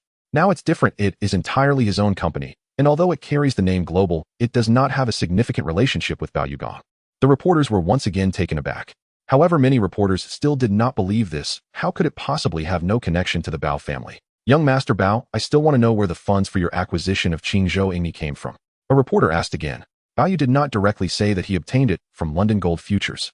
He merely smiled and did not answer. The press conference regarding Bao Yu's acquisition of Qingzhou Yingni lasted for more than half an hour before concluding. After the press conference ended, the reporters hurried back to draft their articles as they needed to prepare their pieces ahead of the evening news and begin mass printing to deliver them to subscribers before the end of the workday. The reporters then dispersed. In the conference room, aside from Bao Yu, Brooke, Zhao Xiuzhen, Brooke's female secretary, and over 10 other executives from Qingzhou Yingni were present. This is considered Bao Yu's first official meeting after taking control of Qingzhou Yingni. During the meeting, Bao Yu stated first, all executive positions remain unchanged.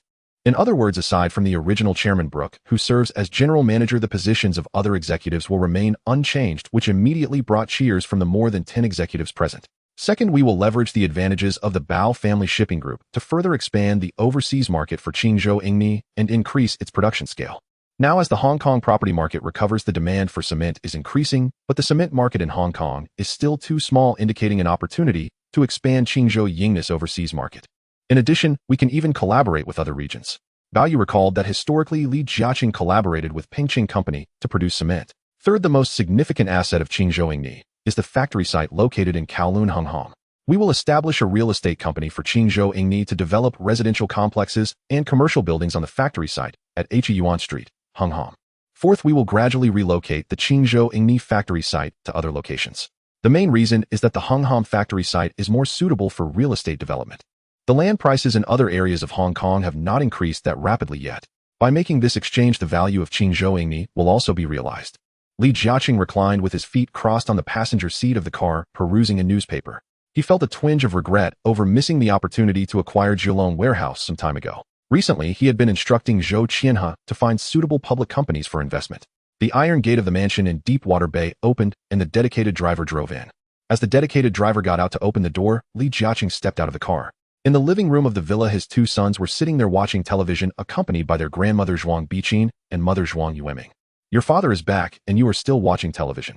Zhuang Yueming knew that her husband disliked seeing their children glued to the screen after work, while she and Zhuang Biqin tended to indulge the boys, especially Zhuang Biqin, who doted on her grandsons.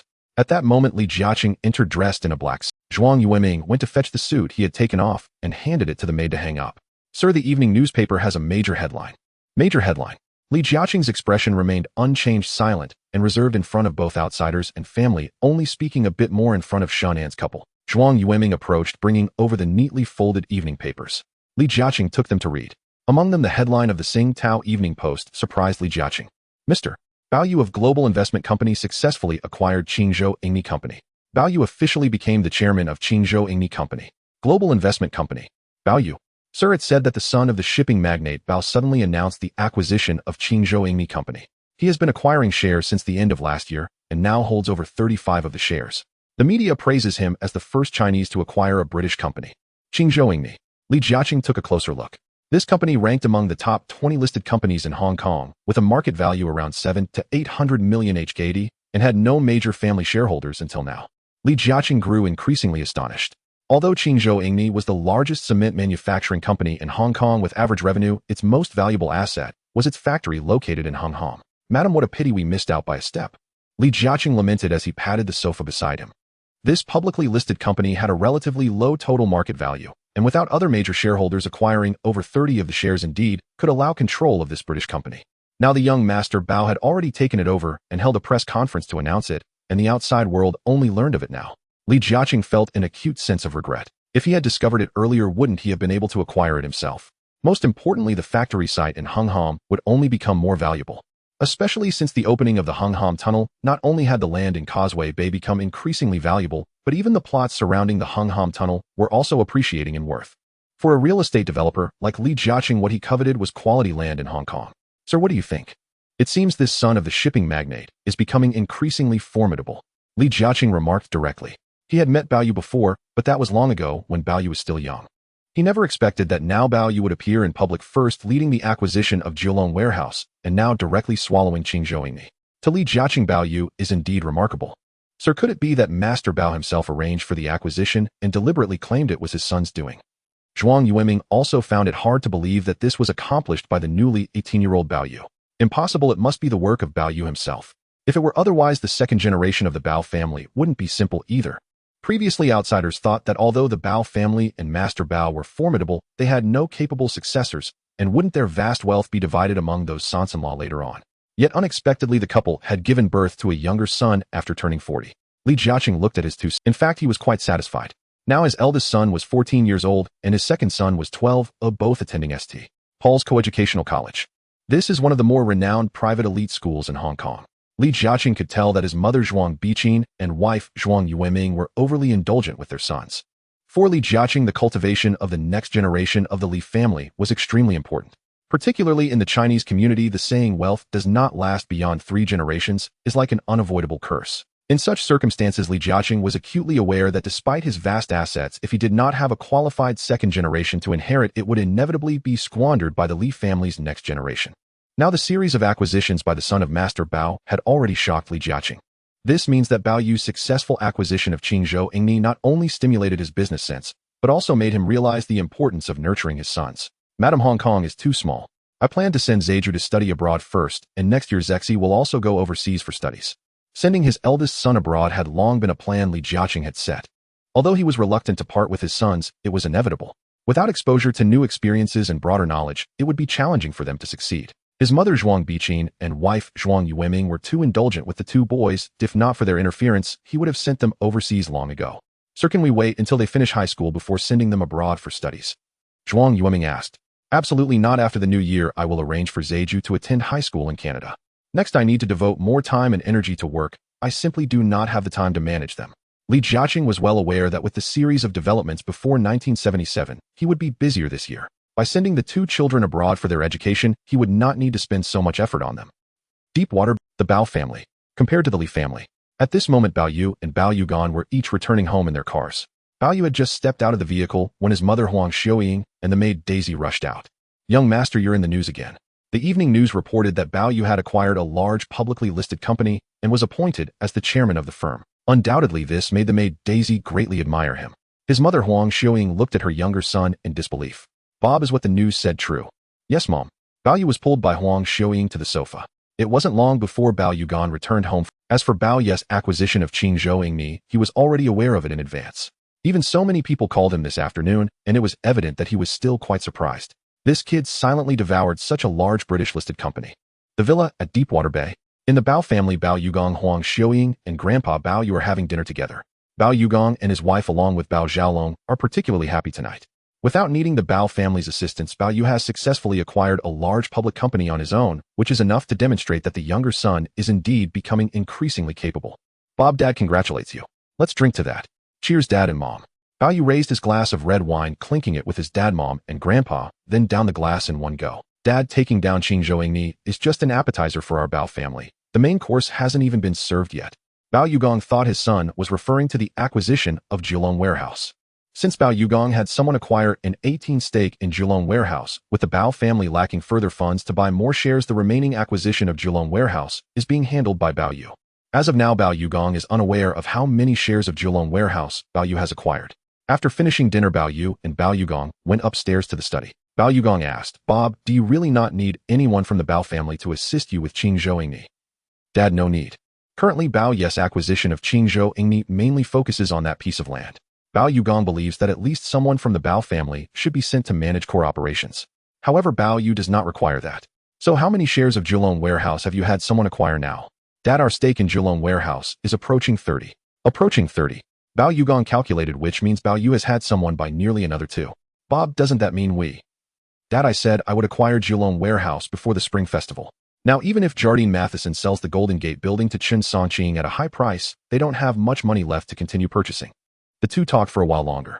Bao Yu left first. Bao Yu stayed in the study to read the newspaper, waiting for the effects of the alcohol to wear off. Bao Yu then decided to take a hot bath. January 13th, 1978. Friday.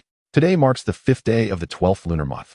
As the Spring Festival approaches at 4 in the afternoon, the 4 major exchanges in Hong Kong have just closed and Bao Yu is still in the office. The landline on his desk rings. The female secretary Zhao Xiuzhen went over to answer. After a while, Zhao Xiuzhen said, "Boss, it's Miss Nancy on the line." Bao Yu took the call. "Nancy, it's me. I'll come over after work." Bao Yu hung up the landline phone before the end of the workday. Bao Yu called home, and the maid Daisy answered. Bao Yu informed her that he wouldn't be returning home for dinner with Dad, Mom, and Grandpa, and might be back a bit late. Bao Yu came downstairs and got into his Porsche. On Victoria Peak, the villa he had someone discreetly purchased for Nancy last year is located here. Nancy currently resides here.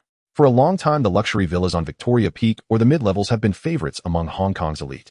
In the past, especially before the 1960s, even wealthy Chinese in Hong Kong could not buy luxury homes there without permission from the Hong Kong governor's office.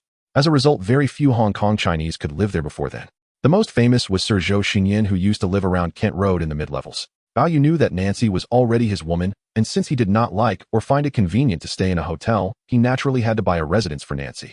In the end, he chose a property on Victoria Peak that Nancy liked, spending nearly 10 million Hong Kong dollars to acquire it. It must be said that this amount is still quite substantial. It took Bao Yu almost 40 minutes to finally arrive at this 3-story luxury villa. Now it is located on Peak Road, at a considerable height. Bao Yu parked his Porsche and got out of the car. Standing here, he could overlook the entire Victoria Harbor and even see the skyscrapers of central Hong Kong and the Kowloon Peninsula in the distance. In this regard, both the scenery and the geographical location are top-notch. Bao Yu just pressed the doorbell outside. After a while, a 30-something Filipina maid Fanny came out to open the door. "Mr. Bao." Bao Yu in. After a while, Nancy, dressed in a skirt, came down from upstairs. Upon seeing Bao Yu, she immediately hugged his arm. "Nancy, do you like it here?" "I do." It must be said that the environment here is exceptional in every aspect. Nancy knew that if she hadn't met Bao Yu, she probably would never have dreamed of living in such a luxury villa. Nancy first took Bao Yu to the balcony on the 2nd floor. From the balcony, one can see the even more beautiful scenery of Victoria Harbor in the distance. The view here is stunning both during the day and at night. After all, having spent so much money, this luxury villa is certainly impressive. This time, Nancy called Bao Yu over for several important matters. "Sir, the futures of New York gold have been fully settled with an approximate profit of $1 billion US. The settlement of New York gold futures is over. The London gold and New York gold that were bought together, London gold was settled last month, ultimately yielding £600 million, which translates to about 5.4 billion Hong Kong dollars. New York gold, having an additional month, now profits $1 billion US, which is about 5 billion Hong Kong dollars at the exchange rate. This seems to be a few billion Hong Kong dollars less than London gold. However, in reality, compared to London gold, New York gold, aside from having a smaller leverage, did not require as much effort. In other words, the total profit from both London gold and New York gold amounts to 10.4 billion Hong Kong dollars. Bao Yu knows that with this sum of money, it will be much easier for him to invest in Hong Kong. "Nancy, this profit is quite decent." "Quite decent." Nancy knew that Bao Yu is a futures tycoon, and now the whole world knows that there is a futures giant in Hong Kong, but no one knows who this mysterious person is. "Sir, I have formally resigned from Huifeng Bank." This means that Nancy has left Huifeng Bank and will officially start working for Bao Yu at Global Investment Company. During this time, Nancy would only occasionally go to Global Investment Company. Basically, it was Chao Zhiming who was responsible for acquiring those company shares. With Nancy joining, Chao Zhiming's work will be much easier. Then starting next Monday, you'll officially work at Global Investment Company. Aside from these two matters, Nancy called Bao Yu over because it had been a long time since they were alone together. After discussing company matters, Nancy wanted to deepen their relationship. The maid Fanny came upstairs and said, "Miss Nancy, dinner is ready." "Sir, let's go have dinner first." Here only the maid Fanny is taking care of Nancy and the villa. Nancy prefers not to have too many servants. She feels that one maid is sufficient. January 20th, 1978. Friday. Today is the 12th day of the 12th lunar month, marking the beginning of the traditional solar term of major cold. At this moment, heavy snow has already fallen in the north. In Xiangjiang, the temperature during the day hovers around 20 degrees Celsius. However, in Deepwater Bay, Bao Yu feels a bit chilly even with the window open while sleeping at night. Bao Yu is accustomed to waking up early. After washing up and going downstairs, he sees his father Bao Yu reclining with his feet up while reading the newspaper. Good morning, Dad. Good morning, Bob. Recently, Bao Yu's acquisition of Qingzhou Ingni caused quite a stir in Xianjiang. At this moment, Bao Yu knows it is time to take action against the Wharf Holdings. Dad, let's talk over there. Bao Yu and Bao Yu walk to the villa's yard from where they can see the Deepwater Bay golf course in the distance. At that moment, Li Jiacheng might even be playing golf himself. Dad, our global investment company has just acquired an additional 5 stake in Wharf Holdings, meaning that our family's total stake is now nearly 35. This figure means that not only must we publicly disclose this to other stakeholders in Wharf Holdings, but we also need to decide whether to further acquire shares in Wharf Holdings. A 35 stake in Wharf Holdings. This means that Bao Yu Longfeng International holds 18, while Bao Yu's global investment holds 17, together totaling 35. Meanwhile, after selling the Golden Gate Tower, Jardine Matheson has been buying Wharf Holdings shares, but the price has already soared to over 60 Hong Kong dollars, even exceeding 70 Hong Kong dollars per share. According to current market speculation, Jardine Matheson has recently acquired about 10 of Wharf Holdings, which is approximately 8.5 million shares. Adding to the shares they held previously, Jardine Matheson now holds around 22 to 25 of the shares. Even so, this is still about 10 less than our family's stake. The Bao family remains the largest shareholder of Wharf Holdings. Bob, are you suggesting that we officially announce the acquisition of Wharf Holdings? That's right, Dad. However, looking at Jardine Matheson, they likely won't give up easily. They will probably struggle to. Historically, Bao Yu spent nearly 3 years to successfully acquire Wharf Holdings at a great cost. Now Bao Yu aims to acquire Wharf Holdings in just 3 months. The two discussed for a while and decided to hold a press conference at 2 p.m. in the conference room of the Global Shipping Group headquarters at Prince Tower. Prince Tower, 15th floor. Currently, aside from Bao Yu working in his office, Chao Jiming and Nancy are also working in their respective offices. Xiuzhen go call Nancy and Chao Jiming over. Zhao Xiuzhen heads to their offices. After a while, Chao Jiming and Nancy arrive. During this time, Chao Jiming has been responsible for purchasing shares in those companies for Bao Yu while also searching for suitable listed companies to invest in. This morning I discussed with Dad, and we agreed to publicly announce our stake in Wharf Holdings this afternoon, meaning we will officially announce our acquisition of Wharf Holdings. I believe Jardine Matheson will not easily give up. Boss, are you saying that Jardine Matheson has other plans? Chao Jiming asked. In reality, the money Jardine Matheson made from selling the Golden Gate Tower amounting to 810 million Hong Kong dollars has mostly been used for acquiring Wharf Holdings. If Jardine Matheson wants to continue buying Wharf Holdings at a high price, they need to find other means. That is certain. After lunch at the company. At 1:30 p.m. Conference room of Global Shipping Group headquarters. At this time, reporters from major media outlets in Xianjiang, such as Oriental Daily Sing, Tao Daily Ming Pao, and Sheng Pao rushed to attend this press conference after receiving a call from the Public Relations Department of Global Shipping Group. At 1:45 p.m. Inside the conference room.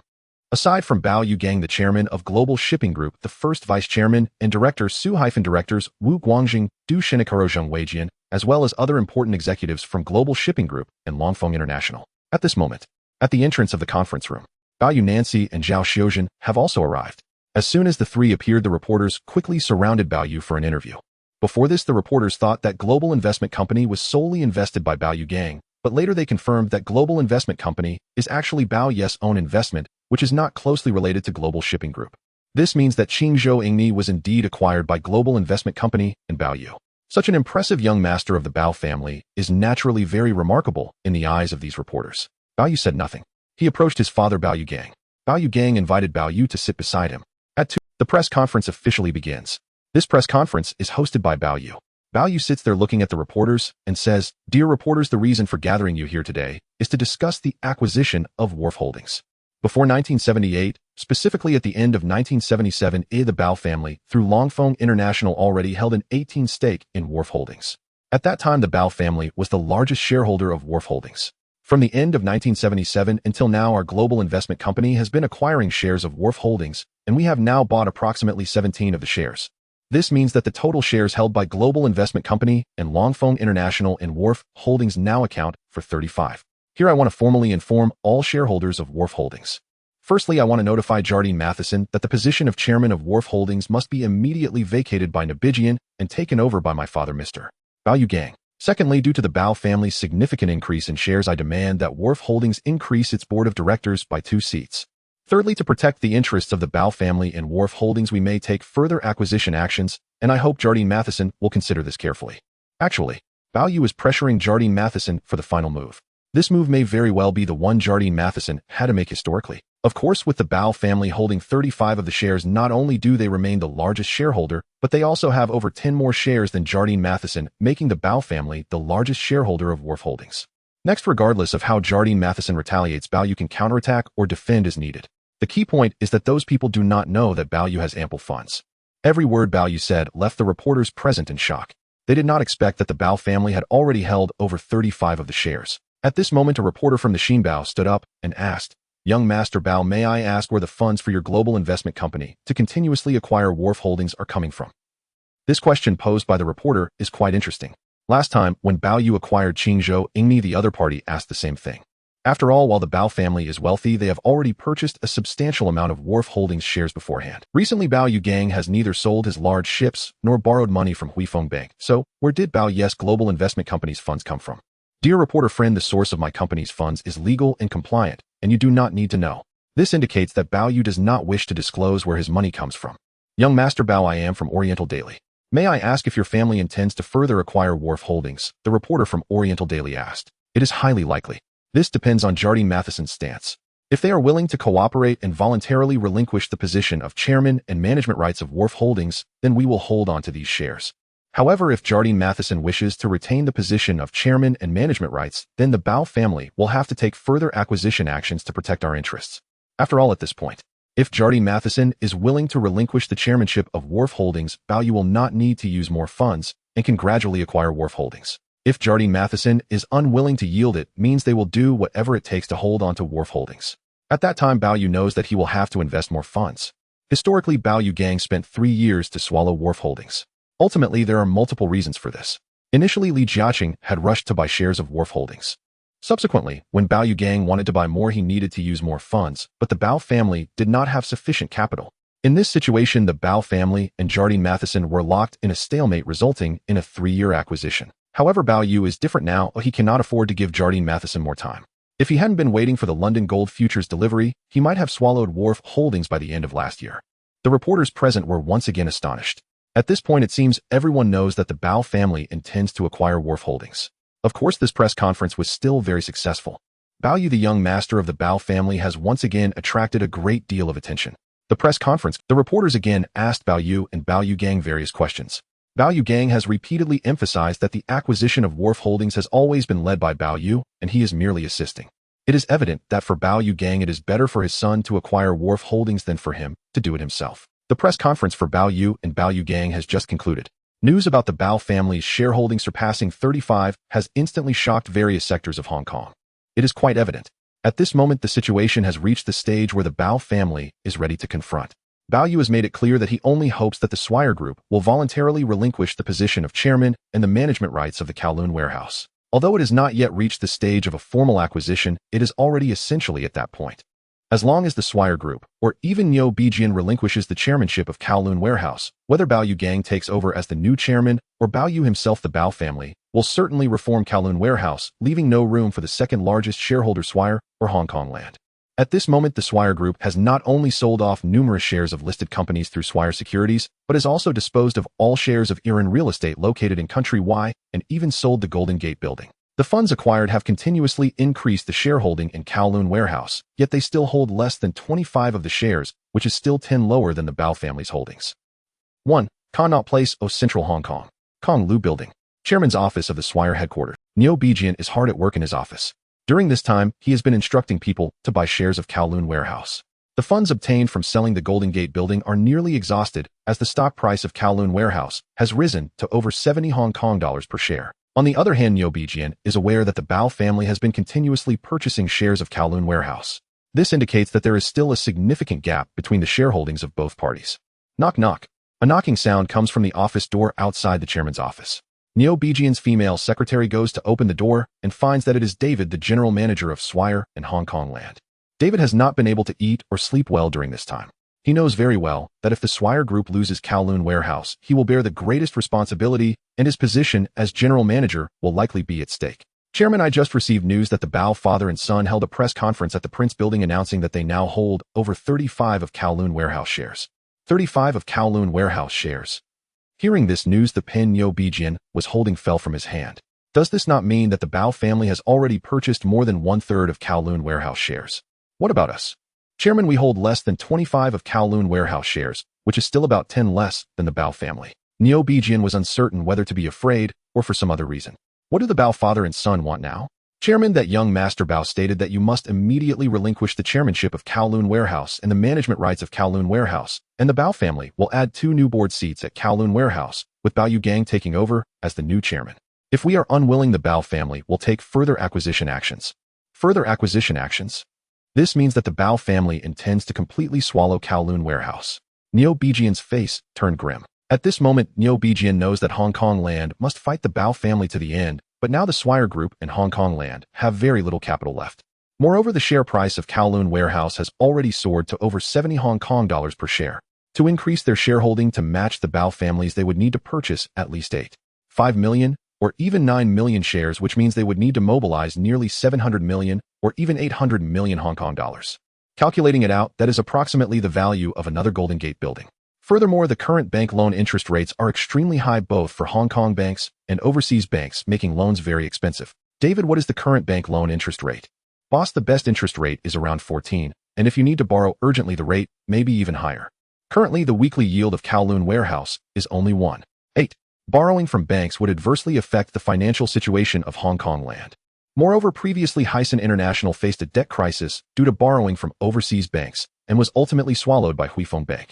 This lesson has made the Swire Group and other British-funded enterprises in Hong Kong very cautious. David, have we nearly spent all the funds from selling shares of Iran Real Estate and the Golden Gate building? Chairman, we have nearly spent everything. All of it has been used to purchase shares of Kowloon Warehouse. Now that the bank loan interest is so high, how do you expect us to find that much money to buy? Moreover, even if we want to sell other properties now, I fear the Bao father and son won't give us any time. Chairman, what if we issue new shares for Hong Kong Land to raise funds?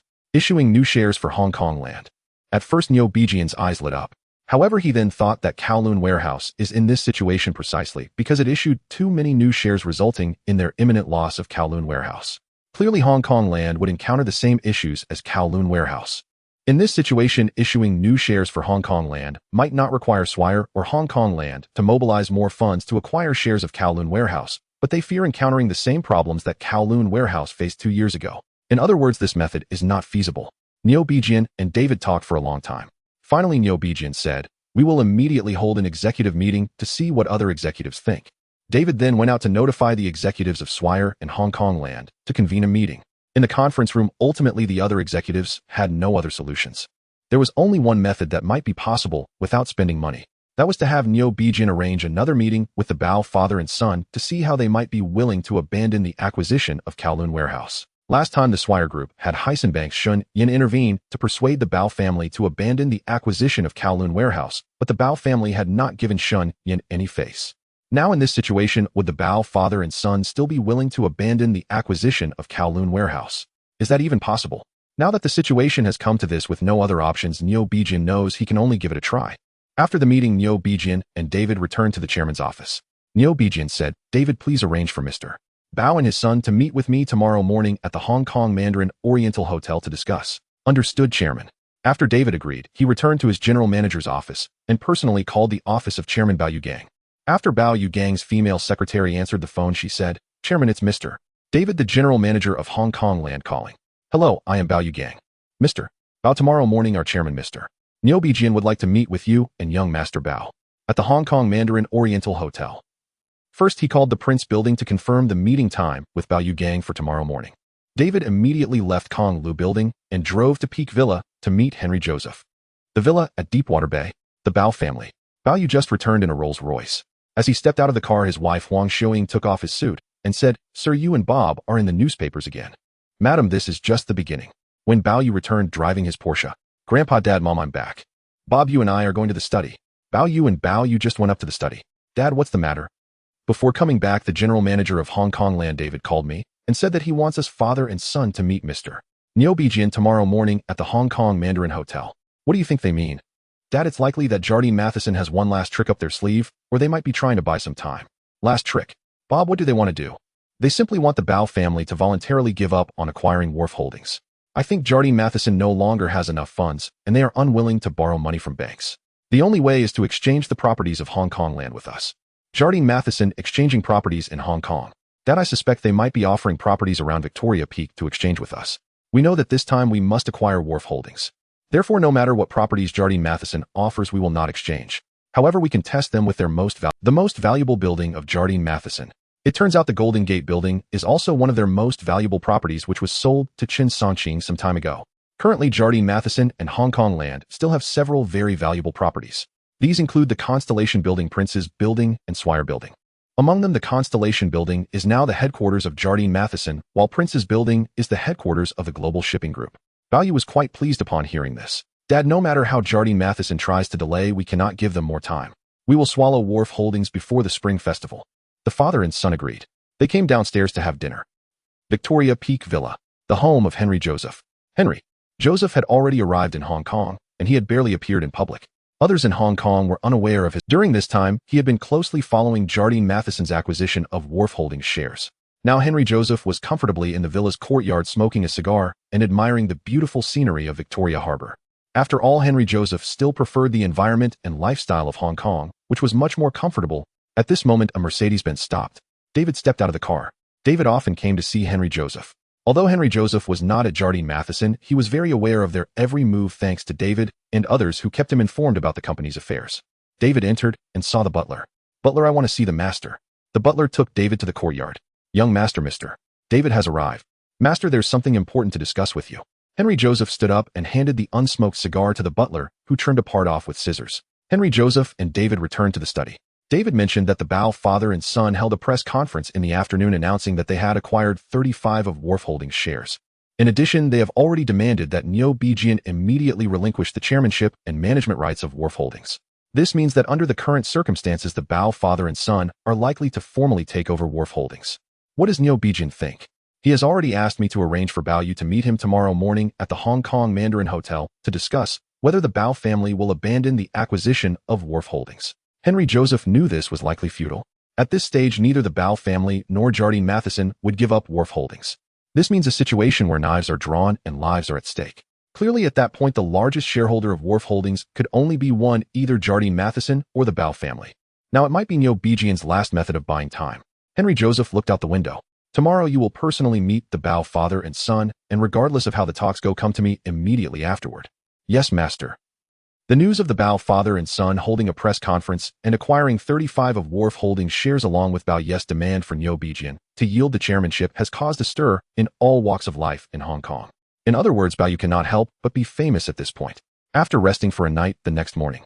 Today is January 21st, 1978, the 13th day of the 12th lunar month. Today is also Saturday. Originally, there was nothing special planned for today since it was Saturday. However, Jardine Matheson had already scheduled a meeting with the Bao father and son in advance. Bao Yu woke up early. After having breakfast with his grandfather, father, and mother, he did not drive, but got into his father's Rolls-Royce. The father and son rode together to the Hong Kong Mandarin Hotel. About an hour later, Hong Kong Mandarin Hotel. The chauffeur parked the car. As they opened the car door, Bao Yu and his father Bao Yu just stepped out. The general manager of the Hong Kong Mandarin Hotel was already there to greet them. Mr. Bao, young master Bao, Mr. Neo Bijian and Mr. David are waiting for you upstairs. Bao Yu and Bao Yu just followed the general manager inside. They first took the elevator to the 7th floor. Exiting the elevator, they arrived at a luxurious suite in the hotel. Neo Bijian of Jardine Matheson and David, the general manager of Hong Kong Land, had already arrived half an hour ago. Neither of them said anything, but it was clear that their expressions were not good. Clearly, this might be the last negotiation between Jardine Matheson and the Bao family. If this fails, then one side can only exit. A knock sounded at the door. David went to open it. Seeing that it was the hotel manager bringing in the Bao father and son. Mr. Bao, young master Bao. David immediately reached out to shake hands with the Bao father and son. At that moment, David did not dare to underestimate young master Bao in front of him. After Bao Yu shook hands with the other party, they entered and saw Neo Bijian dressed in a suit. Mr. Bao, young master Bao. Neo Bijian also took the initiative to shake hands with the Bao father and son. The four of them sat down separately. After the hotel manager brought in coffee, the door to the luxury suite closed. Bao Yu did not touch the cup of coffee in front of him while Bao Yu took a sip. Neo Bijian directly stated, Mr. Bao, we at Jardine Matheson hope that the Bao family will relinquish all their shares in Wharf Holdings to us. Indeed. Neo Bijian wasted no time and got straight to the point, wanting to swallow all the shares that the Bao family currently held. This made not only Bao Yu smile, but Bao Yu also smiled. Last night, Bao Yu had discussed this with his father. Does Li Jiacheng of the Jardine Matheson Group expect the Bao family to voluntarily surrender all shares of the Kowloon warehouse? Is that even possible? Bao Yu remained silent, and so did Bao Yu.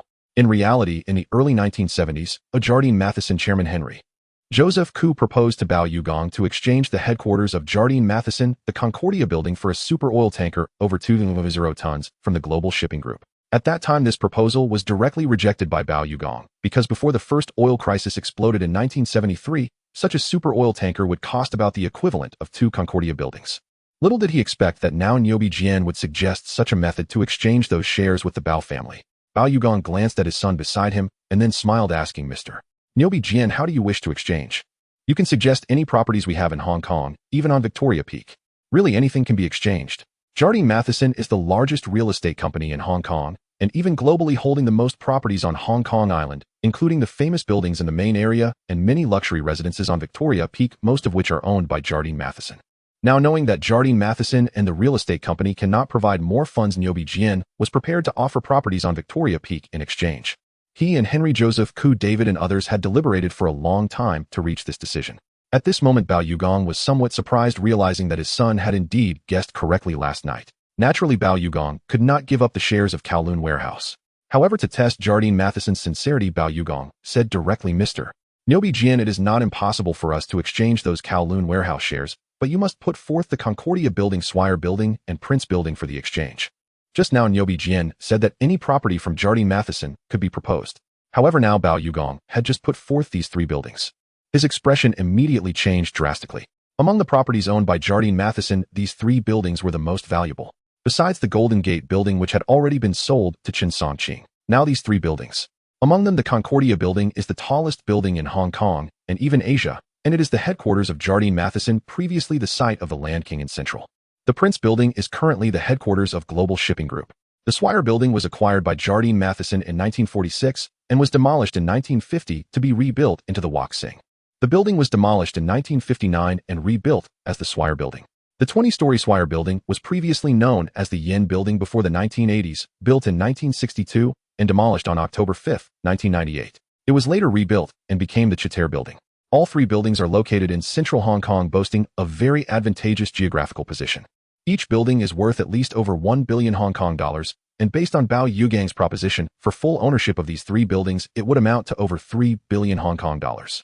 Currently, the Bao family's stake in Kowloon warehouse stands at 35, which translates to nearly 30 million shares. With the current share price of Kowloon warehouse at 70 Hong Kong dollars per share, this amounts to 1 billion Hong Kong dollars. Li Jiacheng could see at a glance that Bao Yu and his son were making outrageous demands. How could he possibly agree to that?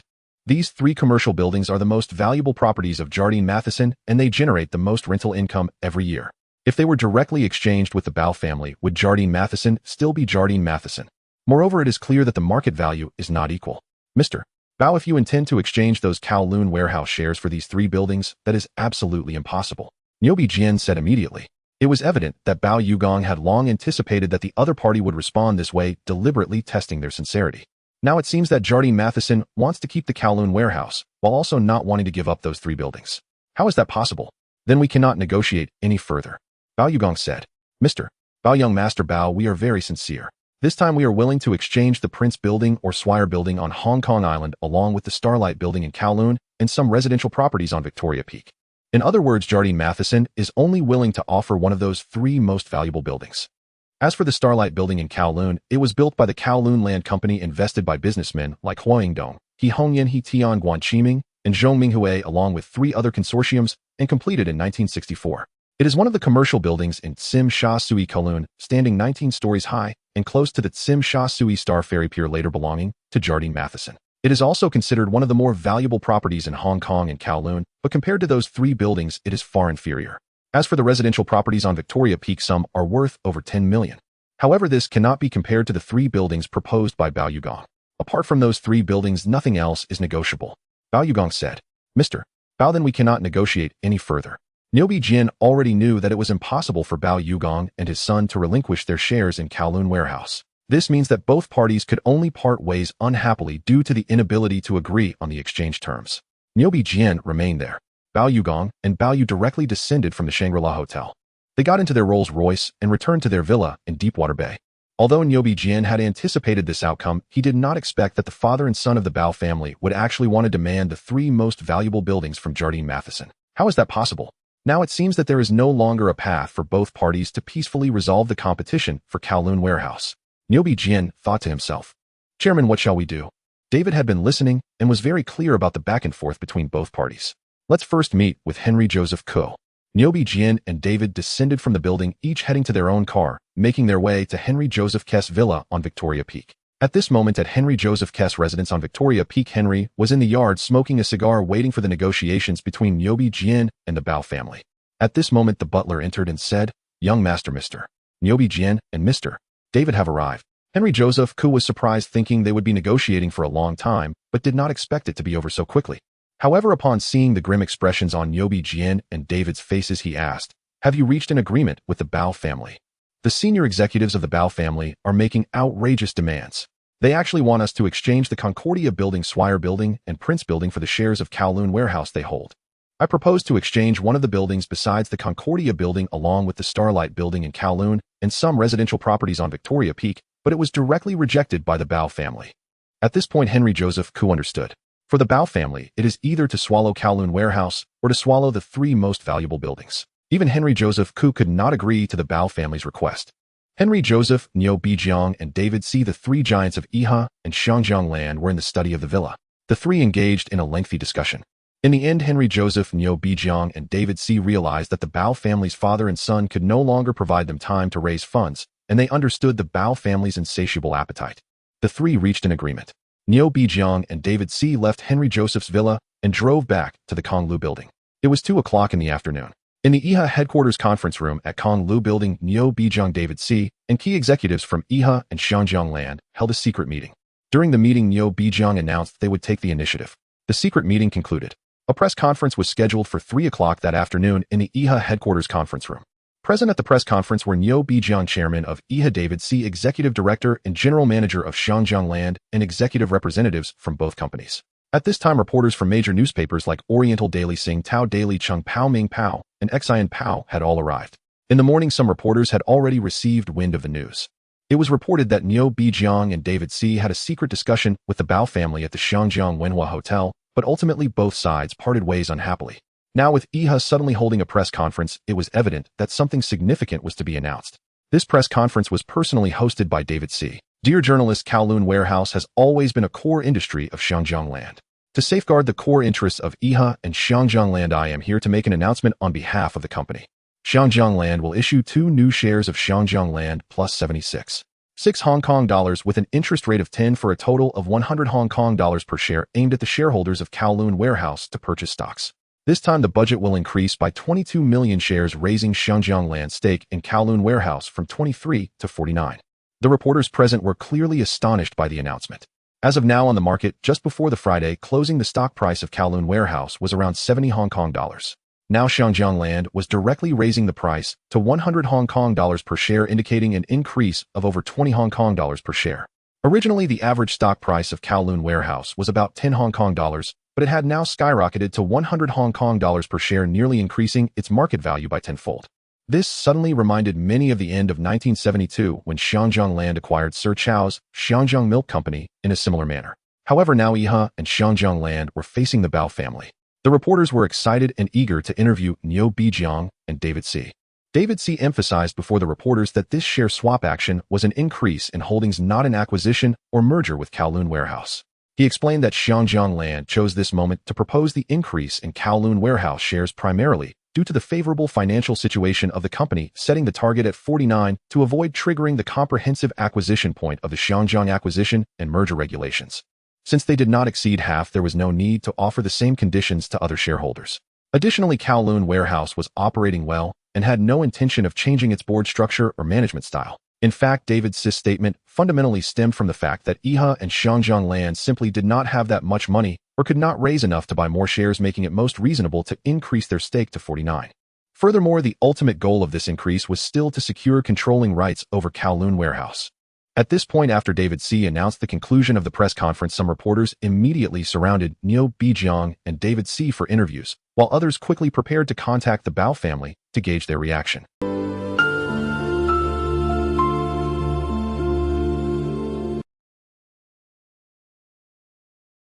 That afternoon at the Deepwater Bay hillside villa, Bao Yu and his father Bao Yu just met with Niu Bijiang and David C. After having lunch, Bao Yu returned to his room. Bao Yu had already guessed that after this visit, Xianjiang land would surely retaliate accordingly. At 3:30 in the afternoon, Bao Yu was resting in the master bedroom when the landline in the study kept ringing. The maid Daisy went over to answer the phone. "Young master, it's Miss Nancy calling for you." Bao Yu went over to pick up the landline. Bao Yu had learned that Iha had ultimately taken this step, having to exchange shares for stocks held by investors in Kowloon warehouse using new shares and bonds from Xianjiang land. This seemed very tempting. However, Bao Yu thought it was hardly significant. "Nancy, I understand." Nancy knew that Bao Yu had substantial cash flow with Global Investment Company and had no need to worry. Bao Yu hung up the phone. Downstairs, Bao Yu just received a call from a reporter friend, clearly indicating that Iha had suddenly taken the initiative. At first, Bao Yu was indeed a bit worried. But when he thought of his son Bao Yu, he immediately calmed down. Bao Yu wanted to go find Bao Yu and saw him coming down. "Bob, there's a change with Kowloon warehouse. Iha and Xianjiang land have suddenly taken the initiative, seeking to exchange stocks of Kowloon warehouse holders at 100 Hong Kong dollars per share. Dad, this was all within my expectations." Was it within Bao Yu's expectations? Bao Yu was somewhat surprised. "Dad, I was waiting for Iha to make the first move. Now it seems Iha can only use new shares and bonds to exchange for stocks, which indicates that Iha and Xianjiang land are truly out of money and had to resort to this method. However, Dad, I have money with Global Investment Company. In a comparable situation, if we offer 100 Hong Kong dollars in cash against their new shares and bonds valued at 100 Hong Kong dollars, who do you think those investors will choose?" Needless to say, investors will definitely choose cash. It is clear that this is the final battle between Iha and the whoever completes the share increase will undoubtedly see Kowloon warehouse's stock price plummet. "Bob, do we need to hold a press conference immediately?" "Dad, tomorrow is Sunday and the day after tomorrow is Monday. There is still plenty of time. We will hold a press conference tomorrow afternoon." Bao Yu had already calmed down. Now Iha was looking to increase its holdings while the Bao family was also looking to increase theirs, but compared to Iha, it was a counter increase. According to the current situation, the Bao family held a total of 35 of Kowloon warehouse shares. To increase to 49 means the Bao family needed to buy an additional 14 of Kowloon warehouse shares, which equals 12 million shares, requiring 1.2 billion Hong Kong dollars at 100 Hong Kong dollars per share. This 1.2 billion Hong Kong dollars is a significant sum of money in any era. If the Bao family had not sold those large ships, they would not have had enough money to make the increase, unless they could only borrow from Huifeng Bank. Bao Yu was unaware of how much cash his son had, but judging from his son's demeanor, Bao Yu was full of confidence, so he didn't need to humble himself to ask Shen and Huifeng Bank for help. As today is Saturday, the 4 exchanges in Xianjiang are closed, and Kowloon warehouse is not trading on the exchange, while the Xianjiang Securities Regulatory Office is also on holiday. However, a sudden meeting was convened to discuss the increase in shares of Kowloon warehouse concerning Swire and Xianjiang land. The contents and results of the meeting were not disclosed, and in response to reporters' inquiries, it was only stated that further discussions would continue the next day. At this time within the Bao family, the one most concerned about the acquisition of Kowloon warehouse is naturally Bao's second son-in-law Wu Guangjing. Today Wu Guangjing is resting in his villa basking in the sun with his lazy pregnant wife in the garden, when suddenly the family servant calls him to answer a phone call. On the other end of the line, Wu Guangjing suddenly learns that Swire has convened a press conference regarding the initiation of the increase in shares of Kowloon warehouse. Upon hearing this news, Wu Guangjing immediately thought it was a significant matter. Originally, he was very concerned about whether the Bao family could successfully acquire Kowloon warehouse. However, it seems that the matter of the Bao family's acquisition of Kowloon warehouse has always been managed by Bao Yu, his brother-in-law. After some thought, he felt he should go see his father-in-law. "Pei Rong, I need to see my father-in-law and brother-in-law immediately." "Sir, what happened?" "A reporter just called to say that Swire suddenly wants to increase its shares of Kowloon warehouse at a high price. I want to see how my father-in-law and brother-in-law plan to handle it."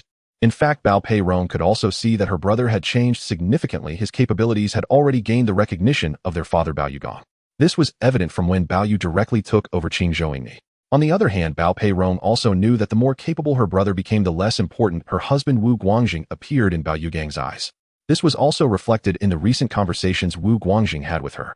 Important matters concerning the Bao family or the global shipping group would no longer be discussed with him, but rather with Bao Yu. This was also reflected in the recent conversations Wu Guangjing had with her. Important matters concerning the Bao family or the global shipping group. "Sir, I believe Dad and Bob should be able to handle it well." "That's true, but I still want to take a look." Wu Guangjing put on his suit, got into his car, and left for the Bao family's villa in Deepwater Bay.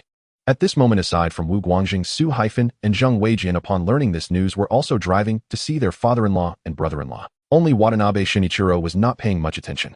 Now Watanabe Shinichiro is a new director of Global Shipping Group and has a position there, giving him more opportunities to show his face.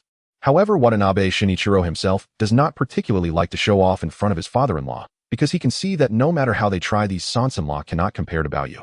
Now that Bao Pei had learned this news, she urged Watanabe Shinichiro to go over. "Pei, I don't want to go," Watanabe Shinichiro said. "Why are you so foolish? It's such a good opportunity, why not show off in front of my dad?" Bao Pei could see that among her 4 sisters, she was the least favored by their parents, and the oriental husband she chose was the same. If it weren't for the Bao family suddenly appointing Watanabe Shinichiro as a director of Global Shipping Group, he would still be doing nothing. "Pei, you know my personality. Dad may not like you, but what about my brother Bob? Don't you see that Bob is different now?" Hearing this, Watanabe Shinichiro also showed a different expression. He had long noticed that Bao Yugong and his wife preferred the other 3 sons-in-law.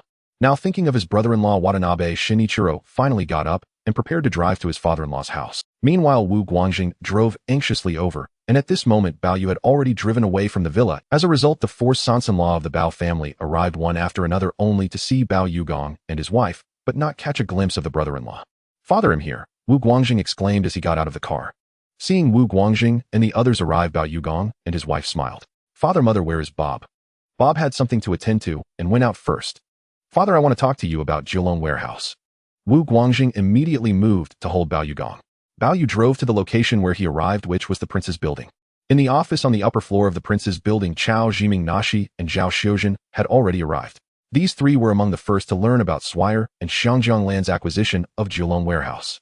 After all, Chao Jiming and Zhao Xiuzhen were both from media backgrounds, and they received the news from reporters. Nashi also learned about it from her friends. At this time, the 3 had already heard that their boss Bao Yu was coming. Now the 3 were very excited.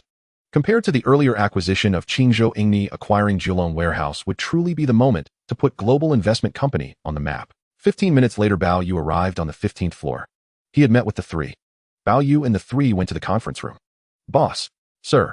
The 3 greeted Bao Yu respectively, and Zhao Xiuzhen mentioned the press conference about Xiangjiang Land's acquisition of Kowloon warehouse that occurred just over an hour ago. Bao Yu remained silent. Chao Jiming stood up directly. "Boss, first, the Hong Kong Land Company is taking the initiative to strike first. Its acquisition strategy is similar to the methods used in the past for acquiring the milk company, proceeding in the form of stocks and bonds, which is relatively safe. Therefore, I suspect that this action from the Jardine Matheson side must involve Henry Joseph." I didn't expect that Chao Jiming would have guessed it. Currently, Henry Joseph is indeed at the peak in Hong Kong, but he has quietly returned to Hong Kong, and not many people know. Manager Chao isn't Henry Joseph in the Y country. Secretary Zhao, I suspect Henry Joseph has already arrived in Hong Kong. Of course, even if he is not in Hong Kong with international long-distance calls, he can be contacted at any time. Chao Jiming continued. Hong Kong Land is increasing its purchase of 26 of Wharf Holdings shares, and the additional Hong Kong Land shares issued are not too many, while the 10 bonds are lower than the current preferential rate of 14. If redeeming the bonds encounters difficulties, Jardine Matheson can sell part of Wharf Holdings properties to provide cash dividends to shareholders for Hong Kong Land's repayment, making this acquisition relatively inexpensive. Now the Bao family has lost the first opportunity and must propose a plan more attractive than that of Hong Kong Land, which can be implemented immediately. Thus, they can only opt for a cash acquisition, which will cost more. Manager Chao, then why didn't the boss take the initiative to acquire first? Wouldn't that be missing the opportunity? Nashi, seeing Chao Jiming's thorough analysis, curiously asked, "Miss Nashi, this question needs to be direct." "Nashi, it's like this. Although we have sufficient funds, we could even directly crush Jardine Matheson. If we propose an acquisition first, for instance, increasing the purchase at 100 Hong Kong dollars per share, when Jardine Matheson then proposes 105 Hong Kong dollars or 110 Hong Kong dollars per share, we would actually not hold the advantage. In other words, I am actually waiting for Jardine Matheson to make the first move." Chao Jiming nodded. It was evident that boss Bao Yu considered this point, which indeed is safer. If the Bao family were to announce an acquisition first, it wouldn't be impossible, especially now that Bao Yu has very ample funds. For Bao Yu, no other unexpected incidents can occur. This time, he must swallow Wharf Holdings. Chao Jiming, please continue. "Second, Hong Kong Land will raise the purchase price to 100 Hong Kong dollars per share. In other words, it forces the Bao family to propose an acquisition of Wharf Holdings at a cash price of 100 Hong Kong dollars per share. According to my investigation, Hong Kong Land initially held Wharf Holdings shares at a relatively low price, about 10 Hong Kong dollars per share. Later, although they increased their holdings by 13, the stock price was around 60 to 70 Hong Kong dollars. This means that for Hong Kong Land, even if the acquisition fails, if the Bao family proposes the acquisition at 100 Hong Kong dollars per share, Hong Kong Land can always sell all its Wharf Holdings shares and still make a good profit. In other words, Jardine Matheson's acquisition has indeed considered this step. If it fails, even selling those Wharf shares can still yield a substantial profit." Bao Yu nodded. It must be said that Chao Jiming is quite impressive, having analyzed this step. Third boss, I believe there is another reason. That is today and tomorrow are Saturday and Sunday. From Jardine Matheson's perspective, it would be very difficult for the Bao family to immediately raise such a large amount of funds. It is clear that Jardine Matheson believes they can catch the Bao family off guard. Chao Jiming-nashi and Zhao Xiuzhen couldn't help but laugh at this point. Currently, Jardine Matheson indeed thinks that the Bao family does not have that much capital. If the Bao family intends to conduct a large-scale acquisition of Wharf shares, they would need to mobilize at least over 1 billion HKD. Where would that money come from? They would have to sell ships, but selling ships isn't as easy as it seems. They must find buyers, which takes time. Another faster method would be to borrow from Huifeng Bank at a high interest rate. Given the relationship between the Bao family and Huifeng Bank, borrowing over 1 billion HKD for acquiring Wharf shares would not be an issue. Currently, the outside world is unaware that Bao Yu possesses nearly 10 billion Hong Kong dollars in cash flow. In this case, swallowing Wharf holdings is hardly a challenge. Historically, the sudden move by Jardine Matheson had another significant reason. That is, at that time, Niu Bijian had already learned in advance about Bao Yugan's recent travel plans. Bao Yugan had honestly stated that he was going on a business trip to Europe, meaning that Jardine Matheson suddenly launched this acquisition when Bao Yugan was not in Hong Kong, leaving only his son-in-law Wu Guangjing and others in Hong Kong. Niu Bijian looked down on Wu Guangjing, considering him not a worthy opponent. Subsequently, historically, it was precisely Friday. Bao Yugan was attending the International Independent Cruise shareholder meeting in Europe and was preparing to meet with the Mexican representatives the following Monday. It was clear that although Wu Guangjing was a director of Wharf Holdings and Niu Bijian had informed him of the acquisition, he was indeed somewhat fearful and could only immediately contact his father-in-law, who was far away in Europe, to inform him of the matter. After discussing with Bao Yugan, Wu Guangjing held a press conference that evening. During the press conference, he announced that Longfeng International had issued a statement regarding the shares of Wharf Holdings, pointing out that Bao family's Longfeng International held 30 of the shares issued by Wharf Holdings and that the contents of Hong Kong Land's proposal were convoluted and unattractive, urging other Wharf shareholders not to trust the terms from Hong Kong Land. Wu Guangjing was also buying time, preparing for Bao Yugan, who was far away in Europe, to return immediately to handle the matter. Now Bao Yu does not need to do that, because Bao Yu currently has very abundant funds, whereas historically the Bao family had not enough funds. Next, Bao Yugan, far in London, happened to meet with the then chairman of Huifeng Bank Shen Yan and vice chairman Bao Yuhan, discussing the Bao family's acquisition of Wharf Holdings. At that time, the Bao family only had 500 million Hong Kong dollars in cash, and to successfully acquire Wharf Holdings they needed to mobilize at least 1.5 billion Hong Kong dollars, and ultimately Shen Yan and Bao Yuhan agreed. Although Bao Yugan successfully borrowed 1.5 billion Hong Kong dollars from Huifeng Bank, this involved a significant issue. That is, this matter made the Bao family owe Shen Yan and Huifeng Bank a favor. Later, when Shen Yan was to sell Hutchison Whampoa to Li Jiacheng, Bao Yugan, as a shareholder and director of Huifeng Bank, could only support Shen Yan. In other words, this matter resulted in a significant loss for the Bao family. Although they acquired Wharf Holdings, they completely lost Hutchison Whampoa. In history, Bao Yugan not only met with Shen Yan, the chairman of Huifeng Bank, and Bao Yuhan, the vice chairman, in London, but he also attended a prearranged meeting with the mastermind behind the Jardine Matheson Group, the former chairman Henry Joseph. During their meeting, Henry Joseph, with the demeanor of a victor, informed Bao Yugan about Jardine's plan to increase its stake in Wharf Holdings. Clearly, Henry Joseph believed that Jardine had already secured victory.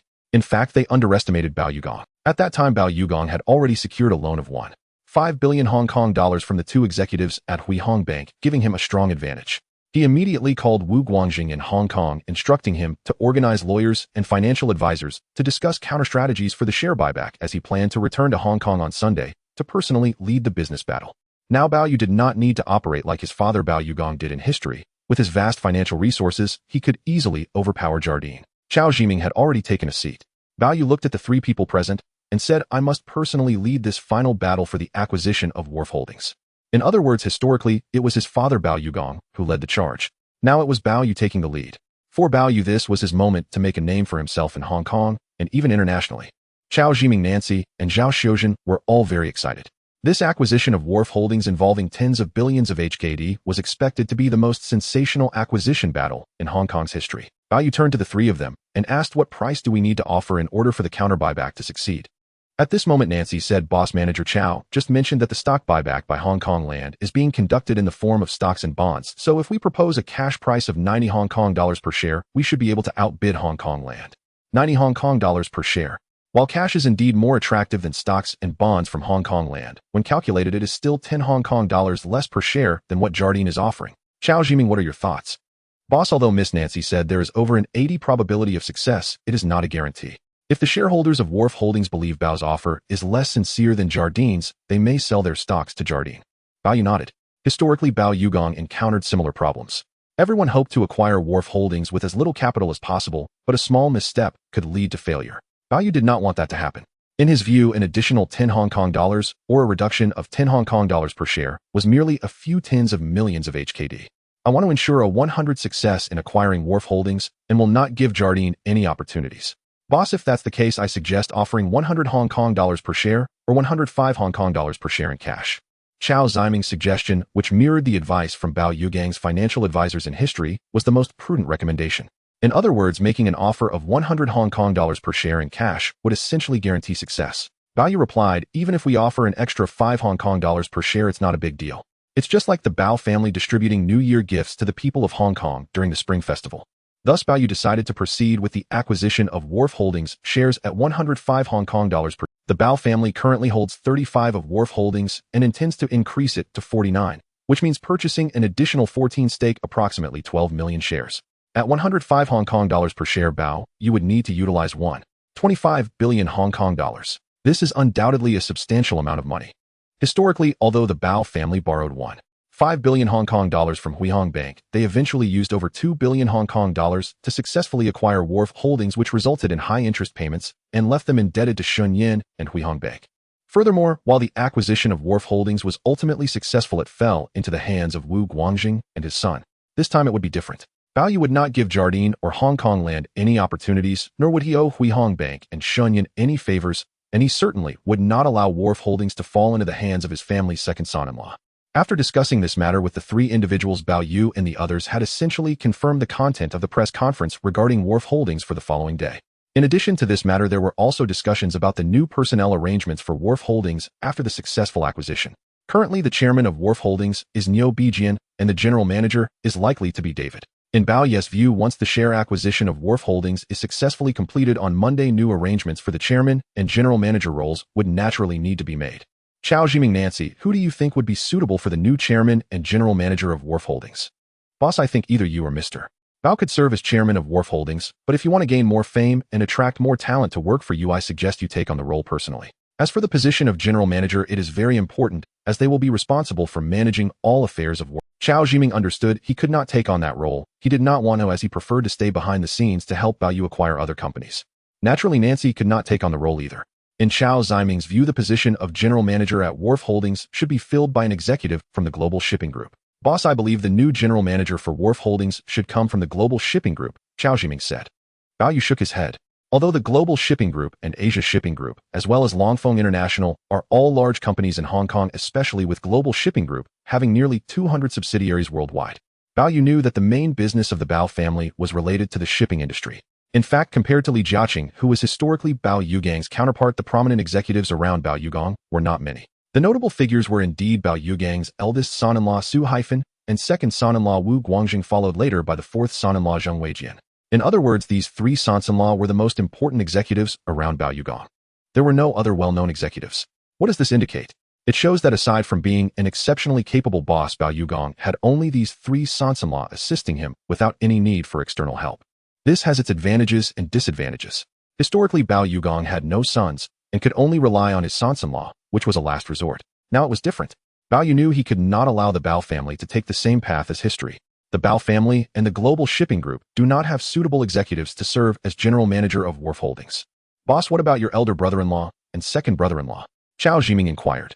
Su Haifan and Wu Guangjing had been with Bao Yugang for so many years, so they certainly had the capability. However, that was all. From history, as the Bao family's wealth eventually split into four parts, it became evident that these two sons-in-law would find it challenging to rise to prominence without the Bao family's backing. Moreover, Bao Yu knew that if he truly appointed these two brothers-in-law as the general managers of Wharf Holdings over time, they would likely develop ambitions. Although Bao Yu believed he could suppress the ambitions of the two brothers-in-law, the true purpose of establishing Global Investment Company was to cultivate his own leadership team. Otherwise, why would he seek out Chao Ziming and others to work for him? The villa in Deepwater Bay. The Bao family. When Bao Yugang and his wife saw their four sons-in-law arrive one after another, Huang Xiuyan was somewhat surprised, while Bao Yugang had already guessed something. Bao Yugang already knew that since his younger son was capable, there was no need to cultivate these sons-in-law. Father, regarding the sudden news conference about Yi's additional acquisition of Geelong Warehouse. Wu Guangjing immediately asked. Guangjing, Bob and I are both aware of this matter, and Bob has his own response plan. Hearing this, Wu Guangjing seemed to breathe a sigh of relief, yet he felt somewhat disappointed. It was mainly because his brother-in-law's personal capability was growing stronger, and his father-in-law valued his son more, which meant that he as a son-in-law had less significance. As for the acquisition of Kowloon warehouse, it has always been led by Bob, though I will not interfere, Bao Yu said, looking at the four sons-in-law. In other words, neither he nor the global shipping group would interfere with the acquisition of Kowloon warehouse. Moreover, the Bao family currently held shares in Kowloon warehouse. Among them, Bao Yugang's Longfeng International held 18, and his son Bao Yes Global Investment Company held 17.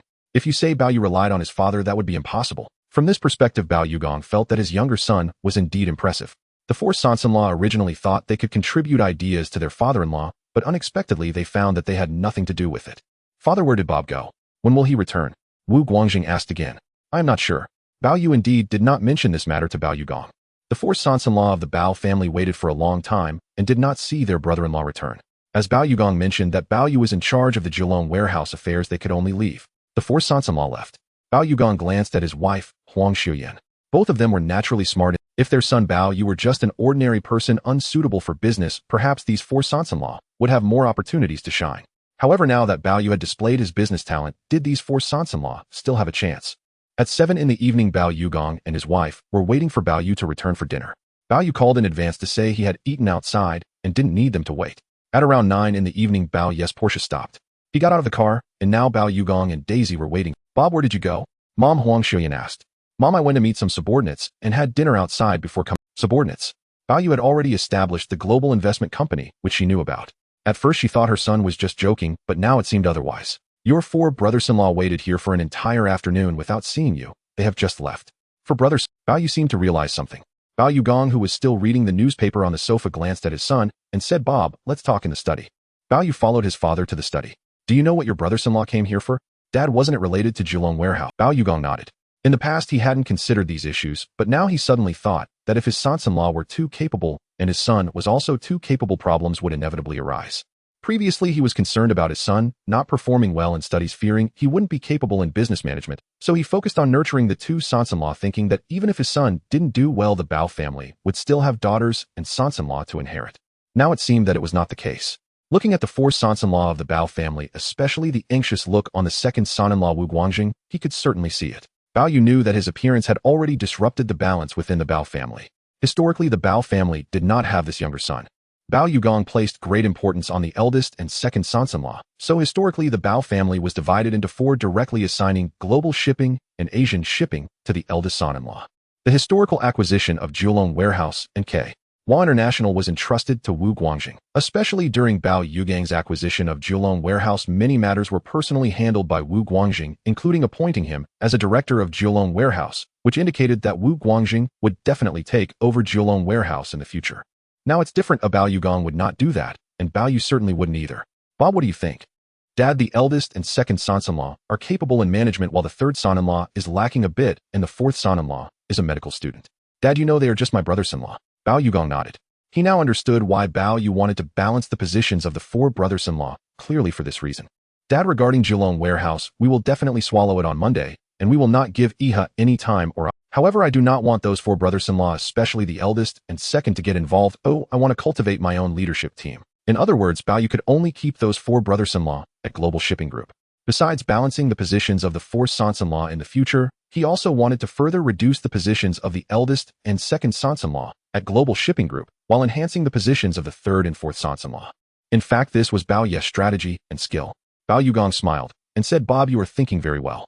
In reality, Bao Yu knew that as long as his father Bao Yugang was still around, there was certainly nothing to worry about. What if something happened like in history, and Bao Yugang suddenly was no longer around? If Bao Yu didn't have such skill to manage, could he suppress the eldest and second sons-in-law, even if he was the heir of the Bao family? Wouldn't the Global Shipping Group and Asian Shipping Group be divided by those two brothers-in-law?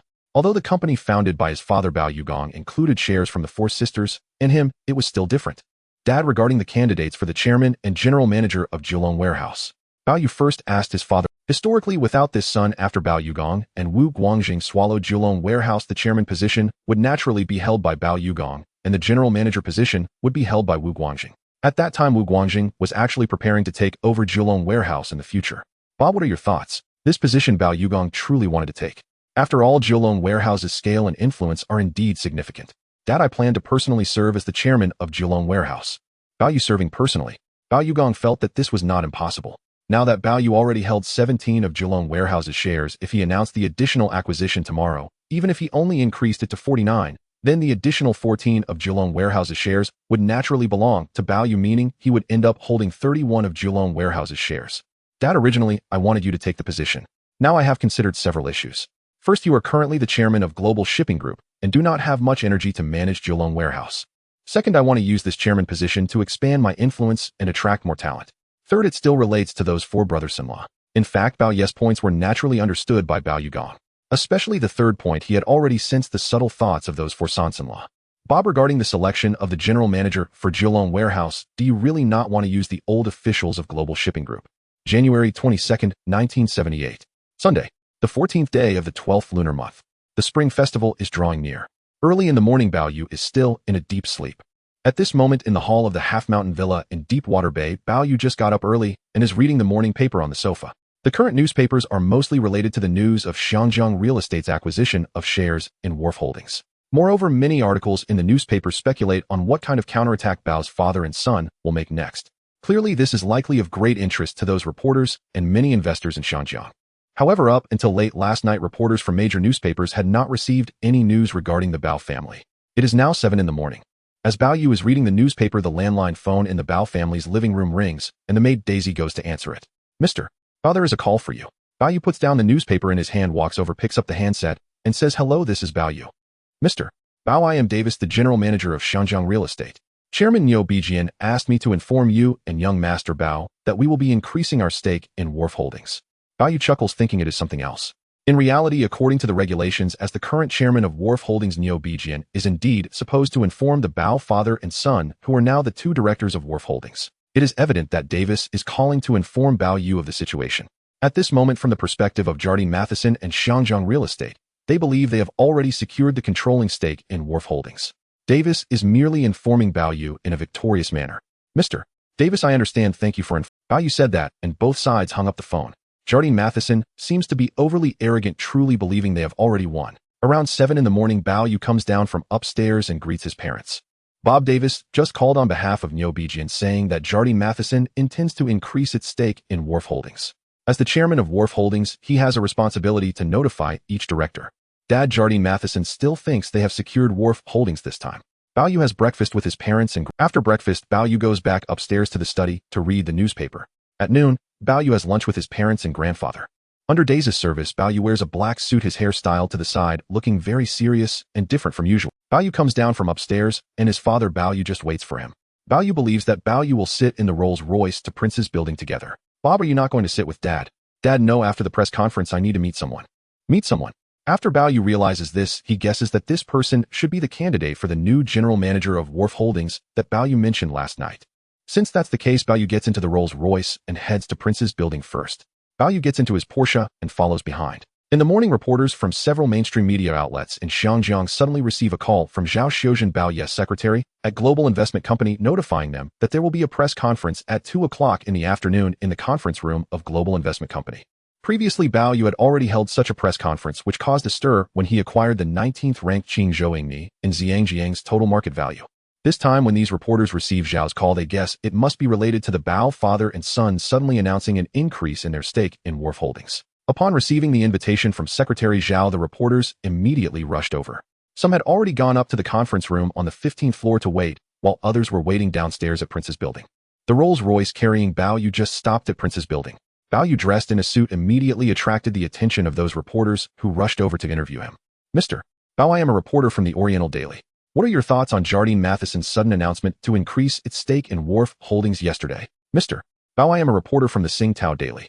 Now that Shanjiang Real Estate has proposed to increase its stake in Wharf Holdings, does the Bao family have any countermeasures? The reporters surround Bao Yu for an interview, but the security at Prince's building notices and immediately comes over to disperse the reporters. Bao Yu smiles and says, dear reporter friends, regarding the matter of Wharf Holdings, it has always been my son Bao Yu who is in charge. I believe the questions you are concerned about will be explained by my son. Not long after, a red Porsche sedan stops. As Bao Yu stops, the reporters immediately recognize him in a suit and quickly surround him. Bao Yu throws the car key to the security for parking and heads towards his father. Seeing his son come over Bao Yu in, the reporters follow the Bao father and son as they take the elevator to the 15th floor. Nancy and Zhao Xiuzhen have already prepared tea and coffee in the conference room to welcome those reporters. Upon seeing Mr. Bao and the boss finally arrive, they both breathe a sigh of relief. Mr. Bao boss. Zhao Xiuzhen comes over to greet them. She explains the current situation to Bao Yu, mentioning that many reporters have come, nearly 200, and some who were not invited have also arrived. In addition, reporters from TVB Lease TV and Jia TV, as well as those from Xiangjiang Radio and Xiangjiang Commercial Radio, are present. As Bao Yu and Bao Yu appear in the conference room, the reporters inside immediately pull out their cameras to take frenzied photos and conduct interviews. Clearly, Bao Yu, who is beside Bao Yu, stands out. The young and confident demeanor he exhibits is reminiscent of the vigor of Bao Chuan Wang in his youth. Bao Yu and Bao Yu arrive at the front of the conference room. Bao Yu voluntarily gives up the chief position to his son Bao Yu. After some modesty, Bao Yu still sits in the chief position. Beside him are Bao Yu, Zhao Xiuzhen, and some executives from Longfeng International. As for other executives from Global Shipping Group or Bao's four sons-in-law, they are not present. Bao Yu looks at his watch. The time is now 2:15 in the afternoon. Bao Yu says, "Dear reporter friends, I believe you have been waiting impatiently. Today the press conference regarding the Bao family and Global Investment Company officially begins. Currently, Longfeng International holds 18 of Wharf Holdings shares, while Global Investment Company holds 17. Together that amounts to 35, which we have publicly announced in a previous press conference. Now, for the sake of safeguarding personal and family interests, we will, in the name of both individuals and Global Investment Company, offer a cash price of 105 Hong Kong dollars per share to increase our stake to 49, which means buying 12 million shares of Wharf Holdings stock limited to Monday and Tuesday, involving an amount of 1 Hong Kong dollar, 25 billion. The acquisition procedures will be entrusted to Li Company. Increase the stake in Wharf Holdings at a cash price of 105 Hong Kong dollars per share." Surprised? Shocked? Aside from Bao Yu and Zhao Xiuzhen, even the executives from Longfeng International and the reporters present are dumbfounded. In other words, this time the Bao family will use more than 1 billion Hong Kong dollars in cash. This is a substantial amount of money. Where did the Bao family's cash come from? Could it be borrowed from Huifeng Bank at high interest? The reporters are indeed shocked. This is more than 1 billion Hong Kong dollars, not a few tens of millions. Most importantly, it is clear that this acquisition is not being led by Bao Yu, but by his son Bao Yu. "Young Master Bao, may I ask where the huge funds for your acquisition of Wharf Holdings shares are coming from? Could it be borrowed from Huifeng Bank?" The reporters are all asking questions. Bao Yu does not answer, but continues, "Dear reporter friends, you can inform the investors holding Wharf Holdings stock that our offer as the Bao family and Global Investment Company is quite high, and it is all cash, far superior to Jardine Matheson and Xiangjiang Real Estate. Although Jardine Matheson has offered an equivalent of 100 Hong Kong dollars per share, our offer is 105 Hong Kong dollars per share, which means an additional 5 Hong Kong dollars per share, amounting to an extra 600 million Hong Kong dollars, equivalent to a New Year's gift from the Bao family to the investors of Xiangjiang Wharf Holdings. Furthermore, I must remind the shareholders of Wharf Holdings that this is on a first-come, first-served basis. If our acquisition is successful, we will not buy any more shares from the market." Bao Yu made it very clear at the press conference. Although Yihe and Xiangjiang Land are acquiring more shares of Kowloon Warehouse through the exchange of new stocks and bonds, it is not cash. Currently, the Bao family is offering cash, and it's 5 Hong Kong dollars more per share than what Yihe is offering. Just from these two aspects, the Bao family's offer is significantly more advantageous. Bao Yu reminded the stock investors holding Kowloon Warehouse shares twice, indicating that if the Bao family successfully reacquires the shares, it would mean that there would be no more speculative value in the market for Kowloon Warehouse, and the stock price would inevitably plummet. Those investors who failed to sell their Kowloon Warehouse stocks would suffer significant losses. Bao Yu's words at the press conference clearly shocked the journalists present. Many reporters were holding microphones in front of him, incessantly asking various questions. Bao Yu appeared confident as he stated, "This time our Bao family is certain of acquiring Kowloon Warehouse." At this time, some reporters wanted to surround Bao Yugong and Bao Yu for interviews, but Bao Yu had already left with Zhao Xiuzhen, leaving Bao Yugong to deal with those reporters. On the other hand, some reporters already knew they had obtained the most valuable content from the press conference and rushed back to their publications to prepare for tonight's evening news. Undoubtedly, this press conference hosted by Bao Yu regarding the reacquisition of Kowloon Warehouse will create a sensation throughout Xiangjiang. In the general manager's office, Bao Yu had just finished the press conference and was feeling a bit parched, drinking coffee. "Secretary, Zhao, have you contacted that person?" "Boss, I met him personally yesterday afternoon and have invited him to wait for you at the coffee shop." "Then let's go there now." Bao Yu knew that the reporters were currently surrounding his father with questions, and it was the perfect opportunity for him and Zhao Xiuzhen to escape. Bao Yu and Zhao Xiuzhen took the elevator down from the upper floor. They quietly got into his Porsche and headed towards Edinburgh Square. At a spot near the window, a tall Caucasian man dressed in a suit sat there drinking coffee with a high hairline. From the window, one could see the beautiful scenery of Queen's Wharf and Victoria Harbor during the day. At this moment, Ma Lisi was not admiring the view, but pondering why young Master Bao had invited him. Yesterday afternoon, while Ma Lisi was still resting, he met a woman who claimed to be Zhao Xiuzhen, the secretary of the general manager of Global Investment Company, representing young Master Bao, to invite him for a meeting. During this time, Ma Lisi, who had been in Xiangjiang, was aware of Bao Yu. He also knew that Bao Yu not only served as a director for Kowloon Warehouse, but had also directly acquired the British-funded Qingzhou Ingni Company without anyone else's attention. At that time, it also caused a sensation in various sectors of Xiangjiang. Of course, that was only the beginning. He thought everything behind it was being orchestrated by the Bao shipping king. Ma Lisi took another sip of his coffee. He noticed a somewhat familiar figure, the one he had seen yesterday afternoon, Miss Zhao Xiuzhen. Beside her was a young Chinese man in a suit. Young Master Bao. Mr. Ma Lisi, my boss, young Master Bao has arrived. Hello, Mr. Ma Lisi. Hello, young Master Bao. Before him was the heir of the world's shipping king, and Ma Lisi naturally did not dare to underestimate him. After shaking hands, Bao Yu said, Mr. Ma Lisi, let's discuss in the private room. It was inconvenient to talk outside the coffee shop with people coming and going. No problem. Zhao Xiuzhen specifically requested a private room, and Bao Yu and Ma Lisi sat inside. After Zhao Xiuzhen had the waitress bring coffee, she stood at the door to prevent any outside waitstaff from suddenly entering and disturbing the conversation between the boss and Mr. Ma Lisi. Bao Yu was looking at the middle-aged Caucasian man in front of him. Ma Lisi was also observing the young Bao Yu. What Bao Yu did not expect was that the man before him was actually the white executive that Li Jiacheng valued the most in history. Historically, before 1979, Ma Lisi had not joined Changjiang Industrial Group, and Li Jiacheng's right-hand men were Zhou Qianhe and Sheng Songsheng. After 1979, Ma Lisi joined Li Jiacheng's company, officially becoming Li Jiacheng's most important executive and his right-hand man. He even replaced Zhou Qianhe and Sheng Songsheng's positions. After the 1980s, Sheng Songsheng suddenly left Xiangjiang and immigrated to Canada. Bao Yu thought that the emphasis on white executives by Li Jiacheng had a lot to do with it. It was evident that compared to his father Bao Yugong, historically, Li Jiacheng's success was mainly due to the talents he discovered himself. This included the present Mr. Ma Lisi. The two remained silent for nearly a minute. Ma Lisi had not. Bao Yu said, just 15 minutes ago, I held a press conference with my father at Prince's Building to reacquire Kowloon Warehouse shares at 105 Hong Kong dollars per share, and we will use 1.25 billion Hong Kong dollars in cash to buy 14 of Kowloon Warehouse shares. By then, our Bao family will hold 49 of Kowloon Warehouse. Ma Lisi was unaware that Bao Yu had just held a press conference on the reacquisition of Kowloon Warehouse shares. Regarding Xiangjiang Land's sudden acquisition of Kowloon Warehouse yesterday, Ma Lisi had been paying attention to this news.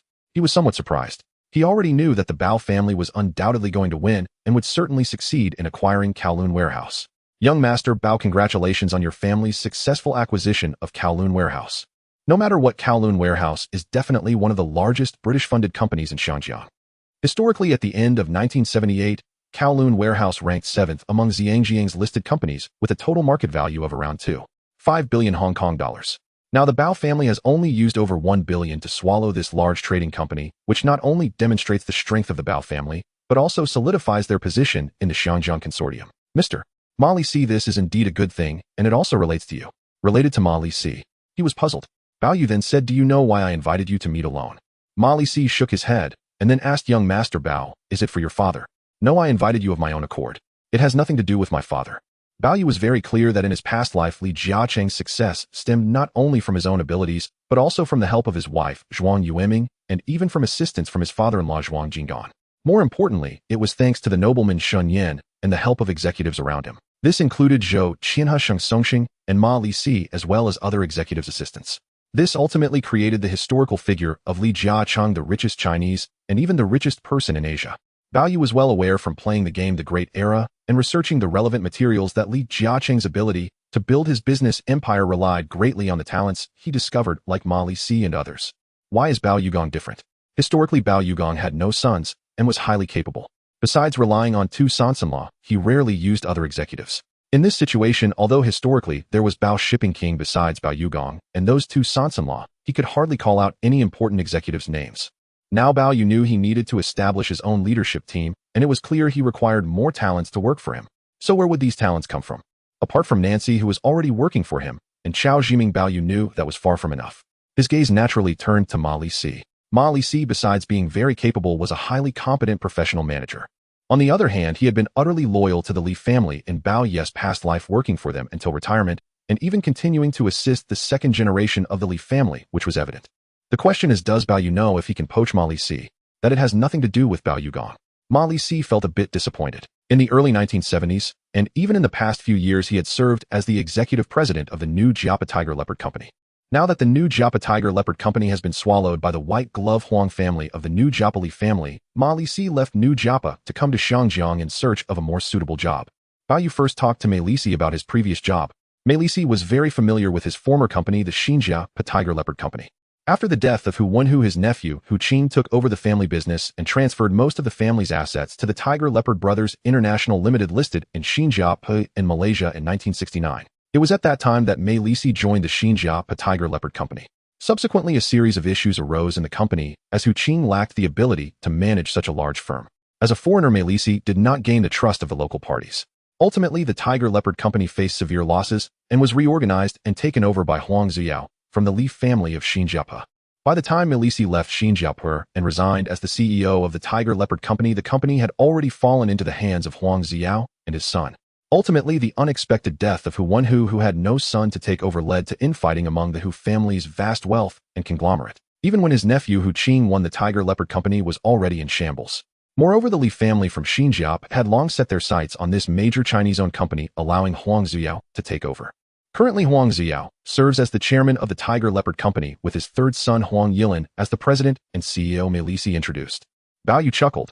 I believe that those who truly aim to swallow the Xinjia Tiger Leopard Company are not the Huang family. They are merely the frontmen.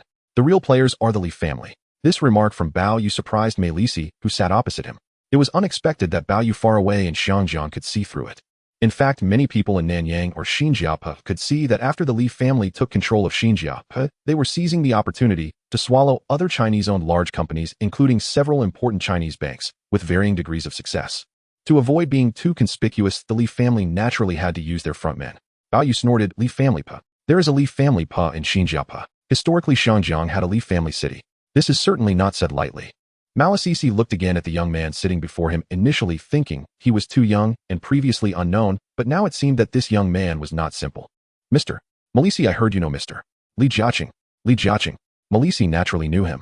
In fact, during Ma Lisi's tenure at the Xinjia Tiger Leopard Company, there were some business dealings between Li Jiacheng and the company, during which Li Jiacheng became acquainted with Ma Lisi. Later, Hu Qing, the chairman of the Xinjia Tiger Leopard Company, failed to recognize Ma Lisi's capabilities, while Li Jiacheng was able to see Ma Lisi's talent from the very beginning. After that, Li Jiacheng met Ma Lisi several times, and the more he did, the more he wanted to recruit Ma Lisi to work for him. Ma Lisi did not agree. Aside from remaining at Xinjia, he was actually still in a state of observation. His experience at the Tiger Leopard Company taught him that finding a trustworthy boss who was a foreigner was crucial. He did not want to waste more time and his talents in vain. After leaving Xinjia for Xiangjiang, he did not rashly join any company, but remained observant. After arriving in Xiangjiang, he discovered that the Chinese enterprises there had already risen, especially the Chinese real estate developers. These included Li Zhaoji of Hangsing Development, Guo Dasheng of New World Development, Zheng Yutong of New World Real Estate, and the rapidly emerging Li Jiacheng of Changjiang Industrial Group. In other words, among these Chinese real estate developers, Ma Lisi was most optimistic about Li Jiacheng. Moreover, Li Jiacheng was already acquainted with him and had repeatedly hoped he would join Changjiang Industrial Group. However, Ma Lisi still did not agree and continued to observe these Chinese entrepreneurs and their companies. Among them, there was one Chinese businessman he greatly admired. That was the king of shipping, Bao Yu. He had observed Bao Yu and found that besides Bao Yu's personal strength, he held most of the company's power while allowing his eldest and second sons to assist in handling some company affairs with few other prominent executives working for him. In other words, because of this, Ma Lisi had excluded Bao Yu from his considerations. Even so, he still did not rashly agree to Li Jiacheng. He was still observing, or rather the timing was not yet ripe. He was waiting for the moment when Li Jiacheng was ready to soar, at which point he would naturally join Li Jiacheng's company. In other words, like in history, Liu Bei was looking for a suitable talent to manage his main affairs. That talent was, and Zhuge Liang was also looking for a suitable lord, one who trusted him and had the hope of unifying the three kingdoms. Clearly, Zhuge Liang did not seek Cao Cao or Sun Su, as he believed that no one was more suitable than Liu Bei. In the end, Zhuge Liang chose Liu Bei. Liu Bei chose Zhuge Liang. This was the inevitable choice of history. In history, Ma Lisi found Li Jiacheng. Li Jiacheng found Ma Lisi. Perhaps it was for these reasons. Young Master Bao, I have indeed met Mr. What do you think of Mr. Li? What does he think of Mr. Li? In Ma Lisi's view, Li Jiacheng was indeed not simple. Although he had only graduated from elementary school, he had already begun to employ 2 American executives when managing Changjiang Plastics Factory. In addition, there were Chinese executives like Zhou Qianhe and Sheng Songshen working for him. In other words, in many aspects, Li Jiacheng was actually very impressive. On the contrary, Bao Yugong did not, and would not be like that. Mr. Li is a very capable Chinese real estate businessman, Malisi said. Mr. Malisi, how do you think my father compares to Mr. Li? Compared to Li Jiacheng. In Malisis' eyes, the two seemed different and could not be compared. Given Bao Yugang's current strength as the world shipping king plus the imminent acquisition of Kowloon warehouse, they are certainly not the same. Young Master Bao, it's hard to compare. I can only say that both Mr. Li and your father are the two most formidable Chinese businessmen in Xinjiang, excelling in two different fields. In the field of real estate, no one among Chinese businessmen can compare to Li Jiacheng. In the shipping industry, while there are many other shipping companies in Xinjiang, none combined can match Bao Yugong. In other words, in the shipping industry, Bao Yugong is a top-tier player in Xinjiang and even in the world. This is how Malisi evaluated his father Bao Yugong. Bao Yu was very clear. At this moment he smiled and asked Mr. Malisi, how do you think I fare?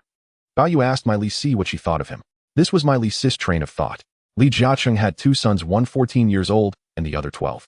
Now Bao Yu was just an 18-year-old son of Bao Yugong, only a few years older than Li Jiacheng's two sons. It was clear that my Li did not know him well. It was to be expected. Aside from being the youngest son of Bao Yugong, his previous self had almost no impression in the outside world. If it weren't for the series of actions Bao Yu had taken during this time, who would know him? Even so, Bao Yu's recent series of acquisition actions had already caused a sensation in Xinjiang. However, many people might think that it was merely Bao Yugong who was leading it all. In October 1977, I discovered that the stock price of Kowloon warehouse was low and the largest shareholder, Xinjiang, only held 10 of the shares. At that time, I had my father secretly buy shares in Kowloon warehouse. In December 1977, I established my own global investment company and subsequently had Chao Zhiming successfully acquire Qing Zhouing NI while also purchasing 17 of Kowloon warehouse shares. Bao Yu stood up and looked at my Li saying. My Li was somewhat surprised. He originally thought that the acquisition of Kowloon warehouse or Qing Zhouing NI was handled by Bao Yugong or his two sons-in-law. Now it seemed that was not the case. Young Master Bao, do you mean that you are responsible for the recent acquisitions of Kowloon warehouse and Qing Zhouing NI? That's right. And what about the global investment company? The global investment company was also established by me alone and has little to do with my father. If that's the case, my Li felt that this young Master Bao was not simple. Previously, he had always thought that those matters were handled by Bao Yugong or his two sons-in-law, but now it seemed otherwise. Young Master Bao, then you. Mr. My Li, I greatly admire your talents and abilities, and I hope you to have my Li join Bao Yu's company. If it were Bao Yugong's company, after investigation the other party had already. Moreover, he was not familiar with Bao Yugong and could not possibly recommend himself to Bao Yugong's company.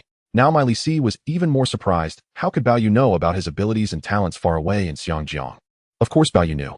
In his previous life, he played that game and collected relevant information. He knew that my Li was an indispensable general in the history of Li Jiacheng's success. It was obvious that Li Jiacheng and my Li had known each other for many years, and Li Jiacheng had invited my Li multiple times, but my Li had always declined.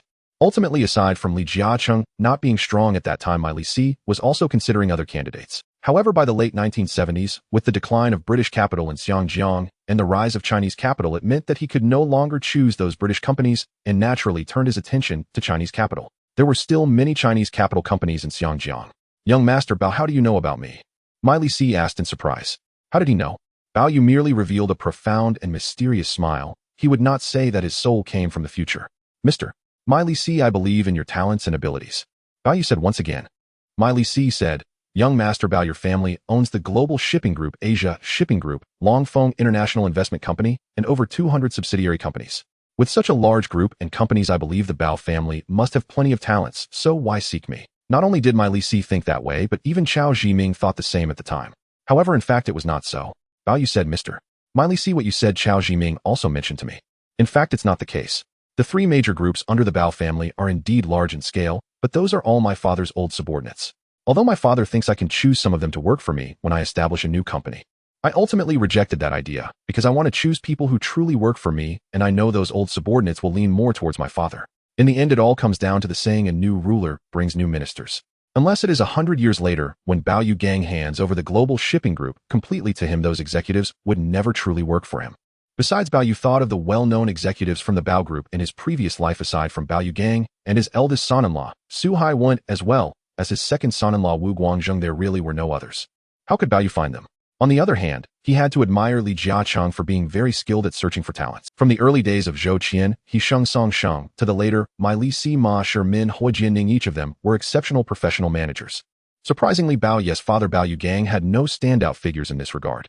Ultimately, it was because Bao Yu Gang had always held the power of the global shipping group, making it difficult for ordinary executives to intervene in major affairs. In such a situation, it was indeed difficult to cultivate new talents. Li Si obviously gave up on joining Bao Yu Gang's company, and it was clear that Bao Yu Gang was an unwilling boss to delegate authority. In this case, joining would only waste his time. Li Si was somewhat surprised. Bao Yu continued sincerely, "In my view, my father is my father, and I am me. Now that I have established a new company, it is to create a company that will be larger than the global shipping group in the future. Mr. Li Si is precisely the talent I need. Mr. Bao, but I am a white person while you are Chinese." Li Si thought as being white a good thing. In fact, this remark was in regard to British and Chinese capital. The British in Xinjiang are basically all white executives, while the Chinese capital in Xinjiang is all Chinese executives. However, there is one that is quite special. That is Li Jiacheng. In his early years, when Li Jiacheng was managing Chongjiang Plastic Factory, in order to expand overseas markets, he sought two American white executives to explore the U.S. market. From the perspective of revenue and profit later, it was a great success, as those two American white executives opened markets in Europe and America, laying the foundation for Li Jiacheng's success. In other words, after that, Li Jiacheng began to realize that white people have their uniqueness. After all, the trade rules and markets overseas are obviously different from those in Xinjiang, and even from what Chinese people imagine. Conversely, those white people coming from abroad understand the local trade rules and market better. Because of this, Li Jiacheng proposed the policy of using the foreign to control the foreign, which was to employ white people to manage and supervise the company. From Chongjiang Plastic Factory to the later history, Li Jiacheng employed Li Si, Ma Shermin, and others. Even among the main executives around Li Jiacheng's later half were white executives, which sufficiently demonstrated that while Li Jiacheng might not have read much, he was an exceptionally skilled businessman when it came to employing people. Mr. Li Si, what I value is your ability, not whether the other person is a white or Chinese identity. In my eyes, as long as one has capability, they can be employed. This statement from Bao Yu once again surprised Li Si. Now he could basically confirm that the recent changes in Kowloon warehouse must have been related to the young Master Bao. Li Si remained silent. Although the young Master Bao was not bad and was the future heir of Bao Yu Gang, he felt that Bao Yu was still too young, and it would likely be a long time before Bao Yu would inherit the global shipping group. On the other hand, he had known Li Jiacheng since the early 1970s, and he had watched Li Jiacheng grow step by step, noticing his immense potential. Whether in terms of emotions or from other perspectives, he felt Li Jiacheng was still the first choice. Bao Yu continued, "Mr. Li Si, I now have two positions for you to choose from. One is the position of General Manager of the Global Investment Company. The other is the General Manager position of Kowloon Warehouse Group."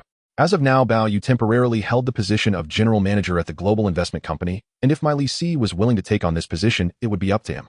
Additionally, there is also the position of General Manager of Kowloon Warehouse. General Manager of Kowloon Warehouse. Mary C knew that Baoji's bid of 105 Hong Kong dollars per share for Kowloon Wharf was bound to successfully swallow the company.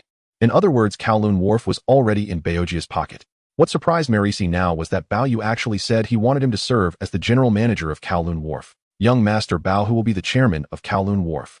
"Of course it will be me. What about your father, Mr. Bao? He won't interfere with Kowloon Wharf's matters." This time Mary C was genuinely astonished. Bao Yu explained, "Firstly, Baoji's Longfeng International holds only 18 of Kowloon Wharf shares, while my personal company Global Investment currently holds 17.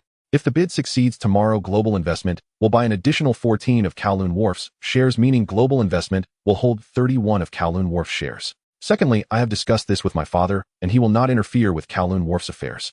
Thirdly, I have actually considered the situation of my brothers-in-law." This time Marisi was even more surprised. "Young Master Bao, do you mean that all the shares of Kowloon Wharf purchased by Global Investment are funded entirely by your own money, and not Baoji's funds?" "That's right, it's my own money and has nothing to do with my father." "How is that possible?" Mary C couldn't understand how Bao Yu could possibly have so much money. If you say Bao Yu just sold those large ships for funds or borrowed a huge loan from Huifeng Bank, that would make sense. What surprised Mary C even more was that Bao Yu decided to use his trump card to recruit him. "Mary C, I actually have nearly 10 billion Hong Kong dollars in liquid assets in my personal account. How could I possibly be short on money? 10 billion Hong Kong dollars. This time Mary C was truly impressed. In Hong Kong, no matter whether it was Li Jiacheng or other British capitalists, it was impossible for them to have that much cash. Yet this young Master Bao in front of him could. No wonder during this time he felt something was off while watching the press conferences of the Bao father and son. Some people thought Bao Yugong was creating hype for his son, while others believed he was intentionally allowing his son to act that way. In reality, the true reason was that these matters were all handled by Bao Yu, and he was using his own funds. "Marisi, what do you think?" "Young Master Bao, I need to think about it." "Mr. Marisi, I will say it again, I greatly admire your talent and trust your professional ethics and character. If you join my company, I will offer you the highest salary and benefits for a professional manager in Hong Kong, and I will completely hand over the company to you to manage. In other words, Bao Yu is different from his father Bao Yugong. Bao Yugong is unwilling to delegate power and prefers to take on all major responsibilities of the company. However, Bao Yu is different. He has too much to handle, and the company still needs to be run by subordinates. Young Master Bao, I can't understand two things. First, your father may not even know me. How do you know me and believe I am capable? Second, where did your master... Exactly. You could say Li Jiacheng knows Marisi very well, as they have known each other since the early 1970s, even though they might not meet for years. Yet Bao Yu actually knows him. Mr. Marisi, I know about your work at the new Jiapa Tiger Leopard Company, so naturally I know you. As for the second question, where did my huge funds come from? Bao Yu whispered in Marisi's ear. Marisi finally understood that this young Master Bao in front of him was actually known internationally as the mysterious futures tycoon of Hong Kong. So it was him. Young Master Bao, I understand now. Marisi, now that you know, what do you think? Marisi seemed to hesitate for just a moment before directly saying, Young Master Bao, I am willing to join your company. Then why are you still calling me Young Master Bao? Boss. Bao Yu felt much more comfortable after hearing that Marisi was finally willing to work for him. Marisi, do you plan to serve as the general manager of Global Investment or the general manager of Kowloon Wharf Group? Boss, are there any other candidates for the general manager of Kowloon Wharf Group? Not at the moment. Boss, in that case, I will first serve as the general manager of Kowloon Wharf Group. This means Marisi is now willing to take on the position of general manager of Kowloon Wharf Group. In fact, ultimately, besides Marisi recognizing that Bao Yu is different from his father Bao Yugong, the most important thing is that Bao Yu's strength is no less than that of Bao Yugong, and certainly not less than that of Li Jiacheng. Moreover, now that Bao Yu has swallowed Qingzhou Ingmi and Kowloon Wharf, it is very much a plus. From Marisi's perspective, if it weren't for Bao Yu, he might have joined Li Jiacheng's company next year. In fact, it really was like that. Historically, in early 1979, Marisi joined Li Jiacheng's Changjiang Industrial Group, and later under Marisi's suggestion, Li Jiacheng successfully acquired Hutchison Whampoa from Shenzhen and Huifeng Bank, at which time Li Jiacheng truly transformed and soared. Now Li Jiacheng has just begun to show his talent, but it is still early. Additionally, at this opportune moment, Bao Yu actively recruited Marisi, making it the most appropriate timing. Marisi, you will first serve as the Deputy General Manager of Global Investment and the General Manager of Kowloon Wharf Group, as well as a Director at Qingzhou Ingmi and Kowloon Wharf. Once our family's bid for Kowloon Wharf is completed tomorrow, I will hold a press conference to formally announce your position. Yes, boss. Clearly both of them were very delighted. For Marisi, after so many years of job hunting with both successes and failures, he simply did not want to waste his talent and time like he did at the new Jiapa Tiger Leopard. Now he could see that his new boss Bao Yu trusted him and assigned him such an important position, making it naturally different. As for Li Jiacheng, he had never said that he would definitely join Li Jiacheng's company. It was just that Li Jiacheng had always hoped he would join. The two talked and laughed for more than half an hour in the coffee shop's private room. Bao Yu and Marisi came out of the room. The female secretary Zhao Xiuzhen, who had been waiting outside, saw that the boss and the white man Marisi had finally finished their discussion. Boss, Marisi, see you tomorrow at the prince's building. Yes, boss. Marisi then left. Seeing that Marisi had already called Bao Yu boss indicated that this white man had joined Bao Yu's global investment. However, from Zhao Xiuzhen's perspective, was that Marisi, a tall white man, really worthy of such trust from the boss? Boss, is that Mr. Marisi really worthy of your attention and trust? Zhao Xiuzhen asked. What do you think of Chao Jimin? Mr. Chao is very capable. What if Mr. Marisi is even more capable than Chao Jimin? More capable than Chao Jimin? How could that be possible? Zhao Xiuzhen clearly found it hard to believe. The hillside villa at Deepwater Bay. The Bao family. Bao Yu has already driven back. Now Bao Yugong has returned from Taizi building and is waiting for his son. Daddy, mommy, I'm back. Bob, let's talk in the study. The father and son head to Bao Yugong's study. Bob, have you confirmed the candidate for the general manager of the Kowloon warehouse? Daddy, I have confirmed it. Who? Mr. Melisi. Mr. Melisi. Bao Yugong found this name very unfamiliar. He had never heard of it. However, it sounded like a Western name. Daddy, he used to be the executive president of the Singapore Hu Bao Company. Besides, he already knows Li Jiacheng, who has been trying to recruit him, and now I've gotten ahead of him. If you mention the Singapore Hu Bao Company, Bao Yugong is aware of it, but he didn't expect that Melisi had previously served as the executive president of that company. What surprised Bao Yugong the most was that this Melisi was the talent Li Jiacheng had been trying to poach, and now his son had gotten to him first. Without mentioning the recent changes in his son that surprised him, Li Jiacheng's capabilities were naturally not simple. Since Li Jiacheng recognized this talent, he must be exceptional. Compared to acquiring Kowloon Warehouse, Bao Yu felt that snatching Li Jiacheng's most important talent was even more satisfying. Bob, since you've arranged everything, there's no need for me to ask further.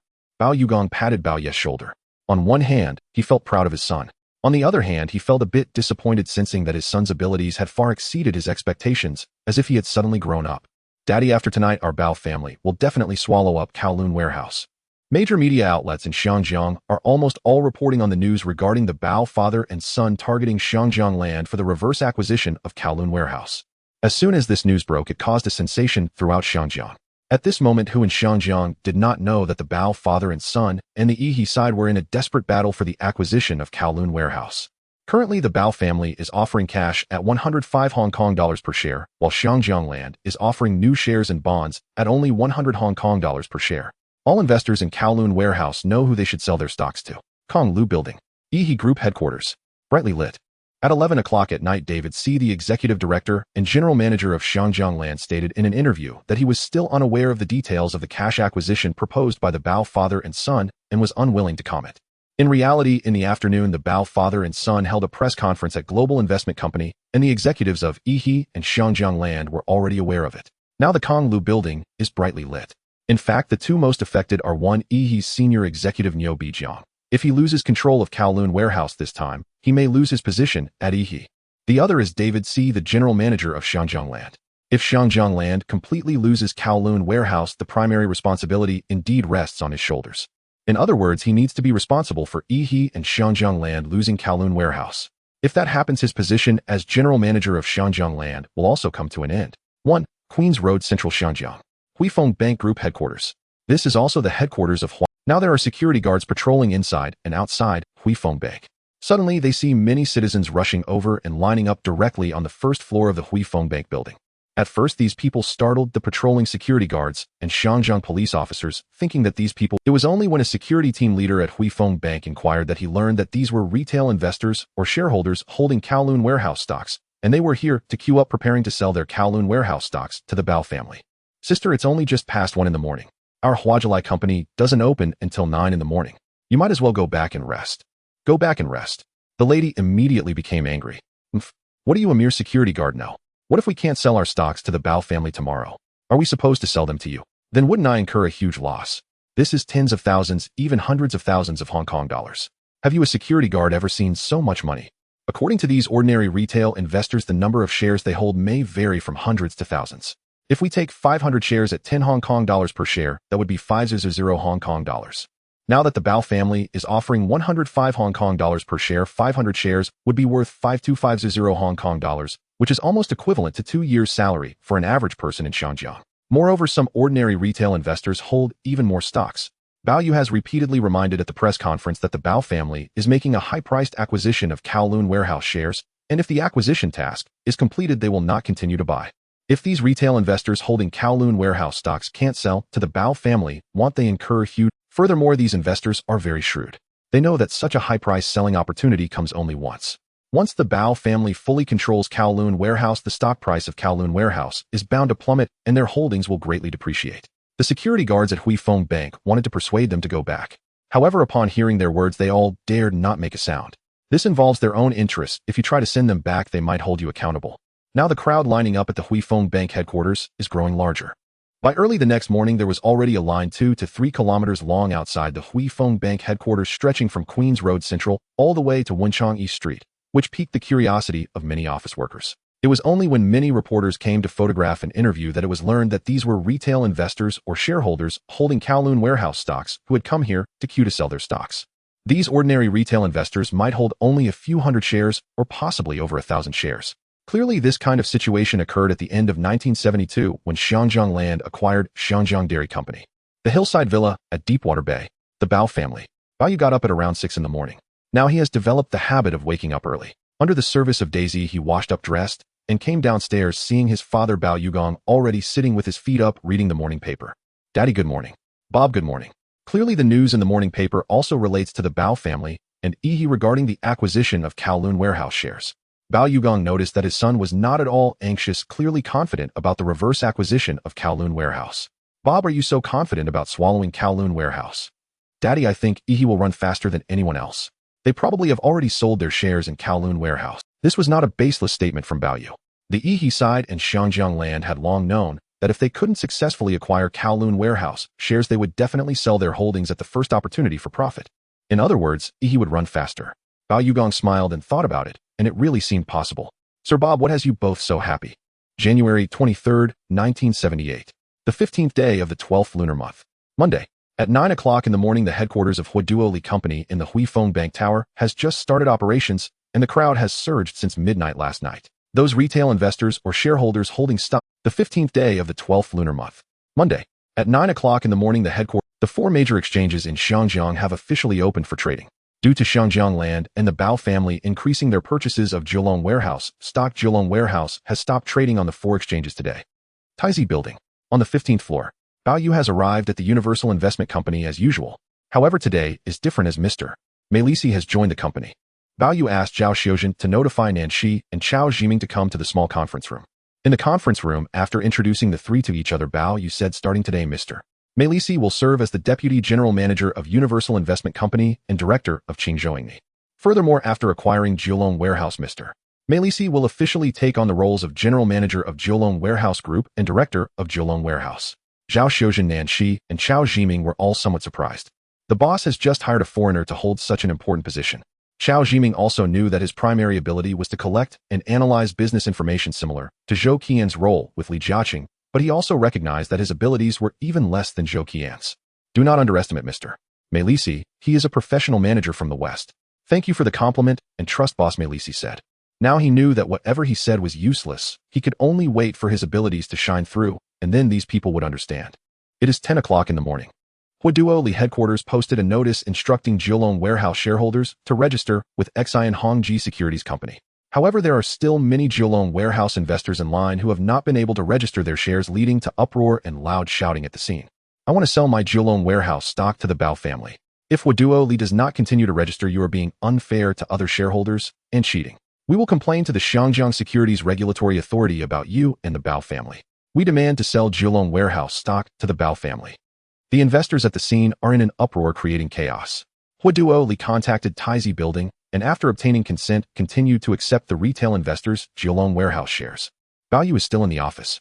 Chao Jiming came in and said, boss, I've just received a call from Li Company informing us that we have successfully completed the reverse purchase, but many retail investors still have not sold their stocks.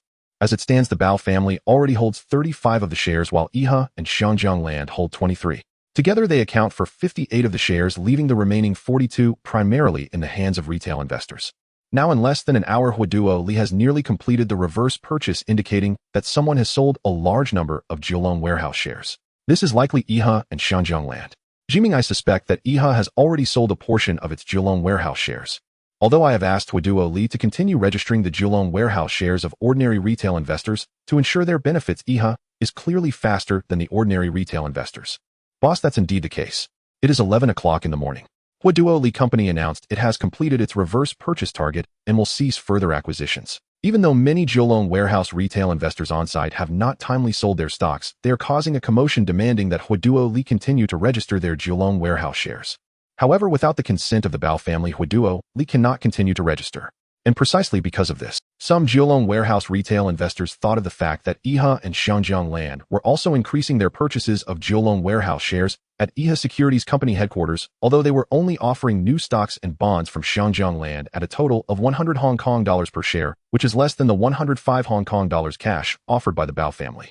If they could register, their losses wouldn't be so significant. Many clever retail investors immediately left the headquarters of Li Company in the Huifeng Bank Tower and went to register at Iha Securities Company headquarters.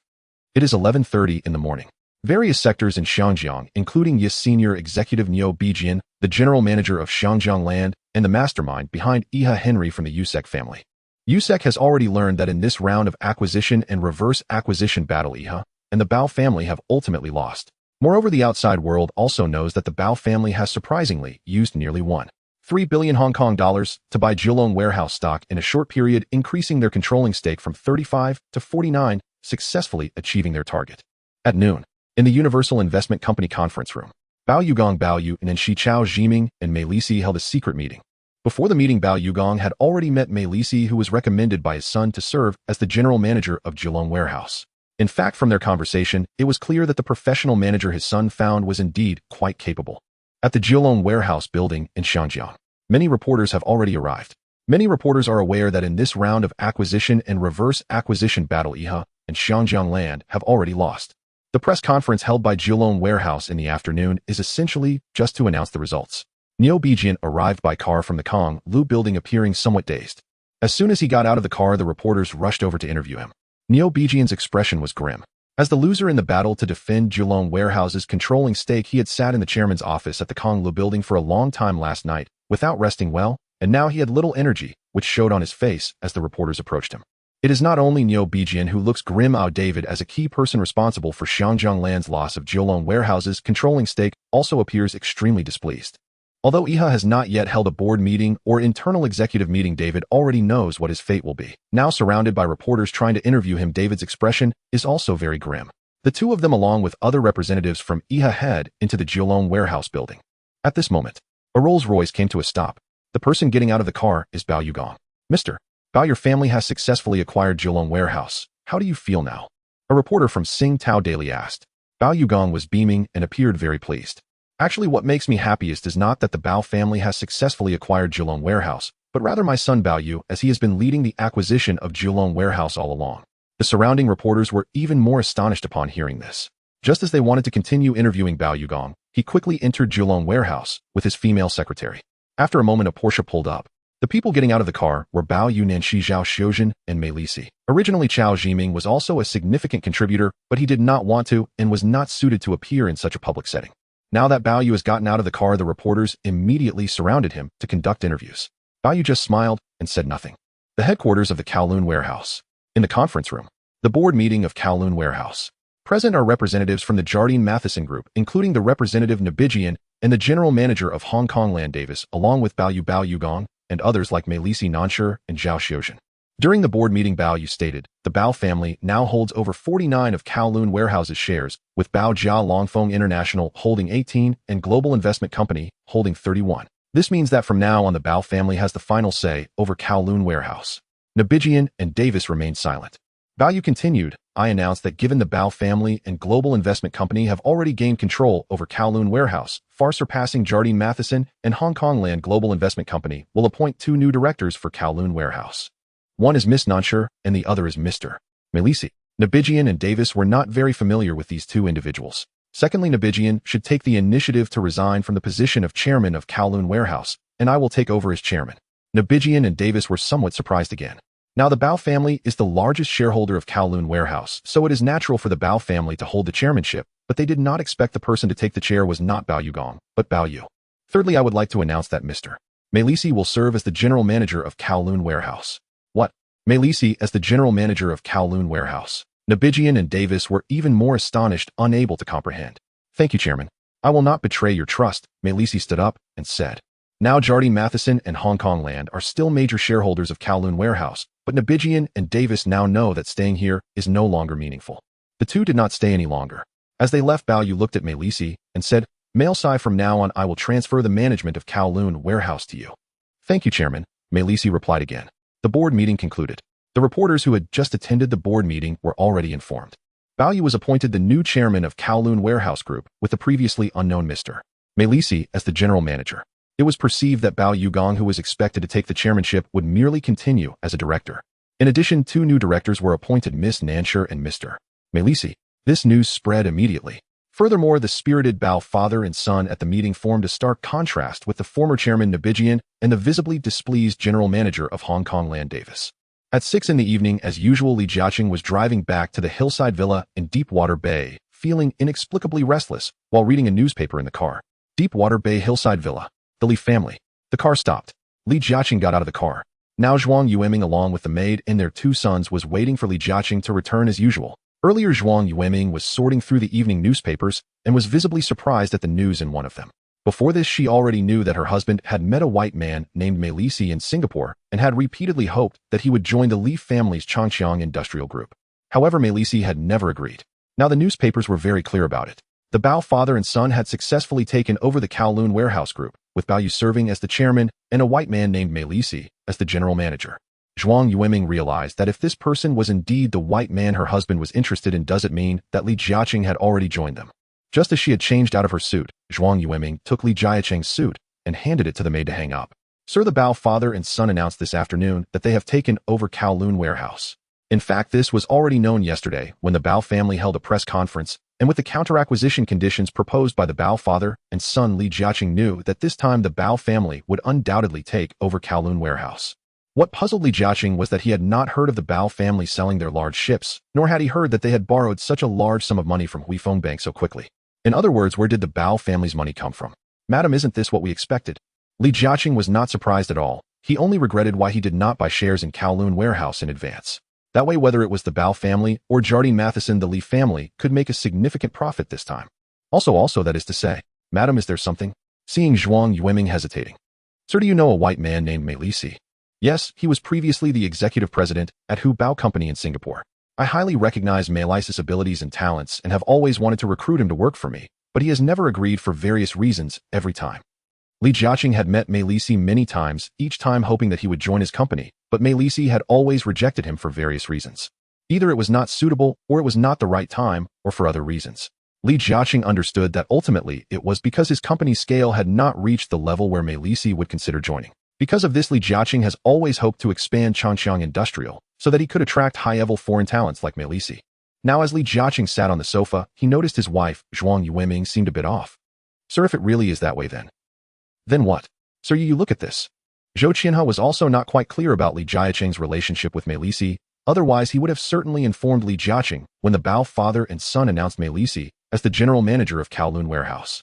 Now Li Jiacheng took the newspaper to look at it. Upon seeing Bao Yu appointed as the new chairman of Kowloon warehouse, he was somewhat surprised, but there was nothing much. However, when he saw that the new general manager of Kowloon warehouse was actually Mei Lisi, Li Jiacheng thought he must have read it wrong. Upon closer inspection of the introduction, there was no mistake about Mei Lisi's nationality, age, previous work experience in Singapore, or even his photo. This meant that the Mei Lisi he had been trying to recruit to join his company was indeed the same Mei Lisi, who had now formally taken the position of general manager of Kowloon Warehouse Group. In that moment, Li Jiacheng's expression changed dramatically, startling both his wife, Zhuang Yueming, and the maid beside him. He slammed his hand down onto the nearby sofa. Smack! Those familiar with Li Jiacheng knew he was not as calm as he appeared when, in fact, when he became angry, those around him felt terrified. Now Zhuang Biqin pulled the two grandsons away. He could not understand why, after knowing Mei Lisi for several years and wanting him to join his company, Mei Lisi had now chosen to work for the Bao family. What did this imply? It indicated that Mei Lisi, the white man, ultimately did not value Li Jiacheng, but chose the Bao father and son instead. Sir, please calm down for a moment, Zhuang Yueming softly comforted. Madam, I've been trying to recruit Mei Lisi for so many years, and I said at the time that I would give him whatever he wanted, yet he chose not to value me or my company. In this situation, how could Li Jiacheng not be angry? The Bao family successfully took over Kowloon warehouse, which didn't bother him much, because he knew he had no way to interfere. However, the talent he valued was like a beautiful woman he had pursued for many years suddenly being taken by an... How could Li Jiacheng not be angry? Of course, there are many talented people in the world, but the talent he had already set his sights on had been poached by the Bao family. Sir, this newspaper report seems a bit strange. Strange. Because the newspaper mentioned that in addition to being the new general manager and director of Kowloon Warehouse Group, Mei Lisi also serves as the deputy general manager of Global Investment Company and a director of Qingzhouingni. To the outside world, everything Bao Yu did should have been arranged by Bao Yugong beforehand. In fact, a closer look reveals that Global Investment Company has no relationship with Bao Yugong, as the real owner of that company is Bao Yu. Moreover, it was also Bao Yu and Global Investment Company that had taken over Qingzhouingni some time ago. Now it seems that Mei Lisi did not join Bao Yugong's company, but rather Bao Ye's company. Li Jiacheng reacted quickly, immediately understanding that Mei Lisi had joined Bao Ye's company, not Bao Yugong's. If that is the case, the hillside villa in Deepwater Bay was quiet. Li Jiacheng, upon learning that the high-ranking Caucasian professional manager he valued most had surprisingly joined Bao Ye's company, felt an overwhelming sense of anger and frustration. Since starting his own business, Li Jiacheng had faced failures, even coming close to bankruptcy, but he managed to pull through thanks to the numerous times his wife and father-in-law came to his aid. However, since the 1960s, Li Jiacheng had been sailing smoothly in the business world. Any real estate property or talent he set his sights on ended up in his hands. Yet he was completely unaware of the news regarding Mei Lisi. Li Jiacheng skipped dinner, lacking the mood to eat, and quietly gazed out of the study window. In stark contrast to the lifeless Li family, the Bao family was celebrating. At this moment, Bao Yu, his grandfather Bao Xiaolong, his father Bao Yugong, and his mother Huang Xiuying were all together drinking and rejoicing. Bob, come, your father congratulates you, Bao Yugong said. Grandson, your grandfather also congratulates you. Bao Xiaolong raised his glass. After clinking glasses with his grandfather and father, Bao Yu drank the red wine. Bob, acquiring Kowloon Warehouse is a major event for the Bao family. Should we invite our relatives to celebrate together tomorrow? Grandfather Bao Zhaolong inquired, referring to Bao Yu's uncle Bao Yushu, his third uncle Bao Yuxing, as well as his 4 aunts and their children, including Bao Yu's brother-in-law and sister. Grandfather, you can arrange it. However, the acquisition of Kowloon warehouse is not truly over yet. Bao Zhaolong did not fully comprehend it. To him, it seemed impossible that his precious grandson, now the chairman of Kowloon warehouse, had a deal that was not yet completed. Only Bao Yu and Bao Yugong understood this. After dinner, Bao Yu and his father ascended to the second floor. From there, they could see the Li family's villa in the distance. Although the lights were on, it was eerily quiet. Bao Yu guessed that Li Jiacheng was likely in a very bad mood upon realizing he had poached my Lizi. Father, do you know what the greatest benefit of acquiring Kowloon warehouse is besides the fact that our Bao family has? Bao Yugong pondered and asked, could it be Mr. My Lizi? Indeed it is, as you say. He is a highly skilled professional manager in the business world. Only someone like him can keep a company running smoothly. If everything relies solely on oneself or family members to manage, it would be impossible to sustain it. Historically, Li Jiacheng valued my Lizi not only because he was Caucasian and understood the modern business rules of Europe and America, but also because having these Caucasian managers made it easier to penetrate Western markets. Most importantly, Li Jiacheng had realized that his traditional management model was no longer feasible in the face of the ever-expanding Li family. Even if he toiled day and night, he still lacked the energy required. In such a situation, the well-established and mature professional manager system from the West played a crucial role. I believe that Li Jiacheng will feel quite miserable for some time due to the loss of a talent like my Lizi.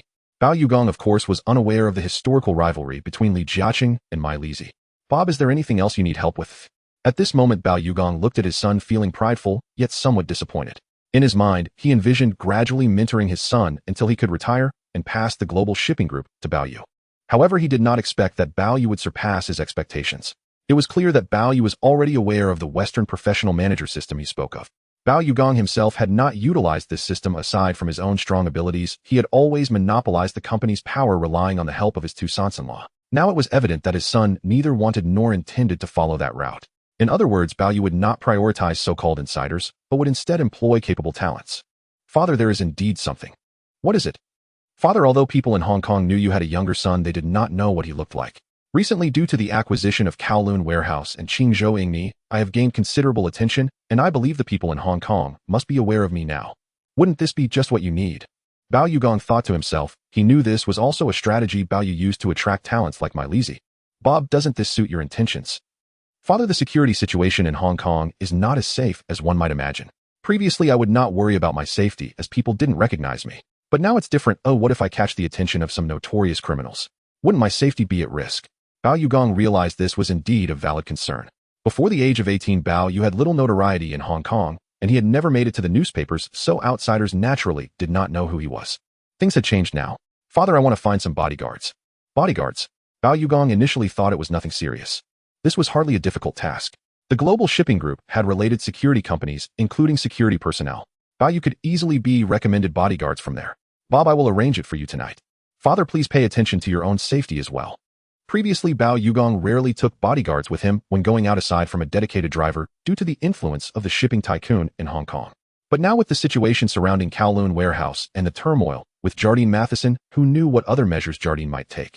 Money could be earned again, but life is only one, so safety must come first. Bao Yu thought about how historically the eldest sons of the Li family and the Guo family among Hong Kong's four major families had been kidnapped, as well as Wang Dehui, the chairman of Huamao Real Estate Group, who had been kidnapped twice, with the second time ending so tragically that even his body was never recovered. By this time, it was already the late 1970s. The number of wealthy individuals in Hong Kong was increasing, but the security situation had not necessarily improved. The wealthy, often featured in newspapers, could very well become targets for criminals.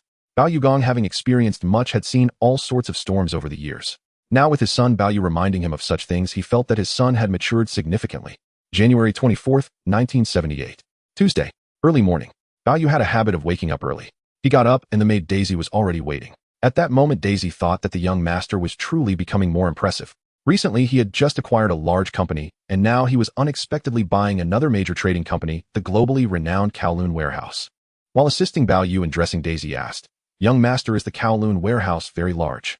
Yes, Kowloon warehouse not only possesses numerous warehouses and docks, but also has vast real estate hotels, Star Ferry, and Hong Kong trams, among others. Among them, the harbor city that Bao Yu and Daisy visited last time is one of the main properties owned by Kowloon warehouse.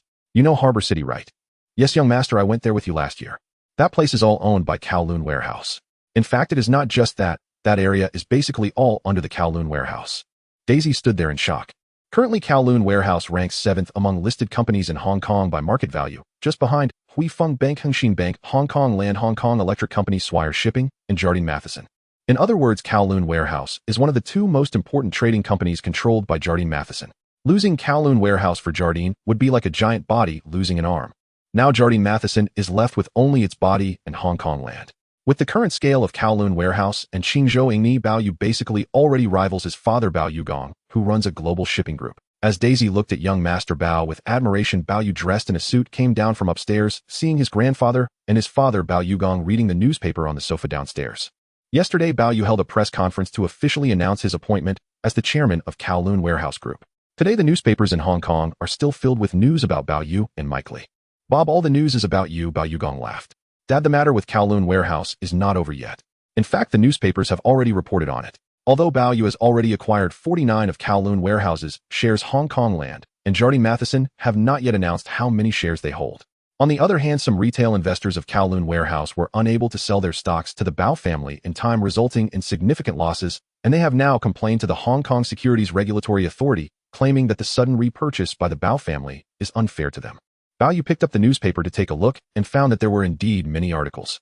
He could only say that these retail investors were too greedy. He had warned them multiple times, yet some investors still wanted to sell at the highest price. But was that even possible? At 7 in the morning, Bao Yu prepared to have breakfast with his grandfather, father, and mother before heading back to work. Bao Yu called for 4 individuals. These 4 were the bodyguards recommended by the security company under the global shipping group that he had asked for last night. Come and meet the young master. We have met Bao Xiao. The 4 approached. Bao Yu looked at these 4 young and strong bodyguards and found them to be quite impressive. What are your names? Bao Xiao. I am Chen Jihao, previously the head of the security team at the global group security company, said a slightly older young man with sharp eyes who stepped forward. Apart from Chen Jihao, the other 3 introduced themselves, as well Zhang Weijia, Li Jiacheng, and Li Wenrou. Last night, Bao Yu told his father Bao Yu that he wanted 4 bodyguards, and Bao Yu made a call. The security company under the global shipping group quickly selected 4 staff members to serve as Bao Yu's bodyguards. They knew that Bao Yu was not only the future heir of the Bao family, but had recently acquired Qingzhou Ingni and had just swallowed Kowloon Warehouse, making him comparable to his father Bao Yu. In other words, working for Bao Yu would naturally lead to a different future. Chen Jihao, since you have served as the head of the security company, you will be my head bodyguard. Yes, Bao Xiao. After meeting these 4 bodyguards and finishing breakfast with his parents and grandfather, Bao Yu went to the garage as usual. Now Bao Yu let them choose a car. Chen Jihao selected a stable Benz sedan.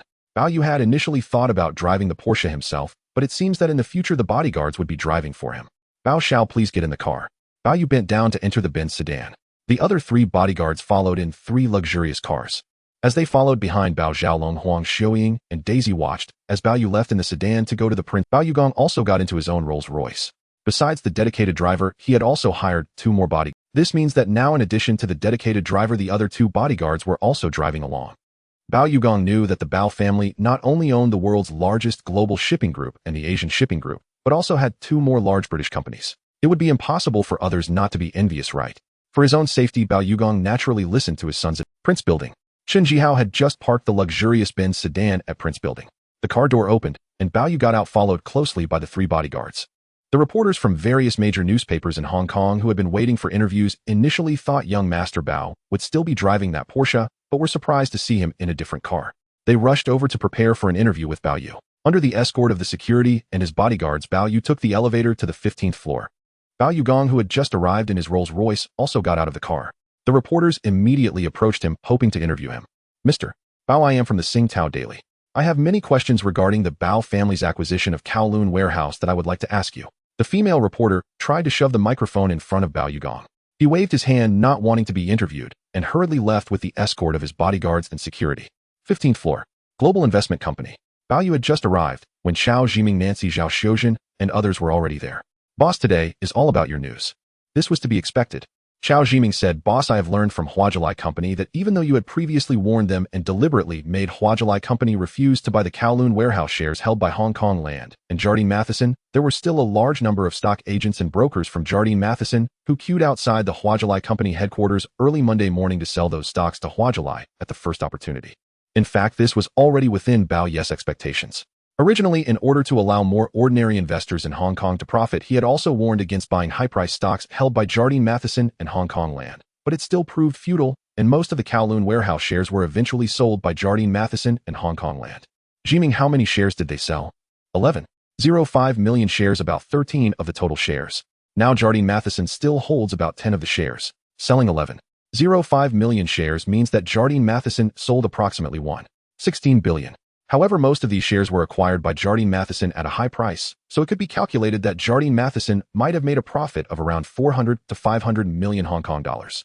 Bao Yu understood why those retail investors holding Kowloon warehouse shares were so noisy. It was clear that Jardine Matheson had sold most of the shares to him.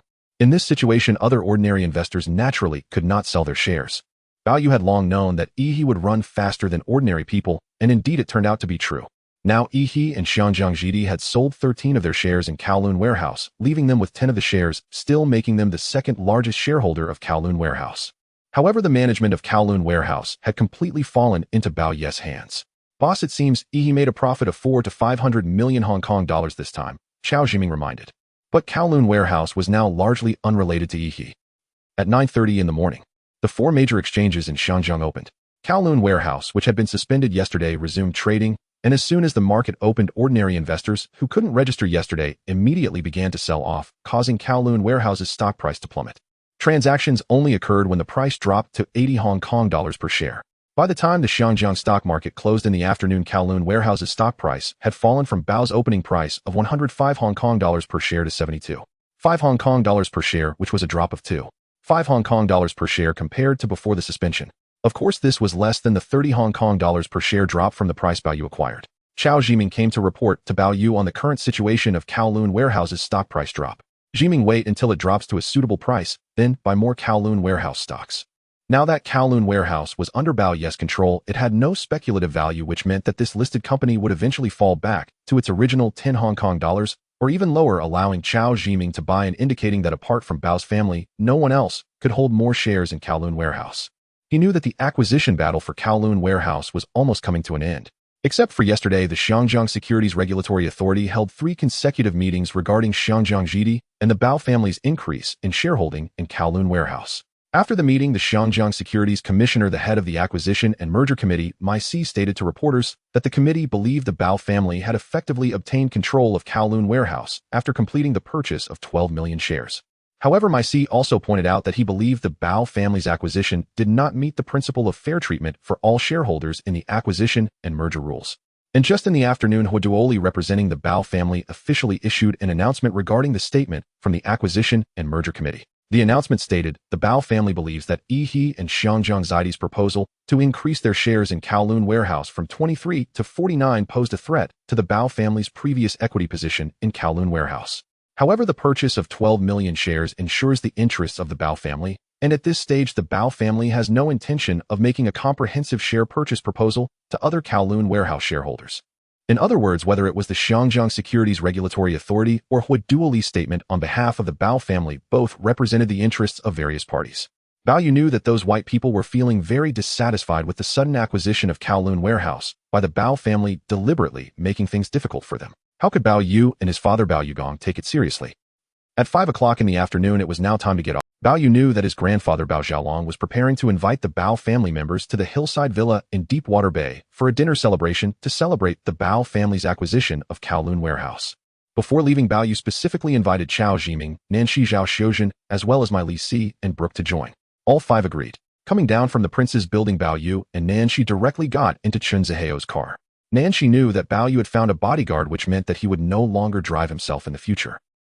Deepwater Bay hillside villa. Yesterday, the 4 daughters of the Bao family were indeed very surprised to learn that the Bao family had successfully acquired Kowloon warehouse. What surprised them even more was that this successful acquisition of Kowloon warehouse was not done by their father Bao Yugong, but by their younger brother Bao Yu. From the news conference yesterday, it was already known that Bao Yugang's Longfeng International held 18, while Bao Yu's own global investment company held 31.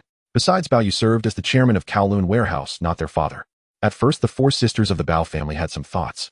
Especially the second sister Bao Perong and her husband Wu Guangjing thought that this acquisition might be an opportunity for Wu Guangjing to manage a large company. However, to the disappointment of Wu Guangjing and his wife, the general manager of Kowloon warehouse was a foreigner, Mr.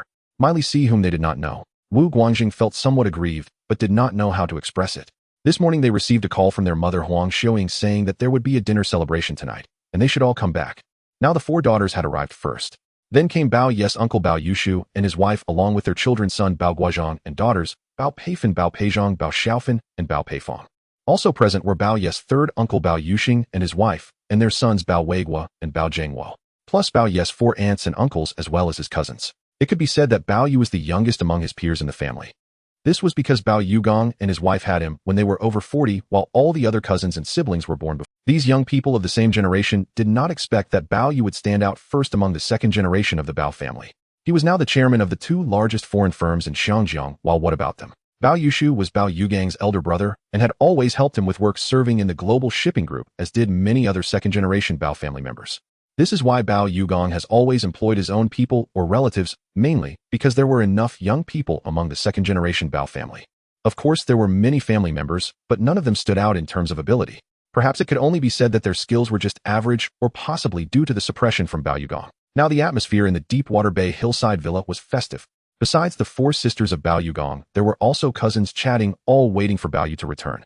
Last time Bao Yuxing felt that this nephew had changed, and was considering whether to let his son get closer to Bao Yu.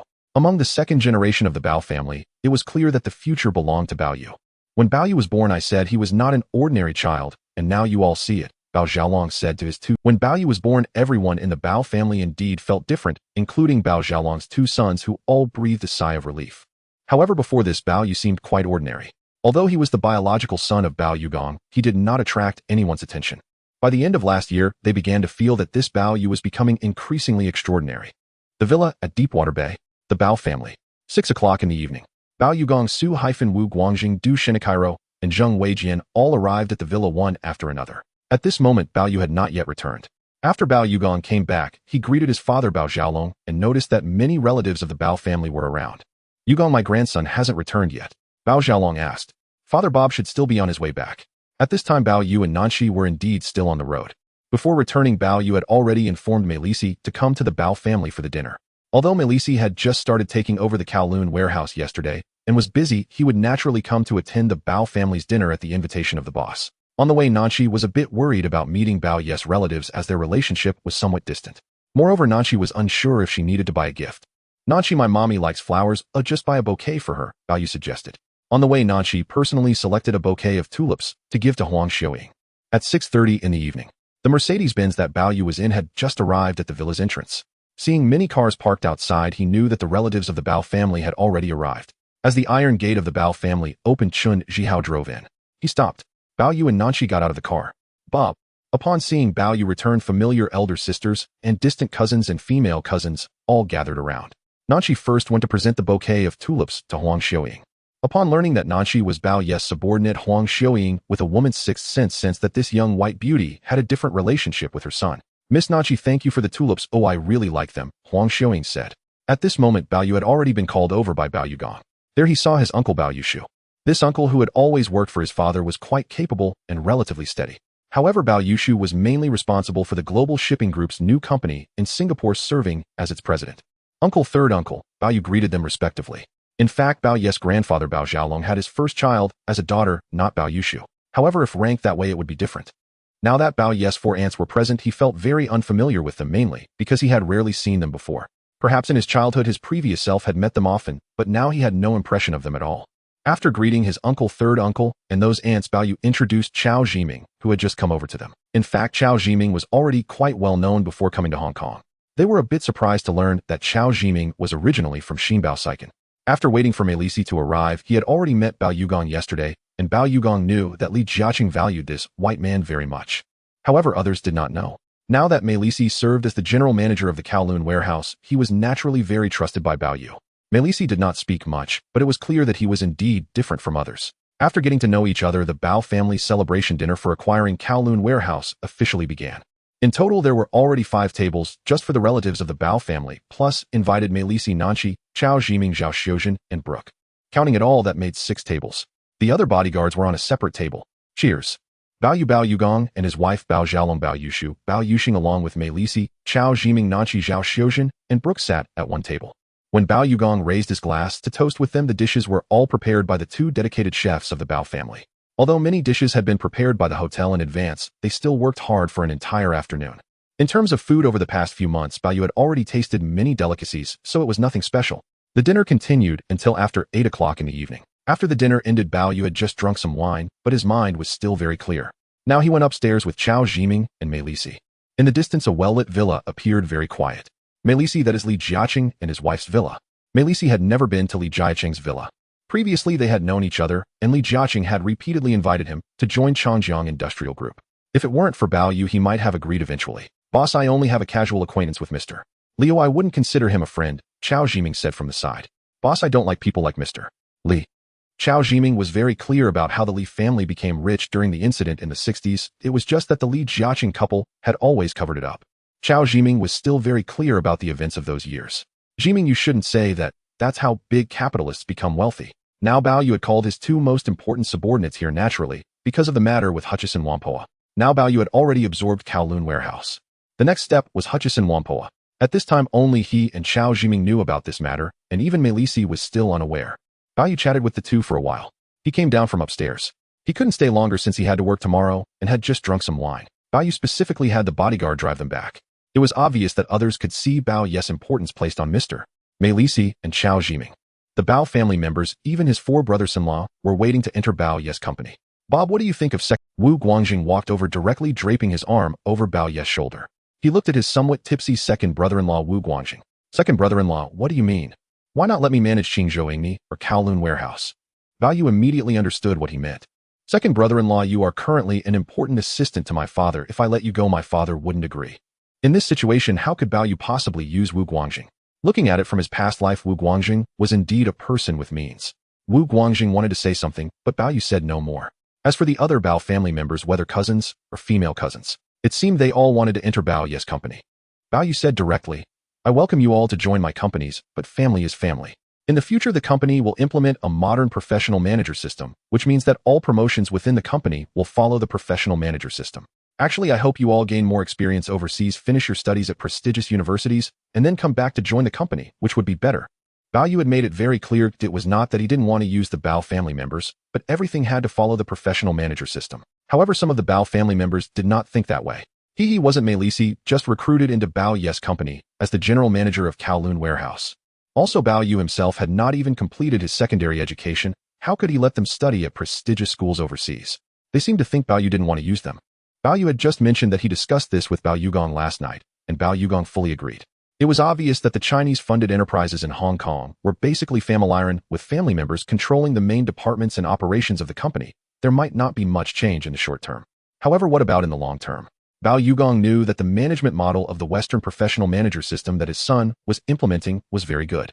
Bob is right. In the future, Global Shipping Group should gradually implement the professional manager system. Learning the management model from Europe and America is very important. This statement from Bao Yugong formally confirmed that Bao Yu was not joking. Bao Yushu and Bao Yuxing had nothing to say, but Bao Yu's aunts and uncles looked somewhat different. If it really came to that, would they have to compete openly with outsiders? Would they be competitors to those outsiders? The Bao family couldn't accommodate so many people. Moreover, tomorrow was still a workday. The members of the Bao family gradually began to disperse, including Bao Yugang's 4 sisters and brothers-in-law, who also left to go home. Now that these people had left, the Bao family suddenly quieted down. Bob, do you think what you just said will upset them? Bao Yugong smiled. Dad, there will be a day like this sooner or later. It's better to have short pain than long pain. I don't distrust my own people. It's just that in the end, a large group needs to develop according to the European and American model. Why do European and American family businesses last for hundreds or even thousands of years? Ultimately, it is indeed managed according to this professional manager model. Including now family businesses in the East are also gradually developing according to this model. That evening, the Bao family held a grand family dinner to celebrate the acquisition of Kowloon warehouse. Meanwhile, at the Hong Kong Land Central Tower, Hong Kong Land officially announced the cancellation of its proposal to increase its shareholding in Kowloon warehouse. A spokesperson for Hong Kong Land stated that all Kowloon warehouse shares that were required to be exchanged for new shares by the company would be returned to the original shareholders. Hong Kong Land indicated that it currently holds approximately 8.5 million shares of Kowloon warehouse, which is not significantly different from the number of shares it held when it sought to increase its stake in Kowloon warehouse.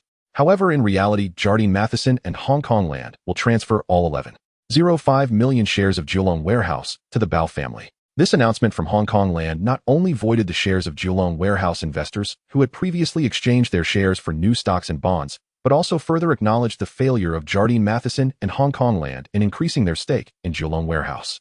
In other words, Kowloon Warehouse has now completely fallen into the hands of the Bao family. As for the shares that Hong Kong Land continues to hold, even as the second largest shareholder, they may be sold further in the future. Yesterday morning, or rather in the early hours of last night, Jardine Matheson quietly sold the Kowloon Warehouse shares it held, indicating that they understood they had lost to Bao Yu and his son. For Jardine Matheson, the leading of the four great trading firms, losing control of Kowloon Warehouse is akin to losing an arm, resulting in a tremendous loss. Regarding this matter, someone from Jardine Matheson must step forward to take responsibility for the loss of control over Kowloon Warehouse. Historically, although Jardine Matheson's head Neo Biji and then general manager of Hong Kong Land Bao failed to keep Kowloon Warehouse, they were still held accountable by the Jiacheng family and the Jardine Matheson board in 1984. In other words, ultimately these two were driven out by the Jiacheng family. Compared to the historical successful acquisition of Kowloon Warehouse by Bao Yu was 3 years ahead. Moreover, Bao Yu only took 3 months to swallow this company. Yesterday afternoon, Neo Biji and Davis went to the Peak Villa to meet with Henry. At that time, Henry Jiacheng was already aware of Bao Yu's appointment as chairman of Kowloon Warehouse, and his expression was very grim. This can be said to be Jardine Matheson's most significant failure in many years. From this perspective, the rise of Chinese capital is unstoppable. In other words, Bao Yu's acquisition of Kowloon Warehouse marks a watershed between Chinese and British capital. Initially, the Bao family's acquisition of Kowloon Warehouse seemed insurmountable regardless of who was responsible for defending its control. Mainly, the Bao family's sudden preemptive strike caught everyone off guard, and by the time they reacted, it was already. Moreover, the Bao family possesses vast funds and the support of Huifeng Bank, making it impossible for Jardine Matheson to compete with them. However, throughout the entire process, they were unaware of the source of the funds Bao Yu used for the acquisition of Kowloon Warehouse. If it were from Huifeng Bank, Jardine Matheson should have known. Yet they remain oblivious. Aside from this matter, now that Jardine Matheson has lost control of Kowloon Warehouse, someone must take responsibility. Originally, Henry Jiacheng was to return as chairman of Jardine Matheson, which would require Neo Biji to step down. However, the main responsible person in the defense of Kowloon Warehouse was not Neo Biji. Instead, the greatest responsibility lies with Davis, the general manager and director of Hong Kong Land, who failed to recognize the insufficient control over Kowloon Warehouse. However, Davis is a family loyalist of the Jiacheng family, and Henry Jiacheng does not wish for him to resign. Yet if Neo Biji does not step down, then Davis must. In other words, after discussing among themselves, Henry Jiacheng decided to give up returning to Jardine Matheson as chairman, mainly because Neo Biji still holds significant influence among the board and executives who support Neo rather than Henry. As for Henry Jiacheng's return, it means that even if he wants to come back, he may only engage in internal conflict, ultimately leading to failure. Davis understands that he can only serve as a scapegoat for Jardine Matheson and Hong Kong Land's loss of Kowloon Warehouse. In other words, Davis must take responsibility for this loss of Kowloon Warehouse. Yesterday afternoon, Davis proactively informed Henry Jiacheng and Neo Biji that he would take responsibility. Upon hearing this, Neo Biji sighed in relief. After Neo Biji left, Henry Jiacheng looked at him and said, "Davis, at the right opportunity, I will return to Jardine Matheson. Even if not me, there will be other members of the Jiacheng family, and I will ensure you ascend to a position then." The next morning, Henry Jiacheng quietly left the Peak Villa. He took a car to the Queen's Pier, then took a boat to Hong Kong Kai Tak International Airport, leaving Hong Kong for London. In other words, during this 3-month acquisition battle, the Bao father and son, while operating behind the scenes, quietly came and went as if not many knew of their actions. By this afternoon, in the conference room of Jardine Matheson's headquarters at the Concordia building, Neo Biji and executives of Jardine Matheson and Hong Kong Land convened an internal meeting regarding the loss of control over Kowloon Warehouse. During the meeting, the executives engaged in fierce disputes.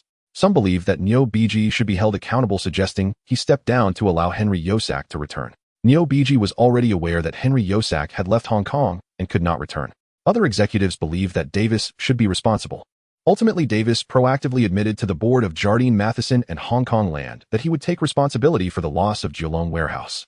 Davis voluntarily resigned from his positions as general manager and director of Hong Kong Land and may return to London for a period of rest. As for when he might return to Hong Kong and what position he might hold at Jardine Matheson or Hong Kong Land, he certainly could not return as general manager.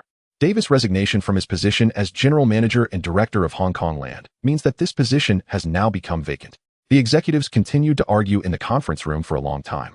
Ultimately, it was proposed by Neo Biji that Bao Fuda, the vice president of Hong Kong Land, should become the new general manager. In other words, Bao Fuda will be responsible for the new general manager and director of Hong Kong Land. Historically, Bao Fuda also began serving as general manager and director of Hong Kong Land in 1978, and under Bao Yu's influence, his position seems unchanged. After taking a night's rest the next morning, it was January 25, 1978, a Wednesday, the 17th day of the 12th lunar month.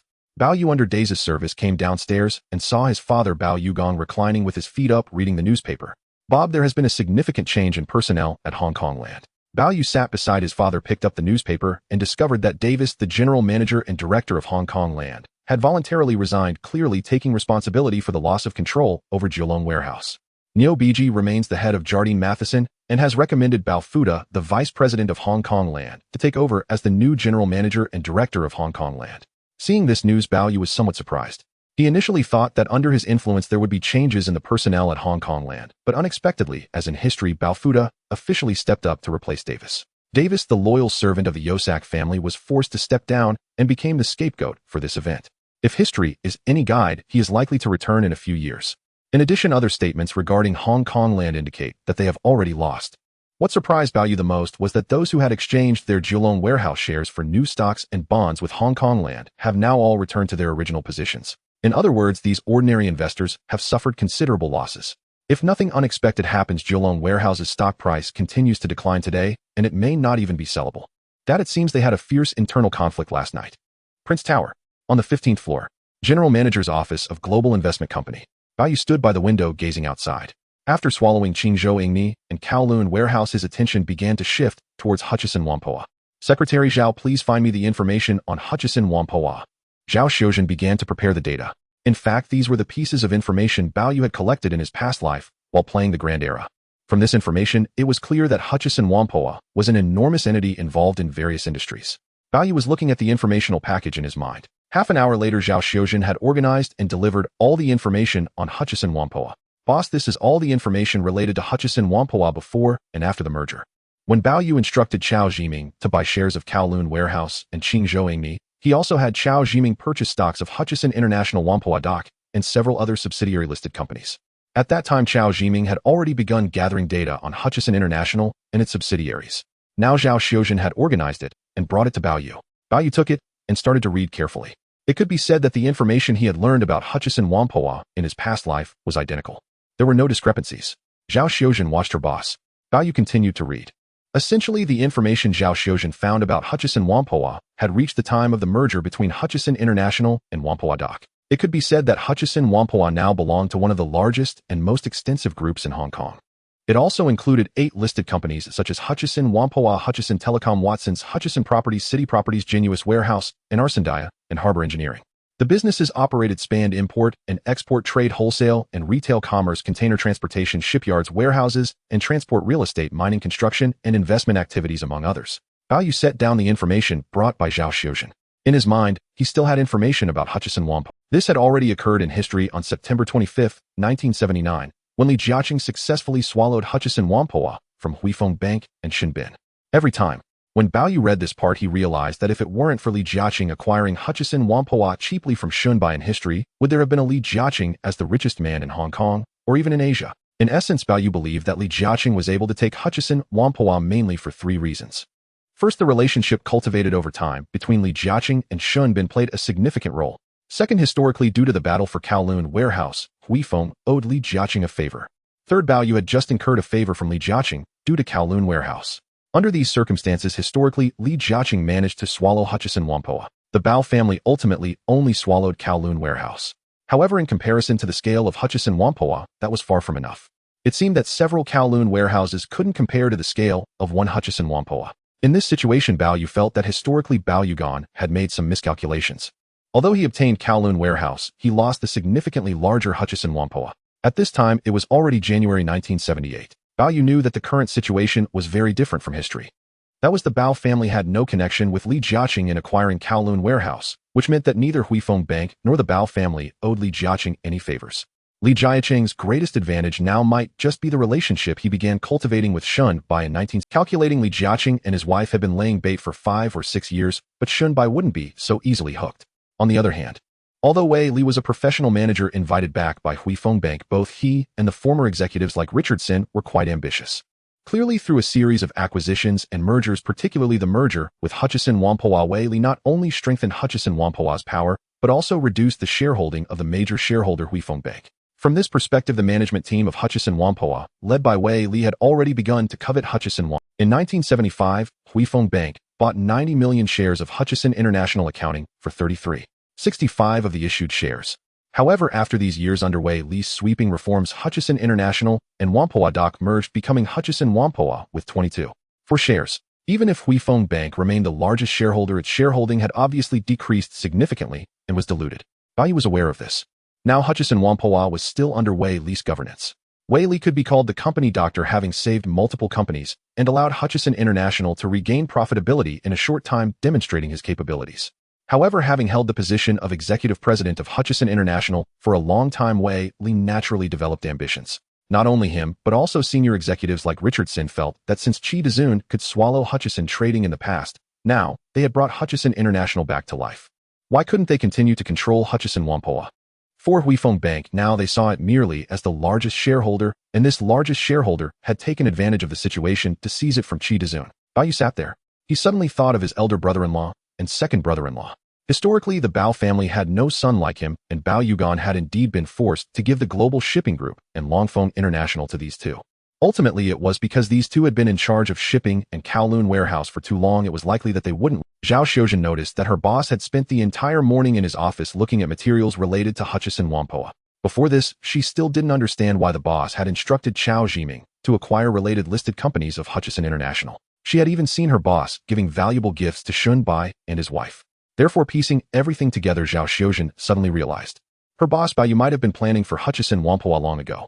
If that were true, Zhao Xiuzhen felt that her boss was quite. While others thought the Bao family was plotting to swallow Kowloon warehouse, they were unaware that Bao Yu had already set his sights on Hutchison Whampoa. In fact, there was still more than a year until Li Jiacheng swallowed Hutchison Whampoa in history. Compared to when Bao Yu had instructed his father to acquire Kowloon warehouse, he obviously had more time. However, now that he had appeared, who knew whether some things would change or happen earlier? Moreover, Bao Yu knew that compared to history, the Bao family had too many advantages in swallowing Hutchison Whampoa. First, Bao Yu had already instructed Chao Zhiming to purchase a significant amount of shares in Hutchison Whampoa and its subsidiaries. Second, leveraging the relationship between Bao Yugan and Huifeng Bank. Third, Bao Yu's recent contact with Shun Bai and his wife. Of course, Bao Yu knew that these were still insufficient to ensure he could take down Hutchison Whampoa. In other words, he still needed a trump card or a killer move to make Shun Bai willingly sell all the Hutchison International stocks held by Huifeng Bank to the Bao family or to Bao Yu. Boss, have you been looking at the information on Hutchison Whampoa? Do you intend to? Zhao Xiuzhen, a graduate of a prestigious university and a reporter, was indeed quite sensitive. In other words, she truly had seen through it. What surprised Zhao Xiuzhen was that her boss had just swallowed Qingzhou Ingni and Kowloon Warehouse. He had not yet fully digested those two foreign companies, and now he was already eyeing Hutchison Whampoa. What do you think? Boss, I think it should be. Bao Yu smiled. However, regarding the acquisition of Hutchison, that would likely be after the Spring Festival. He couldn't wait until 1979 in history, or until Li Jiacheng made his move, and then he would act. Bao Yu would not do such a thing. What he aimed for was to secure Hutchison Whampoa without giving Li Jiacheng any. January 27, 1978. Friday, the 19th day of the 12th lunar month. Persian Street in Causeway Bay. Zhong Chuhong stood in front of the counter watching a newspaper as there were no customers around. This newspaper was from a few days ago, and it reported that Bao Yu's global investment company had successfully acquired Kowloon Wharf and that he was now the chairman of Kowloon Wharf. During this time, Bao Yu had only come to see Zhong Chuhong twice, and she understood that young Master Bao was too busy with work to find time to visit her. This was understandable. In Zhong Chuhong's eyes, young Master Bao was only a year older than her, yet he was in charge of such a large company, a fact that filled her with admiration. When would young Master Bao come to see her again? At 6 o'clock in the evening. Zhong Chuhong had not finished her shift yet, and was feeling a bit tired after standing there all day. As Zhong Chuhong casually glanced outside the jewelry store, she spotted a familiar figure who removed his sunglasses and looked over. Wasn't that young Master Bao? Bao Yu had already put on his sunglasses and was waiting outside. Zhong Chuhong immediately went to ask the female manager for leave. Zhong Chuhong hurriedly rushed out of the store. Upon stepping outside, she found not only Bao Yu but also several unfamiliar men. Chuhong, they are my bodyguards. Can we head to Queen's Pier, young master? Chen Jihao asked. Bao Yu nodded. Chen Jihao drove away towards Queen's Pier with 3 luxury cars following behind. Along the way, Zhong Chuhong sat beside Bao Yu, who held her hand. A while ago, Bao Yu had asked her what she wanted to do. After all, working part-time at the jewelry store was not a long-term solution. During this time, Zhong Chuhong had been pondering what she could do, or more precisely what she wanted to do. If she had not met young Master Bao, she knew that much of her thinking would have been in vain. But now things were different. Edinburgh Square, in central Hong Kong. At Queen's Pier, a luxurious private yacht from the Bao family was already waiting there. Bao Yu was known as the king of ships, owning not just the largest cargo ships in the world, but also his own luxurious private yacht. At this moment, the captain and crew of the luxurious private yacht were already waiting. Young Master Bao. This beautiful lady, you can call her Miss Zhong. Miss Zhong, please. Bao Yu, Zhong Chuhong, and Qin Jihao along with the bodyguards boarded the luxurious private yacht owned by the Bao family.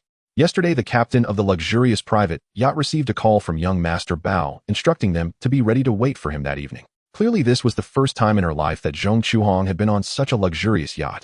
In Hong Kong, there is initially called the Victoria Yacht Club, it was later renamed the Corinthian Sailing Club, and eventually became the Royal Hong Kong Yacht Club, which it remains known as to this day. The Royal Hong Kong Yacht Club is the oldest club in Hong Kong, and one of the largest yacht clubs in the world, currently boasting over 1,000 members, all sailing or rowing enthusiasts, with its headquarters located on Kellet Island. In Hong Kong, the Royal Hong Kong Yacht Club, while many members are Caucasians, has also welcomed some Chinese members, as the wealth of Chinese merchants in Hong Kong has risen in recent years, leading to an increase in private yachts. The Bao family, including Bao Yu, are all members of the Royal Yacht Club. The Royal Hong Kong Yacht Club primarily caters to the wealthy in Hong Kong and is less influential than the Hong Kong Jockey Club. In fact, in Hong Kong, owning a membership to the Royal Hong Kong Yacht Club and having a berth for a yacht is not an easy feat. In his past life, Bao Yu had only seen many yachts along the coast of Pengcheng, but had never boarded one. Now things were different, and not only could he board one, but he could also own one. Chuhong, how do you feel? Bao, young master, I don't know, it's my first time on a yacht. Even though she often saw many yachts by Victoria Harbor, she had only ever looked at them from afar, without ever going on board. Now that she was on one, Zhong Chuhong realized it was truly different. Bao Yu pulled Zhong Chuhong up to the second deck of the yacht. It was already past 6 in the evening, and night had fallen. The lights of the tall buildings on both sides of Victoria Harbor were lit up, and it looked truly beautiful. This view was far more stunning than standing by the sea. Young master, can we prepare dinner? Asked the captain of the luxurious private yacht nearby. Go ahead.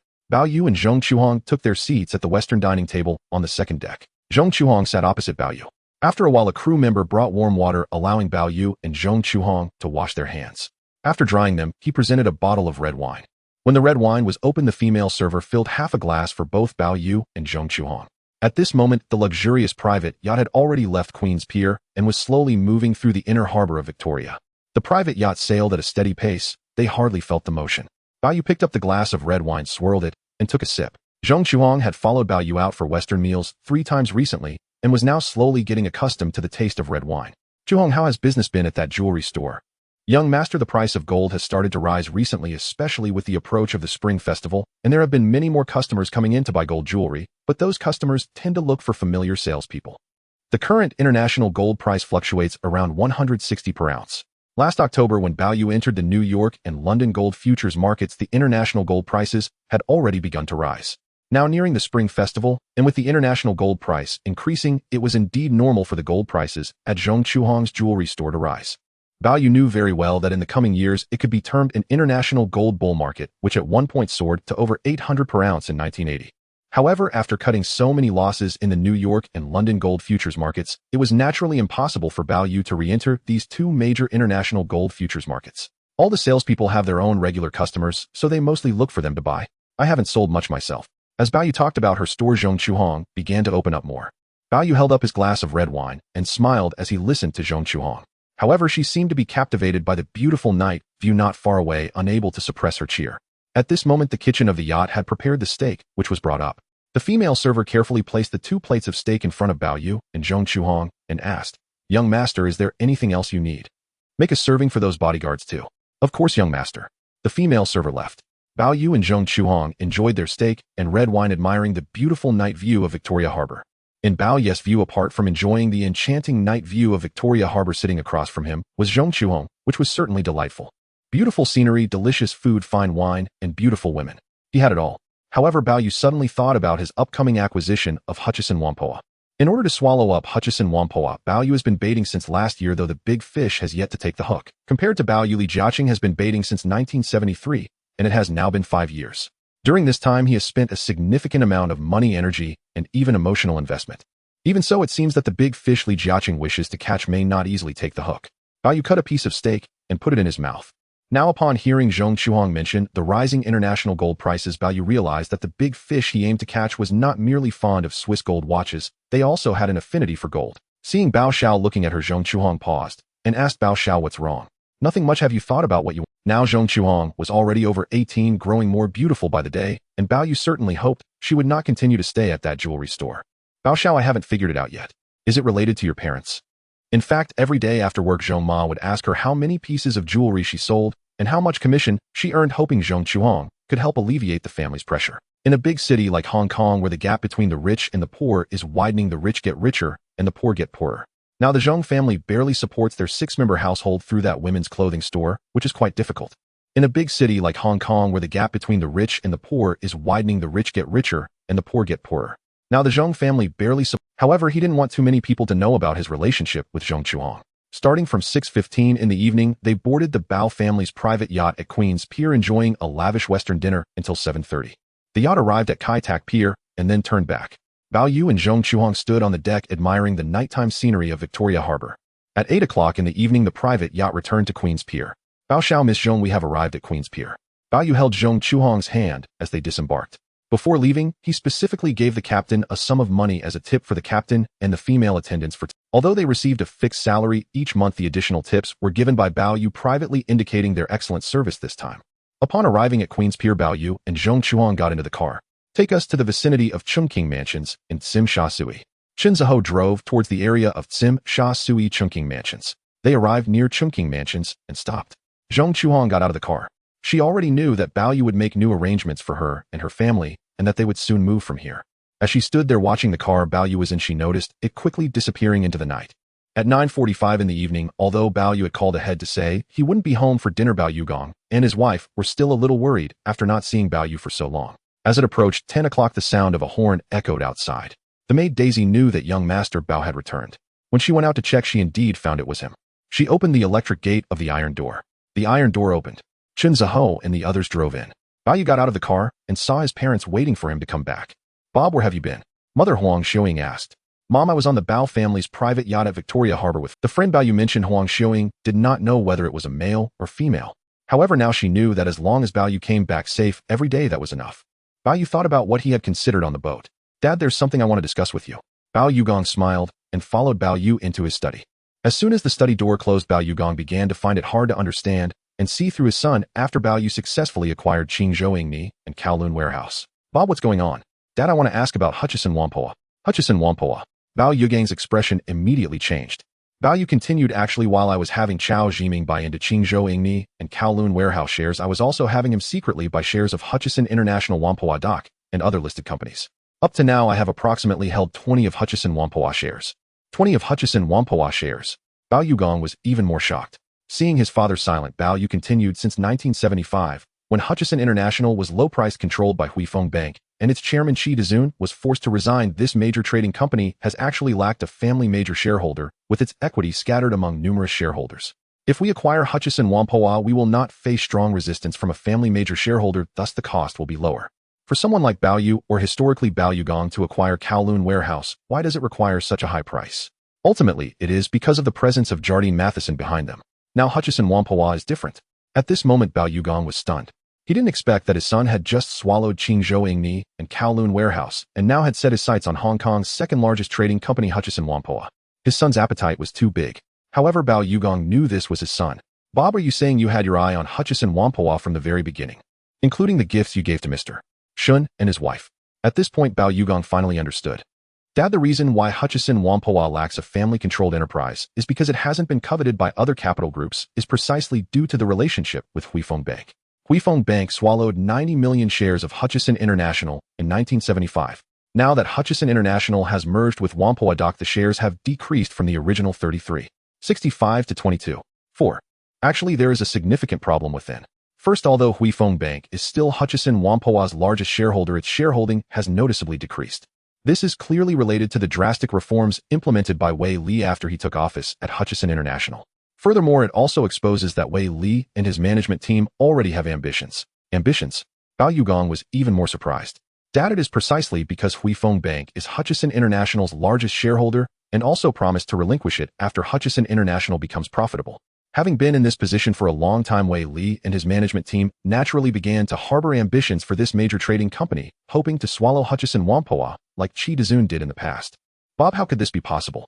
In Bao Yugong's view, Wei Li is a professional manager brought back by Huifeng Bank. He is essentially managing Hutchison International for Huifeng Bank. How could he, after a long time, develop an interest in Hutchison Whampoa? Wouldn't that mean a worker wants to become a boss? Dad, there are many such cases. Bao Yu thought for a moment as well. So Dad, now is indeed the best time for us to swallow Hutchison Whampoa. Bao Yugang's expression changed. He knew that Huifeng Bank would never allow Wei Li and the management team to swallow Hutchison Whampoa. However, given the current situation where Wei Li and his executives have reformed Hutchison Whampoa, the shares held by Huifeng Bank have already been diluted. If this continues, Huifeng Bank may lose its position as the largest shareholder of Hutchison Whampoa. In his life, Bao Yu has weathered countless storms in the business world, and he is well aware of what Bao Yu has said. However, the more he learns, the more he realizes that his son is extraordinary. Dad, let me ask you, do you have the confidence to acquire the shares of Hutchison Whampoa held by Huifeng Bank? Currently, Bao Yu and Global Investment hold 20 of Hutchison Whampoa's shares, making them the second largest shareholder. If Bao Yu can acquire that 22 from Huifeng Bank, it would total 42 for effectively swallowing this second largest shipping company in Hong Kong. Confidence. Bao Yu's words were clear. If it were in the past when Sanders was still the chairman of Huifeng Bank, he would certainly have answered with 100% confidence.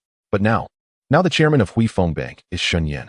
In fact, he suddenly realized that his relationship with Shen Yan was not very familiar, much less compared to that with Sanders or even Bao Yu. Seeing that his father Bao Yu was silent, Bao Yu understood that it seemed his father indeed did not have 100% confidence.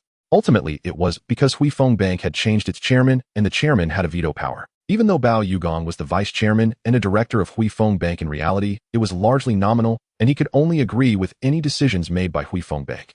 Bao Yu looked at his son. He noticed that his son remained calm, yet appeared very confident. Dad, in fact, Li Jiacheng had already started contacting Shen by as early as 1973, or even earlier. Over the years, the Li couple has invested a substantial amount of money, effort, and emotions into the Shen couple. On this point alone, you cannot compare with them. Li Jiacheng and his wife. Bao Yu was taken aback. Bob, are you saying that Shen would hand over the shares of Hutchison Whampoa to Li Jiacheng? It's hard to say, Dad. All I can say is that there is a certain possibility. Like before, didn't Shen entrust the reconstruction of Chinese bank to Li Jiacheng? Upon hearing this, Bao Yu realized it was indeed the case. If that were true, he felt it might become troublesome. Bao Yu continued, of course, Dad, the Li couple approached Mr. Shen in the first place because at that time Mr. Shen was already the general manager of Huifeng Bank, destined to succeed Sanders, which is why they invested in Shen from the very beginning. Moreover, as far as I know, since the 1960s, Sanders had already determined that Huifeng Bank would support Chinese capital, but in the 1960s, Sanders chose you. Historically, Sanders' decision indeed influenced all successors of Huifeng Bank, whether it was Shen or later Pu Weishi, fundamentally related to the international environment. British capital would eventually leave Hong Kong, and naturally attention must be turned to Chinese capital. In the 1960s, Sanders chose Bao Yu.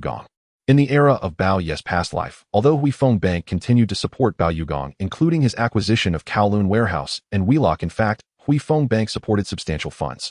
On the other hand, Bao Yu knew that Shen truly supported Li Jiacheng, as well as later figures like Li Zhaoji, Zheng Yutong, and Guo Disheng.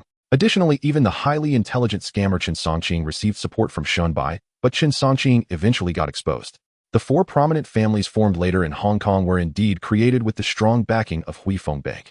At this moment, Bao Yu suddenly realized that his son saw far beyond what he did.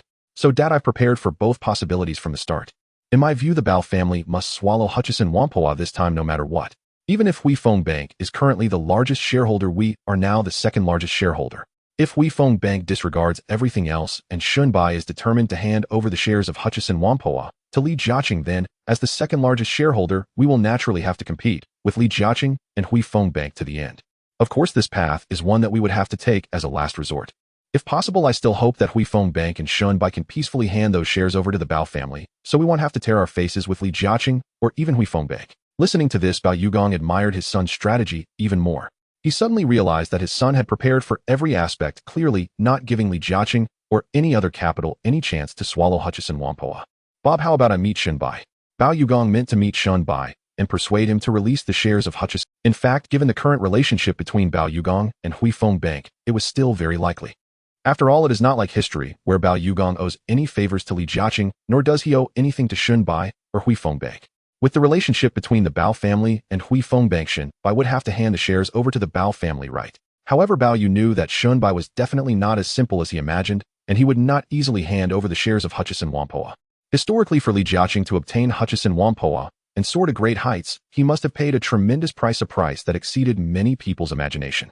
Dad, it seems that if you are not 100% sure and you talk to him now, he will definitely say it's not the time yet, and will come up with various excuses and reasons to delay. Bob, are you saying that Shen will hand Hutchison Whampoa over to Li Jiacheng? Dad, that's not certain either. It can only be said that there is a chance. Because historically he did not know the extent of the sacrifices Li Jiacheng made to take Hutchison Whampoa. Bao Yu looked at his son and thought for a moment before saying, now that it seems so, I can only send someone to London to meet Sanders. Sanders has already retired and returned to London. After all, he was still the former chairman of Hui Feng Bank and his influence was still considerable. Dad, there's no need to find Sanders. Then how do you plan to take it? I already have a way.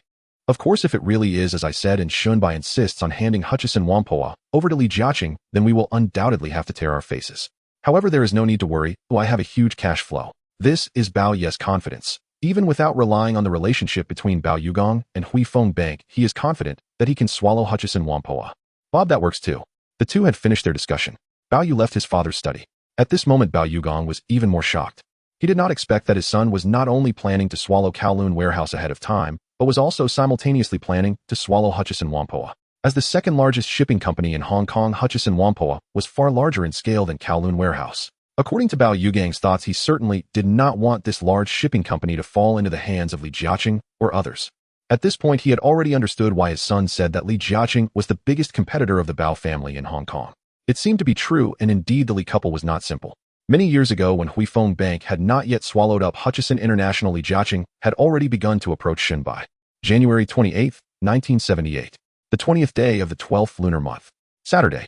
Last night, Bao Yu discussed the acquisition of Hutchison Whampoa with his father Bao Yu. Bao Yu slept soundly while Bao Yu tossed and turned, leading Huang Xiuying to think he was unwell. However, when Bao Yu got up, he saw his father and grandfather reading the newspaper in the living room. Grandpa, Dad, good morning. Bob, good morning. Bao Yu came down in a suit, clearly not planning to eat breakfast. Bob, aren't you having breakfast? Huang Xiuying asked. Mom, I'm going to eat with friends, and I have something very important to do. Bao Yu's important matter was known only to Bao Yu, and it likely related to the acquisition of Hutchison Whampoa. He saw his son get into a Mercedes-Benz. Chen Jihao and other bodyguards drove away, while Bao Yu thought that he seemed unable to help Bao Yu much. Clearly, regardless of the plan to acquire Hutchison Whampoa, Bao Yu seemed to have thought it through. Peak Road. At Nancy's house, Chen Jihao had just parked. The maid Fanny had already come out to open the door. Bao Yu entered and saw Nancy dressed in a dress waiting for him. Sir, breakfast is ready. Then let's have breakfast first. Later McClish and Chow Jimin will come over. Bao Yu, wanting to have breakfast with Nancy on an empty stomach deliberately, did not have breakfast with his grandfather at home. Now the breakfast Fanny prepared was quite simple, consisting of fried eggs, bread, milk, and hot dogs. Clearly it was difficult for an ordinary maid like Fanny to bring any variety to the meal. However, for Nancy, this English breakfast was quite satisfactory. After finishing breakfast, at 8:30 in the morning, Chow Jimin arrived first. McClish also arrived shortly after. The two greeted Bao Yu and Nancy upon seeing them. The four went up to the study on the second floor. After closing the door, Bao Yu said nothing. McClish knew that the sudden summons from the boss meant there was something very important to discuss. During this time, McClish had been responsible for the Kowloon warehouse affairs after the Bao family's acquisition, even facilitating a joint development with Qingzhou Ingni Real Estate. McClish was indeed very capable, and under his management Kowloon warehouse was doing well in every aspect. McClish, do you know why you were called here? Bao Yu asked. McClish looked at the three in front of him and thought for a moment before saying, Boss, how about I go first? Bao Yu waited for McClish to speak. Hutchison Whampoa. McClish uttered this term. Apart from Bao Yu, both Chow Jimin and Nancy were taken aback. Clearly before this, both of them had some doubts about McClish, wondering why the boss would assign him the position of general manager of Kowloon warehouse. Now it seemed that McClish was indeed not simple. In fact, it was just as it was.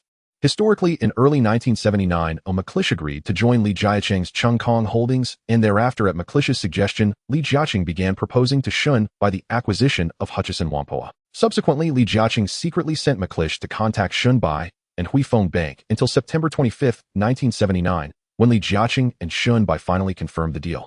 During this time, in order to prevent a leak like the previous acquisition of Kowloon warehouse, Li Jiacheng took the confidentiality of this deal very seriously.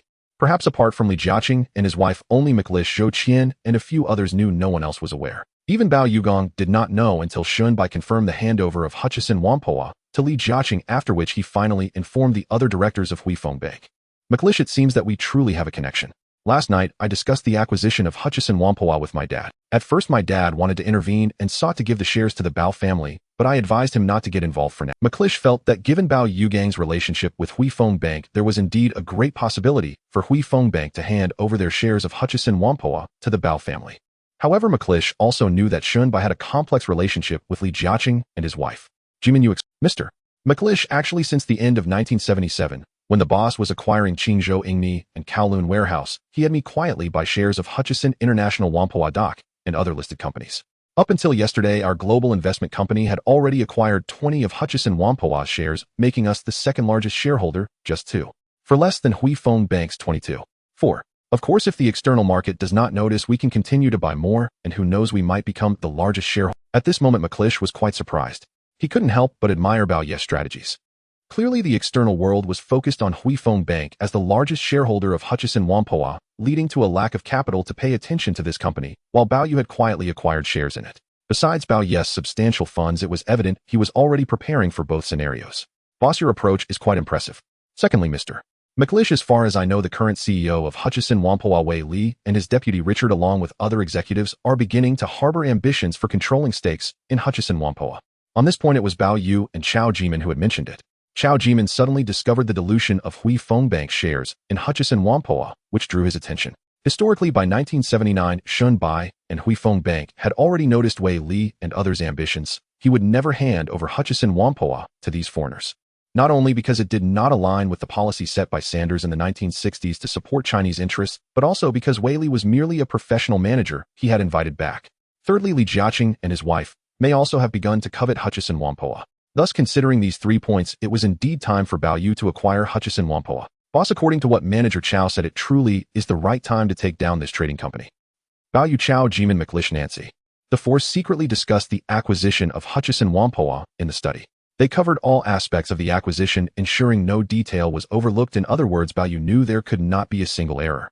From the current perspective, McLeish felt that the Bao family's chance of taking down Hutchison Whampoa was over 90. If it came down to a battle with Hui Feng Bank, Li Jiacheng's stubbornness would still give Bao Yu over a 99 chance. I had been fishing before, not only to test the depth of Mr. Shen and Li Jiacheng's relationship, but also on the other hand, Li Jiacheng and Mr. Shen's relationship has not reached that level. Perhaps if my dad steps in, we can acquire those shares of Hutchison Whampoa. However, I always demand a 100 success rate in my endeavors. If I do something, I must do it to the best of my ability, leaving no opportunity for the opponent. Especially with someone like Li Jiacheng, Bao Yu was very clear that the other party was indeed a formidable opponent. As long as he was given a chance, he would undoubtedly seize it. Now that the four had concluded their discussions, before leaving the study, Bao Yu asked Nancy to bring over the items he had prepared in advance. When Chao Jimin and McLeish saw that it was the property deeds and keys to the villas on Peak Road, both were astonished. Boss, this is Jimin, McLeish, this is a gift from me to you personally. I have said that as long as you work for me, I will never treat you. This was 2 villas on Peak Road, given to Chao Jimin and McLeish respectively. Chao Jimin had made significant contributions in the acquisitions of Qingzhou Ingni Kowloon Warehouse and Hutchison Whampoa. Now, although Chao Jimin's salary and benefits had increased significantly, he still couldn't afford a villa worth tens of millions of Hong Kong dollars on Peak Road. Chao Jimin trembled a bit as he took the property deed, only able to say that boss Bao Yu was too generous.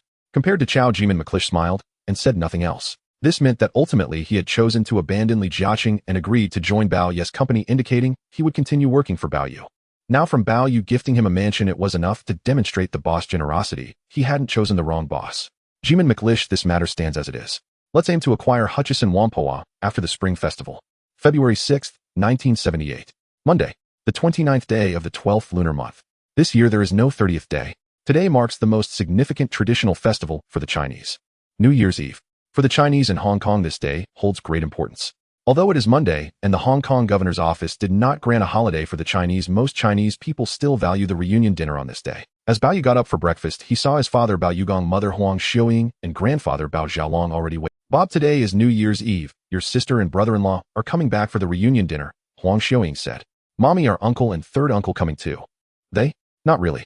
The main reason is that there are too many members in the Bao family now. If everyone were to gather for the reunion dinner, it wouldn't be an issue, but we would need to hire a hotel chef to prepare for it.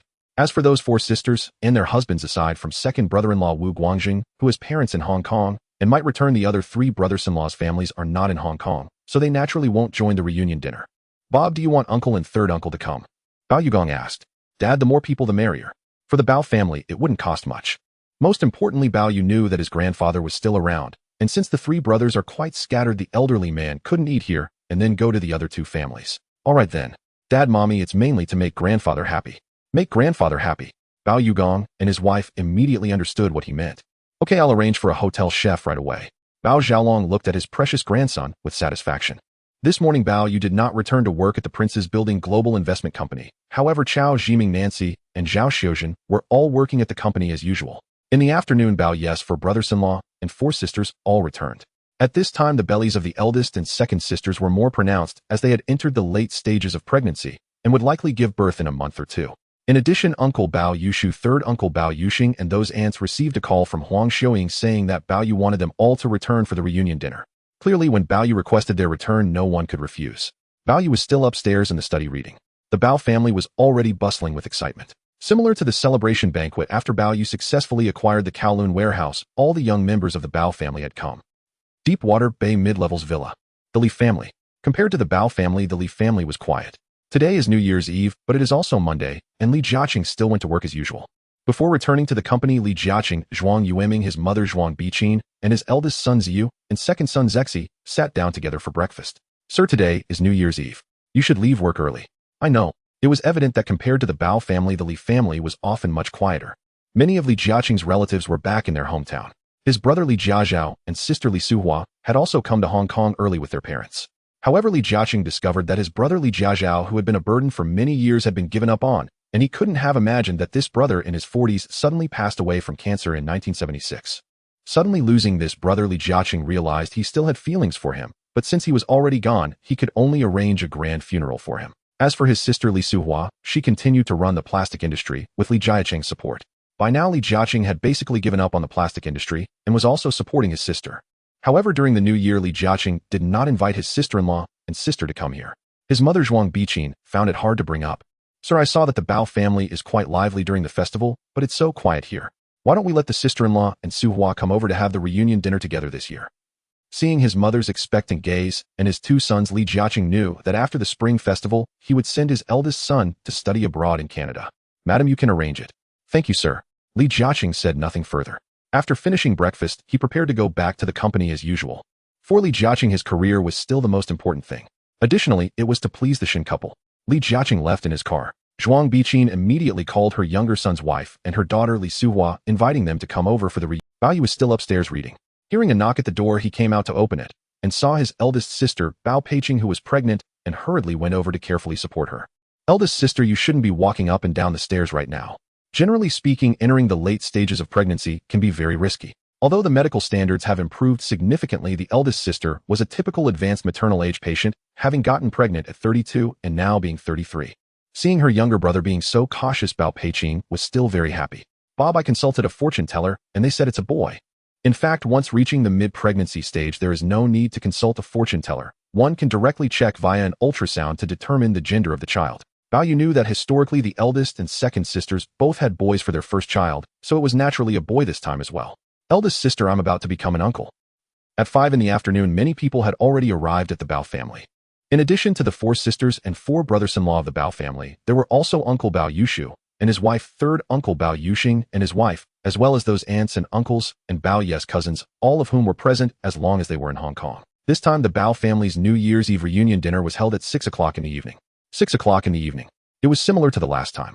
Huang Xiuying also invited a 5-star hotel chef to prepare this New Year's Eve reunion dinner. This time the happiest was Bao Yu's grandfather Bao Xiaolong, as his son, daughter, and all his grandchildren were present. The Bao family's New Year's Eve reunion dinner commenced. Bao Yu, Bao Yugong, Bao Xiaolong, Bao Yushu, Bao Yuxing, and others raised their glasses to celebrate the reunion dinner. The banquet continued. However, by 7 o'clock in the evening, the Bao family's New Year's Eve banquet had not. Bao Yu whispered something in his father Bao Yugang's ear, and Bao Yugong knew that his son had something important to do immediately. Uncle third, and I have to leave for a while. You all continue. Bao Yu left. At this time, Chun Jihao and his bodyguards were already waiting. Bao Yu got into his Mercedes-Benz. Under the watchful eyes of his 4 sisters, 4 brothers-in-law, and other Bao family members, Bao Yu and the bodyguards drove away. It was obvious that they knew Bao Yu had something to attend to. However, neither Su-Hyphen nor Wu Guangjing could guess what this brother-in-law was going to do. Come, let's continue to tow. At this moment, Bao Yugong was very happy. Mainly because last year the Bao family not only absorbed Qingzhouingni, but also Kowloon warehouse, and he had such a formidable son. Having just had a few glasses of red wine with his father, Bao Yu was still very spirited. Chen Jihao, who was driving, had already eaten some food and was completely sober. Now heading towards Queen's Pier. Edinburgh Square, in central Hong Kong. Queen's Pier. Influenced by the New Year's Eve festivities, there are still quite a number of tourists in the vicinity. At this moment, as Bao Yu's Mercedes-Benz arrives here, Chao Jiming has already been waiting for half an hour. Chao Jiming immediately walked over. Jiming, have you been waiting long? Boss, I came half an hour early. Boss, I've prepared everything. Jiming, I trust you to handle things well. Chao Jiming is very cautious in his work. More than a week ago, after secretly discussing with Bao Yu and the others, Chao Jiming had already begun to take action. Now those items have been delivered in batches to the Bao family's private yacht. Jiming, I'll head to the yacht first. Boss, congratulations in advance. Chao Jiming smiled, watching Bao Yu and the bodyguards head towards Queen's Pier.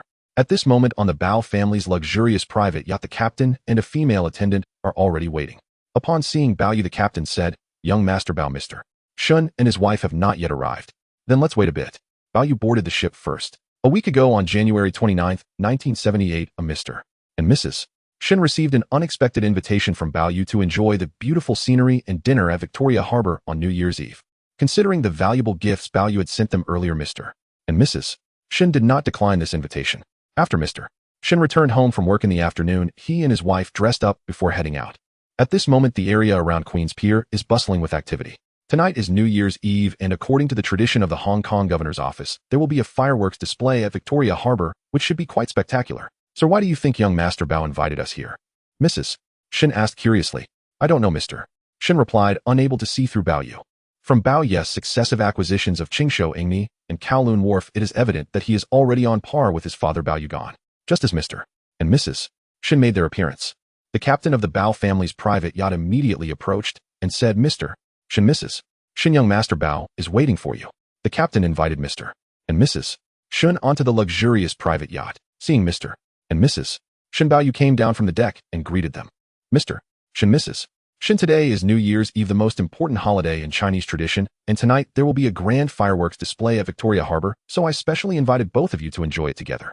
Young Master Bao or Mr. and Mrs. Bao coming. My father and mother are at home entertaining other guests. So that's how it is." On the deck of the private yacht, a long Western dining table has been set up with 3 chairs. Bao Yu, Mr.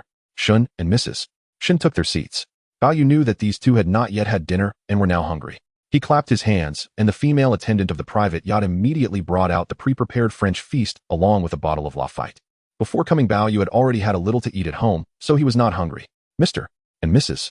Shen were somewhat surprised to see such a lavish Western meal and the Lafite red wine. At this moment, the Bao family's private yacht had already left Queen's Pier and was slowly cruising in Victoria Harbor. Mr. Shen, Mrs. Shen, cheers. Young Master Bao, cheers. Bao Yu raised his glass to toast with Mr. and Mrs. Shen. Before long, the grand fireworks display at Victoria Harbor began. Boom! The grand fireworks began to bloom in the night sky over Victoria Harbor. Bao Yu thought to himself that if Nancy and Zhong Chuhong were here watching, they would surely love it. However, right now, the important matters take precedence. Moreover, Nancy could see plenty from the villa on Victoria Peak. Young Master Bao, these fireworks are beautiful. Mrs. Shen remarked. In fact, they could see them well from their villa on Victoria Peak, just a bit far away. Now, being on the luxurious private yacht, they could see them very clearly. Mrs. Shen, tonight you look as beautiful as the fireworks. Bao Yu enjoyed the splendid night view of Victoria Harbor and the fireworks display while drinking with them. Every year, the fireworks display at Victoria Harbor lasts about 15 minutes to half an hour. It is not a one-time event, but occurs in segments. In other words, between 8 and 9 o'clock in the evening, there is basically a continuous display. Now Bao Yu was mainly watching Mr. and Mrs. Shen enjoy their dinner. At 9:30 in the evening, Mr. and Mrs. Shen had eaten and drunk their fill. Bao Yu instructed the attendant to immediately clear the table and set up flowers and snacks. At this moment, although the fireworks display at Victoria Harbor had ended, the lights of Victoria Harbor were still on. As time passed, the sea breeze picked up a bit. Bao Yu said, "Mrs. Shen, the sea breeze is a bit strong now, why don't you go down to rest for a while?" Mr. Shen immediately guessed that Bao Yu had something important to discuss with him. Mr. Shen gestured for his wife to go down first. With the assistance of a female attendant, Mrs. Shen stood up and left the second-level deck, returning to a room below on the luxury yacht to rest. Both Bao Yu and Mr. Shen had drunk wine and appeared somewhat tipsy. In reality, it was nothing serious. The female attendant had just brought them some hangover soup. "Young Master Bao, may I ask why you were looking for us?" Mr. Shen, I would like to talk to you about Chung Kong Holdings. Chung Kong Holdings. Mr. Shen immediately became alert, his heart racing. Could it be that young Master Bao, after swallowing Qingshuo Engni and Kowloon Wharf, was now targeting Chung Kong Holdings? Of course, this was quite normal. Mr. Shen remained silent. Bao Yu said, "During this time, I have had people gradually purchase about 20 of Chung Kong Holdings shares, making us the second largest shareholder after Huifeng Bank." What? The Bao family has quietly acquired shares of Chung Kong Holdings. This means Bao Yu and Bao Yugan have long had their eyes on Chung Kong Holdings. Now that the Bao family has swallowed Qingshou Ingni and Kowloon Wharf, they still have such massive funds to buy 20 of Chengkong Holdings. This is terrifying. Secondly, the current CEO of Chengkong Wei Li along with Executive Vice President Richard Shen and Operations Director Xia Boyan are taking advantage of bold reforms to merge Chengkong International and Whampoa Dock, which has diluted Hui Feng Bank's original shares in Chengkong International. This is indeed the case. Both Hui Feng Bank and Mr. Shen have noticed this. Mr. Shen, this sufficiently indicates that Wei Li and those executives have begun to harbor ambitions for Chengkong Holdings. They also hope to swallow Chengkong Holdings. Given the current situation, if they are given another year or more, Wei Li will dilute Hui Feng Bank shares in Chengkong Holdings to below 10. If I do not intervene at that time, they could introduce other capital or shareholders and effectively swallow Chengkong Holdings. Mr. Shen was astonished. He truly hadn't expected that Bao Yu had already noticed these matters. Mr. Shen directly stated, "Young Master Bao, I only invited them back to manage Chengkong Holdings, not to let them become its masters." Wei Li and the others' revealed ambitions certainly made Mr. Shen cautious. No matter who he handed Chengkong Holdings to, he could never give it to Wei Li and his management team. Shen Ban is currently the chairman of Hui Feng Bank, which is the largest shareholder of Hutchison Whampoa. If it weren't for Bao Yu already having acquired nearly all the shares that Hui Feng Bank holds in Hutchison Whampoa, then Shen Ban knows that whoever he hands over the 90 million ordinary shares of Hutchison International to, that person would be able to control Hutchison Whampoa. Now it is different. Bao Yu has silently swallowed about 20 of Hutchison Whampoa's shares, which has left him shocked. If you say Bao Yugong is already quite remarkable, unexpectedly Bao Yugang's son is even more formidable. Mr. Shen, I hope Hui Feng Bank can sell its shares in Hutchison Whampoa to the Bao family. Bao Yu got straight to the point, selling the shares of Hutchison Whampoa held by Hui Feng Bank to the Bao family. Shen Ban hesitated instantly. He hadn't thought it through yet. After all, he wanted to sell at a good price. Now Bao Yu suddenly wants to reach out for his share. Bao Yu guessed it would be like that. It seems Shen Ban's hesitation indicates that the other party hasn't considered it clearly. Bao Yu sneered inwardly, having already anticipated this, and clapped his hands. His bodyguards immediately began moving items up from under the yacht. The items looked very heavy, requiring those few bodyguards to work together to carry them up. Moreover, it required multiple trips. "Young Master Bao, everything is here," Chen Jihao said. "Jihao, no one is allowed to come up without my permission."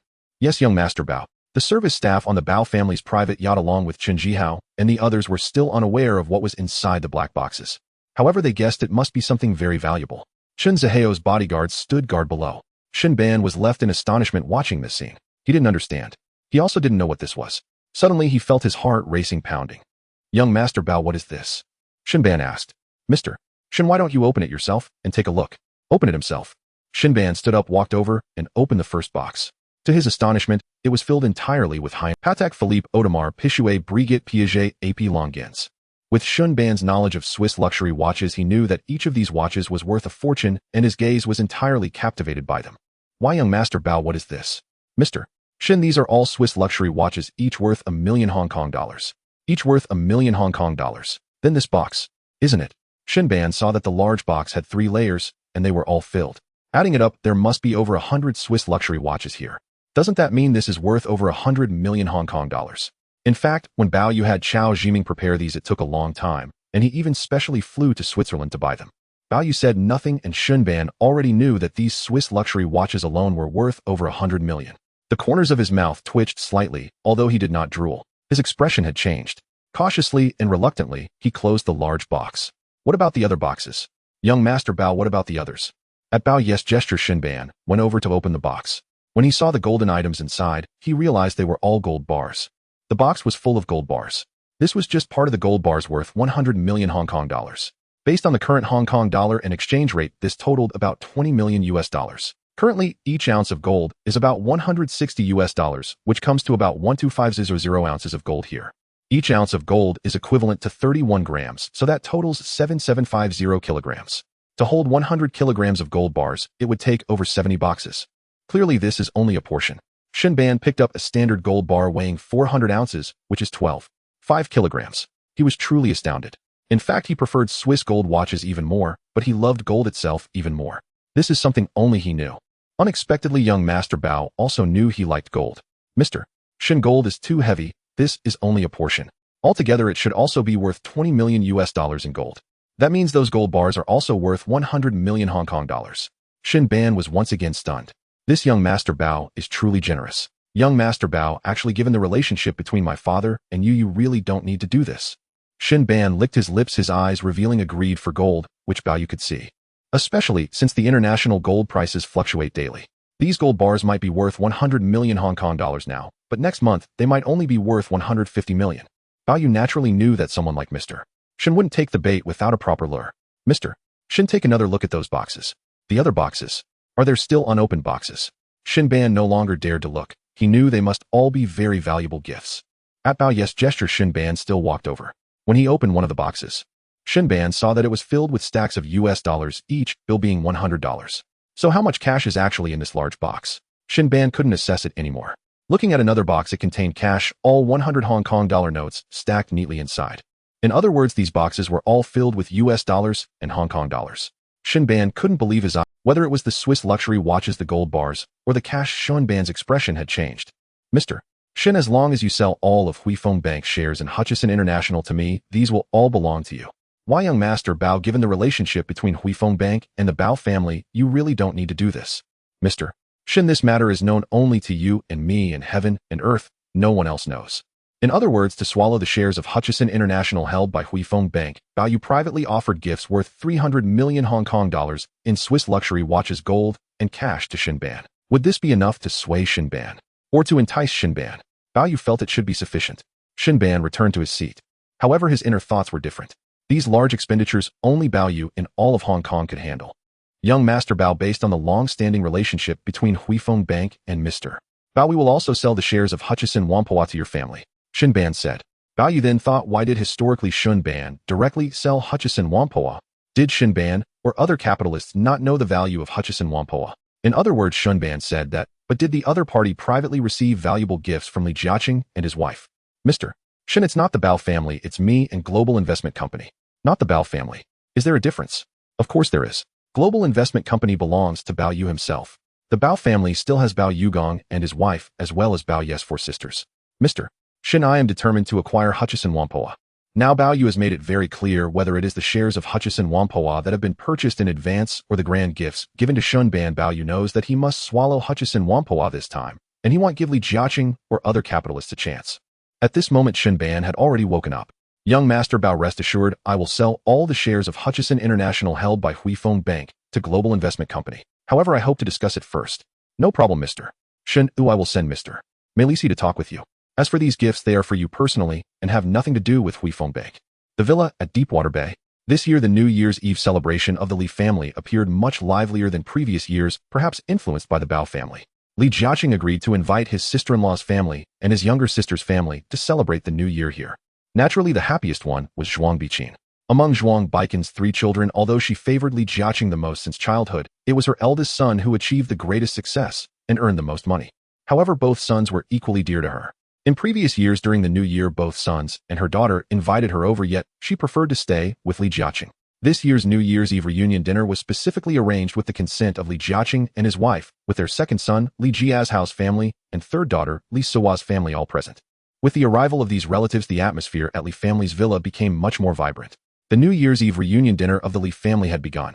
Seated at the head of the table was Li Jiacheng facing his mother Zhuang Biqin, while on either side of the table sat his sister-in-law's family and Li Sihua's family. With the addition of these children, there were indeed more people compared to previous years.